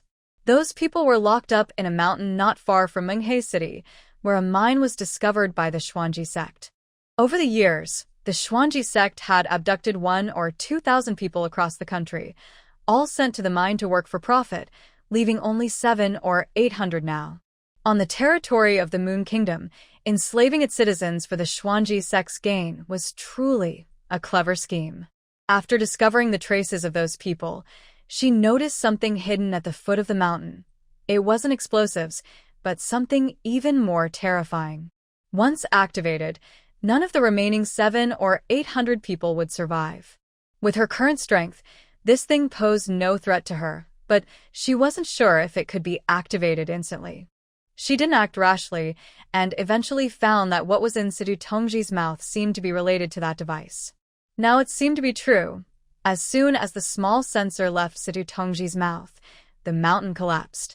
With no more concerns, Xiao Qi waved for everyone to leave, closed the door, and directly activated the soul-searching technique. Everything was indeed connected to the Xuanji sect. Over the years, they had hidden in the shadows, reaping benefits without anyone noticing anything wrong. As for the hidden device that could explode instantly, he didn't know what it was, only that it was taken out by the leader of the Xuanji sect, and the switch was in the poison pouch in his mouth. Even the carrier pigeons used for sending messages were personally trained by the leader. Using the soul-searching technique, Situ's eyes turned red, and he was already going mad. Xiao Qi directly broke his neck. Xuanyi sect. This matter would not end here. The door opened, and Xiao Tao was already standing outside. Miss, everyone in the mine has been safely relocated, thanks to Lord Zhu sending help. Xiao Tao glanced at Zhu Chan, giving him some credit. Zhu Chan smiled awkwardly. At that moment, Wu Ming also returned from outside. Miss, all the accomplices have been captured, and the messages sent out have also been intercepted. Lord Zhu, I leave the next steps to you. Of course. The remaining tasks were naturally handled by Zhu Chan, and Xiao Jiu couldn't wait to return to the inn with her group. In the guest room, Grandpa Qiao and Grandma Qiao were still asleep, seemingly having not slept so soundly in a long time. After taking medicine, their faces showed rare signs of peace. However, both of them were extremely thin, their skin covered in scars. As the door closed again, Qiao Jiu quietly sobbed in pain. The people taken to the mine were not treated like humans at all. Day after day, they worked tirelessly, barely eating or wearing enough, and countless people starved or froze to death. Fearing they would escape, they were shackled, and any sign of laziness resulted in severe beatings. Those taken there often didn't last a year. She should be grateful she arrived in time. If she had been any later, her grandparents might. Eat something. You haven't had a proper meal in days. In the private room, the innkeeper served a table of dishes, and Xiao Qi casually ate a little. Finding her grandparents, a heavy weight finally lifted from Xiao Zhou's heart, and her appetite improved slightly. After a few bites, Xiao Qi put down her chopsticks. I want to travel. I will leave today. You and Grandpa and Grandma should rest here for a while. Once they recover, I will take them back. Grandpa Qiao and Grandma Qiao had a deep bond with the original owner. She was not the original owner and couldn't resonate with those feelings. It was a good opportunity to visit the Qin kingdom and investigate the matters behind the Xuanji sect. Xiao Zhou hesitated. What about Grandpa and Grandma? Just take good care of them for me. All right. Xiao Zhou nodded. She always knew in her heart that her elder sister had been touched by a celestial being and was different from ordinary people. During this time while her sister was back, she needed to have a good talk with their grandparents. While they were talking, Xiao Tao pushed the door open. Feng Xiaolian is outside asking to see you. Her? Let her in. Soon, Feng Xiaolian was brought in by Xiao Tao. Compared to her disheveled appearance during their first meeting, Feng Xiaolian now wore warm, appropriate clothing, with a rabbit fur scarf around her neck, hairpins in her hair, and a bit of makeup on her face. Xiaolian greets the young lady and the princess. Feng Xiaolian entered and immediately bowed to both of them. The two young ladies saved my life. Unfortunately, my husband has been harmed by them. I am willing to work hard for the rest of my life to repay you. After saying this, she bowed several more times. Xiao Zhou glanced at Xiao Qi, but did not speak immediately. Xiao Qi was indifferent and said lightly, "Get up. From now on, stay by my side and serve me." "Yes, thank you, young lady." Feng Xiaolian's eyes flashed with joy as she quickly stood behind Xiao Qi. In the afternoon, Xiao Qi left some health-restoring pills for their grandfather and grandmother and handed Xiao Zhou a communication talisman before leaving with Wu Ming and Feng Xiaolian. Inside the carriage made entirely of black sandalwood, Xiao Qi lazily leaned on the couch, with various pastries beside her. Such a luxurious carriage was not found in Minghe City. She had obtained it from the princess while in the capital. The interior was spacious, and when the carriage sped along, there was hardly any noticeable bumpiness. "Young lady, where are we going?" Feng Xiaolian lifted the curtain to look outside, where many places were still covered in white. Xiao Qi did not respond, closing her eyes to rest. Feng Xiaolian's expression dimmed slightly, and she said nothing more, quietly adding water to the teapot. The two horses pulling the carriage had been well cared for and were much better than ordinary horses. The carriage sped along the road, quickly leaving the borders of the Moon Kingdom, heading towards a chaotic land. "Feng Xiaolian." Xiao Qi suddenly spoke. Feng Xiaolian, lost in thought, immediately leaned in to listen respectfully. "Do you think the Xuanji sect wants to unify the three kingdoms?" Ah? "What are you talking about, young lady?" Feng Xiaolian's eyes were filled with confusion. Xiao Qi smiled slightly. "You seem quite loyal to the Xuanji sect." "Young lady, what is the Xuanji sect? I've never heard of it." Feng Xiaolian blinked, her eyes clear and innocent. Xiao Qi stopped speaking and directly grabbed her by the neck. "Since you don't want to admit it, keep this secret and stay silent forever." Feng Xiaolian struggled in pain, desperately trying to pry open the hands around her neck. After a moment, her expression suddenly changed from pain and fear to shock and horror. "I will say." Feng Xiaolian managed to utter two words with great effort. However, Xiao Qi didn't give her another chance and tightened her grip. With a sharp crack, Feng Xiaolian's neck was broken. After leaving her body for the bloodthirsty magic flower, Xiao Qi looked out the window, her thoughts drifting away. She was becoming more and more curious about the Xuanji sect. Feng Xiaolian was a deeply hidden pawn. She was a foundation-building cultivator, highly sensitive to the malicious thoughts of ordinary people. Logically, no matter how well Feng Xiaolian hid, it should have been useless. Yet, at first, Feng Xiaolian had no ill intentions towards her and was even very grateful. If it weren't for the soul-searching she did with Sidu Tongji, She would never have guessed this outcome. Feng Xiaolian was a pawn cultivated by the Xuanji sect, and aside from Situ Tongji, no one knew her identity. In her daily life, Feng Xiaolian was under hypnosis, forgetting her original identity and believing herself to be an ordinary person, even married.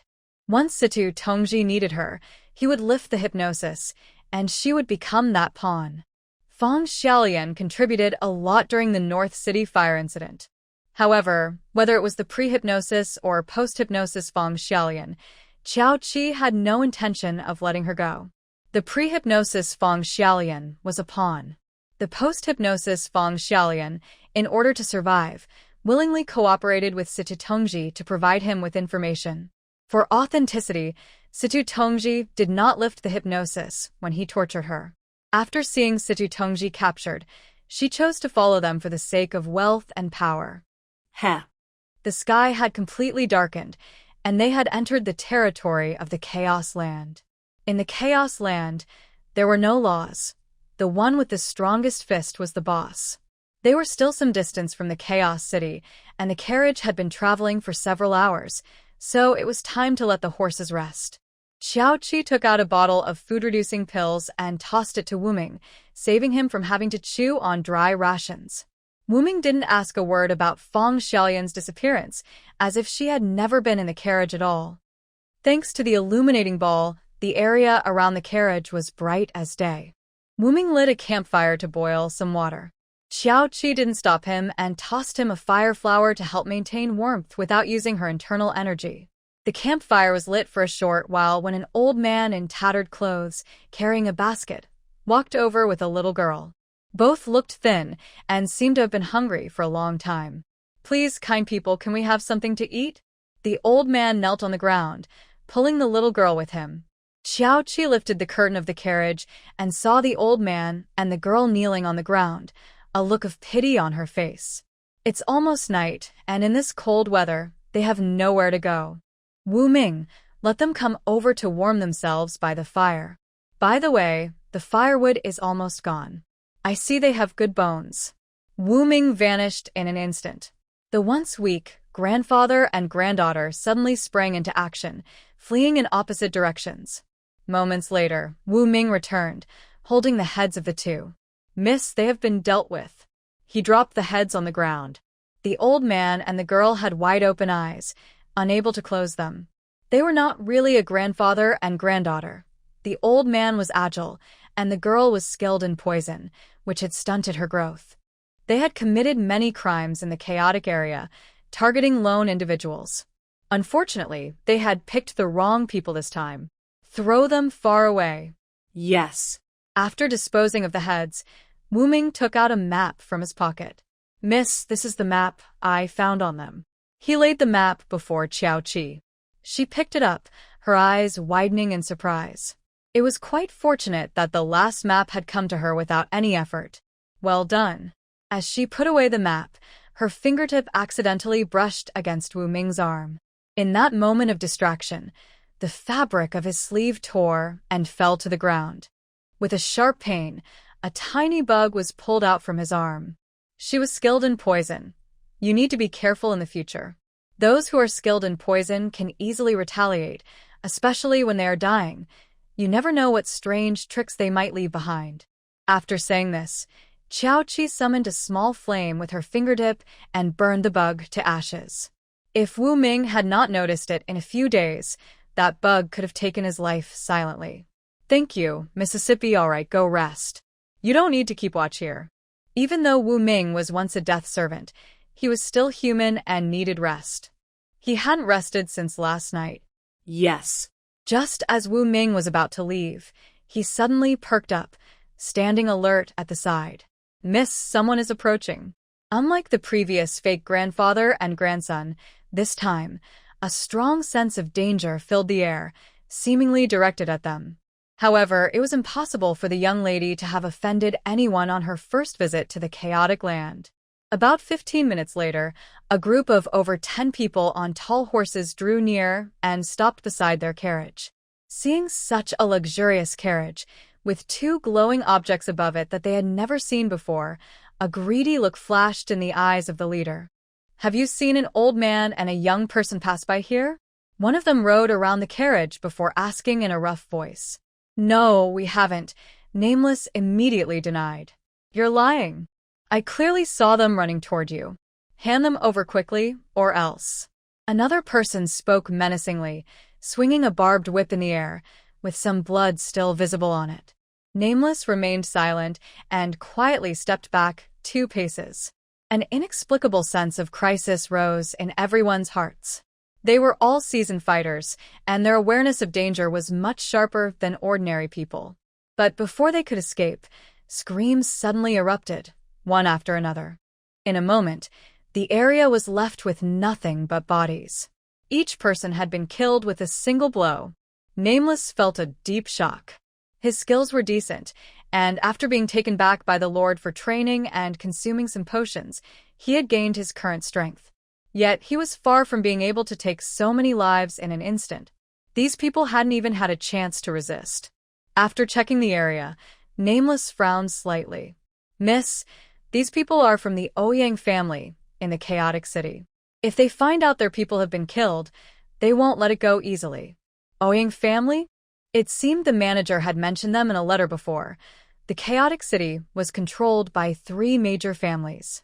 In the chaotic city, these 3 families held absolute power, and the Ouyang family was one of them. They won't let it go easily?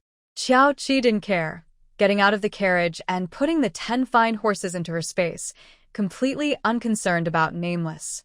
Tomorrow we will pay a visit to the Ouyang family. As night quietly passed, Xiao Qi stacked 3 maps together and finally saw the complete picture of the maps. However, she still did not know where these maps were from.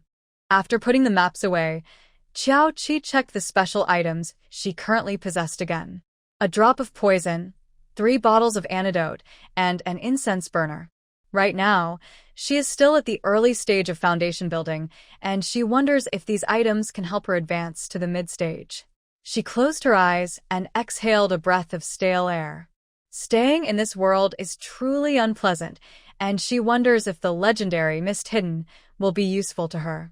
As the sun rose high, the carriage finally arrived at the chaotic city. Compared to the outside, the chaotic city has some order, as the 3 major families want to make money and cannot just ignore everything. In the city, aside from the prohibition on murder, everything else is negotiable. Everything can be settled with silver, even with fixed prices. Of course, murder can also be settled with silver, but it requires a significant amount. Besides all this, entering the city also costs a considerable sum. In short, everywhere requires payment. To enter the city, there is a fee of 1 tael of silver per person. Additionally, there is a fee for horses, 2 taels of silver per horse, which is even more expensive than for people. Carriages also require payment. Once in the city, she first had the nameless driver take her to the auction house. Before this, there were 3 auction houses in the chaotic city, each controlled by one of the 3 major families. When Manager Zhang arrived, he used the many skilled individuals Liu Yun had given him to take a piece of meat from the 3 major families. However, a new force cannot compete with the local powers, especially since Liu Yun does not have much time, and even with the help of pills, those skilled individuals need time to grow. Currently, the auction house in the chaotic city is facing some difficulties. At the Rare Treasures auction house, Manager Zhang, your people are not clean. They stole something from the Long family, and how did it end up in your hands? At this moment, the elder of the 2 major families in the chaotic city was leading people to surround the auction house. Manager Zhang's face darkened. He never expected the other party to be so brazen, openly accusing him in front of everyone. Clearly, the pills were sent by the young lady. No one else in the world could produce such pills. Yet this person had the audacity to claim they were theirs. Elder Long, meals can be eaten carelessly, but words cannot be spoken carelessly. Such pills, aside from my Rare Treasures auction house, no one else has. This is the chaotic city, and if he had the strength, he wouldn't want to reason with the other party. However, something happened at the auction house yesterday, and he had sent half of the skilled individuals away. He didn't expect that this matter would be known by the people of these two major families. He now suspects that yesterday's incident was also orchestrated by these two families. There is definitely a traitor within the auction house. What he can do now is to try to buy time until all his people return. However, the Long family won't give him that chance. Haha, Manager Zhang. Are you not thinking clearly? Let me tell you, in this chaotic city, if I say you stole it, then you stole it. Elder Long stopped talking and ordered his people to take action. Anyone who dares to oppose them in the chaotic city is truly asking for trouble. Manager Zhang retreated behind the crowd, his gaze cold as he looked at the Ouyang family. Elder Ouyang thinks the same? Do you know who supports the rare auction house? Hearing Manager Zhang's threatening words, Elder Ouyang didn't care much and snorted, his eyes full of mockery. The Lu family may have some standing in the Moon Kingdom, but in the chaotic city, it doesn't matter who comes. Zhang, your delay tactics won't work on me. If you think you can compete with us in the chaotic city, today you will learn your fate. Attack. The people from the Ouyang and Long families moved almost simultaneously.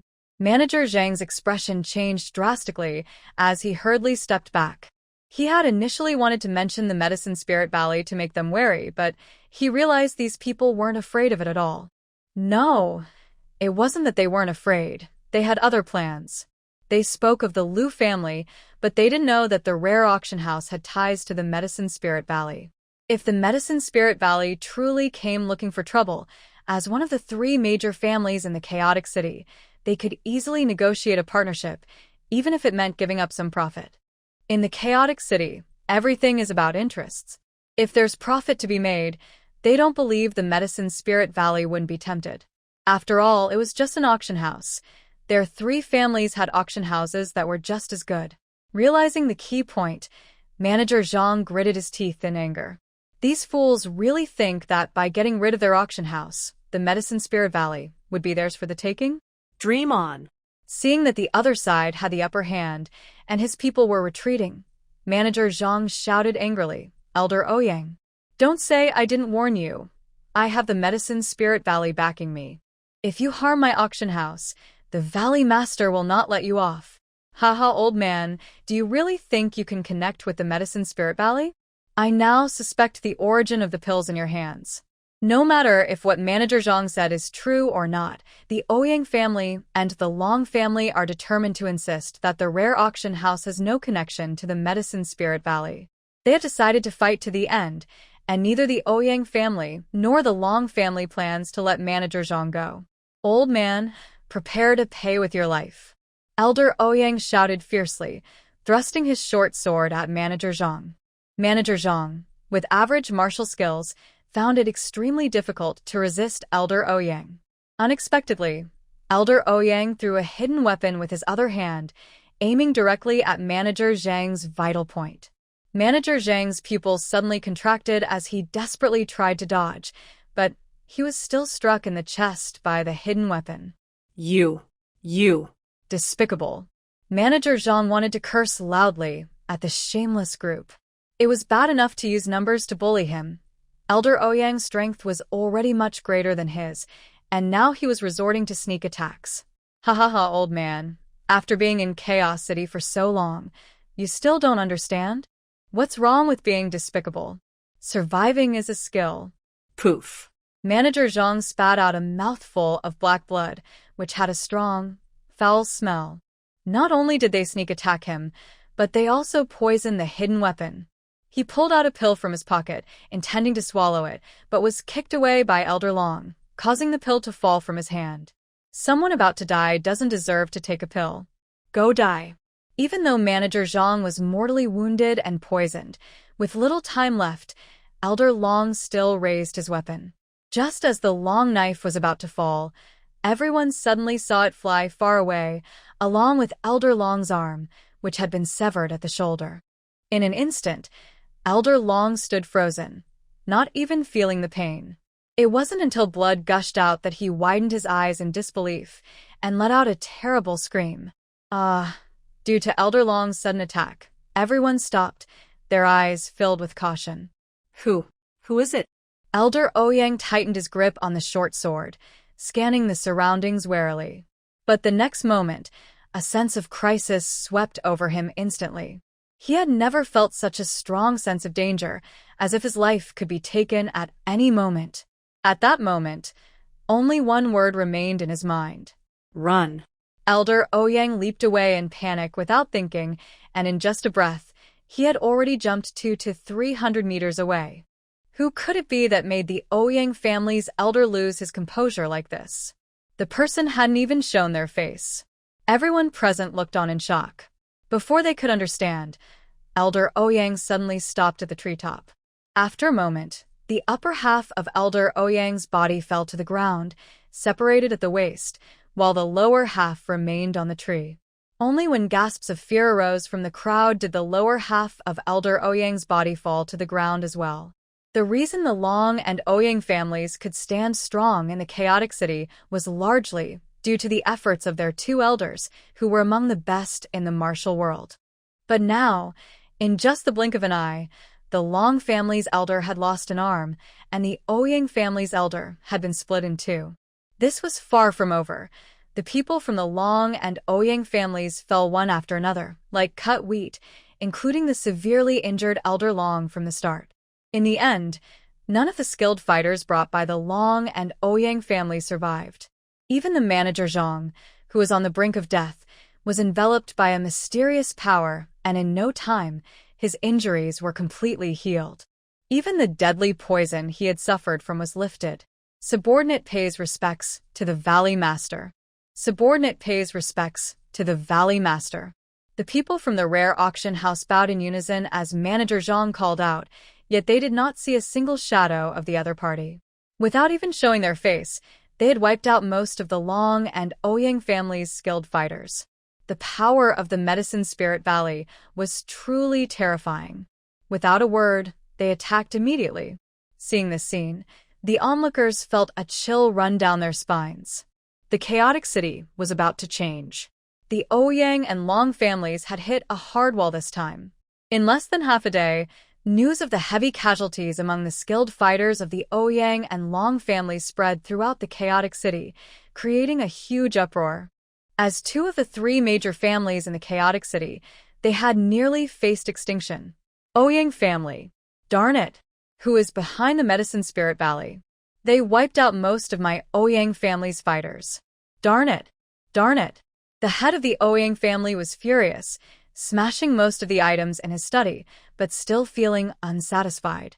Yet he dared not even think about seeking revenge on the rare auction house.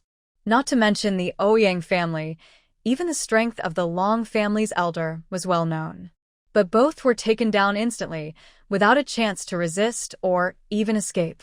Such terrifying power made him too afraid to seek revenge. How could he dare to retaliate? At that time, it wouldn't just be heavy losses. The entire Ouyang family would be wiped out. Calming his anger and anxiety, the head of the Ouyang family asked if there were any results from the two people tracked by the team yesterday. But, unexpectedly, reporting to the head, I have found out that the treasure map those two had likely belongs to. The subordinate kneeling on the ground stumbled over his words, sweat covering his forehead. The head of the Ouyang family was furious, turning red in the face, and kicked the kneeling man away. Speak. Who is it? Who dares to oppose the Ouyang family? The subordinate quickly got back up and knelt in front of him, trembling as he spoke. It's from the Medicine Spirit Valley. I have confirmed that the wagon tracks left behind are identical to those used by the leader of the Medicine Spirit Valley. What? The head of the Ouyang family collapsed onto the side, his face pale. He thought it was just a matter of offending the Medicine Spirit Valley because of the rare auction house, but he didn't realize that the Ouyang family had already offended them long before that. Supporting himself with his hands, the head of the Ouyang family felt veins bulging. Now, he understood why the other party didn't ask for reasons and directly killed so many people. He never expected this to be the cause. If the Ouyang family hadn't offended them beforehand, perhaps so many wouldn't have died today. A mere rare auction house relied on the support of the Medicine Spirit Valley. Without them, the auction house was nothing. Yes, As long as they provided enough benefits, maybe the Ouyang family could escape this crisis. Right, it must be that way. Quickly invite the head of the Long family over. The head of the Ouyang family spoke urgently. Unexpectedly, as soon as he finished speaking, someone barged in. Head, the Long family. The newcomer's face was pale, and as soon as he spoke, his body trembled uncontrollably, sweat pouring down. What about the Long family? Hurry up and tell me. Again, this happened. At a crucial moment, they acted like they couldn't speak. The head of the Ouyang family was furious, his eyes red and his body shaking, wanting to strike them all down. And no, it's not the Long family head. It's the Long family. The Long family is gone. The subordinate's voice was unclear, struggling to spit out the last few words. The head of the Ouyang family froze, his pupils suddenly contracting. Then he turned sharply to look at the subordinate who spoke, his eyes bloodshot and bulging. What did you say? Say it again. Who is gone? Who is it? Head, it's the Long family. The Long family is gone. The leader of the Medicine Spirit Valley destroyed the Long family in less than 15 minutes. Before the leader of the Medicine Spirit Valley arrives, you should run away quickly. The subordinate wanted to advise him to escape early. The remaining experts of the Long family didn't last even a quarter of an hour, and the Ouyang family would surely meet the same fate. Running away now might still give them a chance. However, before he could finish speaking, he was killed by the Ouyang family leader with a single strike. Darn it! How dare you suggest I run away? You disrupt our focus. I will fight to the end with the Ouyang family. Who dares to fight with me? The members of the Ouyang family looked at each other, but seeing their furious leader, they could only agree. If they didn't, they might die at the hands of their own leader before they even faced the threat from the Medicine Spirit Valley. After destroying the Long family, they would move on to the Ouyang family. When Xiao Qi arrived, the Ouyang family was already on high alert. She didn't waste words with them. With one sword strike, over 10 people fell dead on the spot. The remaining members were instantly terrified. Some ran while others fled. Soon, the once large Ouyang family was left as an empty shell. However, as these people escaped, the Ouyang family leader was nowhere to be seen. Wu Ming searched the Ouyang family and discovered that the leader had already fled with some treasures from the estate. Miss, the Ouyang family leader has escaped. Should we pursue? Wu Ming reported respectfully. No need. Let Manager Zhang take inventory of the properties of the Long and Ouyang families and take over. Understood. The auction house had already sent people to surround the Ouyang family to prevent anyone from taking advantage of the chaos. Xiao Qi selected some nice items from the Ouyang family's treasury. The city of Chaos is located in the center of the Three Kingdoms, and both the Ouyang and Long families had many valuable treasures. She found a chest set in the Ouyang family's treasury. The pieces and board were made of warm jade. Warm jade chess pieces are rare, let alone a large piece used for the board. Although she didn't enjoy playing chess, Xiao Zhu liked it, so bringing it back for her would be nice. After looking around, she returned to the auction house and saw Manager Zhang approaching with a smile. Miss, the head of the Li family has come to see you. He says he wants to discuss something with you. The three major families in the city of Chaos are the Long, Ouyang, and Li families. The Ouyang and Long families were quite lively, while the Li family remained very low-key. Since the Li family had not interfered with the auction house, Xiao Qi naturally wouldn't go over to attack them without reason. The properties of the Ouyang and Long families were already enough for the auction house to manage for a long time. No need to meet. You can decide on any matters. Xiao Qi waved her hand, clearly not wanting to deal with the matter any longer. Manager Zhang quickly stepped back, but soon returned. Miss, the head of the Li family says he knows the secret of the Ouyang family, which is related to the Xuanji sect. Oh? Xiao Qi raised an eyebrow and asked Manager Zhang to bring him in. She had also discovered some secret messages in the Ouyang family, which were written in Arabic numerals and likely related to the Xuanji sect. The reason she let the head of the Ouyang family go was to use him to pass messages to the Xuanji sect. She wondered how much the Li family actually knew about the Xuanji sect. Before long, The head of the Li family was brought in by manager Zhang. He was a very refined middle-aged man with a friendly appearance. But that was just a facade. In this chaotic city, if someone were truly friendly, they would have been devoured by the surrounding wolves and tigers long ago. Head of the Li family, speak directly. Here, we don't do any roundabout talk. Beside them, an unnamed person awkwardly poured a cup of tea for the head of the Li family. The head of the Li family smiled, his demeanor calm, showing no signs of fear. Lord Gu, you probably don't want to know about the Ouyang family, so I'll talk about what I know regarding the Xuanji sect. The Xuanji sect is usually quite secretive, and many people are unaware of this sect, but its power is indeed terrifying. From my investigations, it seems the leader of the Xuanji sect is a woman from the Qin kingdom. I suspect she must be among the highborn ladies of the Qin kingdom, but she appears to possess some extraordinary means. Anyone who tries to investigate her identity returns empty-handed. Since it was just a guess, the head of the Li family also provided some convincing evidence. Listening to him, Qiao Qi's sense of unease grew stronger. After the incident with the carrier pigeons, she had suspected that the person might be a key figure. Understanding Arabic numerals could indicate they were someone who had traveled through time. She just didn't know if they had a system or were equipped with advanced technology. The head of the Li family's comments led her to conclude that it was highly likely they had a system.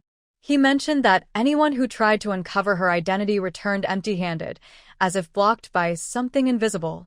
This seemed difficult to achieve with high technology. It was probably the work of a system. Additionally, regarding the carrier pigeons of the Xuanji sect, the head of the Li family had captured a few for comparison. All those pigeons were identical, with no difference in weight or markings, as if they were all made from the same mold. The behavior was dull, as if it existed solely to deliver messages. With so many identical carrier pigeons, she suspected they were produced by a system. Most likely, the person on the other side was someone with a system who had traveled from another world. However, their actions did not align with those of a typical traveler.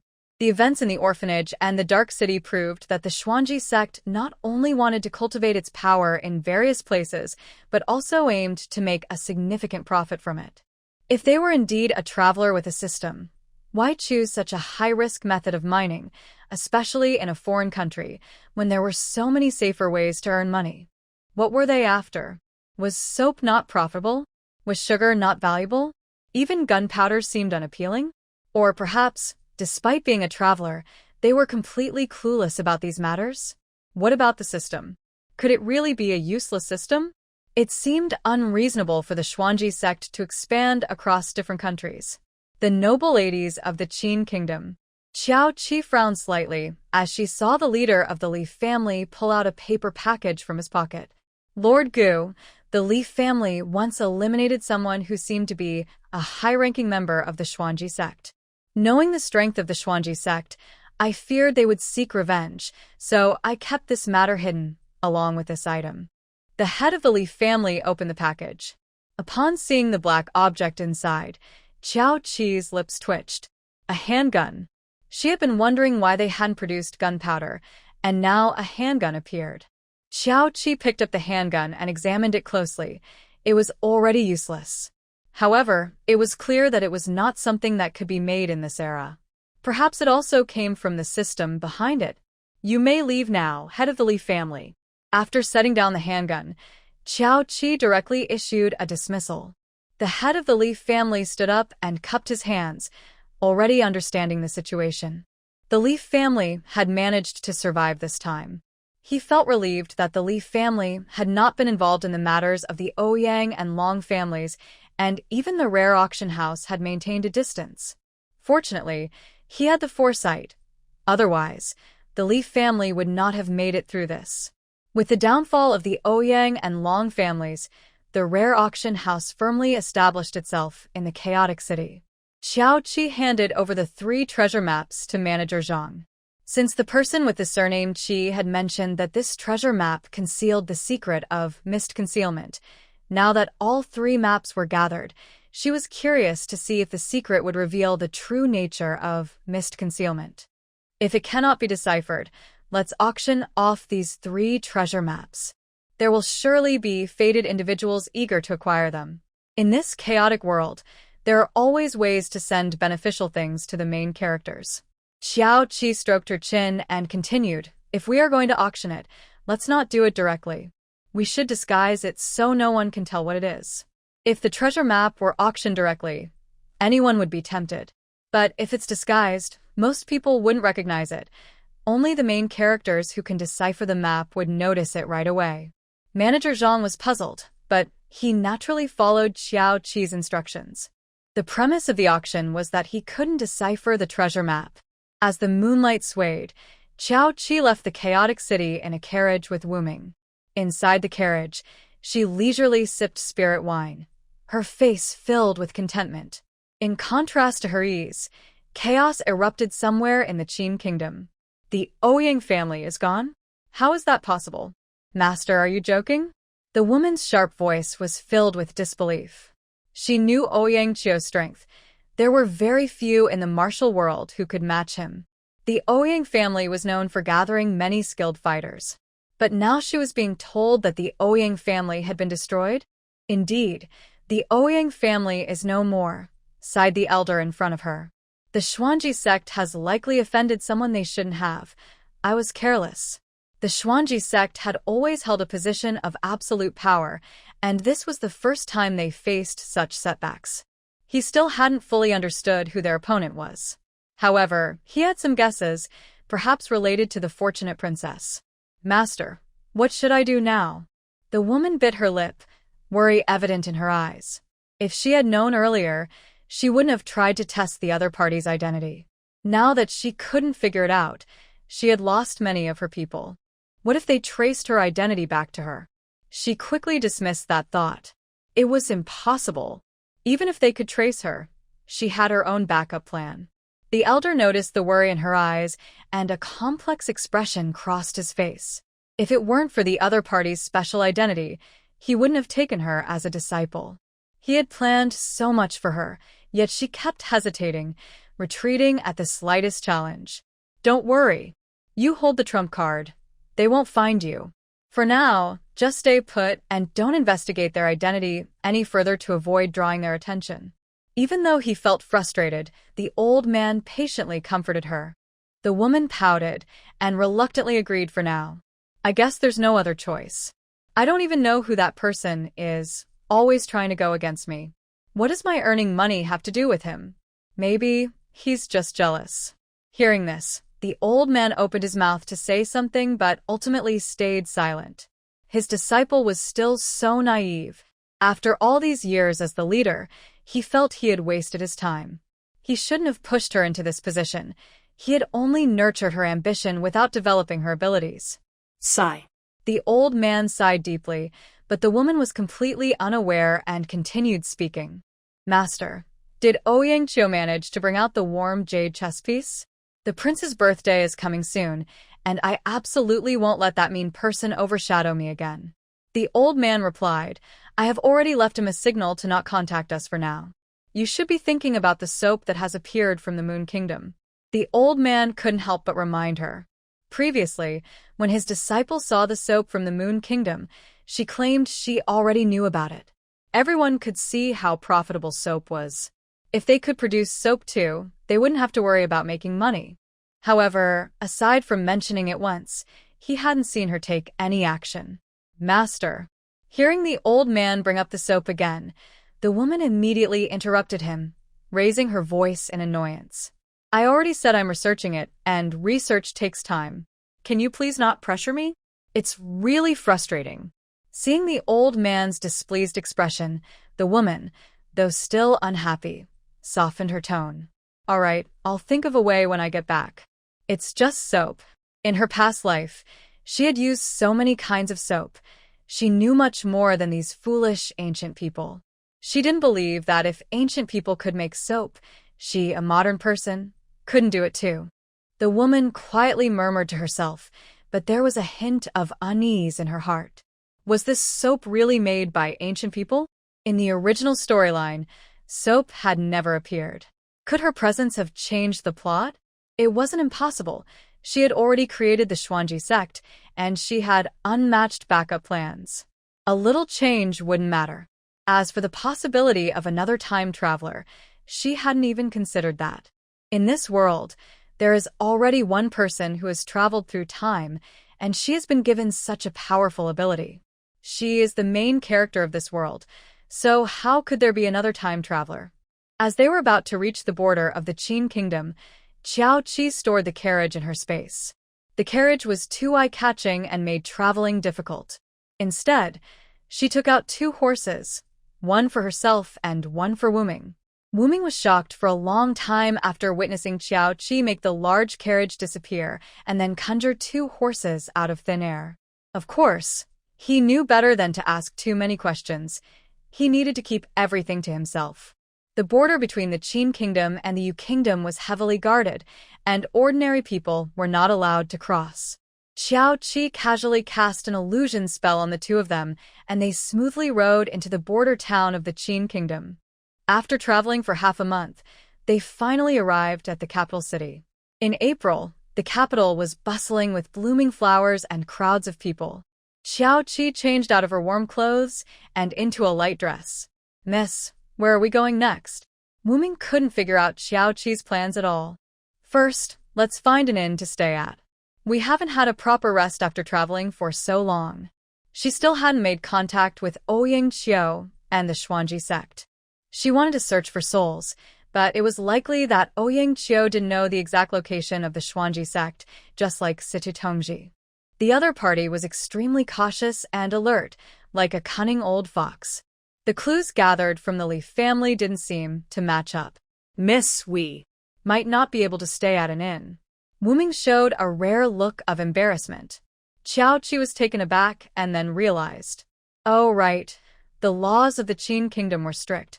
They had crossed the border illegally and had no residency proof, so they couldn't stay in a big inn. Of course, there was nothing that money couldn't solve in this world. However, she had another idea. Besides the inn, she had a good place in mind. "By the way, where did you stay when you were a bodyguard?" Qiao Qi casually asked, noticing that Wuming had been talking more lately and seemed much better than his previous quiet self. At least she didn't have to talk to a wooden stick anymore.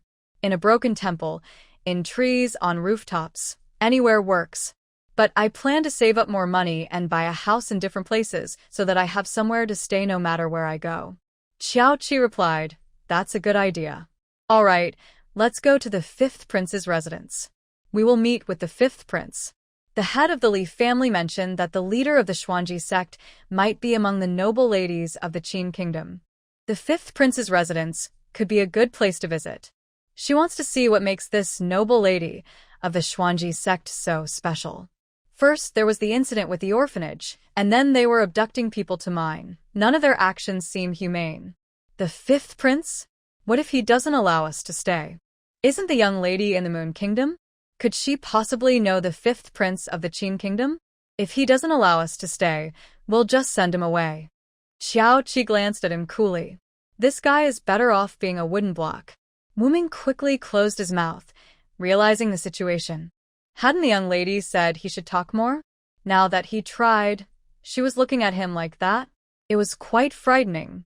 Under the bright moonlight, Yin Jiuzhou had just finished meeting with his advisors and was about to relax in the courtyard of his concubine when he noticed a shadow in the trees of the back garden. "Who is it?" Yin Jiuzhou stepped back cautiously, only to find that his hidden guards were completely silent. His guards had all been taken out. "Who are you?" Yin Jiuzhou concealed his shock and forced himself to sound calm, lowering his gaze to steady his voice. Who was trying to kill him? With his guards gone, he could only rely on the palace soldiers now. Hopefully, they would notice something was wrong soon, giving him a slim chance of survival. 5th prince, long time no see. Qiao Qi floated down from the tree in front of Yin Jiuzhou, with Wuming following closely behind. The moment he saw Qiao Qi, Yin Jiuzhou felt a wave of terror wash over him, as if his mind had exploded. "How did you get here?" Yin Jiuzhou struggled to remain calm, speaking each word slowly, but his back was already soaked with cold sweat. This woman hadn't done anything, yet just seeing her filled him with fear. "Oh, I came in secretly. I have no place to stay. The fifth prince wouldn't turn me away, would he? Yin Jojo replied. Haha, how could that be? His gritted teeth made the words sound insincere. Xiao Qi shrugged it off. Please arrange a place for me to stay. All right, I'll have someone take care of it right away. In front of Xiao Qi, Yin Jojo didn't even dare to mention his title. Just then, the palace soldiers arrived, and he immediately called for the housekeeper. What happened to my guards? He was genuinely worried that his guards had been wiped out. Those guards had taken him countless efforts to train. If they were lost here, it would be a great injustice. She just fainted. She'll be back to normal in a quarter of an hour. Hearing this, Yin Jojo finally sighed in relief. Fortunately, the situation wasn't life-threatening for him. The butler quickly ran over, and Yin Jojo didn't dare to say much, just instructing the butler to arrange the courtyard. Get the best courtyard in the house and send a few attentive maids to take care of Miss Qiao. Make sure she is well looked after. Worried that Xiao Qi might be dissatisfied, Yin Jojo specifically reminded the butler. The butler was surprised. The best courtyard in the house? That must be the Lioli courtyard. The favored concubine, Anchi, had asked the prince for that courtyard many times, but he never agreed. Who is this woman that makes the prince so fond of her? Shocked as he was, the butler didn't dare to ask more and hurried off to make arrangements. The Lioli courtyard is usually cleaned by servants, so it only needed a few items added for her to move in. Miss Qiao, these bedding items are all new and have been cleaned and aired out. Is there anything else you need? The butler, Wang Fu, bowed slightly, uncertain about the relationship between this woman and his prince. Since the prince gave her the Lioli courtyard, she must hold a significant place in his heart. However, the prince had gone to the study after giving the order and hadn't come to check on anything. The prince rarely showed his emotions, and after so many years in the house, the butler still hadn't fully grasped his thoughts. But tonight, he felt that the prince's feelings for this woman were different, completely unlike usual. If this woman had a noble status, she might become the lady of the house in the future. This thought flashed in Wang Fu's mind for just a moment before he dismissed it. Living in the house without a clear status could harm her reputation. Surely, his prince wouldn't be so foolish. Unaware of the butler's thoughts, Xiao Qi was lying on the soft couch with her eyes closed. In addition to some daily necessities, the butler had also sent 4 maids to her, who were currently massaging her legs and shoulders, treating her as if she were one of their own. Are there any special dishes the cooks are good at? Please have some prepared. Wang Fu initially thought to mention that the kitchen was closed at this hour. However, recalling the prince's attitude, he swallowed his words. Yes, I will have someone prepare it right away. Please wait a moment, Miss Qiao. Wang Fu hurriedly left the Lioli courtyard and was about to call the cooks to the kitchen when he ran into Xiaoju, a second-class maid by Aunt Ji's side. Manager Wang, I see you are coming from the direction of the Lioli courtyard. Is something happening over there? Xiaoju stood on her tiptoes to look over, but saw nothing. A distinguished guest has arrived at the manor, and the prince has temporarily arranged for them to stay in the Lioli courtyard. Aunt Ji was favored by the prince, and her second-tier maid also had a good reputation. Naturally, Wang Fu would mention a few things. Guest? I wonder who this guest is? Xiaoju was filled with curiosity. Shouldn't guests be arranged in the front courtyard's guest rooms? Why were they placed in the back courtyard? Miss Xiaoju, I wouldn't know who the prince's guest is. Having been in the manor for so many years, Wang Fu knew what to say and what not to say. Xiaoju didn't dare to ask more, but since it was a distinguished guest, it must be a man. She then asked Wang the steward if he could inquire with the prince about whether she could still visit Aunt Ji's courtyard tonight. After agreeing, Wang Fu first sent someone to inform the kitchen and then personally went to the study. Your Highness, Aunt Ji has prepared your favorite milk and bird's nest soup. If you are busy, she can send it over. There's no need. Yin Jiuzhou didn't have time to deal with the women in the back courtyard.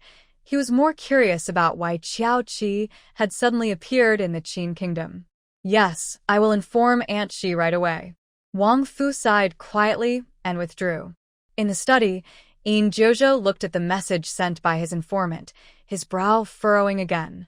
Chaos City. He had informants in Chaos City, and news of what happened there arrived almost simultaneously with Qiao Qi. However, the message only recorded that Qiao Qi had destroyed the Ouyang and Long families. There was no mention of why she came to the Qin kingdom. Forget it. Yin Jojo closed his eyes, pushing down his irritation. No matter what, he would let things unfold naturally. At least the other party did not seem hostile toward him for now. Zhuqing Courtyard. What did you say? The prince isn't coming? Xiaoju caught a glimpse of Aunt Xi's twisted face from anger and quickly knelt down, trying to explain. Wang the steward said the prince hasn't gone anywhere and has been in the study. He might have urgent matters to attend to. The prince cares for you, so he must be dealing with something important. She could only steer the conversation toward official matters, as it wasn't the right time to mention the guest in the Liuli courtyard.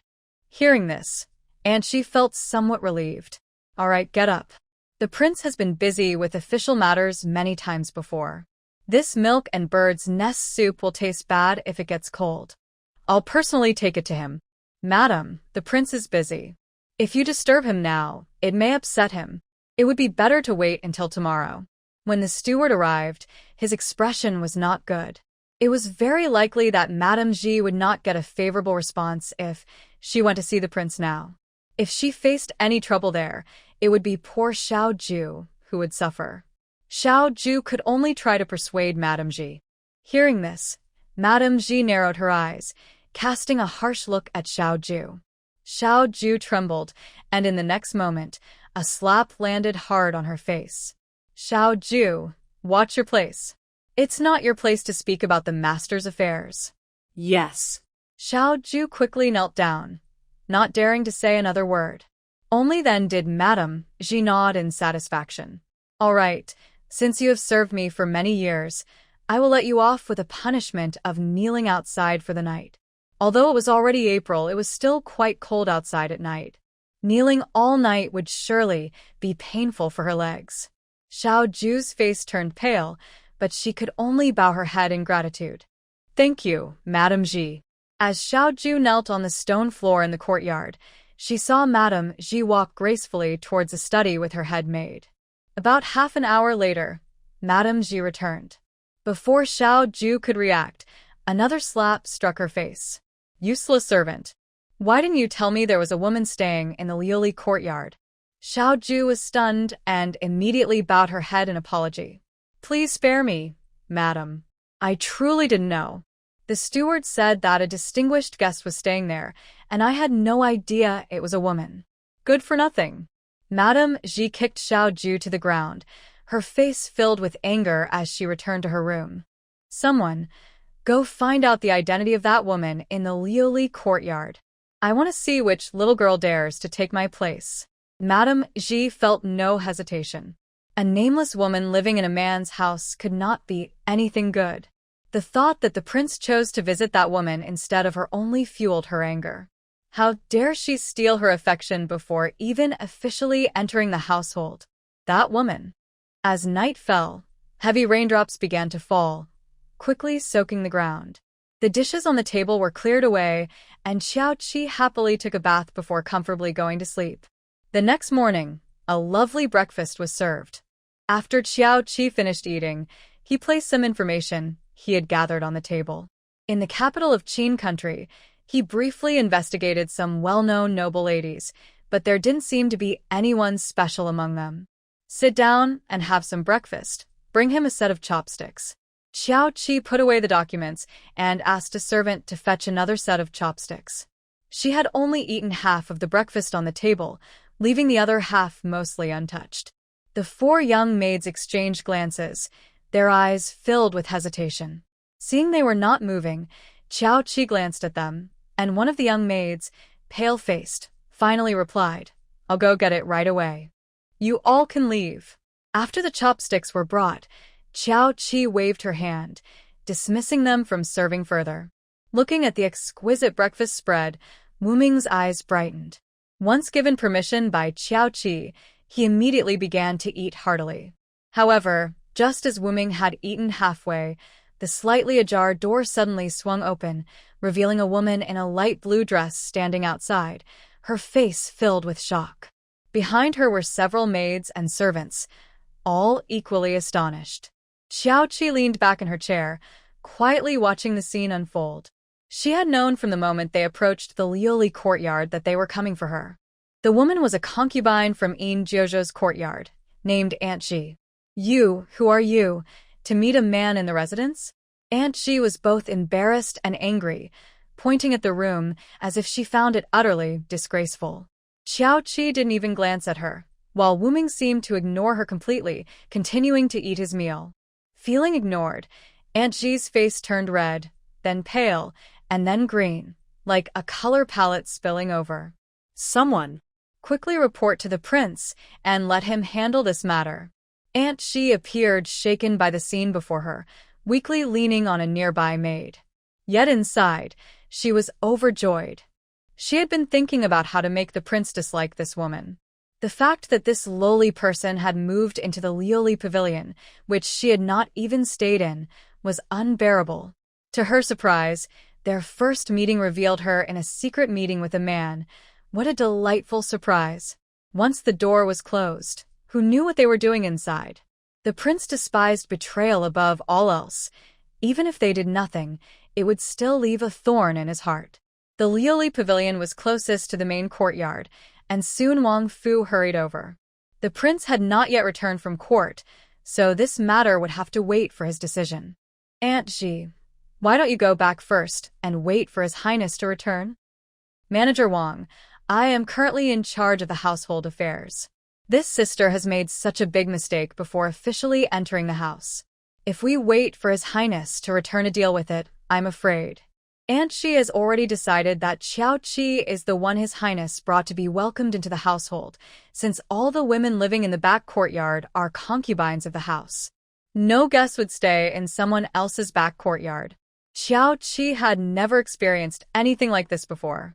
Seeing that Aunt Ji wanted to take action, she rested her chin on her hands, her eyes filled with curiosity. The concubines in the Yin family were quite bold. After all, she was still a guest. How could she dare to act against her directly? It was truly amusing. Manager Wang would never allow Aunt Ji to take action. Miss Chiao was a guest of His Highness, and no matter what happened later, she was His Highness's guest at the moment. If Aunt Ji really acted, he would lose his position as a manager. Aunt Ji was truly spoiled by His Highness, coming up with such a poor excuse. Just as Manager Wang was trying to persuade her, a servant came to report that His Highness had returned. Manager Wang felt relieved and immediately went to greet him.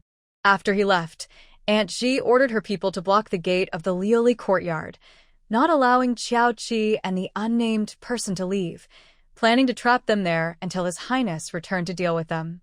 Seeing Aunt Ji's actions, Xiaoqi suddenly chuckled. Compared to the Moon Kingdom, the Qin Kingdom seemed to be even harsher towards women.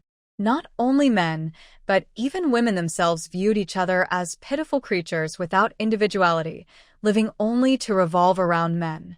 For example, when Wang Fu saw her for the first time, he thought she was favored by Yin Jiuzhou, which is why he treated her with such importance. And Aunt Ji's first thought was all about romantic relationships. "What are you laughing at?" Aunt Ji entered the room, her gaze constantly sizing up Xiaoqi's face. "Nothing. I'm just a bit curious. Nothing happened between me and Yin Jiuzhou, so why do you have such strong hostility towards me?" Yin Jiuzhou didn't even dare to show his face in front of her. Besides this Liuli courtyard, how could they think her relationship with Yin Jiuzhou was improper? Oh right, she had just entered the house last night. Nothing happened? Aunt Ji scoffed. "You are already living in the Liuli courtyard, and you say nothing happened? Do you think I would believe that?" Xiaoqi shrugged, not caring. Where she wanted to live was not for others to dictate. At this moment, Yin Jiuzhou had arrived outside the courtyard. Hearing the commotion, Aunt Ji's expression changed, and then she slapped her own face hard, falling to the ground. Xiaoqi. What a low-level trick. This was her first time experiencing such a tactic up close. "This sister, I only came to visit. Why did you hit me without asking anything? Boo-hoo, just because I saw you meeting with a man, you want to get rid of me. Aunt Xi's eyes were filled with tears, and half of her face bore a handprint. She sat on the ground, looking pitiful as she complained. Coincidentally, this scene fell into In Jojo's sight. As footsteps approached, Aunt Xi suddenly turned around, seemingly realizing In Jojo's arrival. She stood up but then collapsed again, covering her swollen face, as she hurriedly explained. Your Highness, it has nothing to do with this sister. It's all my fault. I just wanted to see which sister could stay in the Lioli courtyard, but I didn't expect to anger her with my words. Aunt Xi felt extremely wronged, but In Jojo felt a chill and stiffly looked toward Qiao Qi. He didn't believe a word of what Aunt Xi said. If Qiao Qi were to strike, it wouldn't just leave a handprint. This Aunt Xi, while usually pampering her, had come to cause trouble today without understanding the situation. How foolish. Miss Qiao, it's all a misunderstanding. In Jojo forced a smile and quickly stepped forward to explain. But Qiao Qi shook her head. No, I just found her annoying, so I slapped her. After saying this, she glanced at the unnamed person beside her. The unnamed person instantly understood and stepped forward, delivering a powerful slap to the other side of Aunt Xi's face, so forceful that 2 of her teeth were knocked out. Aunt Xi was stunned, frozen in place. What was happening? Why was this so different from what she had imagined? This trick had always worked for her. Why wasn't the prince defending her? If In Jojo knew what she was thinking, he would surely scold her. He was lucky just to keep his own life. He wouldn't dare provoke her, this foolish woman. In Jojo cast a cold glance at Aunt Xi, while she felt a burning pain on her face, partly from the slap and partly from humiliation. Now it's perfect, very symmetrical, one on each side, Qiao Qi said seriously, praising after the unnamed person finished. Ha, yes, it really is symmetrical. In Jojo closed his eyes, resigned to his fate. Your Highness. Aunt Xi fell to the ground, her face pale as she looked up, hoping In Jojo would help her. Tears streamed down her cheeks, and while she should have looked pitiful, one side of her face was swollen and frightening. Normally, when she cried, the prince would feel sorry for her. But now, her tearful appearance had lost all charm. In Jojo frowned, feeling a growing sense of dislike. Although Aunt Xi often threw tantrums, he usually indulged her because he liked her. However, after Qiao Qi had only just come to stay at the residence yesterday, Aunt Xi was already causing trouble today. He couldn't believe she wasn't doing it on purpose. He glanced at Aunt Xi as if she were an object and then spoke again. She offended Miss Qiao, so Miss Qiao can deal with her as she wishes. Your Highness. Aunt Xi's eyes widened in panic, unable to believe what she had just heard. The prince was allowing this woman to handle her as she pleased? She suddenly recalled the prince's attitude toward this woman, which seemed to lack romantic feelings. Realizing this, Aunt Xi's already pale face turned as white as paper. It seemed she had misunderstood from the very beginning. Aunt Xi's expression twisted as she took a deep breath, then deeply bowed to In Jojo before turning to Qiao Qi and bowing deeply again. It was my mistake. I shouldn't have tried to harm Miss Qiao out of jealousy. I was blind and offended her. Please punish me, Your Highness. Qiao Qi ignored her and looked at In Jojo with a half-smile. What does the 5th prince think should be done? In Jojo's expression darkened as he quickly made a decision. Strip Aunt Xi of her authority and give her 20 slaps. After saying this, he looked at Qiao Qi, who remained unfazed and still smiling, showing no reaction. He quickly added, also, she must kneel for 10 hours. Aunt Xi's body went limp, collapsing to the side. Kneeling for 10 hours would likely take a toll on her life. Enough, let them all leave.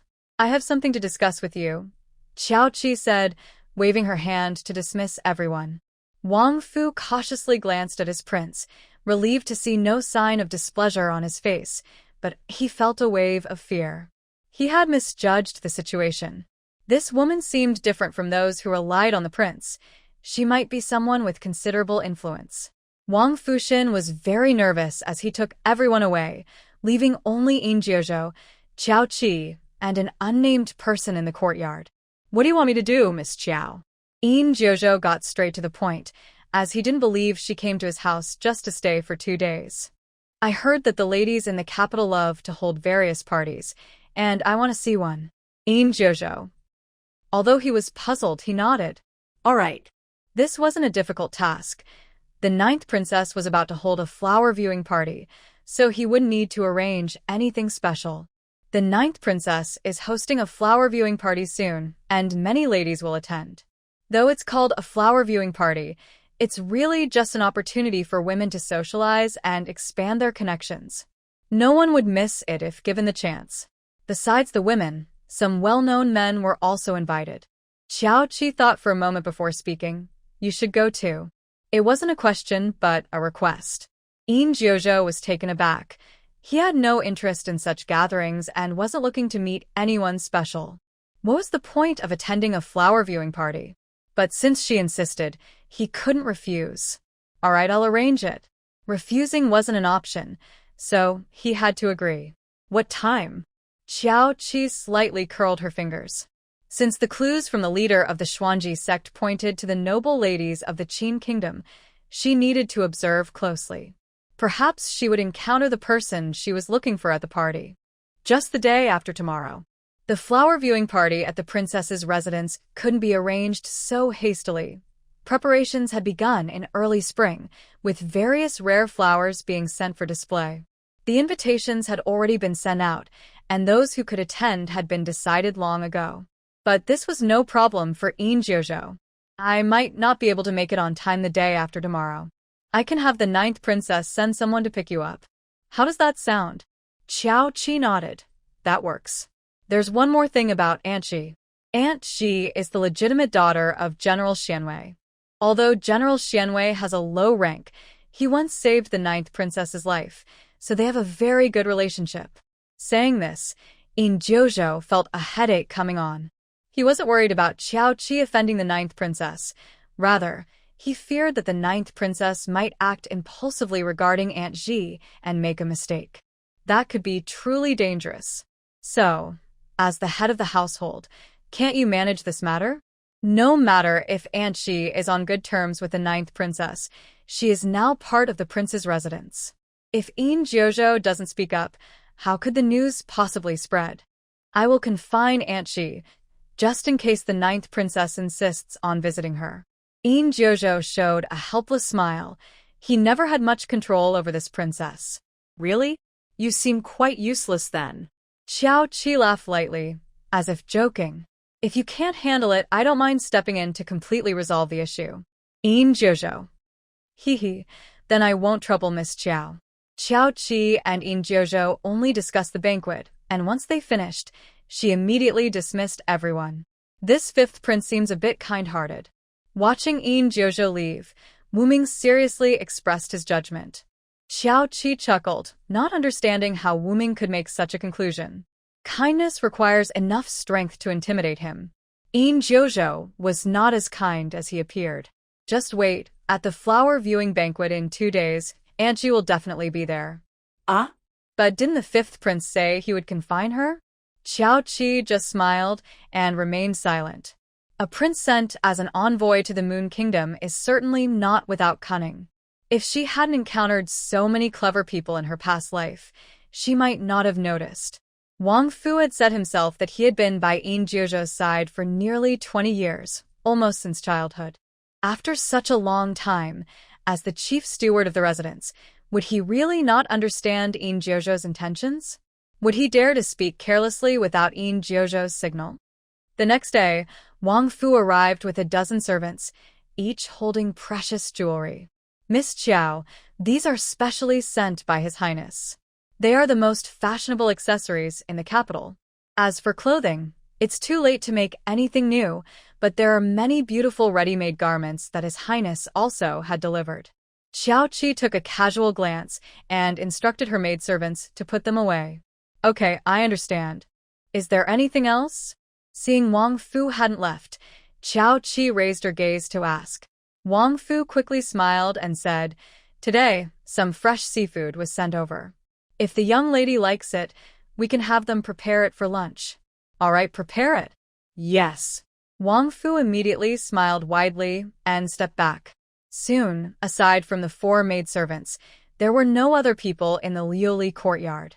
Wu Ming jumped down from a tree and sat on a stone bench in the courtyard. Xiao Qi had a little maid bring her a cup of tea and asked the others to bring out the jewelry and clothes that In Jiuzhou had just sent. There were 2 sets of clothes and 12 pieces of jewelry, including a complete set of red agate headpieces, which was quite luxurious. Xiao Qi put away the red agate headpiece, planning to give it to Xiao Juro as a wedding gift if she got married in the future. She also had a set of ruby headpieces in her collection, which would be suitable as a wedding gift. Not interested in the rest, she asked Wu Ming to pick some items. Compared to before, Wu Ming was much sharper now. Knowing that Xiao Qi wasn't interested in these things, he picked without hesitation, focusing on value rather than appearance, and took both sets of clothes with him. Xiao Qi asked, "Why do you want these women's clothes?" Wu Ming replied, "Miss, you don't understand. Clothes are very expensive now. These outfits are worth at least 1 or 200 taels of silver. If I have a wife in the future, I can save money on buying clothes. If I buy them myself, they won't be as good as these." The clothes he was wearing now only cost a few taels of silver, and he estimated that the best clothes for his future wife would be around 10 taels. Xiao Qi said, "I really don't understand." It was impressive that someone without a partner was already thinking about preparing clothes for a future wife. Wu Ming had picked half of the jewelry, leaving 5 or 6 pieces. Xiao Qi waved her hand and called the 4 maids over. "Take these and share them." The 4 maids had been attentive, massaging her legs, making tea, and were quite skilled. She was generous with her rewards. Upon hearing this, the 4 maids were stunned and didn't react at first. Although their masters sometimes rewarded them, it was usually with small trinkets. Only the favored maids received something valuable. The head maid beside Aunt Shi had once received a pure gold hairpin inlaid with gems, which was worth over 30 taels of silver, equivalent to their monthly wages for 5 or 6 years. This made everyone in the household envious for a long time. But now, the 4 maids stared at the jewelry in front of them, completely dumbfounded, questioning if they had heard correctly. Each piece had been carefully selected and was sent by the prince himself. Even the cheapest earrings were worth 20 or 30 taels. "Don't like them? Or don't want them?" Xiao Qi asked again when the 4 maids remained silent. The 4 people finally reacted and knelt down together with a thud. "Thank you, Miss Xiao," they said, their voices trembling with excitement. Each of them would receive at least 70 or 80 taels of silver from the jewelry. If they saved like they usually did, even with their master's rewards and living frugally, it would take them 7 or 8 years to save that much, and that was a rather optimistic estimate. "All right, you can go." Xiao Qi waved her hand casually. The 4 of them bowed a few more times before happily leaving. Their backs showed their joy. Seeing their lively expressions, Xiao Qi couldn't help but smile. Back in modern times, if her boss suddenly gave her $1 million, she would have done anything, even hugged his leg and called him dad. Unfortunately, everything had changed. What was supposed to be a small reward turned into an unexpected issue. During lunch, the kitchen sent a full seafood feast. The freshly steamed seafood paired with special sauces was exceptionally delicious, along with many other flavors. Indeed, people in ancient times never lacked enjoyment. The things from modern times had long been overdone in the past. For example, this steam pot was just as good as modern ones. Xiao Qi was very satisfied with the meal and even had the butler bring back some live seafood to keep in her space. She had already stored a lot of seafood in her space, and now the variety had increased. After finishing most of her meal, Xiao Qi noticed that one of the maids was missing. Although there were still 4, one had been replaced. "Where is Xiaoyao?" Among the 4 maids, Xiao Qi had the deepest impression of Xiaoyao. This maid was very sensible, organized in her work, and could read the room well. Even though she had only been with her for a day, Xiao Qi already thought about bringing her back. "Miss, Xiaoyao's mother is seriously ill, and she has asked the butler for leave." One maid taking leave was not a big deal, and the butler had already sent a new maid early on, fearing Xiao Qi might be displeased. Xiao Qi glanced at the new maid and frowned slightly. Call the butler. The previous 3 maids clearly knew something, but didn't dare to speak up due to their status. Seeing Xiao Qi speak, they quickly agreed and went to call the butler. Just as they were about to leave, the new maid stopped them. Miss Xiao, the butler is probably busy right now. If you have something to say, you can tell me, and I will report it just the same. The greed in the new maid's eyes was evident and unhidden.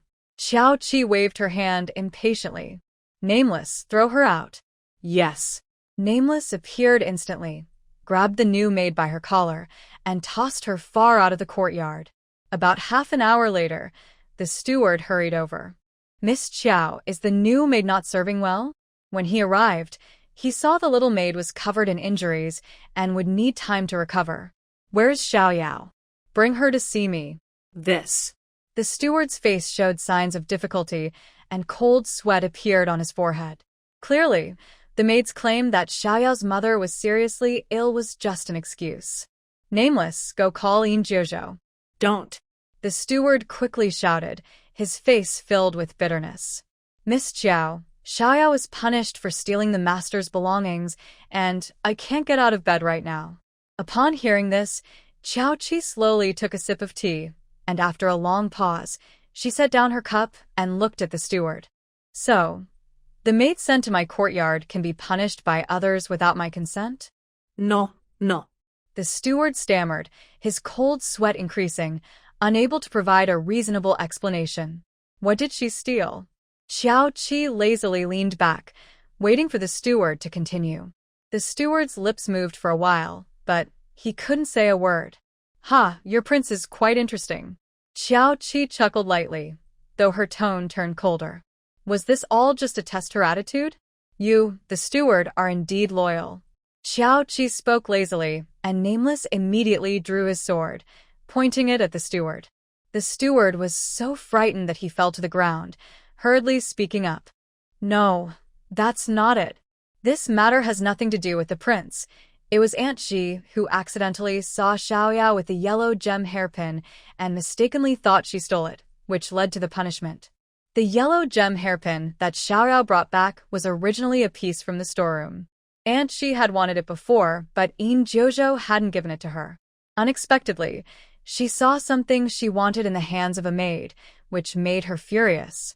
Oh, so it was Aunt Xi's doing. By the way, wasn't Aunt Xi stripped of her steward duties? 10 hours of kneeling punishment didn't teach her a lesson.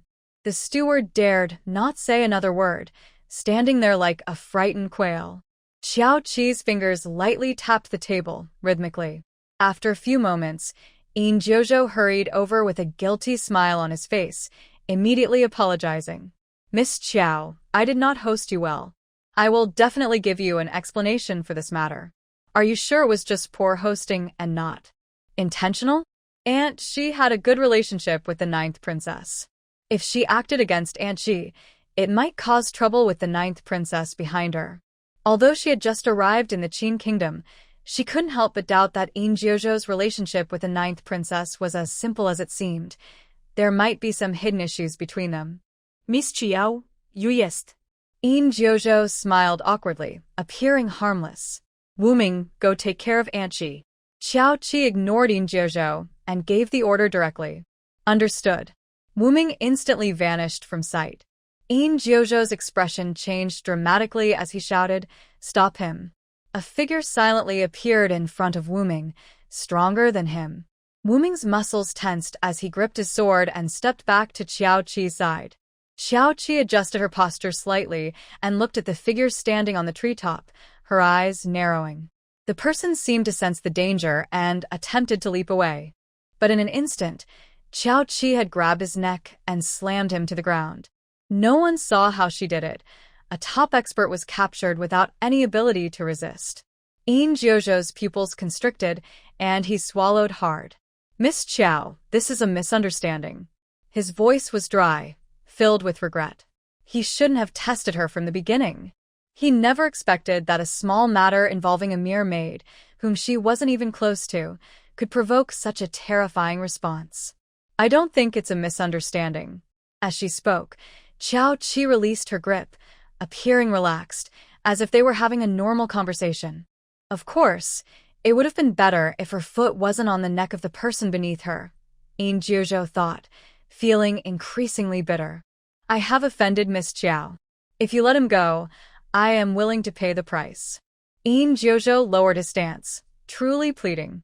The butler, seeing his master like this, felt shocked and tried to shrink into a corner, afraid of being noticed. Xiao Qi eased her pressure slightly, as if contemplating. After a moment, she looked up and smiled brightly at Yin Jiuzhou.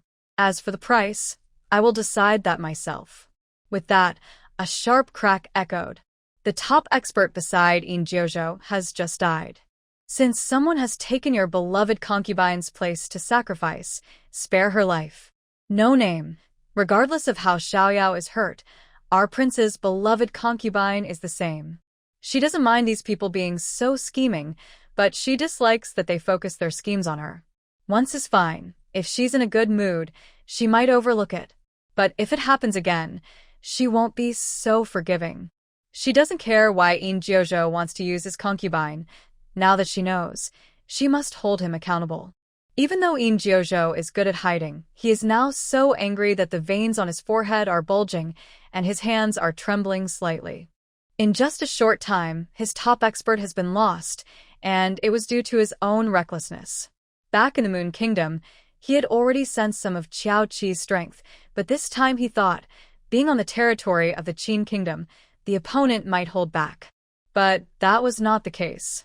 At this moment, Xiao Qi's eyes are slightly curved, and she has a gentle smile on her face, looking like a harmless and delicate woman. Yin Jiuzhou takes a deep breath and waves for the butler to leave. Soon, only Xiao Qi and Yin Jiuzhou remain in the courtyard.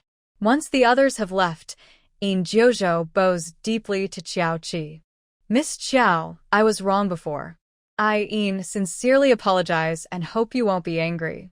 Now it's Xiao Qi's turn to be surprised. Yin Jiuzhou, who seems carefree and only wishes to enjoy life, unexpectedly shows such flexibility. Seeing that she is not swayed by his words, he quickly changes his approach, focusing on sincerity. However, she has no time for this. She is too disinterested in the political affairs of the Moon Kingdom, let alone the struggle for the throne of the Qin Kingdom. She has no interest in what is going on between Yin Jiuzhou and the 9th princess. I've already taken care of one person, and my anger has subsided. If the 5th prince has nothing else, you may leave. After sending Yin Jiuzhou away, soon No Name returns to the courtyard. Without needing No Name to take action, Yin Jiuzhou gives the order for Aunt Shi to be punished.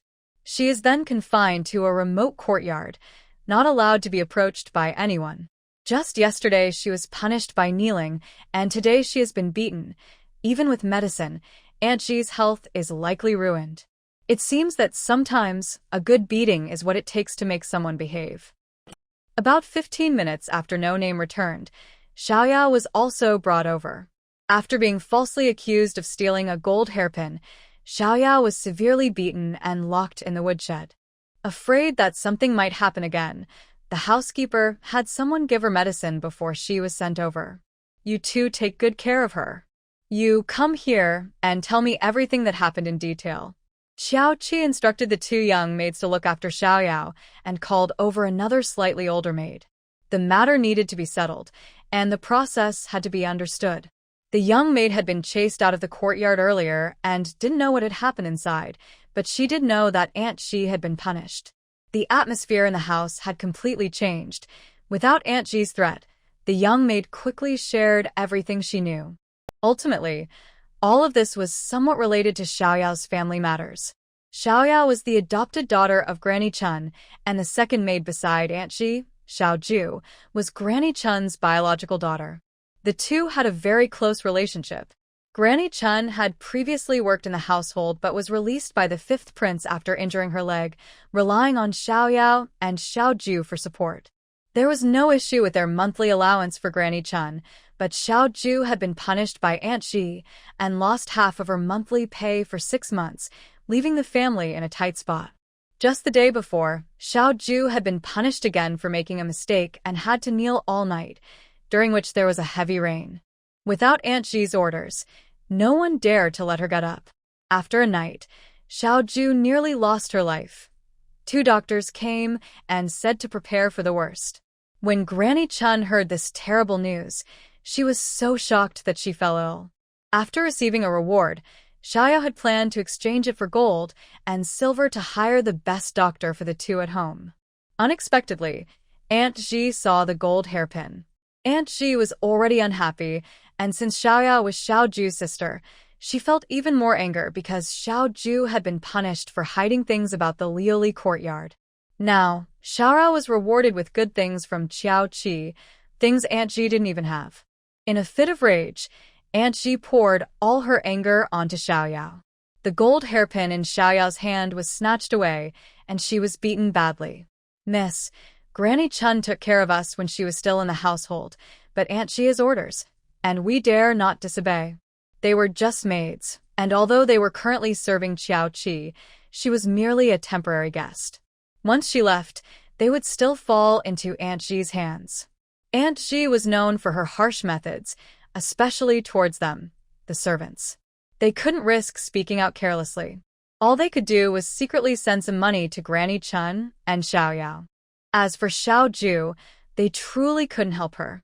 That night, a little maid braved the rain to bring her a hat, but the next morning, the maid was gone. It was said that she accidentally fell into a pond and drowned while trying to find her way in the dark. Who could say if that was really true? Miss Granny Chun is also a poor soul. I heard she has an adopted daughter named Taoji. She was lucky to catch the eye of a young lady from a high-ranking family and served her. Everyone in the capital knows that the young lady is gentle and treats her servants well. But it turned out that was just her reputation. Ever since Taoji started serving that young lady, she often came back with injuries, and recently, she even broke her leg. Even after healing, she would walk with a limp. The little maid wanted to say more, but Qiao Qi waved her hand. She wasn't interested in other people's family matters. Go find the steward and get 100 taels of silver for Xiao Yao's medical treatment. The little maid wiped her tears and respectfully left. The night passed quietly under the bright moon and stars. After spending a lot of money to hire a skilled doctor, Xiao Yao's life was saved, and Xiao Ju's life was also spared. Xiao Yao, still weak, bowed a few times at Qiao Qi's door before leaving. Qiao Qi didn't think much of it. If it weren't for Yin Jiu Zhou using these people against her, she wouldn't have even asked. Today was the flower viewing banquet at the princess's residence, and the steward came early to report. "Miss Qiao, the carriage sent by the 9th princess is waiting outside. When would you like to leave?" "What about Yin Jiu Zhou?" "Miss Qiao, the prince is still in the palace and will take another hour to arrive." The steward answered respectfully, not daring to hide anything. This woman was truly formidable. The person beside the prince had already been dealt with, which was like cutting off his right-hand man. Yet, the prince couldn't pursue the matter and even had to treat her well. He had never seen such a terrifying woman in his life. "Understood. After an hour, have him come to the residence. I will leave with him." Of course. Even though this request was a bit much, the steward agreed. After all, the carriage from the 9th princess was already waiting, and now she wanted to leave with the prince, so he had to turn down the 9th princess. This woman certainly knew how to make enemies. The timing was perfect. An hour later, Yin Jiu Zhou arrived at the residence right on time. Qiao Qi got into his carriage, and he followed closely behind. "Have something to eat." Yin Jiu Zhou took out many pastries and nuts from the cabinet in the carriage and personally brewed a pot of tea. Qiao Qi took a sip and then put it down, showing no concern for Yin Jiu Zhou's feelings. "It's too bitter." Yin Jiu Zhou couldn't handle being disrespected. If he was given an inch, he felt people would take a mile. He forced a smile and drank a cup of tea, feeling more and more bitter inside. "I'm just a powerless prince with limited good things, so of course, they can't compare to what Miss Qiao uses." "That's true," Qiao Qi agreed with a nod. Yin Jiu Zhou's face, which had already shown some sadness, now cracked into a frown. Forget it. This person was impossible to please. He leaned back, feeling lazy, and stared out the window. Xiao Qi then took out a small jar of good tea and a jar of snow mountain water from her space. She placed them on the small tea table and spoke up. Stop dawdling, keep brewing the tea. Yin Jiuzhou sighed. All right, I'll brew it, but I hope I don't regret it later. Miss Qiao, there's something else I need to tell you. The 9th princess is favored by the emperor, so she can be a bit spoiled. I'm worried she might blame you for the matter with concubine Ji. Yin Jiuzhou poured the brewed tea into a cup and handed it to Xiao Qi. She took the cup, a teasing smile appearing in her eyes. Wasn't it you who had someone deal with concubine Ji? What does that have to do with me? Yin Jiuzhou was speechless. The 9th princess's residence is here. If you and the 9th princess don't get along, don't drag me into it.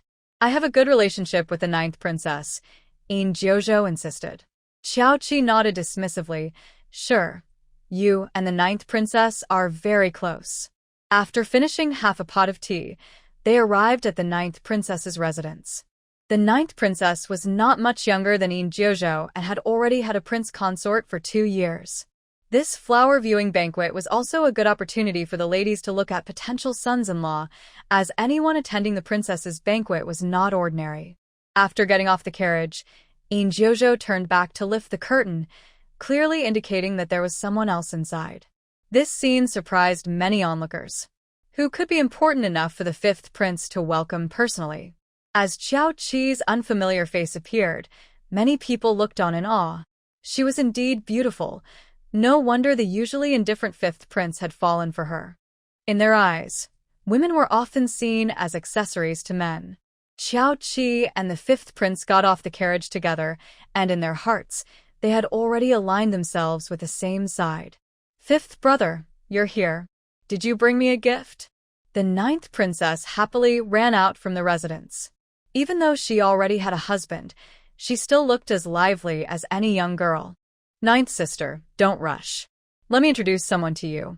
Xiao Qi stood beside Yin Jiuzhou when her communication talisman suddenly stirred lightly. She activated the talisman, and a faint voice reached her ears. It was Xiao Jiu's voice. Sister, I've found out some news about our younger sister. She might be in the Qin kingdom. Unlike Xiao Qi's indifference, Xiao Jiu had been searching for her lost family. Although she knew she was not the biological daughter of the Qiao family, the warmth she experienced there was real. Since learning of her mother's death, she had been searching more urgently, spending a lot of money in the process.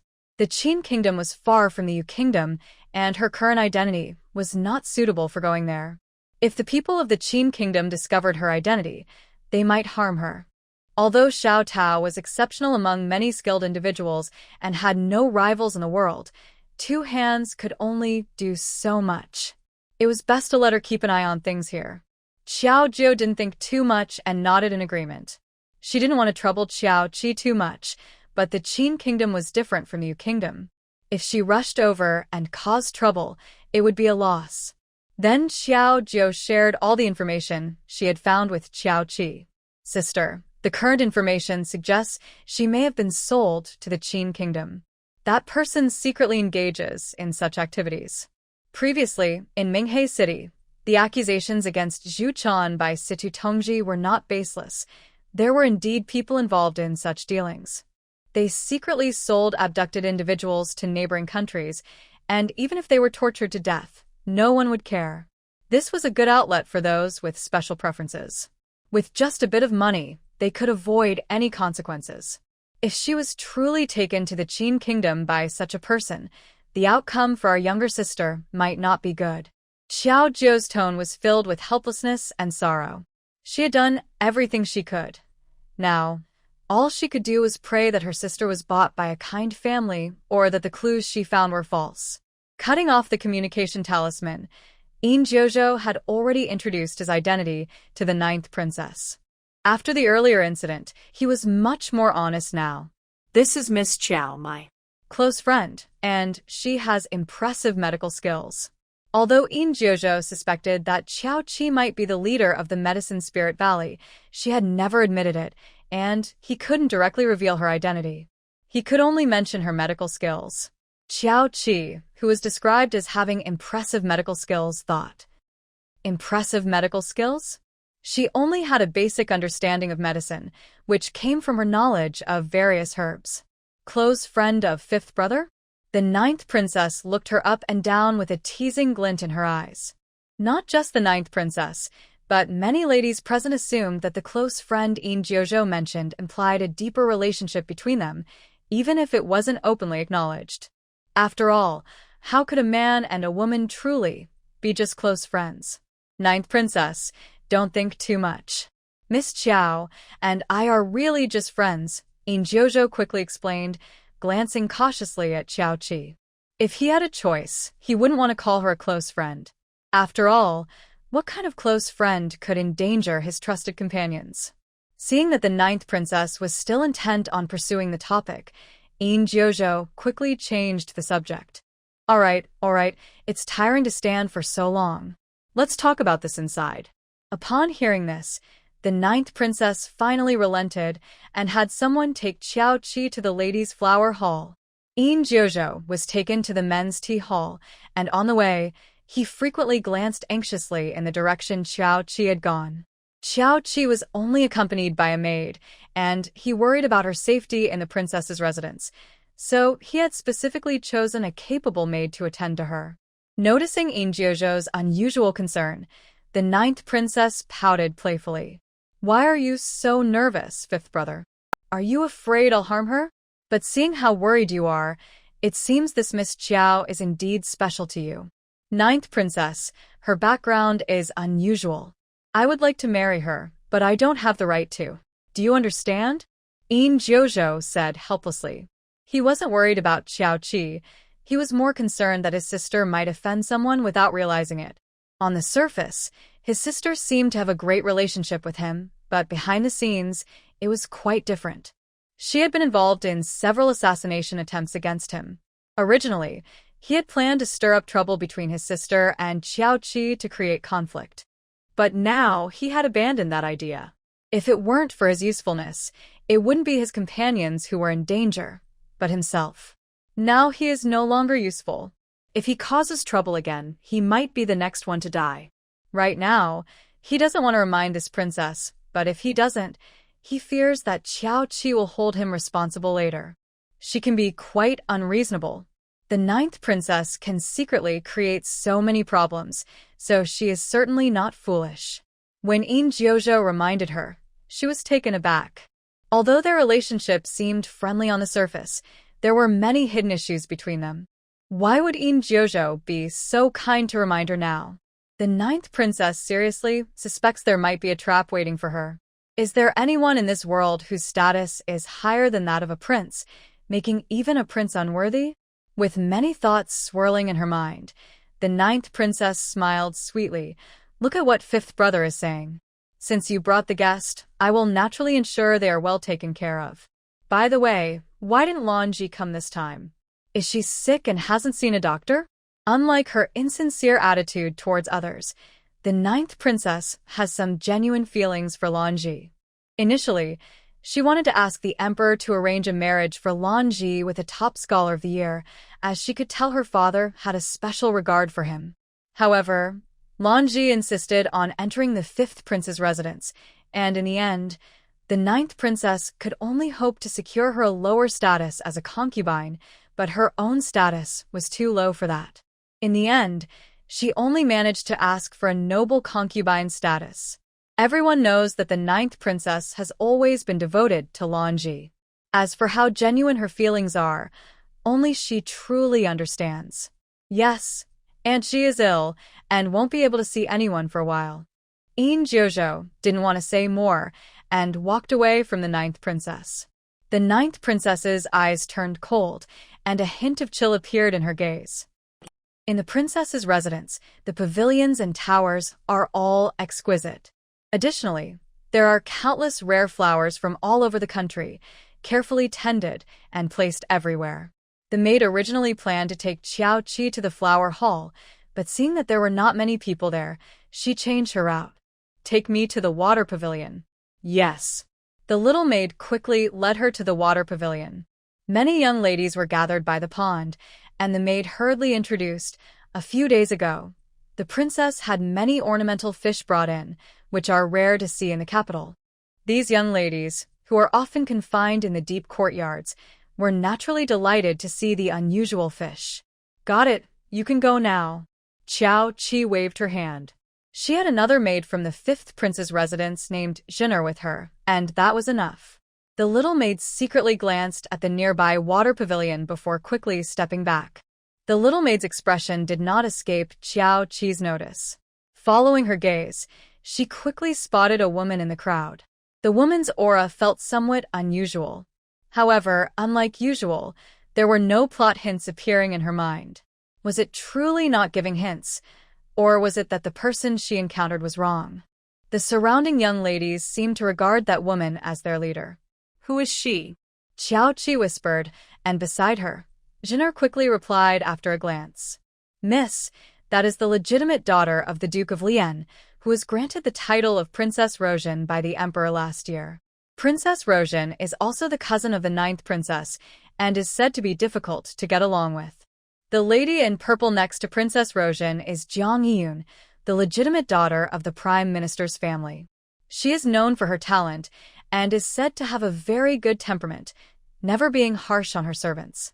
While Jinner was speaking, something unexpected happened. Princess Rosian, Yang Qianqian, suddenly slapped Jiang Yiyun across the face. Jiang Yiyun seemed taken aback, shocked and wronged.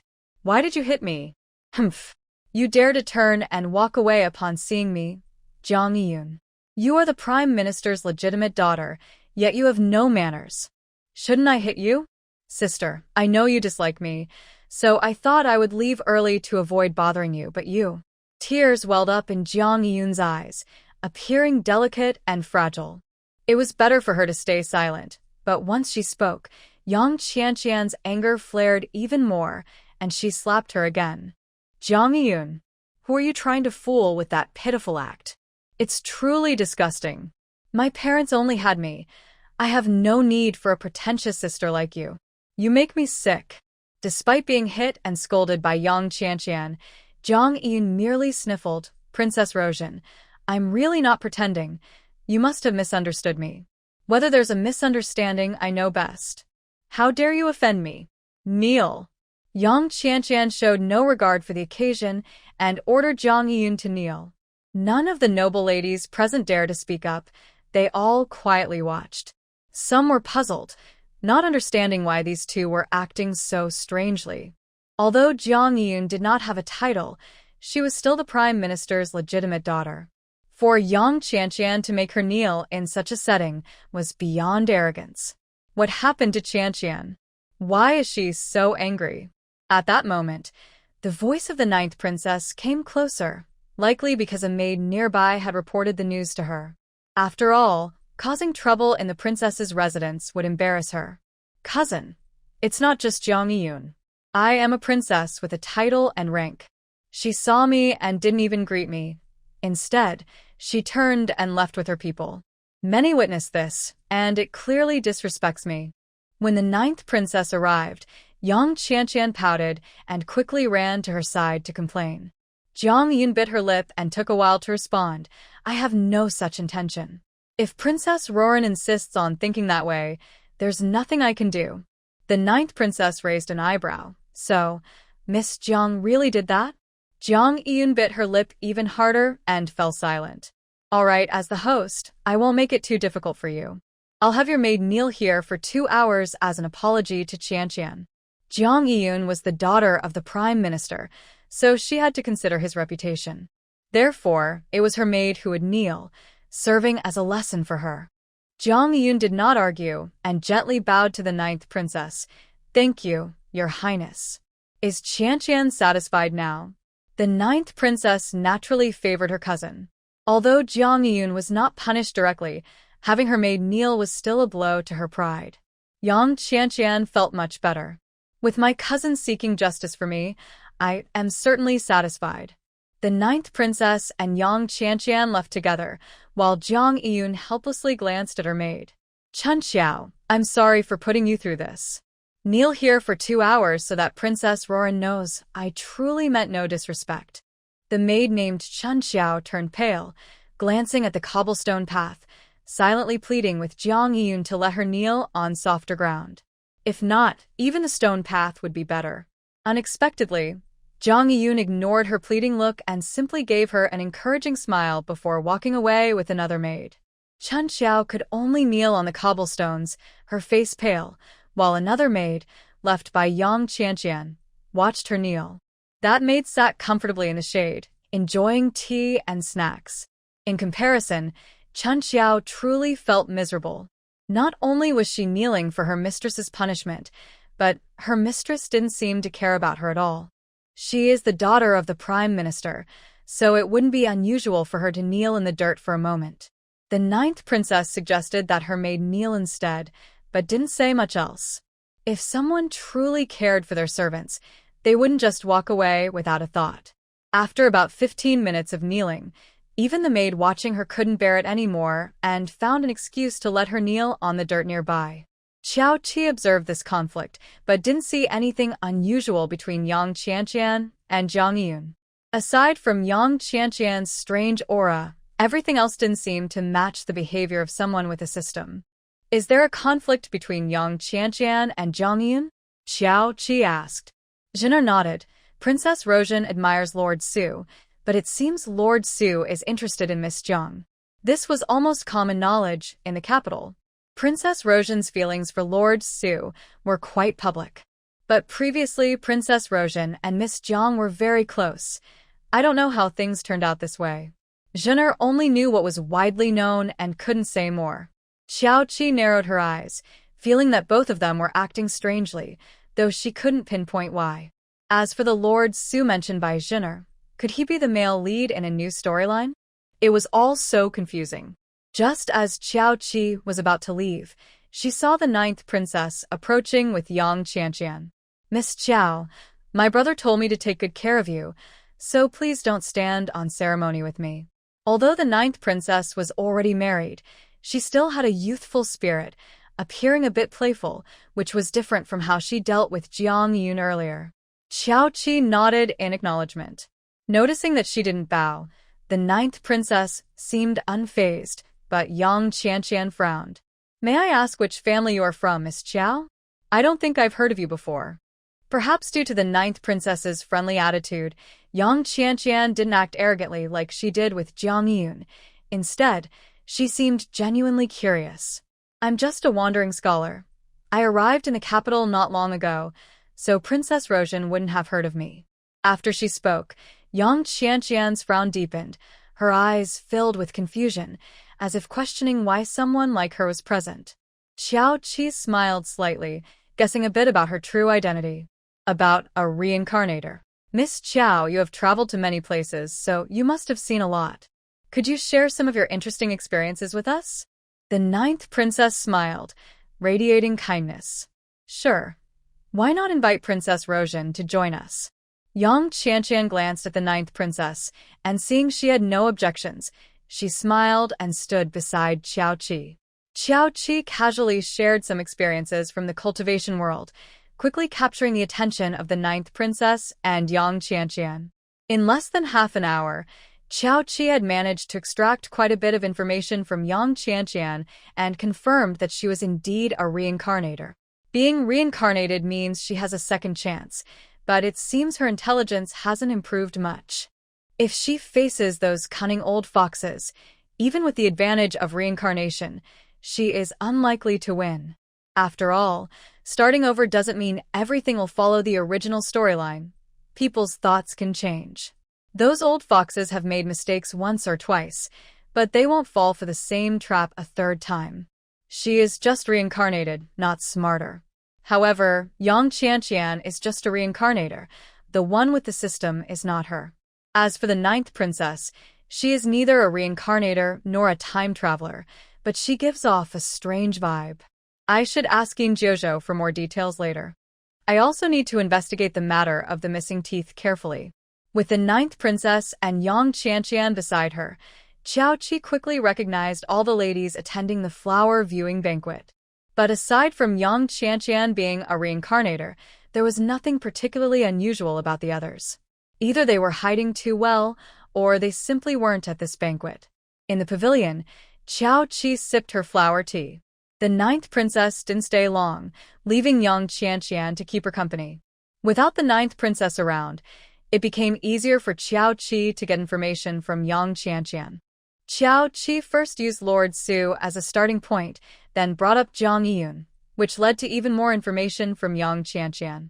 Originally, she and Zhang Yiyun were indeed close friends, and she treated Zhang Yiyun very well, always thinking of her first when she had something good.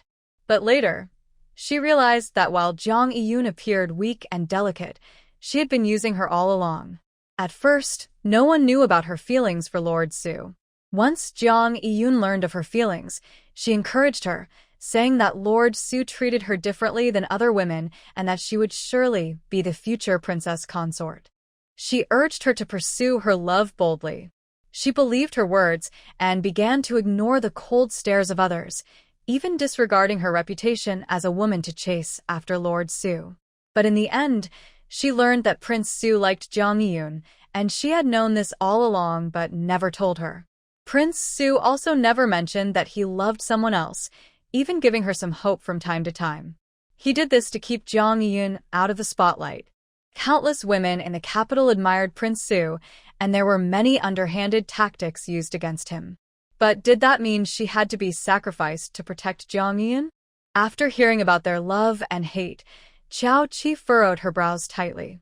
She couldn't understand why Yang Qianqian, having been reborn, still set her sights on Prince Su. He clearly used her as a pawn. How could she think she could win his love again? However, from the information Yang Qianqian revealed, she gradually pieced together the truth of her past life. In her previous life, Yang Qianqian was betrayed by her best friend, and her admiration for Prince Su became public knowledge, ruining her reputation. In a desperate move, she drugged Prince Su, intending to force him into a relationship. Unexpectedly, she ended up with a beggar, losing face for both her family and the royal family, ultimately leading to her demise. Now reborn, she was determined to ruin Zhang Yiyun's reputation and reclaim Prince Su. I have been reborn. I died because of this man in my past life, and this time I swear to make him regret it. The price of regret will be a long and difficult journey to win back my love, Qiao Qi thought. Since Yang Qianqian's rebirth was recent, her pursuit of Prince Su had already become widely known. Qiao Qi realized she had to come up with a new plan to make Prince Su love her in the end. As for how to do that, just a few words could reveal her entire plan, and it would take a lot of thinking to come up with something clever. Do you really love Prince Su that much? Qiao Qi asked, somewhat confused by her thought process. Yang Qianqian looked wary and asked, What do you mean?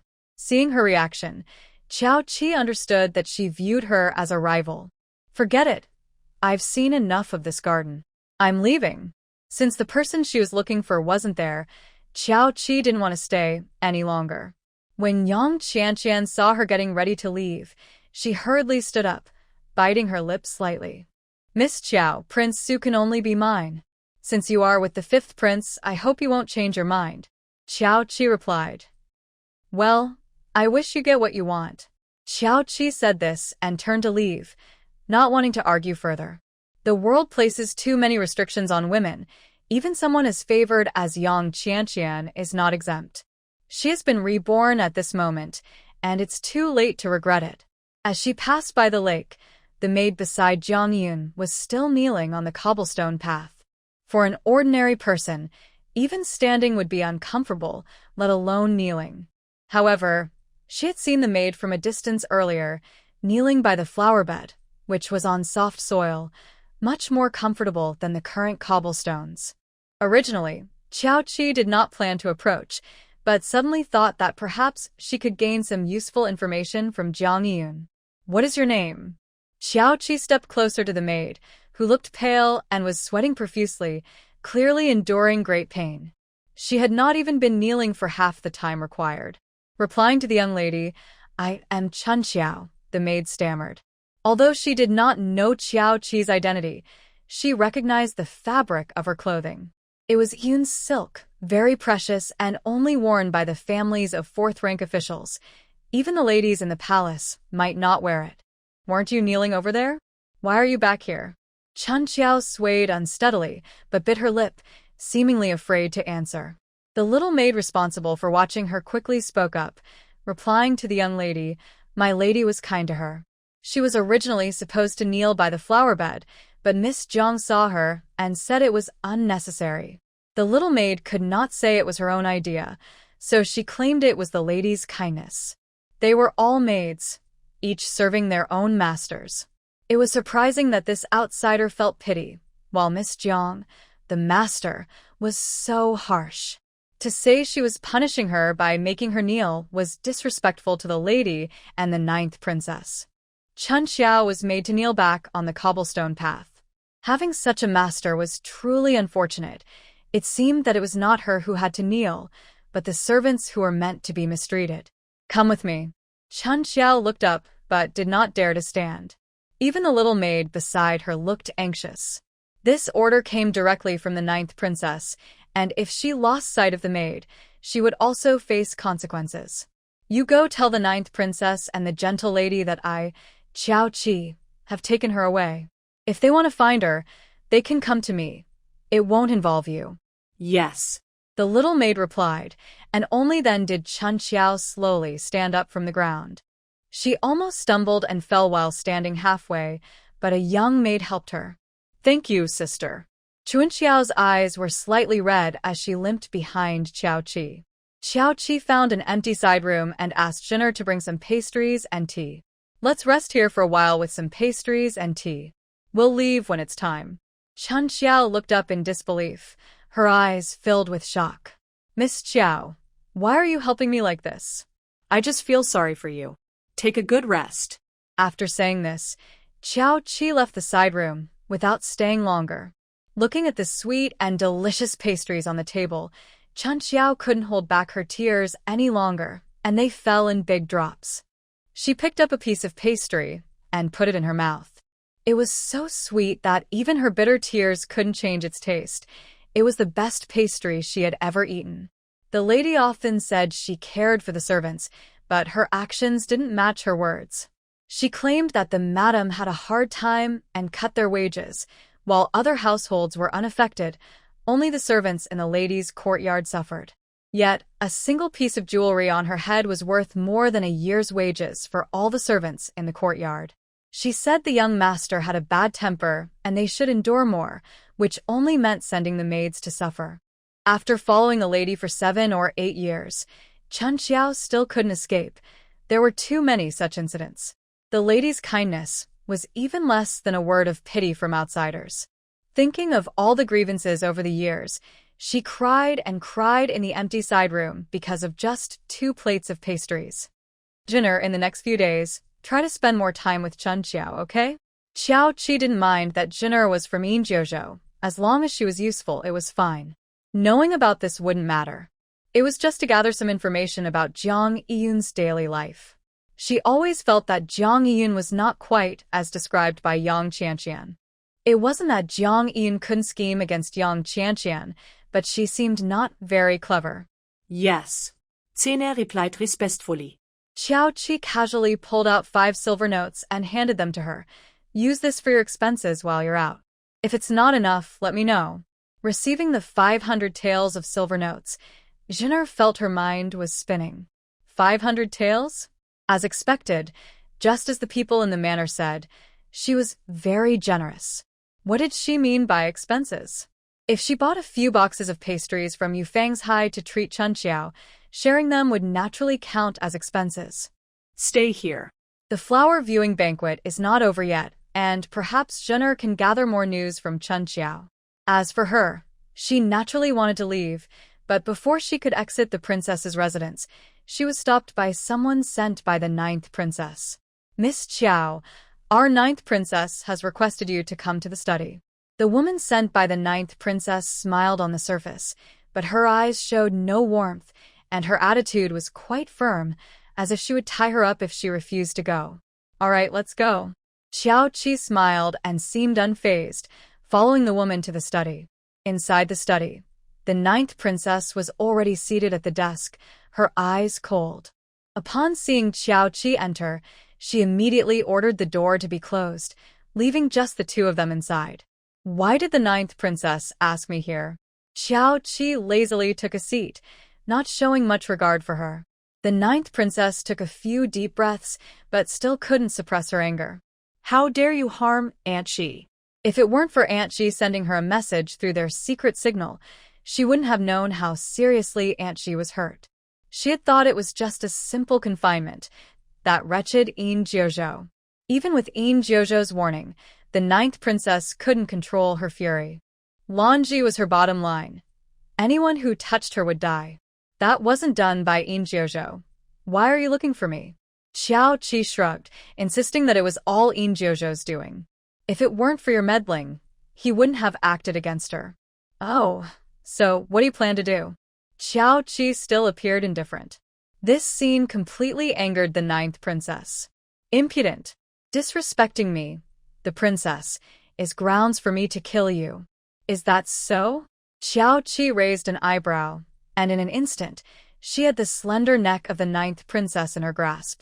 The hidden guards wanted to intervene, but fell dead in an instant. Two guards' bodies dropped to the floor, blood splattering everywhere. I usually prefer to resolve matters peacefully. If you don't provoke me, I can be quite reasonable. Qiao Qi smiled slightly, her energy entering the ninth princess's mind, preventing her from dying easily. Then she activated the soul-searching technique. A piercing scream echoed through the study, and the ninth princess's eyes widened in pain, as if they might bleed. After just a brief moment, Qiao Qi released her grip. The soul-searching technique could inflict unbearable pain and even destroy the opponent's mind. However, in such a short time, and with spiritual energy protecting her, her mind wouldn't be harmed, but the pain could still reach deep into her soul. With the time being short, there wasn't much information to uncover.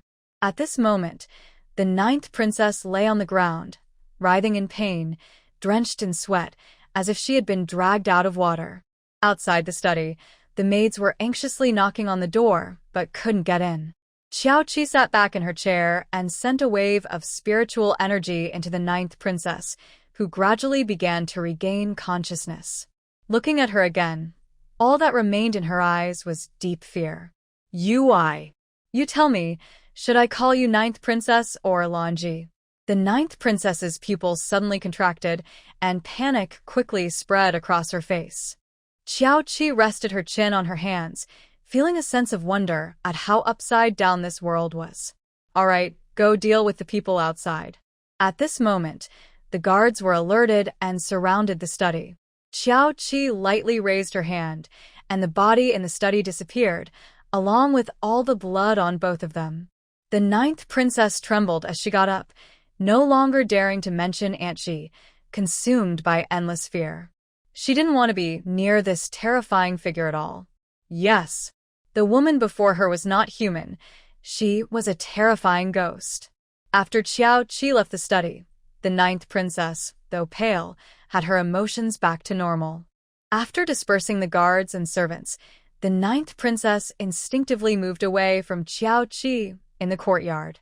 Yin Jiuzhou, who had rushed over, seemed to understand something upon seeing this and smiled at the ninth princess. You suffered, didn't you? I warned you not to cause trouble, and only after suffering could you see clearly. However, the ninth princess didn't care about Yin Jiuzhou's mockery. Remembering what Qiao Qi had just said, her face turned pale, and she nervously looked at her. Even though she was terrified, she mustered the courage to speak in a trembling voice. Qiao, miss, I have something to discuss with you. Shall we talk in the study? Qiao Qi glanced at Yin Jiuzhou with a strange expression before walking back into the study. Come in. As soon as the study door closed, the ninth princess gritted her teeth and lowered her posture. Miss Qiao, I apologize for my previous offenses and hope for your understanding. Lanji deserves her fate, but I beg you, please do not tell the fifth prince about my connection with Lanji. This was her deepest secret, the one she couldn't expose. But now, Qiao Qi knew. If possible, She would certainly want to silence her, as that would be the safest way. But she couldn't do it. The two strongest experts by her side were instantly defeated. With such power, they could easily enter and exit the royal palace. When asking for help, one should act like they need it. Does the ninth princess still expect to gain something for nothing? What do you want? At this point, the ninth princess understood that they could continue the conversation. Now, it was about what she was willing to offer. Xiao Qi thought carefully. She didn't really want anything. However, there is a group between Yu country and Qin country that traffics people from both nations. I need you to investigate this group thoroughly and find one person. If necessary, eliminate them all at once. It seemed that the original owner's sister, Qiao 11, had been trafficked by this group, but the truth of the matter still needed to be verified. The ninth princess had considerable influence in Qin country, which was much more convenient than searching alone. For now, the ninth princess could be useful, so there was no need for Yin Jiuzhou. Find someone? Just like that? A hint of surprise flashed in the ninth princess's eyes. She thought there would be a significant price to pay, but it was just about finding someone. As for the group Xiao Qi mentioned, if she could gather useful information and eliminate them, that would be a significant achievement. It seemed she wouldn't have to pay any price at all. If you want to offer more, that's fine too. Xiao Qi stepped forward and lifted the ninth princess's chin. Looking closely, her mind seemed to be in the right place. No, that's not necessary. The ninth princess hurriedly stepped back, fear flashing in her eyes again. Xiao Qi shrugged, uninterested. You people play such games. You have no leverage over Aunt Ji, so why help her? What Aunt Ji did completely violated ethics, and if Yin Jiuzhou learned the truth, the outcome would be. Lan Ji is very special to me. The ninth princess's gaze flickered awkwardly. In that moment, Xiao Qi felt her mind was racing. Aren't you in love with the seventh prince? Although the time for soul searching was short and the information was limited, it was one of the deepest memories in the ninth princess's mind. One was the incident of her soul swapping with Lan Ji. 8 years ago, Lan Ji was seriously injured while saving the ninth princess, who fainted from shock. When she woke up, their souls had swapped. The 12-year-old ninth princess became Lan Ji, while the 14-year-old Lan Ji became the ninth princess. The ninth princess, with Lan Ji's soul, was initially in a panic until Lan Ji, with the ninth princess's soul, came to her and said she would help her become a true princess. Compared to being a princess, Lan Ji, the ninth princess, prefers her own identity as Lan Ji. This way, she can marry Yin Jiuzhou.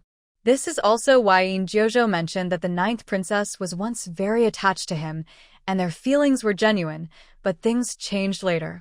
Little did he know that the ninth princess did not have sibling feelings for him. After switching bodies, she desperately wanted to marry him. As for the second reason, it is the ninth princess, Lan Ji's admiration for the seventh prince.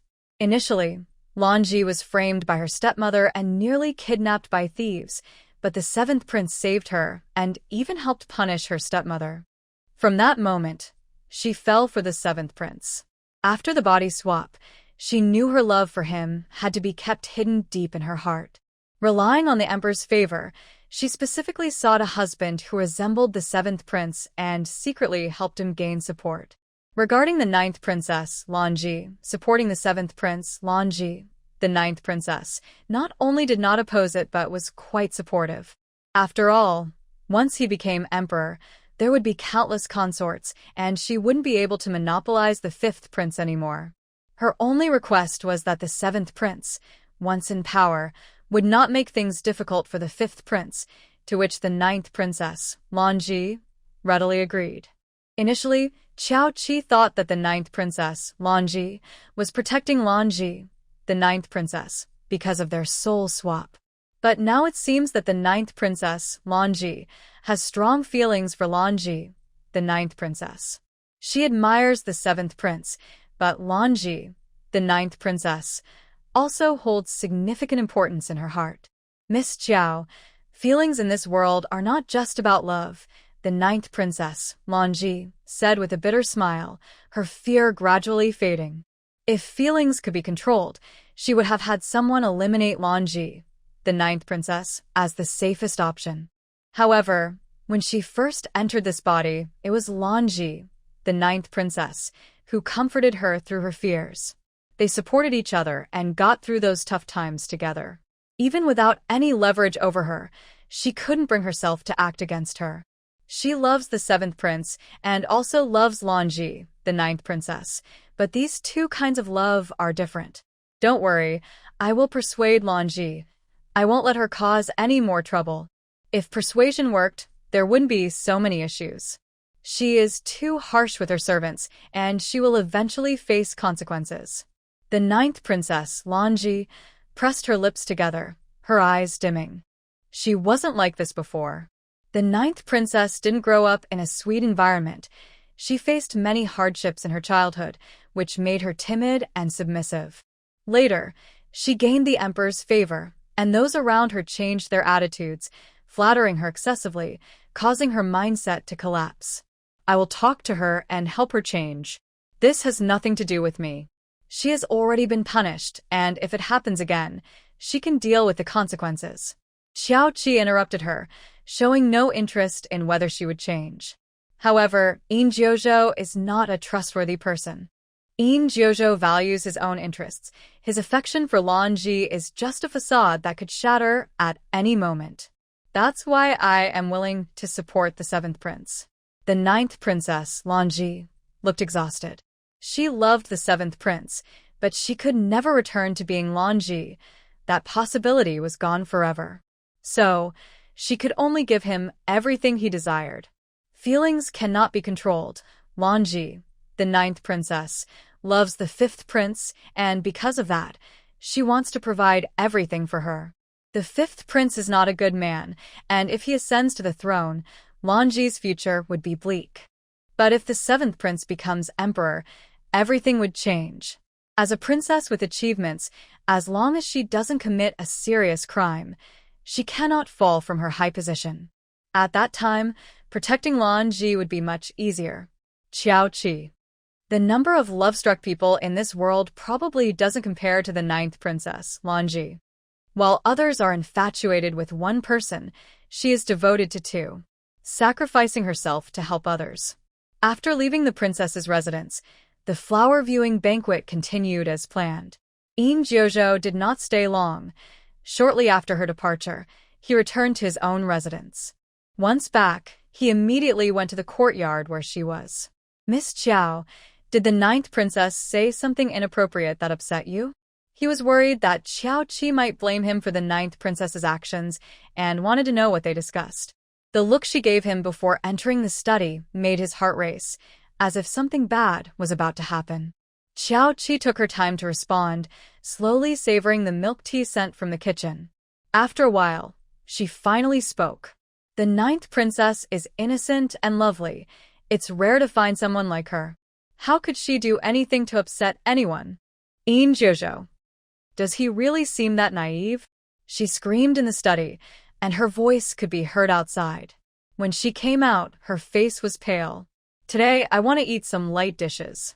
Fifth prince, please remember to have the kitchen prepare them. Since he couldn't gather any news from Xiao Qi, Yin Jiuzhou had to leave helplessly. In the evening, Xiao Qi went to check on Xiaoyao. The young girl was full of life, able to sit up in bed and chat happily.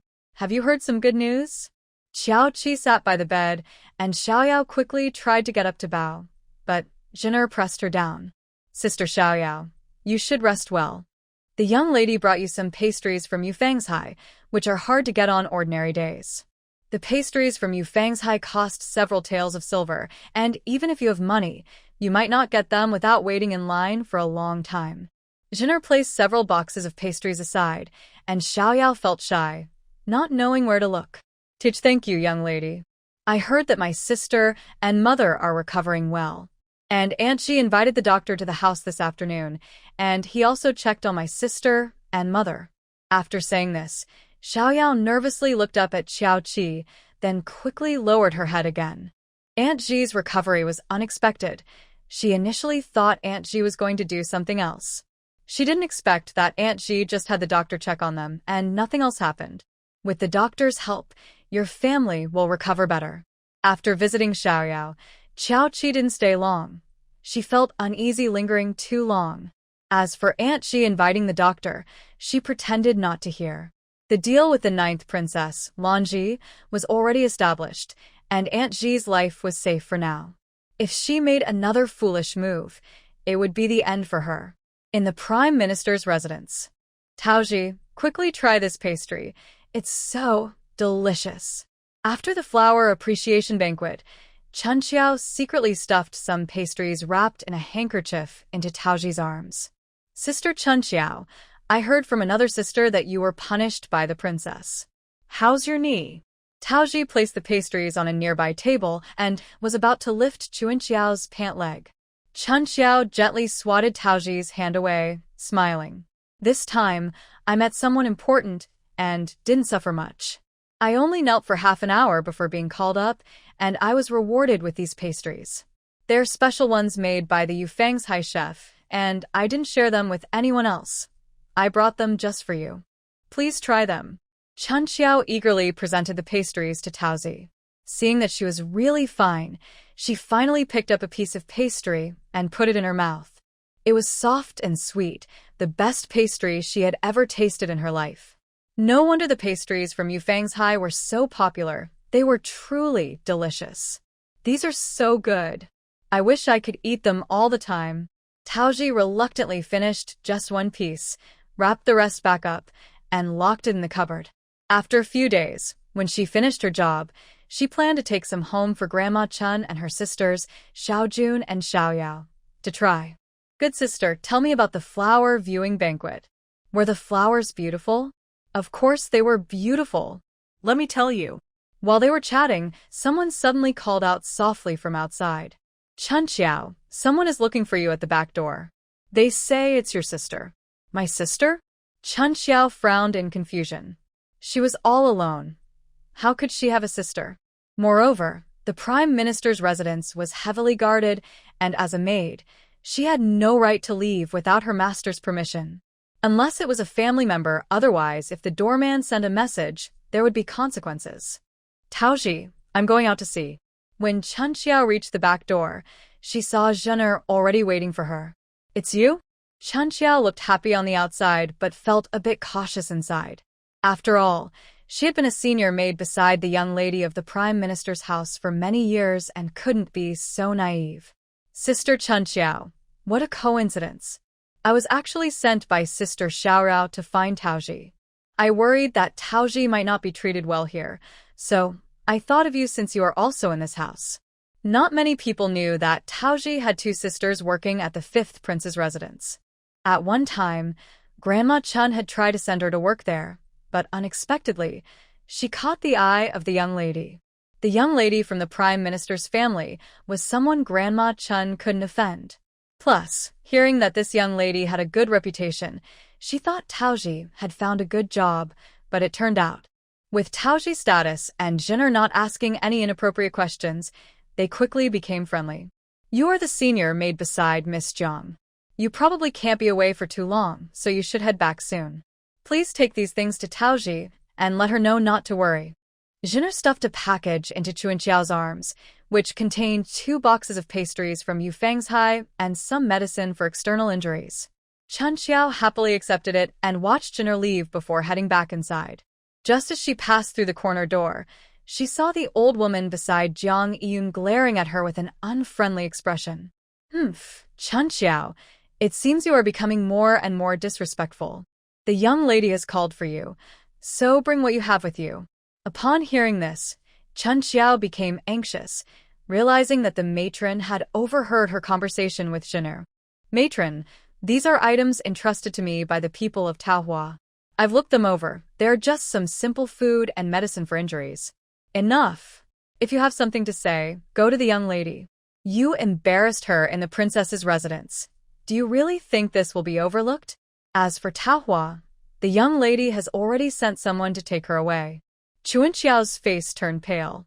Previously, to apologize to the young lady of the Shangshu family, she had to kneel in the courtyard for 6 hours in the snow. Later, Taohua pleaded for her and took her place, but her legs were injured from kneeling. This time, however, Chun Xiao had nothing to do with Taohua. Why was the young lady taking her away? When Chun Xiao was taken to Jiang Yiyun's courtyard by the matron, Taohua was already kneeling on the ground. Jiang Yiyun was casually playing with a snuff bottle in her hand. Seeing Chun Xiao approach, she carelessly tossed the snuff bottle aside, her eyes showing a hint of coldness. Chun Xiao, I have treated you well, haven't I? Without thinking, Chun Xiao knelt down with a thud and knocked her head on the ground several times. The young lady has given me a second chance at life, and I will always remember her kindness. Remember? You only had to kneel for 2 hours in the princess's residence. It didn't harm your life, yet you act as if you've suffered a great injustice. Jiang Yiyun's face was filled with displeasure. Her maid had to be told by others that she had been taken away. The person who took her not only stopped her punishment, but also rewarded her with pastries. This made Jiang Yiyun look like the villain, and she felt embarrassed. I never thought that way, Chun Xiao said, her body trembling, but she had no words of defense. She knew the young lady cared deeply about her reputation. This time, she had lost face and no explanation would help. Never thought that way? I see you enjoy those pastries so much that you even wanted to bring back the leftovers. Doesn't that clearly show others that I mistreat my maids? As the head maid by my side, how could you be so easily swayed by a few pastries? Wouldn't being my maid be a disgrace to you? Jiang Yiyun grew angrier as she spoke. The maid beside her was so happy over a few pieces of cake that anyone who saw her might think the Prime Minister's residence was struggling. Miss, please don't be angry. It's just that I haven't seen much of the world. If the snacks from the Prime Minister's residence are so delicious, how wonderful must those from the princess's residence be? I ask Sister Chun Xiao to save a piece for me if you grant it. Please don't be upset. Taoji knelt on the ground and bowed her head repeatedly.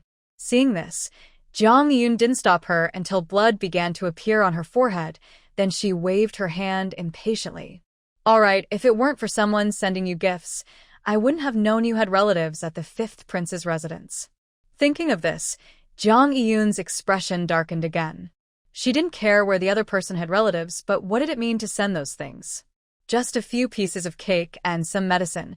Did they think she would mistreat her servants? Miss, my family offended the master a while ago and was beaten badly. I didn't want to disturb you. Taoji had been brought here early and didn't even know what had happened outside. But she quickly followed Jiang Yiyun's words. When Jiang Yiyun learned that Taoji's family had been beaten and nearly lost their lives, she waved her hand to let them go, but they had to kneel outside for 3 hours. Chun Xiao and Taoji knelt together, and soon their faces turned pale. Their legs were already suffering from kneeling, and they had thought about tying some cotton to their knees. But the young lady wouldn't allow that. Someone would check. If discovered, it would be disastrous. Taoji wiped her tears, but still didn't understand why the young lady was so angry. Stop crying. If the young lady's people see you, she'll be upset again. I have some medicine, you can apply it when we go back. Chun Xiao felt bitter inside, but there were things she couldn't share with Taoji. The young lady had a good reputation outside, but after being by her side for so many years, Chun Xiao knew her temper well. The young lady did care for her servants, but it was the male servants and guards in the front yard she cared for, not them. Sometimes she would even give them some cakes she made herself. But she seemed to have a particular dislike for them, the maids. Once, when she accompanied the young lady to deliver ink to the eldest young master, he looked at her a bit too long, and when she returned, she was made to kneel for 2 hours. She said that as a servant, one should know their place and not aspire to heights beyond their reach.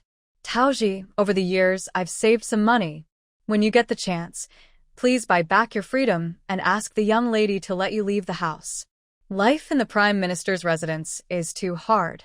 Not only do we live in fear every day, but we also have to kneel as punishment from time to time. We kneel all night long, and this is not stopped through the seasons. The kneeling is just the simplest form of punishment. The young lady has many ways to torment us.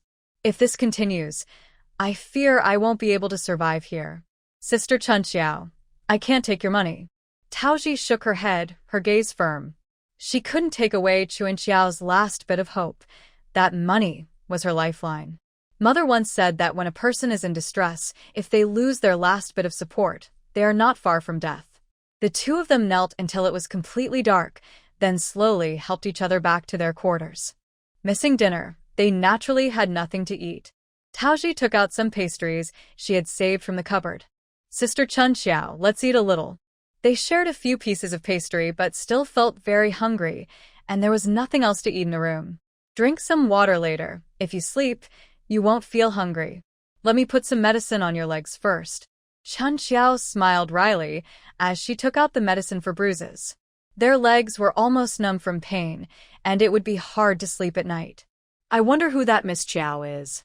I've never heard of any prominent families with the surname Chiao in the capital, yet she was able to take someone from the 9th princess.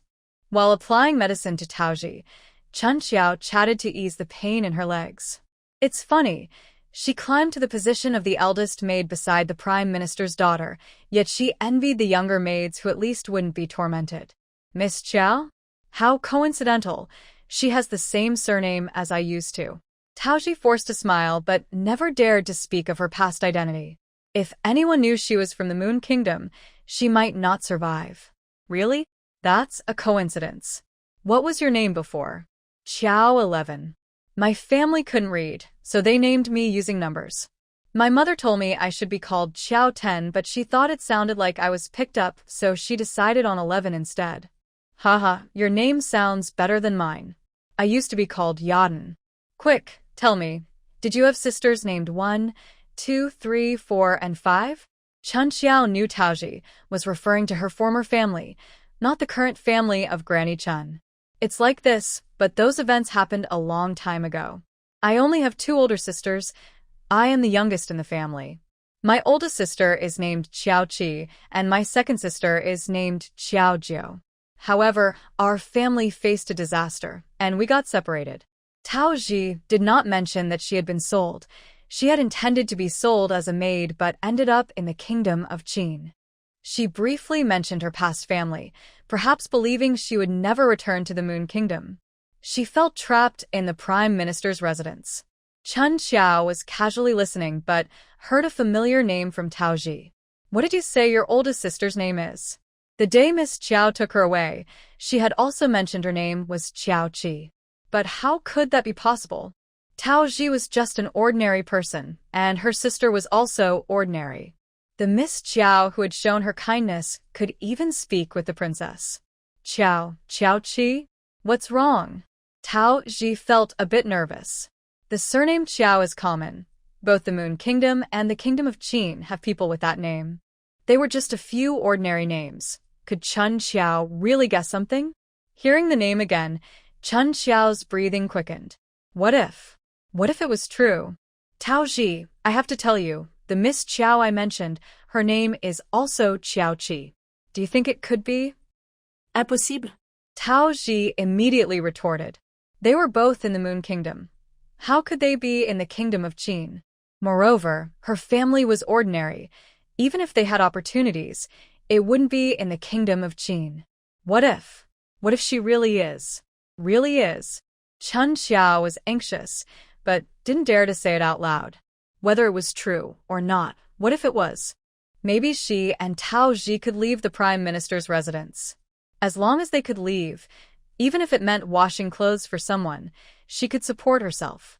Taoji, let's try just once. When Jin Er comes back, I'll ask.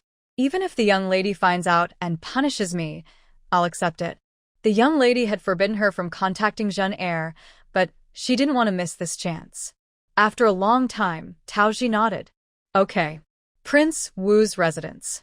Why do you want to see the royal uncle? Yin Jiuzhou asked, feeling a bit sour inside. The Lord of Su was handsome and a war hero of the Kingdom of Qin, yet he had no women in his household. Countless women in Qin admired him.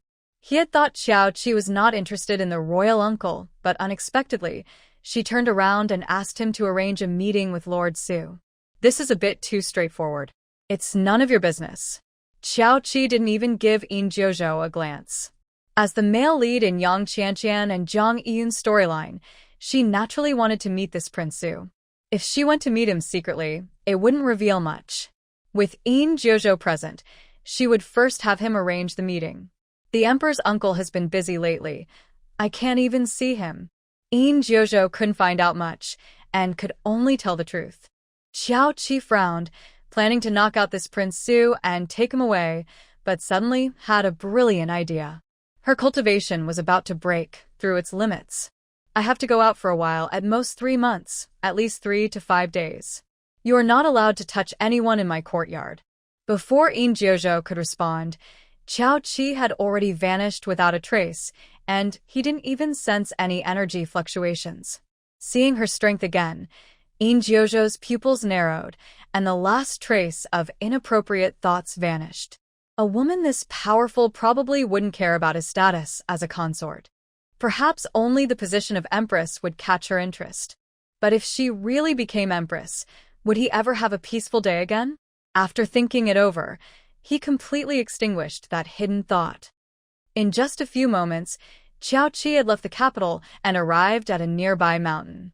Her cultivation was finally breaking through its limits, so she took out the items she had collected that had special energy. With these items, perhaps she could go even further. She arranged a vial of poisonous blood, 3 vials of antidote, and an incense burner in front of her, set up a barrier, and took out many spirit stones before starting her training. Her cultivation, which had been stuck at the initial stage, began to rise. She was ready for this breakthrough. If it weren't for the heavenly constraints, she might have already advanced from the foundation establishment stage to the nascent soul stage. After refining all the poisonous blood and antidotes, her strength had risen to the mid-foundation establishment stage. Once she stabilized her cultivation, she began to refine the most important incense burner. Time quietly passed, and her cultivation reached the peak of the foundation establishment stage. She was just a step away from forming a core. But she wondered if there would be a tribulation for forming a core in this world. Boom. Just as Xiao Qi finished refining the last trace of energy from the incense burner, a thick purple lightning bolt grazed her ear. Her ear instantly turned to ash. Gone. Gone? Xiao Qi's eyes widened in shock, not having time to feel the pain in her body. She looked up at the sky, where dark clouds filled with a terrifying energy seemed ready to destroy the world. Dark purple lightning danced in the clouds, ready to strike at any moment.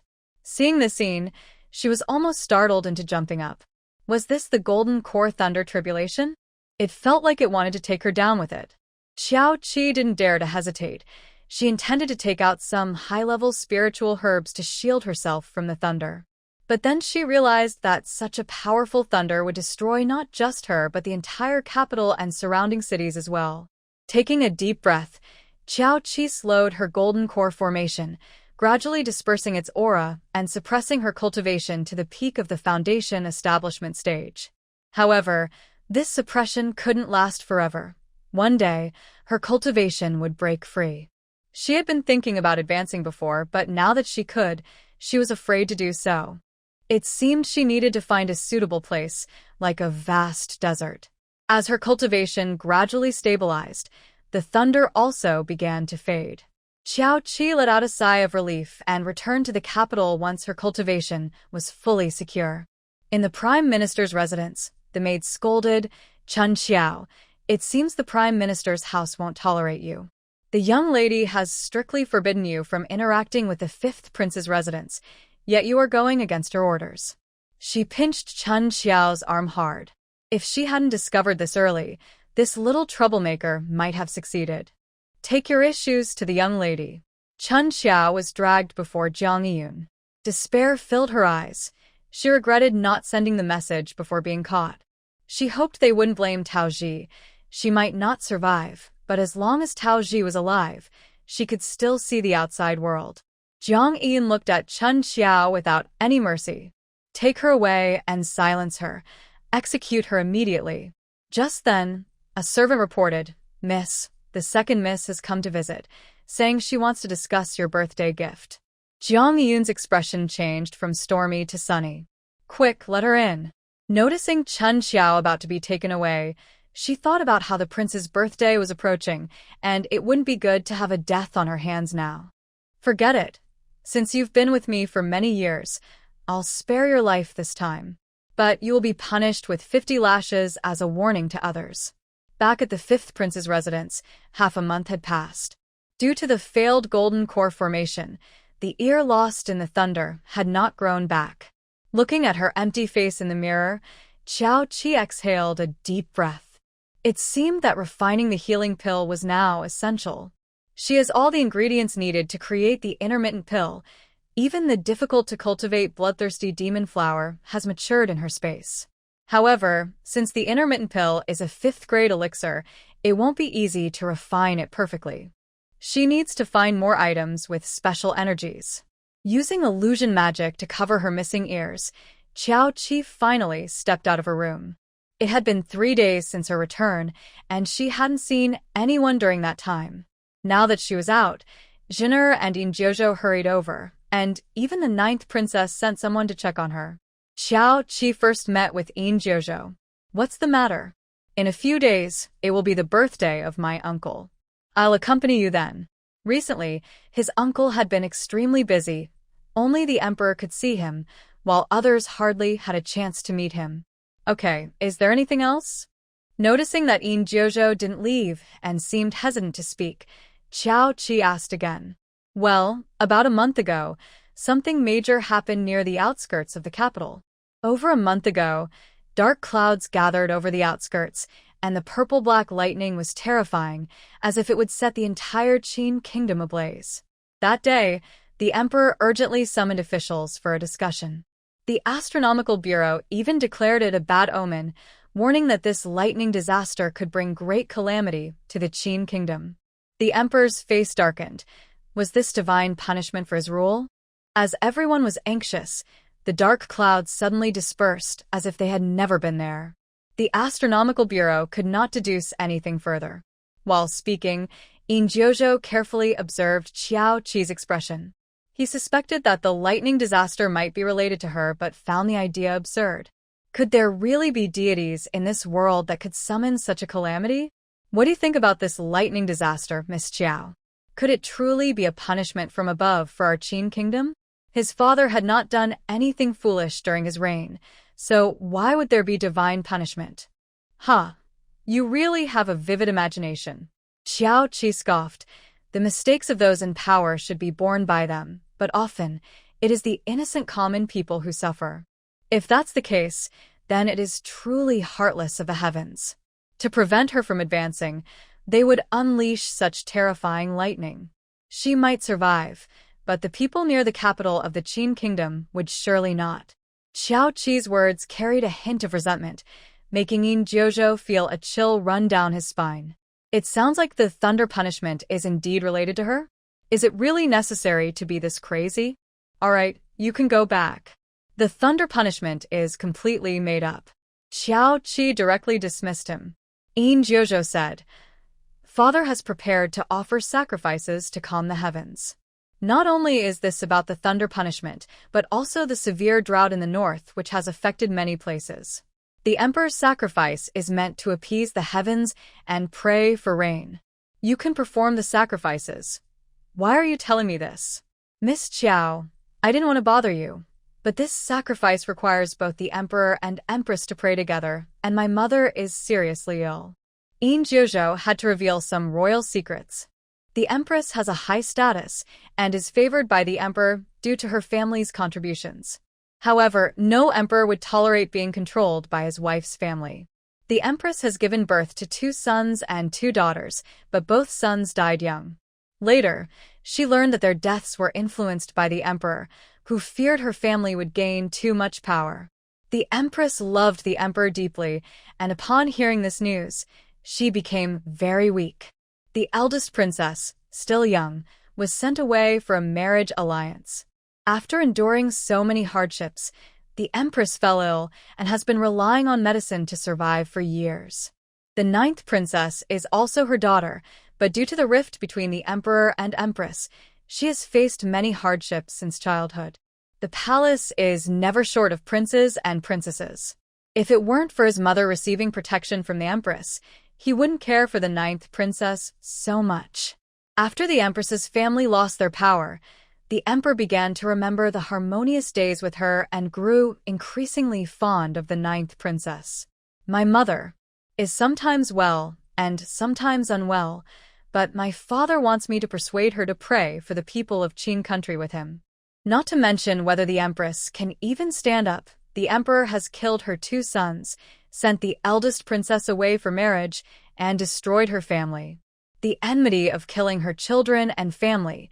If the Empress weren't already mentally unstable, she might have already joined her children and family.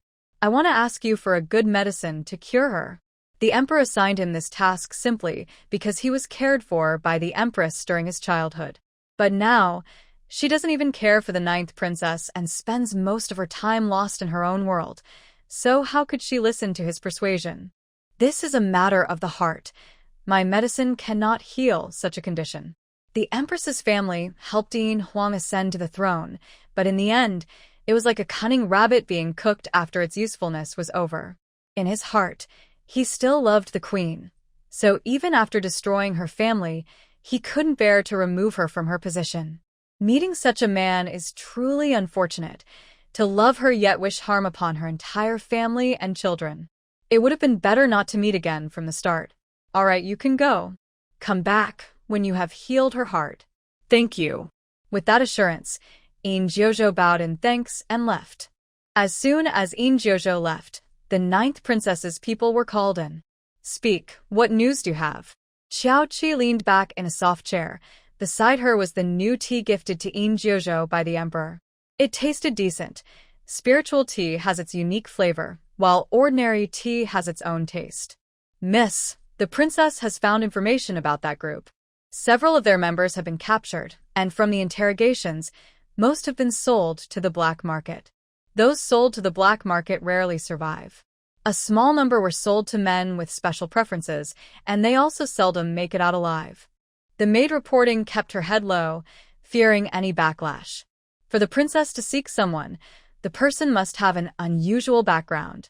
However, the investigation revealed that this group had trafficked many girls over the past 2 years, and even if they were still alive, it would be hard to trace them. Clearly, no useful information could be obtained from the captured members of that group. Xiao Qi frowned slightly and waved her hand for them to leave. She didn't need to worry about the matter of the group. The ninth princess would surely seize this opportunity to gain merit. But the lead on Xiao Qi had ended here. Tina, come in. Xiao Qi rubbed her temples and called for Zhener to enter. Miss, I was ordered to get close to Chun Xiao, but I only saw her once. Later, she sent word that she wanted to see me, but when I arrived, she was nowhere to be found. Afterward, I used some money, and only then did they tell me that Chun Xiao had made a mistake and was punished, and she is no longer allowed to move freely in the residence. Zhener reported everything she had found out. Those working as servants in the residence fear punishment the most. If the punishment is severe and they have no money for medicine, their lives could be at risk. Chun Xiao had received 50 lashes. Even a strong man might not survive that many. After the beating, Chun Xiao was already on the verge of death. She spent a lot of money to secretly buy some medicine for her injuries and had it delivered to her. During this time, Chun Xiao had a high fever repeatedly, and her wounds kept getting worse. She couldn't go in and could only send messages through money. The information she received came from these people. Miss, Chun Xiao sent a message through someone. She said she has a younger sister in the mansion, whose name was Xiao Shi. Before entering the mansion, Zhen said, standing quietly, without saying more. Xiao Qi was very surprised. She had sent people to search for her sister, and didn't expect her to be so close. Bring the ninth princess here. Yes. Just as Zhen was about to leave, Xiao Qi called her back. Wait, what is her name now? Miss, she is now called Miss Taoji. I didn't know at first, but later guessed she must be the good friend Miss Taoji mentioned. I specifically asked Granny Chun, and indeed, Miss Taoji was previously named Xiaoxi. From the name, it was easy to guess that Miss Taoji was most likely Xiao Qi's sister. Thinking of this made Jin Er feel a bit envious. Forget it. Tell the ninth princess not to come here. She should go to the prime minister's mansion instead. Xiao Qi vanished from sight. Jin Er mentioned that Chun Xiao was barely alive, and her good friend Miss Tao Ji might not be in a better condition. A moment later, Xiao Qi appeared in the backyard of the prime minister's mansion. After searching, she finally found a weak woman in a dilapidated room. It was Chun Xiao, whom she had seen before. At that moment, Chun Xiao was alone, and her wounds were oozing pus and blood. She was burning with fever and trembling all over. Xiao Qi took out a rejuvenating pill and placed it in her mouth, then infused her with a bit of energy. Gradually, Chun Xiao's injuries began to heal, and her fever subsided. After a quarter of an hour, Chun Xiao slowly opened her eyes. When she saw Xiao Qi, she was startled and immediately tried to bow. As she got halfway up from the bed, she suddenly realized that her back injury had healed significantly. When she was awake before, even moving slightly was painful, but now she could get up from the bed. If it weren't for her good relationships, the guards responsible for her punishment might not have shown mercy, and she could have lost her life. 50 lashes would have been fatal. Just as Chun Xiao wanted to continue bowing, Xiao Qi stopped her. Suddenly remembering something, fear replaced her expression. Miss Xiao, I know you came for Miss Tao Ji, but yesterday the young lady promised her to the stableman in the mansion, and they are getting married today. Chun Xiao said urgently. If Tao Ji is really Miss Xiao's sister, then her status is far above that of a servant. If she is matched with a servant, her life would be ruined. The coachman is a gambler who often gets drunk and causes trouble. The last maid given to him jumped into the river and ended her life within 6 months. Moreover, the coachman was badly burned on half of his face while saving the young lady, making him look quite frightening. The last maid given to him was said to have been matched with him because she was caught trying to flirt with the young master, and the young lady wanted to put an end to her inappropriate thoughts. Although she has doubts about this situation, the young lady has spoken, and as a maid, she feels powerless. Among all the maids, Taoji's looks are just average, so it's hard to believe the young master would take an interest in her. Why would the young lady match her with the coachman? Where is she now? It's past noon, so Taoji has probably been sent to the coachman's room by now. The coachman, relying on his past favor of saving the young lady, has been quite arrogant in the household, indulging in all sorts of vices. Now that he is Tao Ji, he will likely be eager to find her. I will go with you. Chun Xiao's teeth were clenched in anger. She felt hatred. After all, Tao Ji had once saved her from danger. Before Tao Ji entered the household, the young lady disguised herself as a man and went out, but was almost taken away by someone until Tao Ji rescued her. Later, she brought Tao Ji into the household, promising to treat her well, but this is how she treats her. Are the lives of these servants not valuable? Why does the coachman, who saved her life, receive such kindness, while Tao Ji is treated so poorly? Xiao Qi held onto Chun Xiao, moving through the prime minister's residence as if it were empty, quickly arriving outside the coachman's room. Today is his wedding day, and the young lady specially gave him half a day off. Chun Xiao was extremely frightened, worried that the coachman was already inside. The door was kicked open. The coachman, with a flushed face from drinking, was pulling his red wedding robe toward the bed. In contrast, Tao Ji was tied up, her mouth covered, with tears and snot all over her face. Tao Ji. Chun Xiao limped over, quickly grabbing a pair of scissors nearby and cutting the ropes.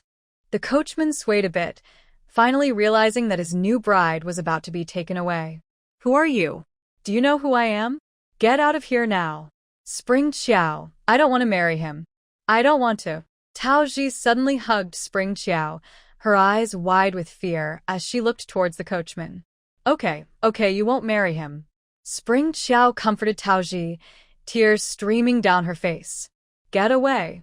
The coachman shook his head, becoming slightly more alert, and immediately rushed forward to throw them out. Xiao Qi kicked him in the back, and the coachman fell hard, hitting his head. The pain in his head brought him back to his senses. Seeing that Spring Qiao had brought a stranger to take someone away, he was instantly furious. Okay, Spring Qiao, you really have a death wish. Tao Ji is a lady given to me by the mistress. How dare you bring someone else to take her? I'll tell the mistress right now. The coachman covered his injured forehead and ran out of the room. Spring Qiao looked nervously at Xiao Qi. Miss Qiao. It's fine, let him tell. Xiao Qi didn't care and walked over to Tao Ji. At this moment, Tao Ji had dried her tears and was staring blankly at Xiao Qi. She looked like an older sister, but also not quite. I am Xiao Qi, your older sister. Xiao Qi spoke calmly, without much emotion. The woman in front of her was indeed the Qiao Shi from the original memories. Tao Ji opened her mouth. Everything felt like a dream. She even doubted if she had died on her wedding night, which was why she was experiencing these illusions. Be big sister? Tao Ji awkwardly called out those two words, her eyes fixed on the woman in front of her. She did resemble her big sister from memory, but her big sister used to be thin and small, with dark skin from years of hard work. The woman before her had fair skin, and although her clothing was simple, it was incredibly luxurious. Most importantly, her big sister never had such a commanding presence. She had seen the Prime Minister from afar once, but the woman in front of her had a presence that even the Prime Minister couldn't match. How could a person change so much in just a few years? Tao Ji tightly gripped her clothing, and after one glance, she didn't dare to look up again. Now, Xiao Jiu is with our grandparents. After some time, I will take you home with me. Xiao Qi placed her hand on Tao Ji's injured leg, and a stream of energy entered her body, slowly healing her injuries. Feeling the warmth on her leg, Tao Ji widened her eyes in shock and turned to stare at Chun Xiao. Just yesterday, Chun Xiao was too ill to get out of bed, but today she could walk, and her high fever had subsided. Chun Xiao, your injury. I must thank Miss Xiao for the medicine. Otherwise, I might not have survived. Even though she was unconscious, she could sense someone feeding her something. Then, a warm sensation flowed through her body, healing her little by little. Tao Ji nervously glanced at Xiao Qi, her hands fidgeting together, her face filled with shyness, unable to even meet her gaze. In the past, she and her older sister played well together, just like sisters in an ordinary family, sometimes getting along and sometimes bickering. But now, the person in front of her felt so unfamiliar. Let's go. You must take her with you? Xiao Qi glanced at Chun Xiao, and Tao Ji's eyes brightened. Can I? Sister Chun Xiao has always taken care of me. Can I bring her with me? She had saved the young lady who was disguised as a man from being mistreated, but this was not something to be widely shared. Only a few maids in the young lady's courtyard knew the details. After being brought to the mansion, she did not receive any special treatment. Sometimes, the young lady would punish her for strange reasons. Gradually, everyone in the mansion began to bully her. It was Chun Xiao who could not stand it and helped her a few times. Perhaps because of helping her, Chun Xiao's situation became even worse, as the young lady would often take out her anger on her. Yes, as long as you want to. Xiao Qi led the two out of the room, but suddenly frowned. Are you under a dead contract? She had heard the maid mention Tao Ji, who was taken in by Granny Chun, and later Granny Chun wanted to send her to work in the fifth prince's mansion, but Jiang Yiyun intervened. Originally, she was supposed to sign a living contract for the fifth prince's mansion, but how did it turn into a dead contract with Jiang Yiyun? Why yes, is it? Is it impossible to leave? Panic instantly appeared on Tao Ji's face. For servants under a living contract, even if the master wanted to punish them, they would provide a reason and would not harm them. If a servant wanted to leave, the master could not stop them. But for those under a dead contract, the master held complete control over their lives. If the master wanted them to live, they would. If the master wanted them to die, they would. As long as the master did not release them, outsiders would find it very difficult to take them away. Why are you under a dead contract? I'm not sure how to say this. Tao Ji's face turned pale, unsure of how to address the matter concerning the young lady of the Prime Minister's residence. The young lady had warned her before that gossiping carelessly could lead to serious consequences. Seeing this, Chun Xiao sighed helplessly. Miss Xiao, Taoji had no choice. After all this time, Chun Xiao had come to understand. Jiang Yiyun didn't bring Taoji into the residence out of gratitude. She did it to prevent her from revealing what had happened before. If word got out that the young lady of the Prime Minister's residence had almost been dragged into an alley, what would happen to her reputation? When Granny Chun wanted to sign a contract for work, Jiang Yiyun insisted on a lifetime contract, saying many good things to persuade her. Jiang Yiyun promised numerous benefits and assured her that she would be released from the residence in the future and even arranged a good match for her. With such promises from a powerful family, Granny Chun had no choice but to agree, despite her reluctance. However, Jiang Yiyun clearly didn't take her words to heart and treated Taoji harshly after bringing her in. In the end, she was worried about Taoji having witnessed her being dragged into the alley. I understand now. Xiao Qi walked out of the servants' quarters with Taoji and Chun Xiao. Just as they reached the gate, they saw Jiang Yiyun rushing over with a group of servants. Miss, it's them. I don't even know her, yet they dared to come here and take someone away. They even attacked me.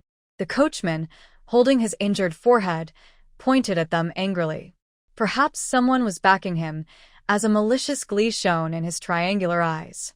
Jiang Yiyun's face immediately filled with anger. How dare you? Not only did you trespass into my Prime Minister's residence, but you also attacked my servants. Who are you? At first, Jiang Yiyun didn't recognize Xiao Qi. In her eyes, they were just two servants, not worth her attention. After scolding them, she turned her gaze to Chun Xiao and Taoji, disappointment evident in her eyes. Chun Xiao, I have treated you well, yet you did this? You conspired with outsiders against my people. Do you think the Prime Minister's residence is a joke? And you, Taoji, I brought you here for your own good. As a limping maid, how could marrying Wang Er be a hardship for you? Wang Er has a stable job here and is skilled at handling horses. Isn't he better than those commoners outside? He just likes to drink a little, but which man doesn't drink? Why do you have to be so picky? Such shameless words made Taoji tremble with anger. Drinking, gambling, and hitting women. How could such a man be considered a good one in her eyes? Miss, I don't want to marry him. Taoji nearly gritted her teeth to say those words. Jiang Yiyun's face darkened. Don't want to? I personally arranged this marriage, and now you say you don't want it? Let me tell you, no matter what, Wang Er is your husband, and you will have to obey him. Mrs. Wright, you are already married to me. Where do you think you can run off to? Wang Er looked smug, his malicious intent clear in his eyes, as if he had already planned how to torment Taoji. This is quite an eye-opener. Miss Jiang is so submissive in front of your Yang Qianqian but cruel to the maid who saved her. Having witnessed Jiang Yiyun's shamelessness, Xiao Qi pulled Taoji behind her. Only then did Jiang Yiyun take a serious look at her, and after a few moments, she finally recognized the person in front of her. Isn't she the one who was always by the 9th princess's side at the flower viewing banquet? But she never knew her identity. You are. You don't need to know.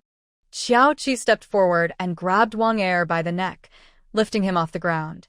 His eyes bulged in terror as his face turned purple from the tight grip. What are you doing? Let him go. Seeing Wang Er in danger, Jiang Yiyun screamed and quickly called for her servants. Before the servants could get close, they were blown away by an unseen force. Xiao Qi smirked but ultimately didn't kill Wang Er. As he was about to pass out, she dropped him to the ground. Miss Jiang seems to care a lot for the servant. Since you praise him so much, not marrying him would be a shame for you. What nonsense are you talking about? Seeing that Wang Er was fine, Jiang Yiyun let out a sigh of relief, but Xiao Qi's words made her furious. She was the daughter of the Prime Minister, and how dare this woman compare her to a servant? It was truly audacious. If this got out, what would happen to her reputation? But she was frustrated not knowing the other woman's identity and couldn't do anything to her. Even the 9th princess treated her kindly. What if she was a noble from another family? Princess Anning is here. At that moment, a loud call came from outside. Jiang Yiyun had just turned her head when she saw the 9th princess walking quickly towards her, followed by her mother and the ladies of the household. Princess Anning. Jong Eun held back her anger and half-squatted to greet Princess Anning. Princess Anning stood in front of her for a long time without telling her to get up. Jong Eun looked up in confusion, but as soon as she did, a slap came across her face. Madame Jong screamed and quickly stepped forward to hold Jong Eun in her arms. Humph. Miss Jong really has a lot of arrogance. Things that even I, a princess, wouldn't dare to do, you boldly do because of your status in the Prime Minister's residence. Jong Eun covered the side of her face that had been slapped, shocked and embarrassed as she looked up from Madame Jong's embrace. I do not know what I did wrong to deserve such humiliation from Princess Anning. Princess Anning, even though you are a princess, you should not hit people for no reason, Madame Jong questioned with concern. The ninth princess's expression turned cold, and she raised her hand to slap Jong Eun again. How dare you? It is not your place to speak about my actions. Jong Eun, do you have any justification for selling people? When did I ever sell people? Princess Anning, you cannot just accuse me without evidence just because you are a princess. Humph. Whether this is a false accusation or not, I will report it to my father and ask him to investigate thoroughly. I want to see how Miss Jong will explain turning your benefactor into a lowly servant. If it were just a temporary contract, it would be like a regular servant equivalent to a hired worker, and they could leave if they wanted. The household could not sell them at will. But if it were a permanent contract, they would be considered lowly servants and could be bought and sold freely. Hearing this, Jong Eun's face turned pale, and she glanced nervously to the side. Princess Anning, this is the Prime Minister's residence. No matter how you look at it, my husband is the current Prime Minister. You barging in here to hit my son is against proper conduct, and as for your accusation of selling people, it is completely unfounded. They are just servants, and even if they die, it is our Prime Minister's matter, so you need not trouble yourself. Madame Jong's words left the ninth princess speechless. Although the princess was favored by the emperor, she had a weak foundation and lacked reliable support, so Madame Jong was not afraid. Even if the emperor were to punish them, it would only be a matter of a fine. Last time at the flower viewing banquet, the princess punished her son, which made her heart ache. This time, it was even worse. She had barged into the Prime Minister's residence to hit someone, all for an insignificant servant. Is this reasonable? The ninth princess was so angry that her face turned red and pale, and her tightly clenched fists trembled slightly. Xiao Qi didn't want to listen to their argument any longer. She walked up to the mother and daughter and slapped the Prime Minister's wife across the face. The force was so strong that a few of her teeth flew out, and she immediately cried out in pain. You are right. She is just a servant. I hope you can still think that way in some time. Xiao Qi stepped on the Prime Minister's wife's back and pressed down a few times, causing her to scream in pain again. The guards in the residence wanted to step forward, but were all kept at bay by her. Miss Jiang likes punishing others to kneel, so let her kneel here for 5 days and nights. With a cold snort, Xiao Qi caused Jong Eun to uncontrollably kneel on the ground, unable to get up no matter how much she struggled, as if her knees were stuck to the ground. Let's go. She didn't rush to deal with them. Death was the easiest way out. This mother and daughter duo. One insisted that the coachman was a good match, while the other said it didn't matter if a servant died. Let them experience it for themselves. As she passed by the concubines and young ladies of the Prime Minister's residence, Xiao Qi suddenly stopped and scanned them with her gaze. You. Following a faint presence, she finally stopped beside one person. What is your name? The woman looked up in confusion, her eyes filled with unexplainable emotions, seemingly unsure of what to say. Her name is Jiang Yishuang, the illegitimate daughter of the Prime Minister. The ninth princess spoke up at the right moment. Xiao Qi didn't say anything more and took the girl back to the fifth prince's residence, then had someone call Yin Jiuzhou. Investigate the Prime Minister's crimes, no matter how big or small. To reach the position of Prime Minister, one cannot be clean. It just depends on how serious the crimes are. Yin Jiuzhou. Miss Qiao is joking. How could the Prime Minister's crimes be easy to uncover? Bring me her evidence within 3 days, and I'll give you a pill. Since she wanted Jiang Yiyun and her mother to experience the life of a servant, she would not let them die so easily. Deal. Within 2 days, Yin Jiuzhou brought the evidence against the prime minister. Accepting bribes and seizing good land was just a small matter. There were also instances of allowing his subordinates to harm innocent people. For others, these offenses could cost them their lives, but the prime minister had power everywhere, so even with evidence it might not matter. She wanted this evidence not to convict him, but to see if he had any chance of survival with her. Unfortunately, he did not. Miss Chiao, the prime minister reported to the emperor today. Yin Jiuzhou hurried over right after court. Jiang Yiyun was still kneeling, and no matter what they tried, they couldn't get her to stand up. Even placing thick cushions under her knees was impossible. If she continued kneeling like this, her legs would surely be damaged, and she might not be able to walk in the future. The prime minister was so angry that he reported the incident, which included the earlier matter of Qiao Qi and the 9th princess attacking the prime minister's wife. No matter how much the emperor favored the 9th princess, he could not condone her attacking the wives and daughters of officials. The 9th princess was immediately held accountable. As for Qiao Qi's identity, the 9th princess bluntly stated that she was brought by the 5th prince, and she did not know more than that. Her words dragged Yin Jiuzhou into the situation, especially since she truly did not know the other person's identity. Yin Jiuzhou had anticipated this day, so when he was summoned by the emperor after court, he already had his own explanation ready. I have already disclosed your identity as the leader of Yaling Valley to father. He wishes to invite you to the palace. Now, the emperor was no longer concerned about the prime minister's accusations. He was more interested in whether what Yin Jiuzhou said was true. The mysterious Yaling Valley had long been known to various countries, yet no useful information could be found.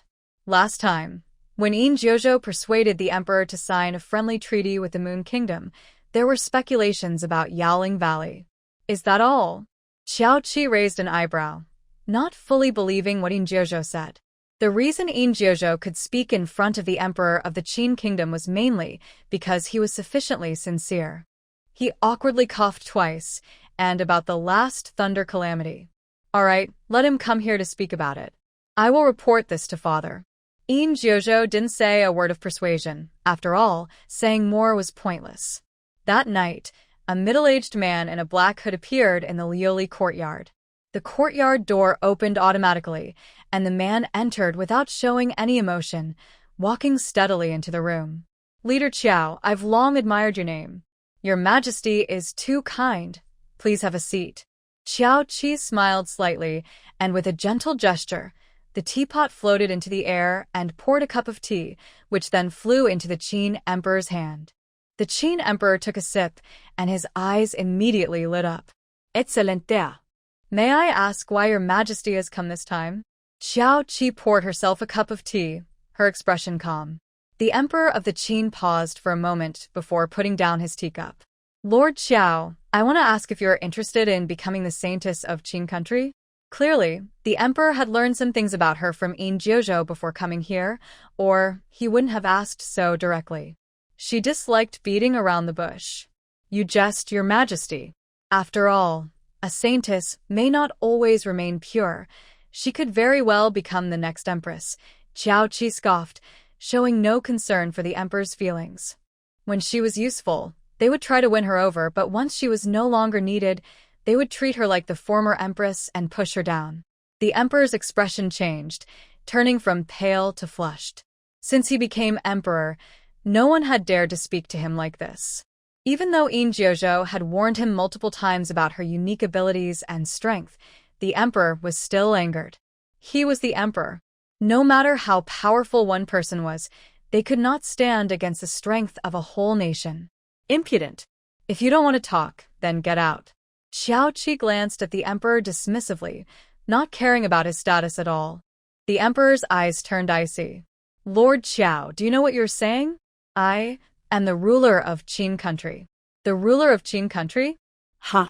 If there is no Qin country, will you still be its ruler? Qiao Qi stood up and slightly released her suppressed power. In just a few moments, dark clouds filled the sky over the capital. As long as I want, the entire Qin country could be reduced to ashes. Do you think I care about a mere ruler? She retracted her aura, and the storm clouds quickly dissipated. Before the emperor could recover from his shock, she stepped forward, grabbed his neck, and lifted him into the air. Do you think I am here talking to you out of fear of your title? How naive. The emperor struggled to breathe. The skilled guards he had brought sensed his danger and rushed in, but once they entered the room, they were all frozen in place, unable to move. The emperor's pupils dilated in fear. Let me go, He regretted not listening to Yin Jiuzhou's advice and losing his temper in front of her. Compared to you, I suddenly have a better candidate for cooperation. Xiao Qi smiled slightly and, with a snap, broke the emperor's neck. She dropped his body on the ground and swung open the gate of the courtyard. Yin Jiuzhou was waiting outside. When he saw the gate open, he hesitated for a moment, but then stepped inside alone. As soon as he entered the room, he saw a group of skilled fighters unable to move, and sweat began to form in his palms. Then he noticed the body of the Qin emperor. Father Emperor. Yin Jiuzhou's eyes widened, and he collapsed to the ground. Father Emperor. He crawled forward, and after confirming that the Qin emperor was truly dead, he began to cry loudly. Enough, stop pretending. He is indeed dead, and isn't this what you wanted to see? Xiao Qi carefully wiped her fingertips with a handkerchief, her tone still calm. During the last thunder calamity, Yin Jiuzhou hadn't told the Qin emperor, otherwise, he wouldn't have been so surprised when she triggered it. You really know how to use people, not missing any opportunity. Did Yin Jiuzhou lie about the thunder calamity? No, he did not. But by reversing the order of events, he misled the Qin emperor. If the Qin emperor were still alive, he wouldn't be able to find fault with him. If the Qin emperor was dead, he still didn't lie in front of Xiao Qi. He said what needed to be said, just rearranged the order a bit. Xiao Qi didn't mind this.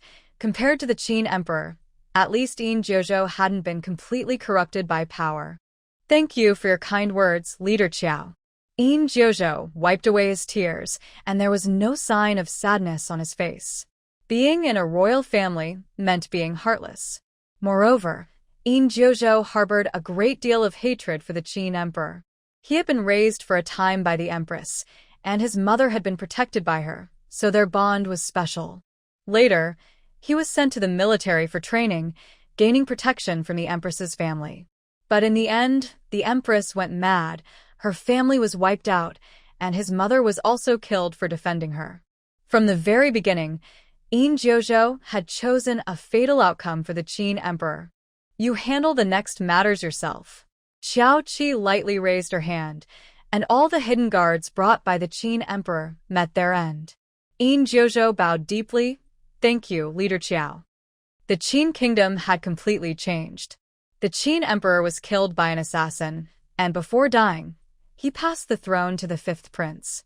The other princes were naturally dissatisfied, but the usually mad empress suddenly became clear-headed and handed half of the tiger talisman to Yin Jiuzhou. With control over the military and his plans over the years, no one dared to oppose his ascension. There was never any deep love between the emperor and empress. It was only that the Qin emperor had not found the other half of the tiger talisman in the empress's family, which had prevented him from killing her.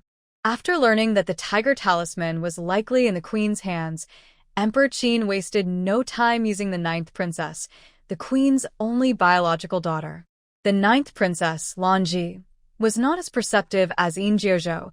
She truly believed that the emperor's affection for her stemmed from his guilt towards the queen. How could such a self-serving person feel guilt?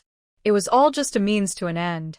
With the officials and other princes temporarily settled, Yin Jiuzhou quickly ascended to the throne, followed by the old emperor's funeral and the coronation ceremony.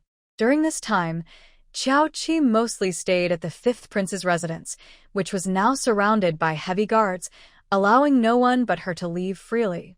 Finding some time, she visited Xiao Xi's home. Xiao Xi lived alone in a courtyard, with only Granny Chen, Xiao Ju, Xiao Yao, and Chen Xiao residing with her elder sister. Upon seeing her, Xiao Xi hurried over to greet her. After more than half a month, she had gotten used to this form of address. However, compared to the casualness at home, there was now much more formality. "How have you been these days?" Xiao Qi sat in a prominent position, and Xiao Yao, whose injuries had fully healed, immediately brought over tea. "Everything is quite good." Xiao Qi lowered her head slightly, her ears turning a bit red. To be precise, things couldn't be better. She had never experienced such a good life before. Now she had no worries about food or clothing, didn't have to serve anyone, and could do whatever she wanted.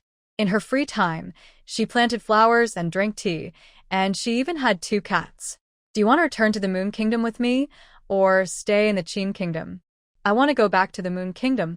I miss everyone." "Are they all doing well?" Although she was reluctant to leave her friends and family in the Qin Kingdom, she longed to return. "Grandpa and Grandma, as well as Xiao Jiao, are doing well."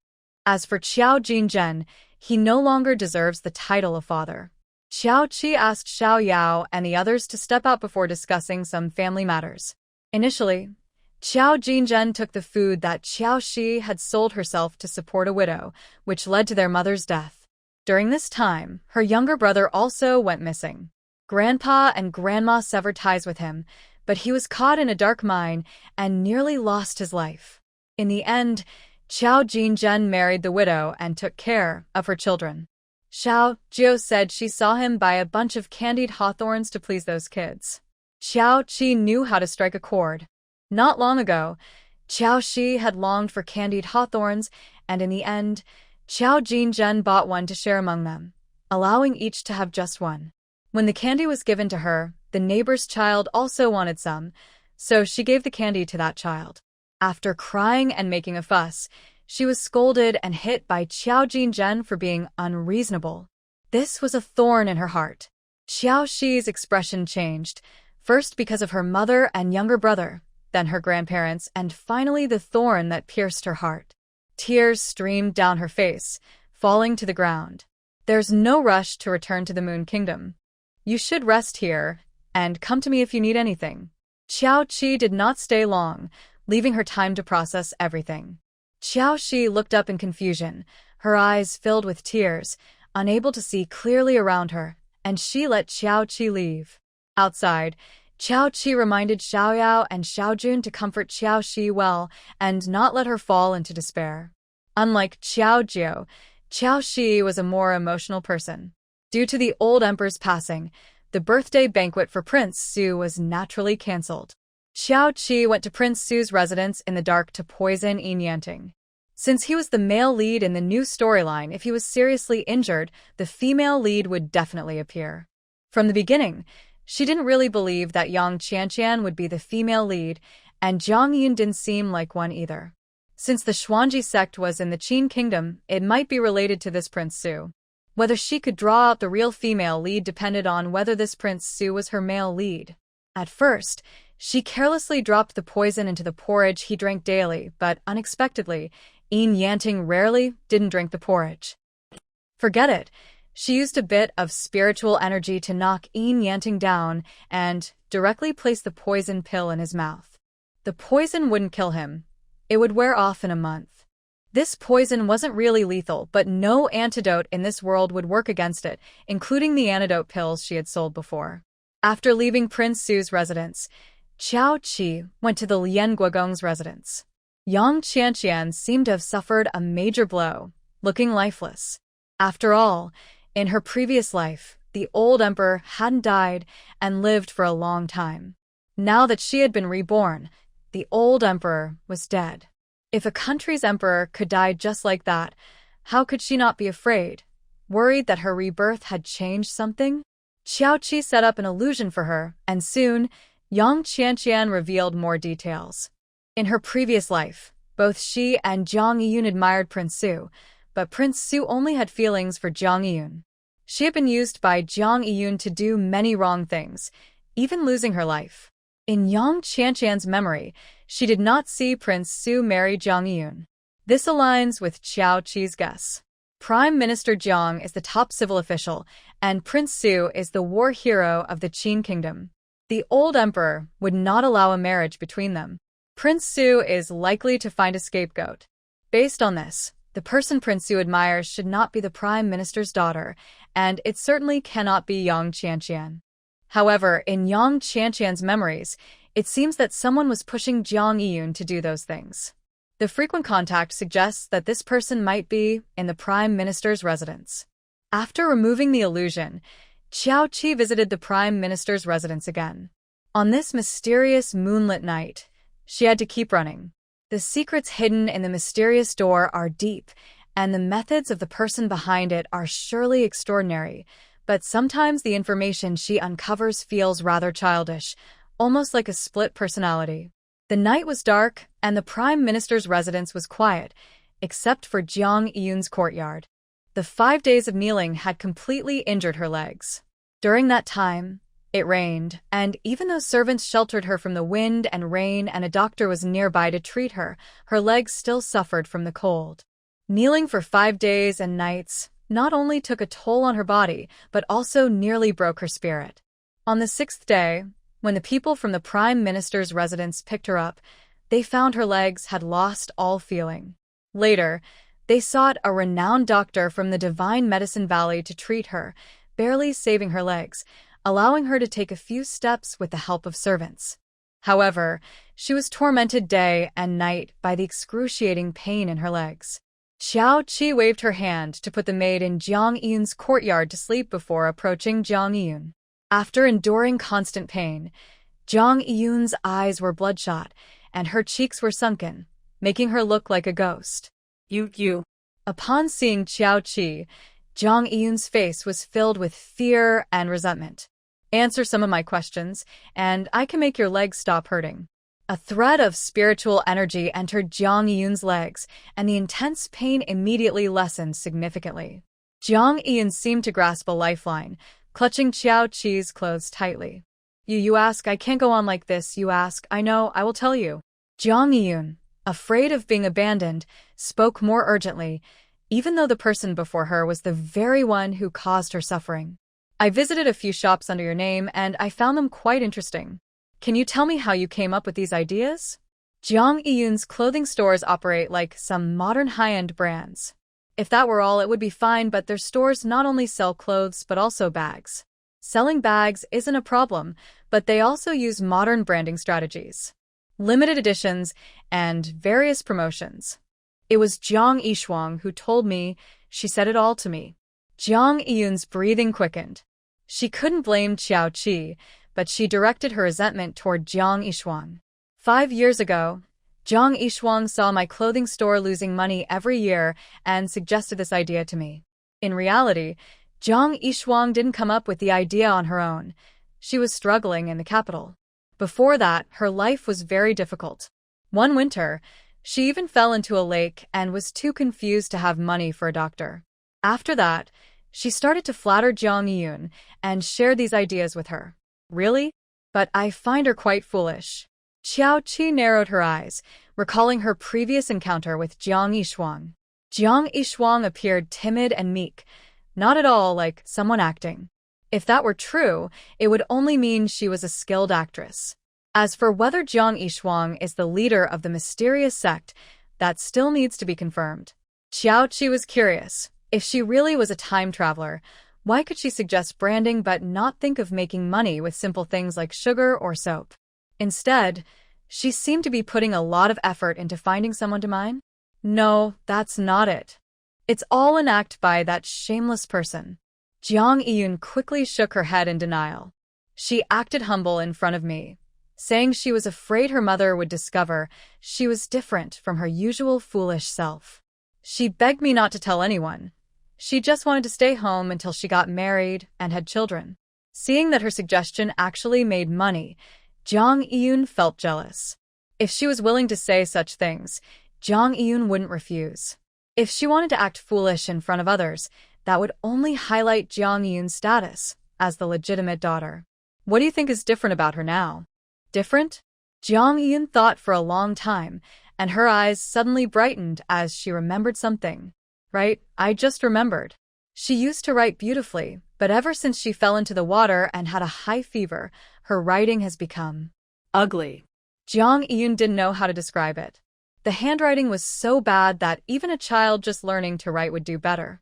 At that time, she explained that the fever had damaged her body, and later she broke her right hand and couldn't practice writing for a long time, so she started learning to write with her left hand. She originally learned the rules quite well, but after that high fever, it seems she forgot them all. Jiang Yiyun's eyes grew brighter as she spoke. She is not Jiang Yishuang. Yes, she must not be Jiang Yishuang. She must have been possessed by something dirty after falling into the water. Are you looking for that dirty thing? I am just an innocent person caught up in this. At this moment, Jiang Yiyun was filled with extreme fear and couldn't help but become agitated. She was terrified of returning to the days when her legs hurt so badly. Everything was Jiang Yishuang's fault. As long as Jiang Yishuang was sent away, Qiao Qi would definitely let her go. Qiao Qi did not respond, only smiling as she continued to ask her questions. I'll ask you one last question. Does Yin Yanting really love you? Upon hearing this, Jiang Yiyun's face changed slightly, but she quickly forced herself to nod calmly. Of course, I grew up with Prince Su. Oh, isn't he 15 years older than you? What kind of childhood friends are those? If their feelings were really strong, why didn't he come to see her during those days when she was kneeling? Not necessarily the same age to be childhood friends. Jiang Yiyun wanted to argue, but the sharp pain in her legs made her cry out. My legs, they hurt so much. It seemed that the louder she cried, the less her pain felt. I'll tell you, Prince Su doesn't like me.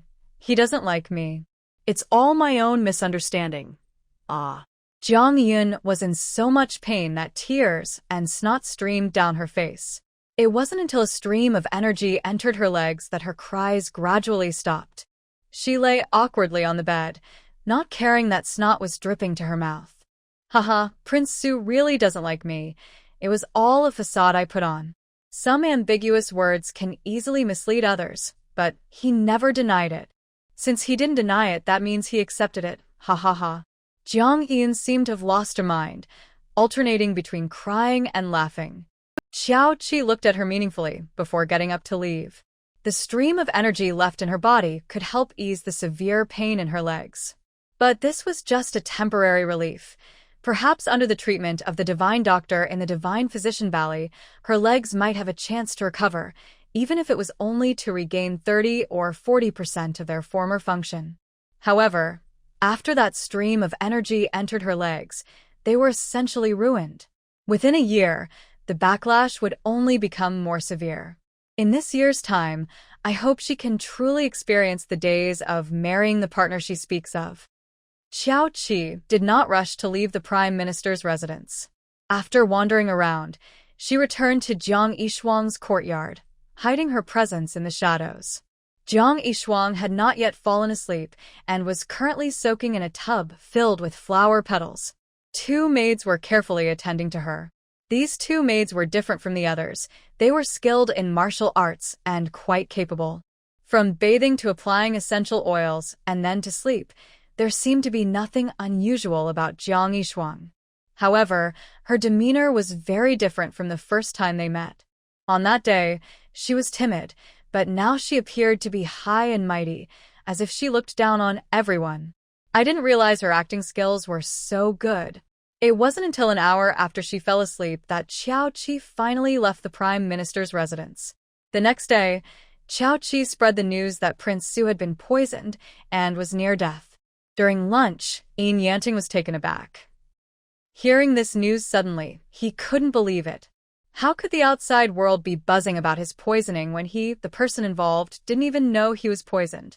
Moreover, he felt perfectly fine. However, he had indeed been poisoned by a rare toxin before, but it had already been cured. Skeptical, Yin Yanting called for his friend, the head of the Divine Doctor Valley, Bai Qing. Bai Qing, it's good you're here. Help me check my pulse. The outside world is saying I'm poisoned, but I, the person involved, am unaware. This is quite strange. Yin Yanting extended his hand, and Bai Qing, initially indifferent, became serious as he placed his hand on Yin Yanting's pulse. Bai Qing was taken aback, his expression suddenly tense, and his brows furrowed deeply as he focused intently on the pulse. Seeing this, Yin Yanting's heart began to race. He had just cured the strange poison in his body. Could it be that it had returned? After a quarter of an hour, Bai Qing released his hand, but his face did not look good. What's the verdict? Am I really poisoned? In response to Yin Yanting's incredulous gaze, Bai Qing stiffly nodded. You are indeed poisoned, but I do not yet know the origin of this poison.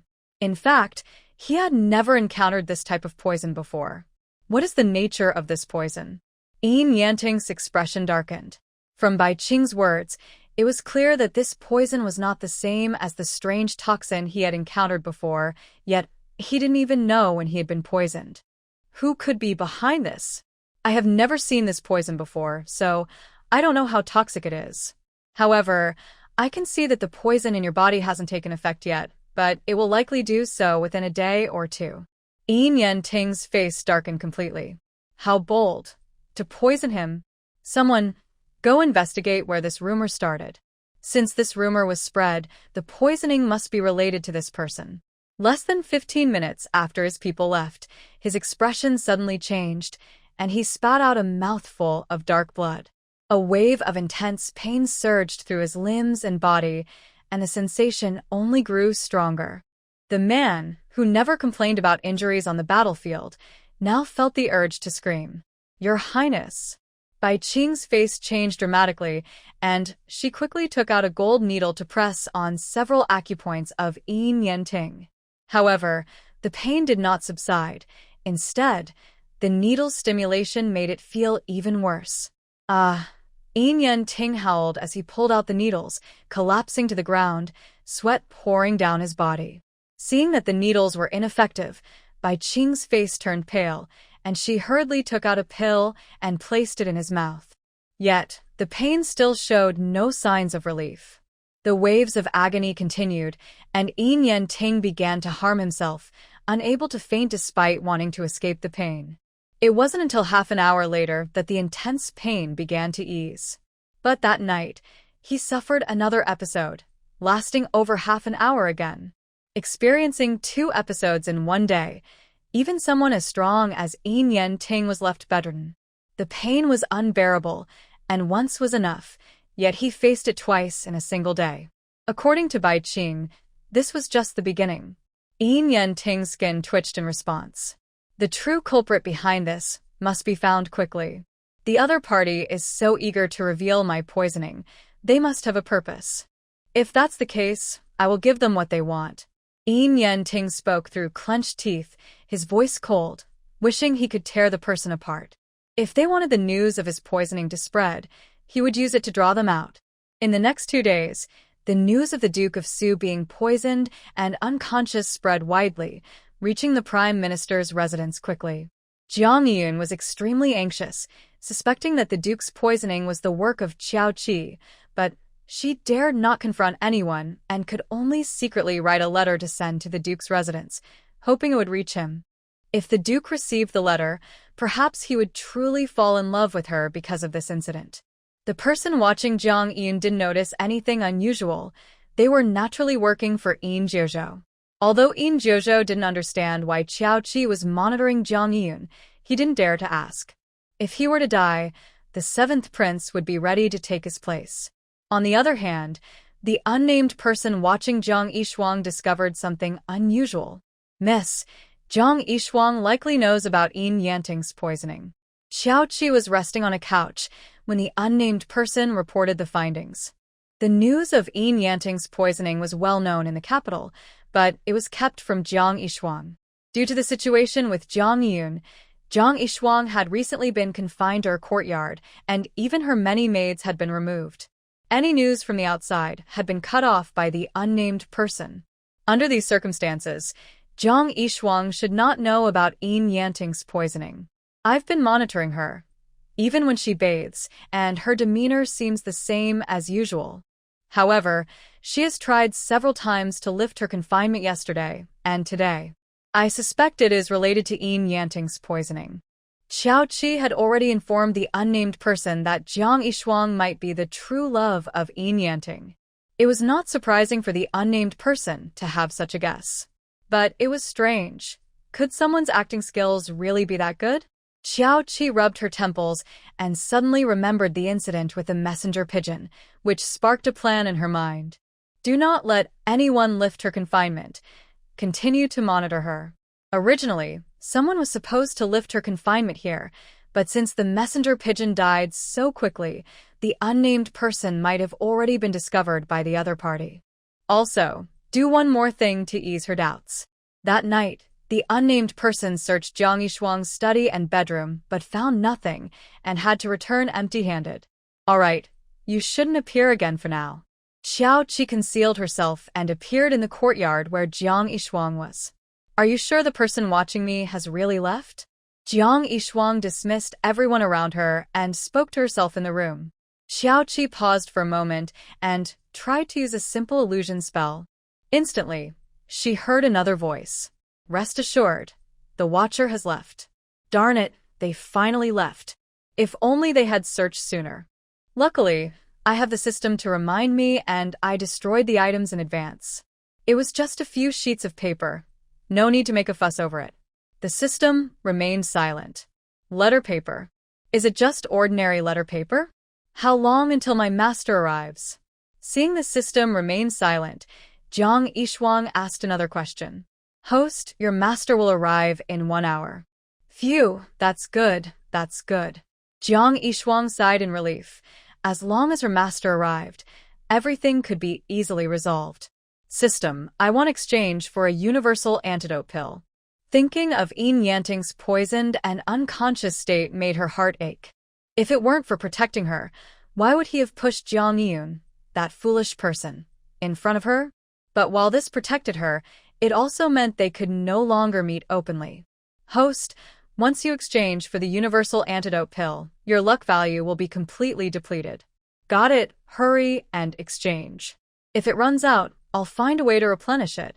If my master finds out, he definitely won't let me exchange again. Understood. With a flash of white light, a small porcelain bottle appeared in Jiang Yishuang's hand. But the moment she got the pill, her timid expression instantly crumbled. Warning, host's luck value is depleted, acting skill, mastery, has been revoked.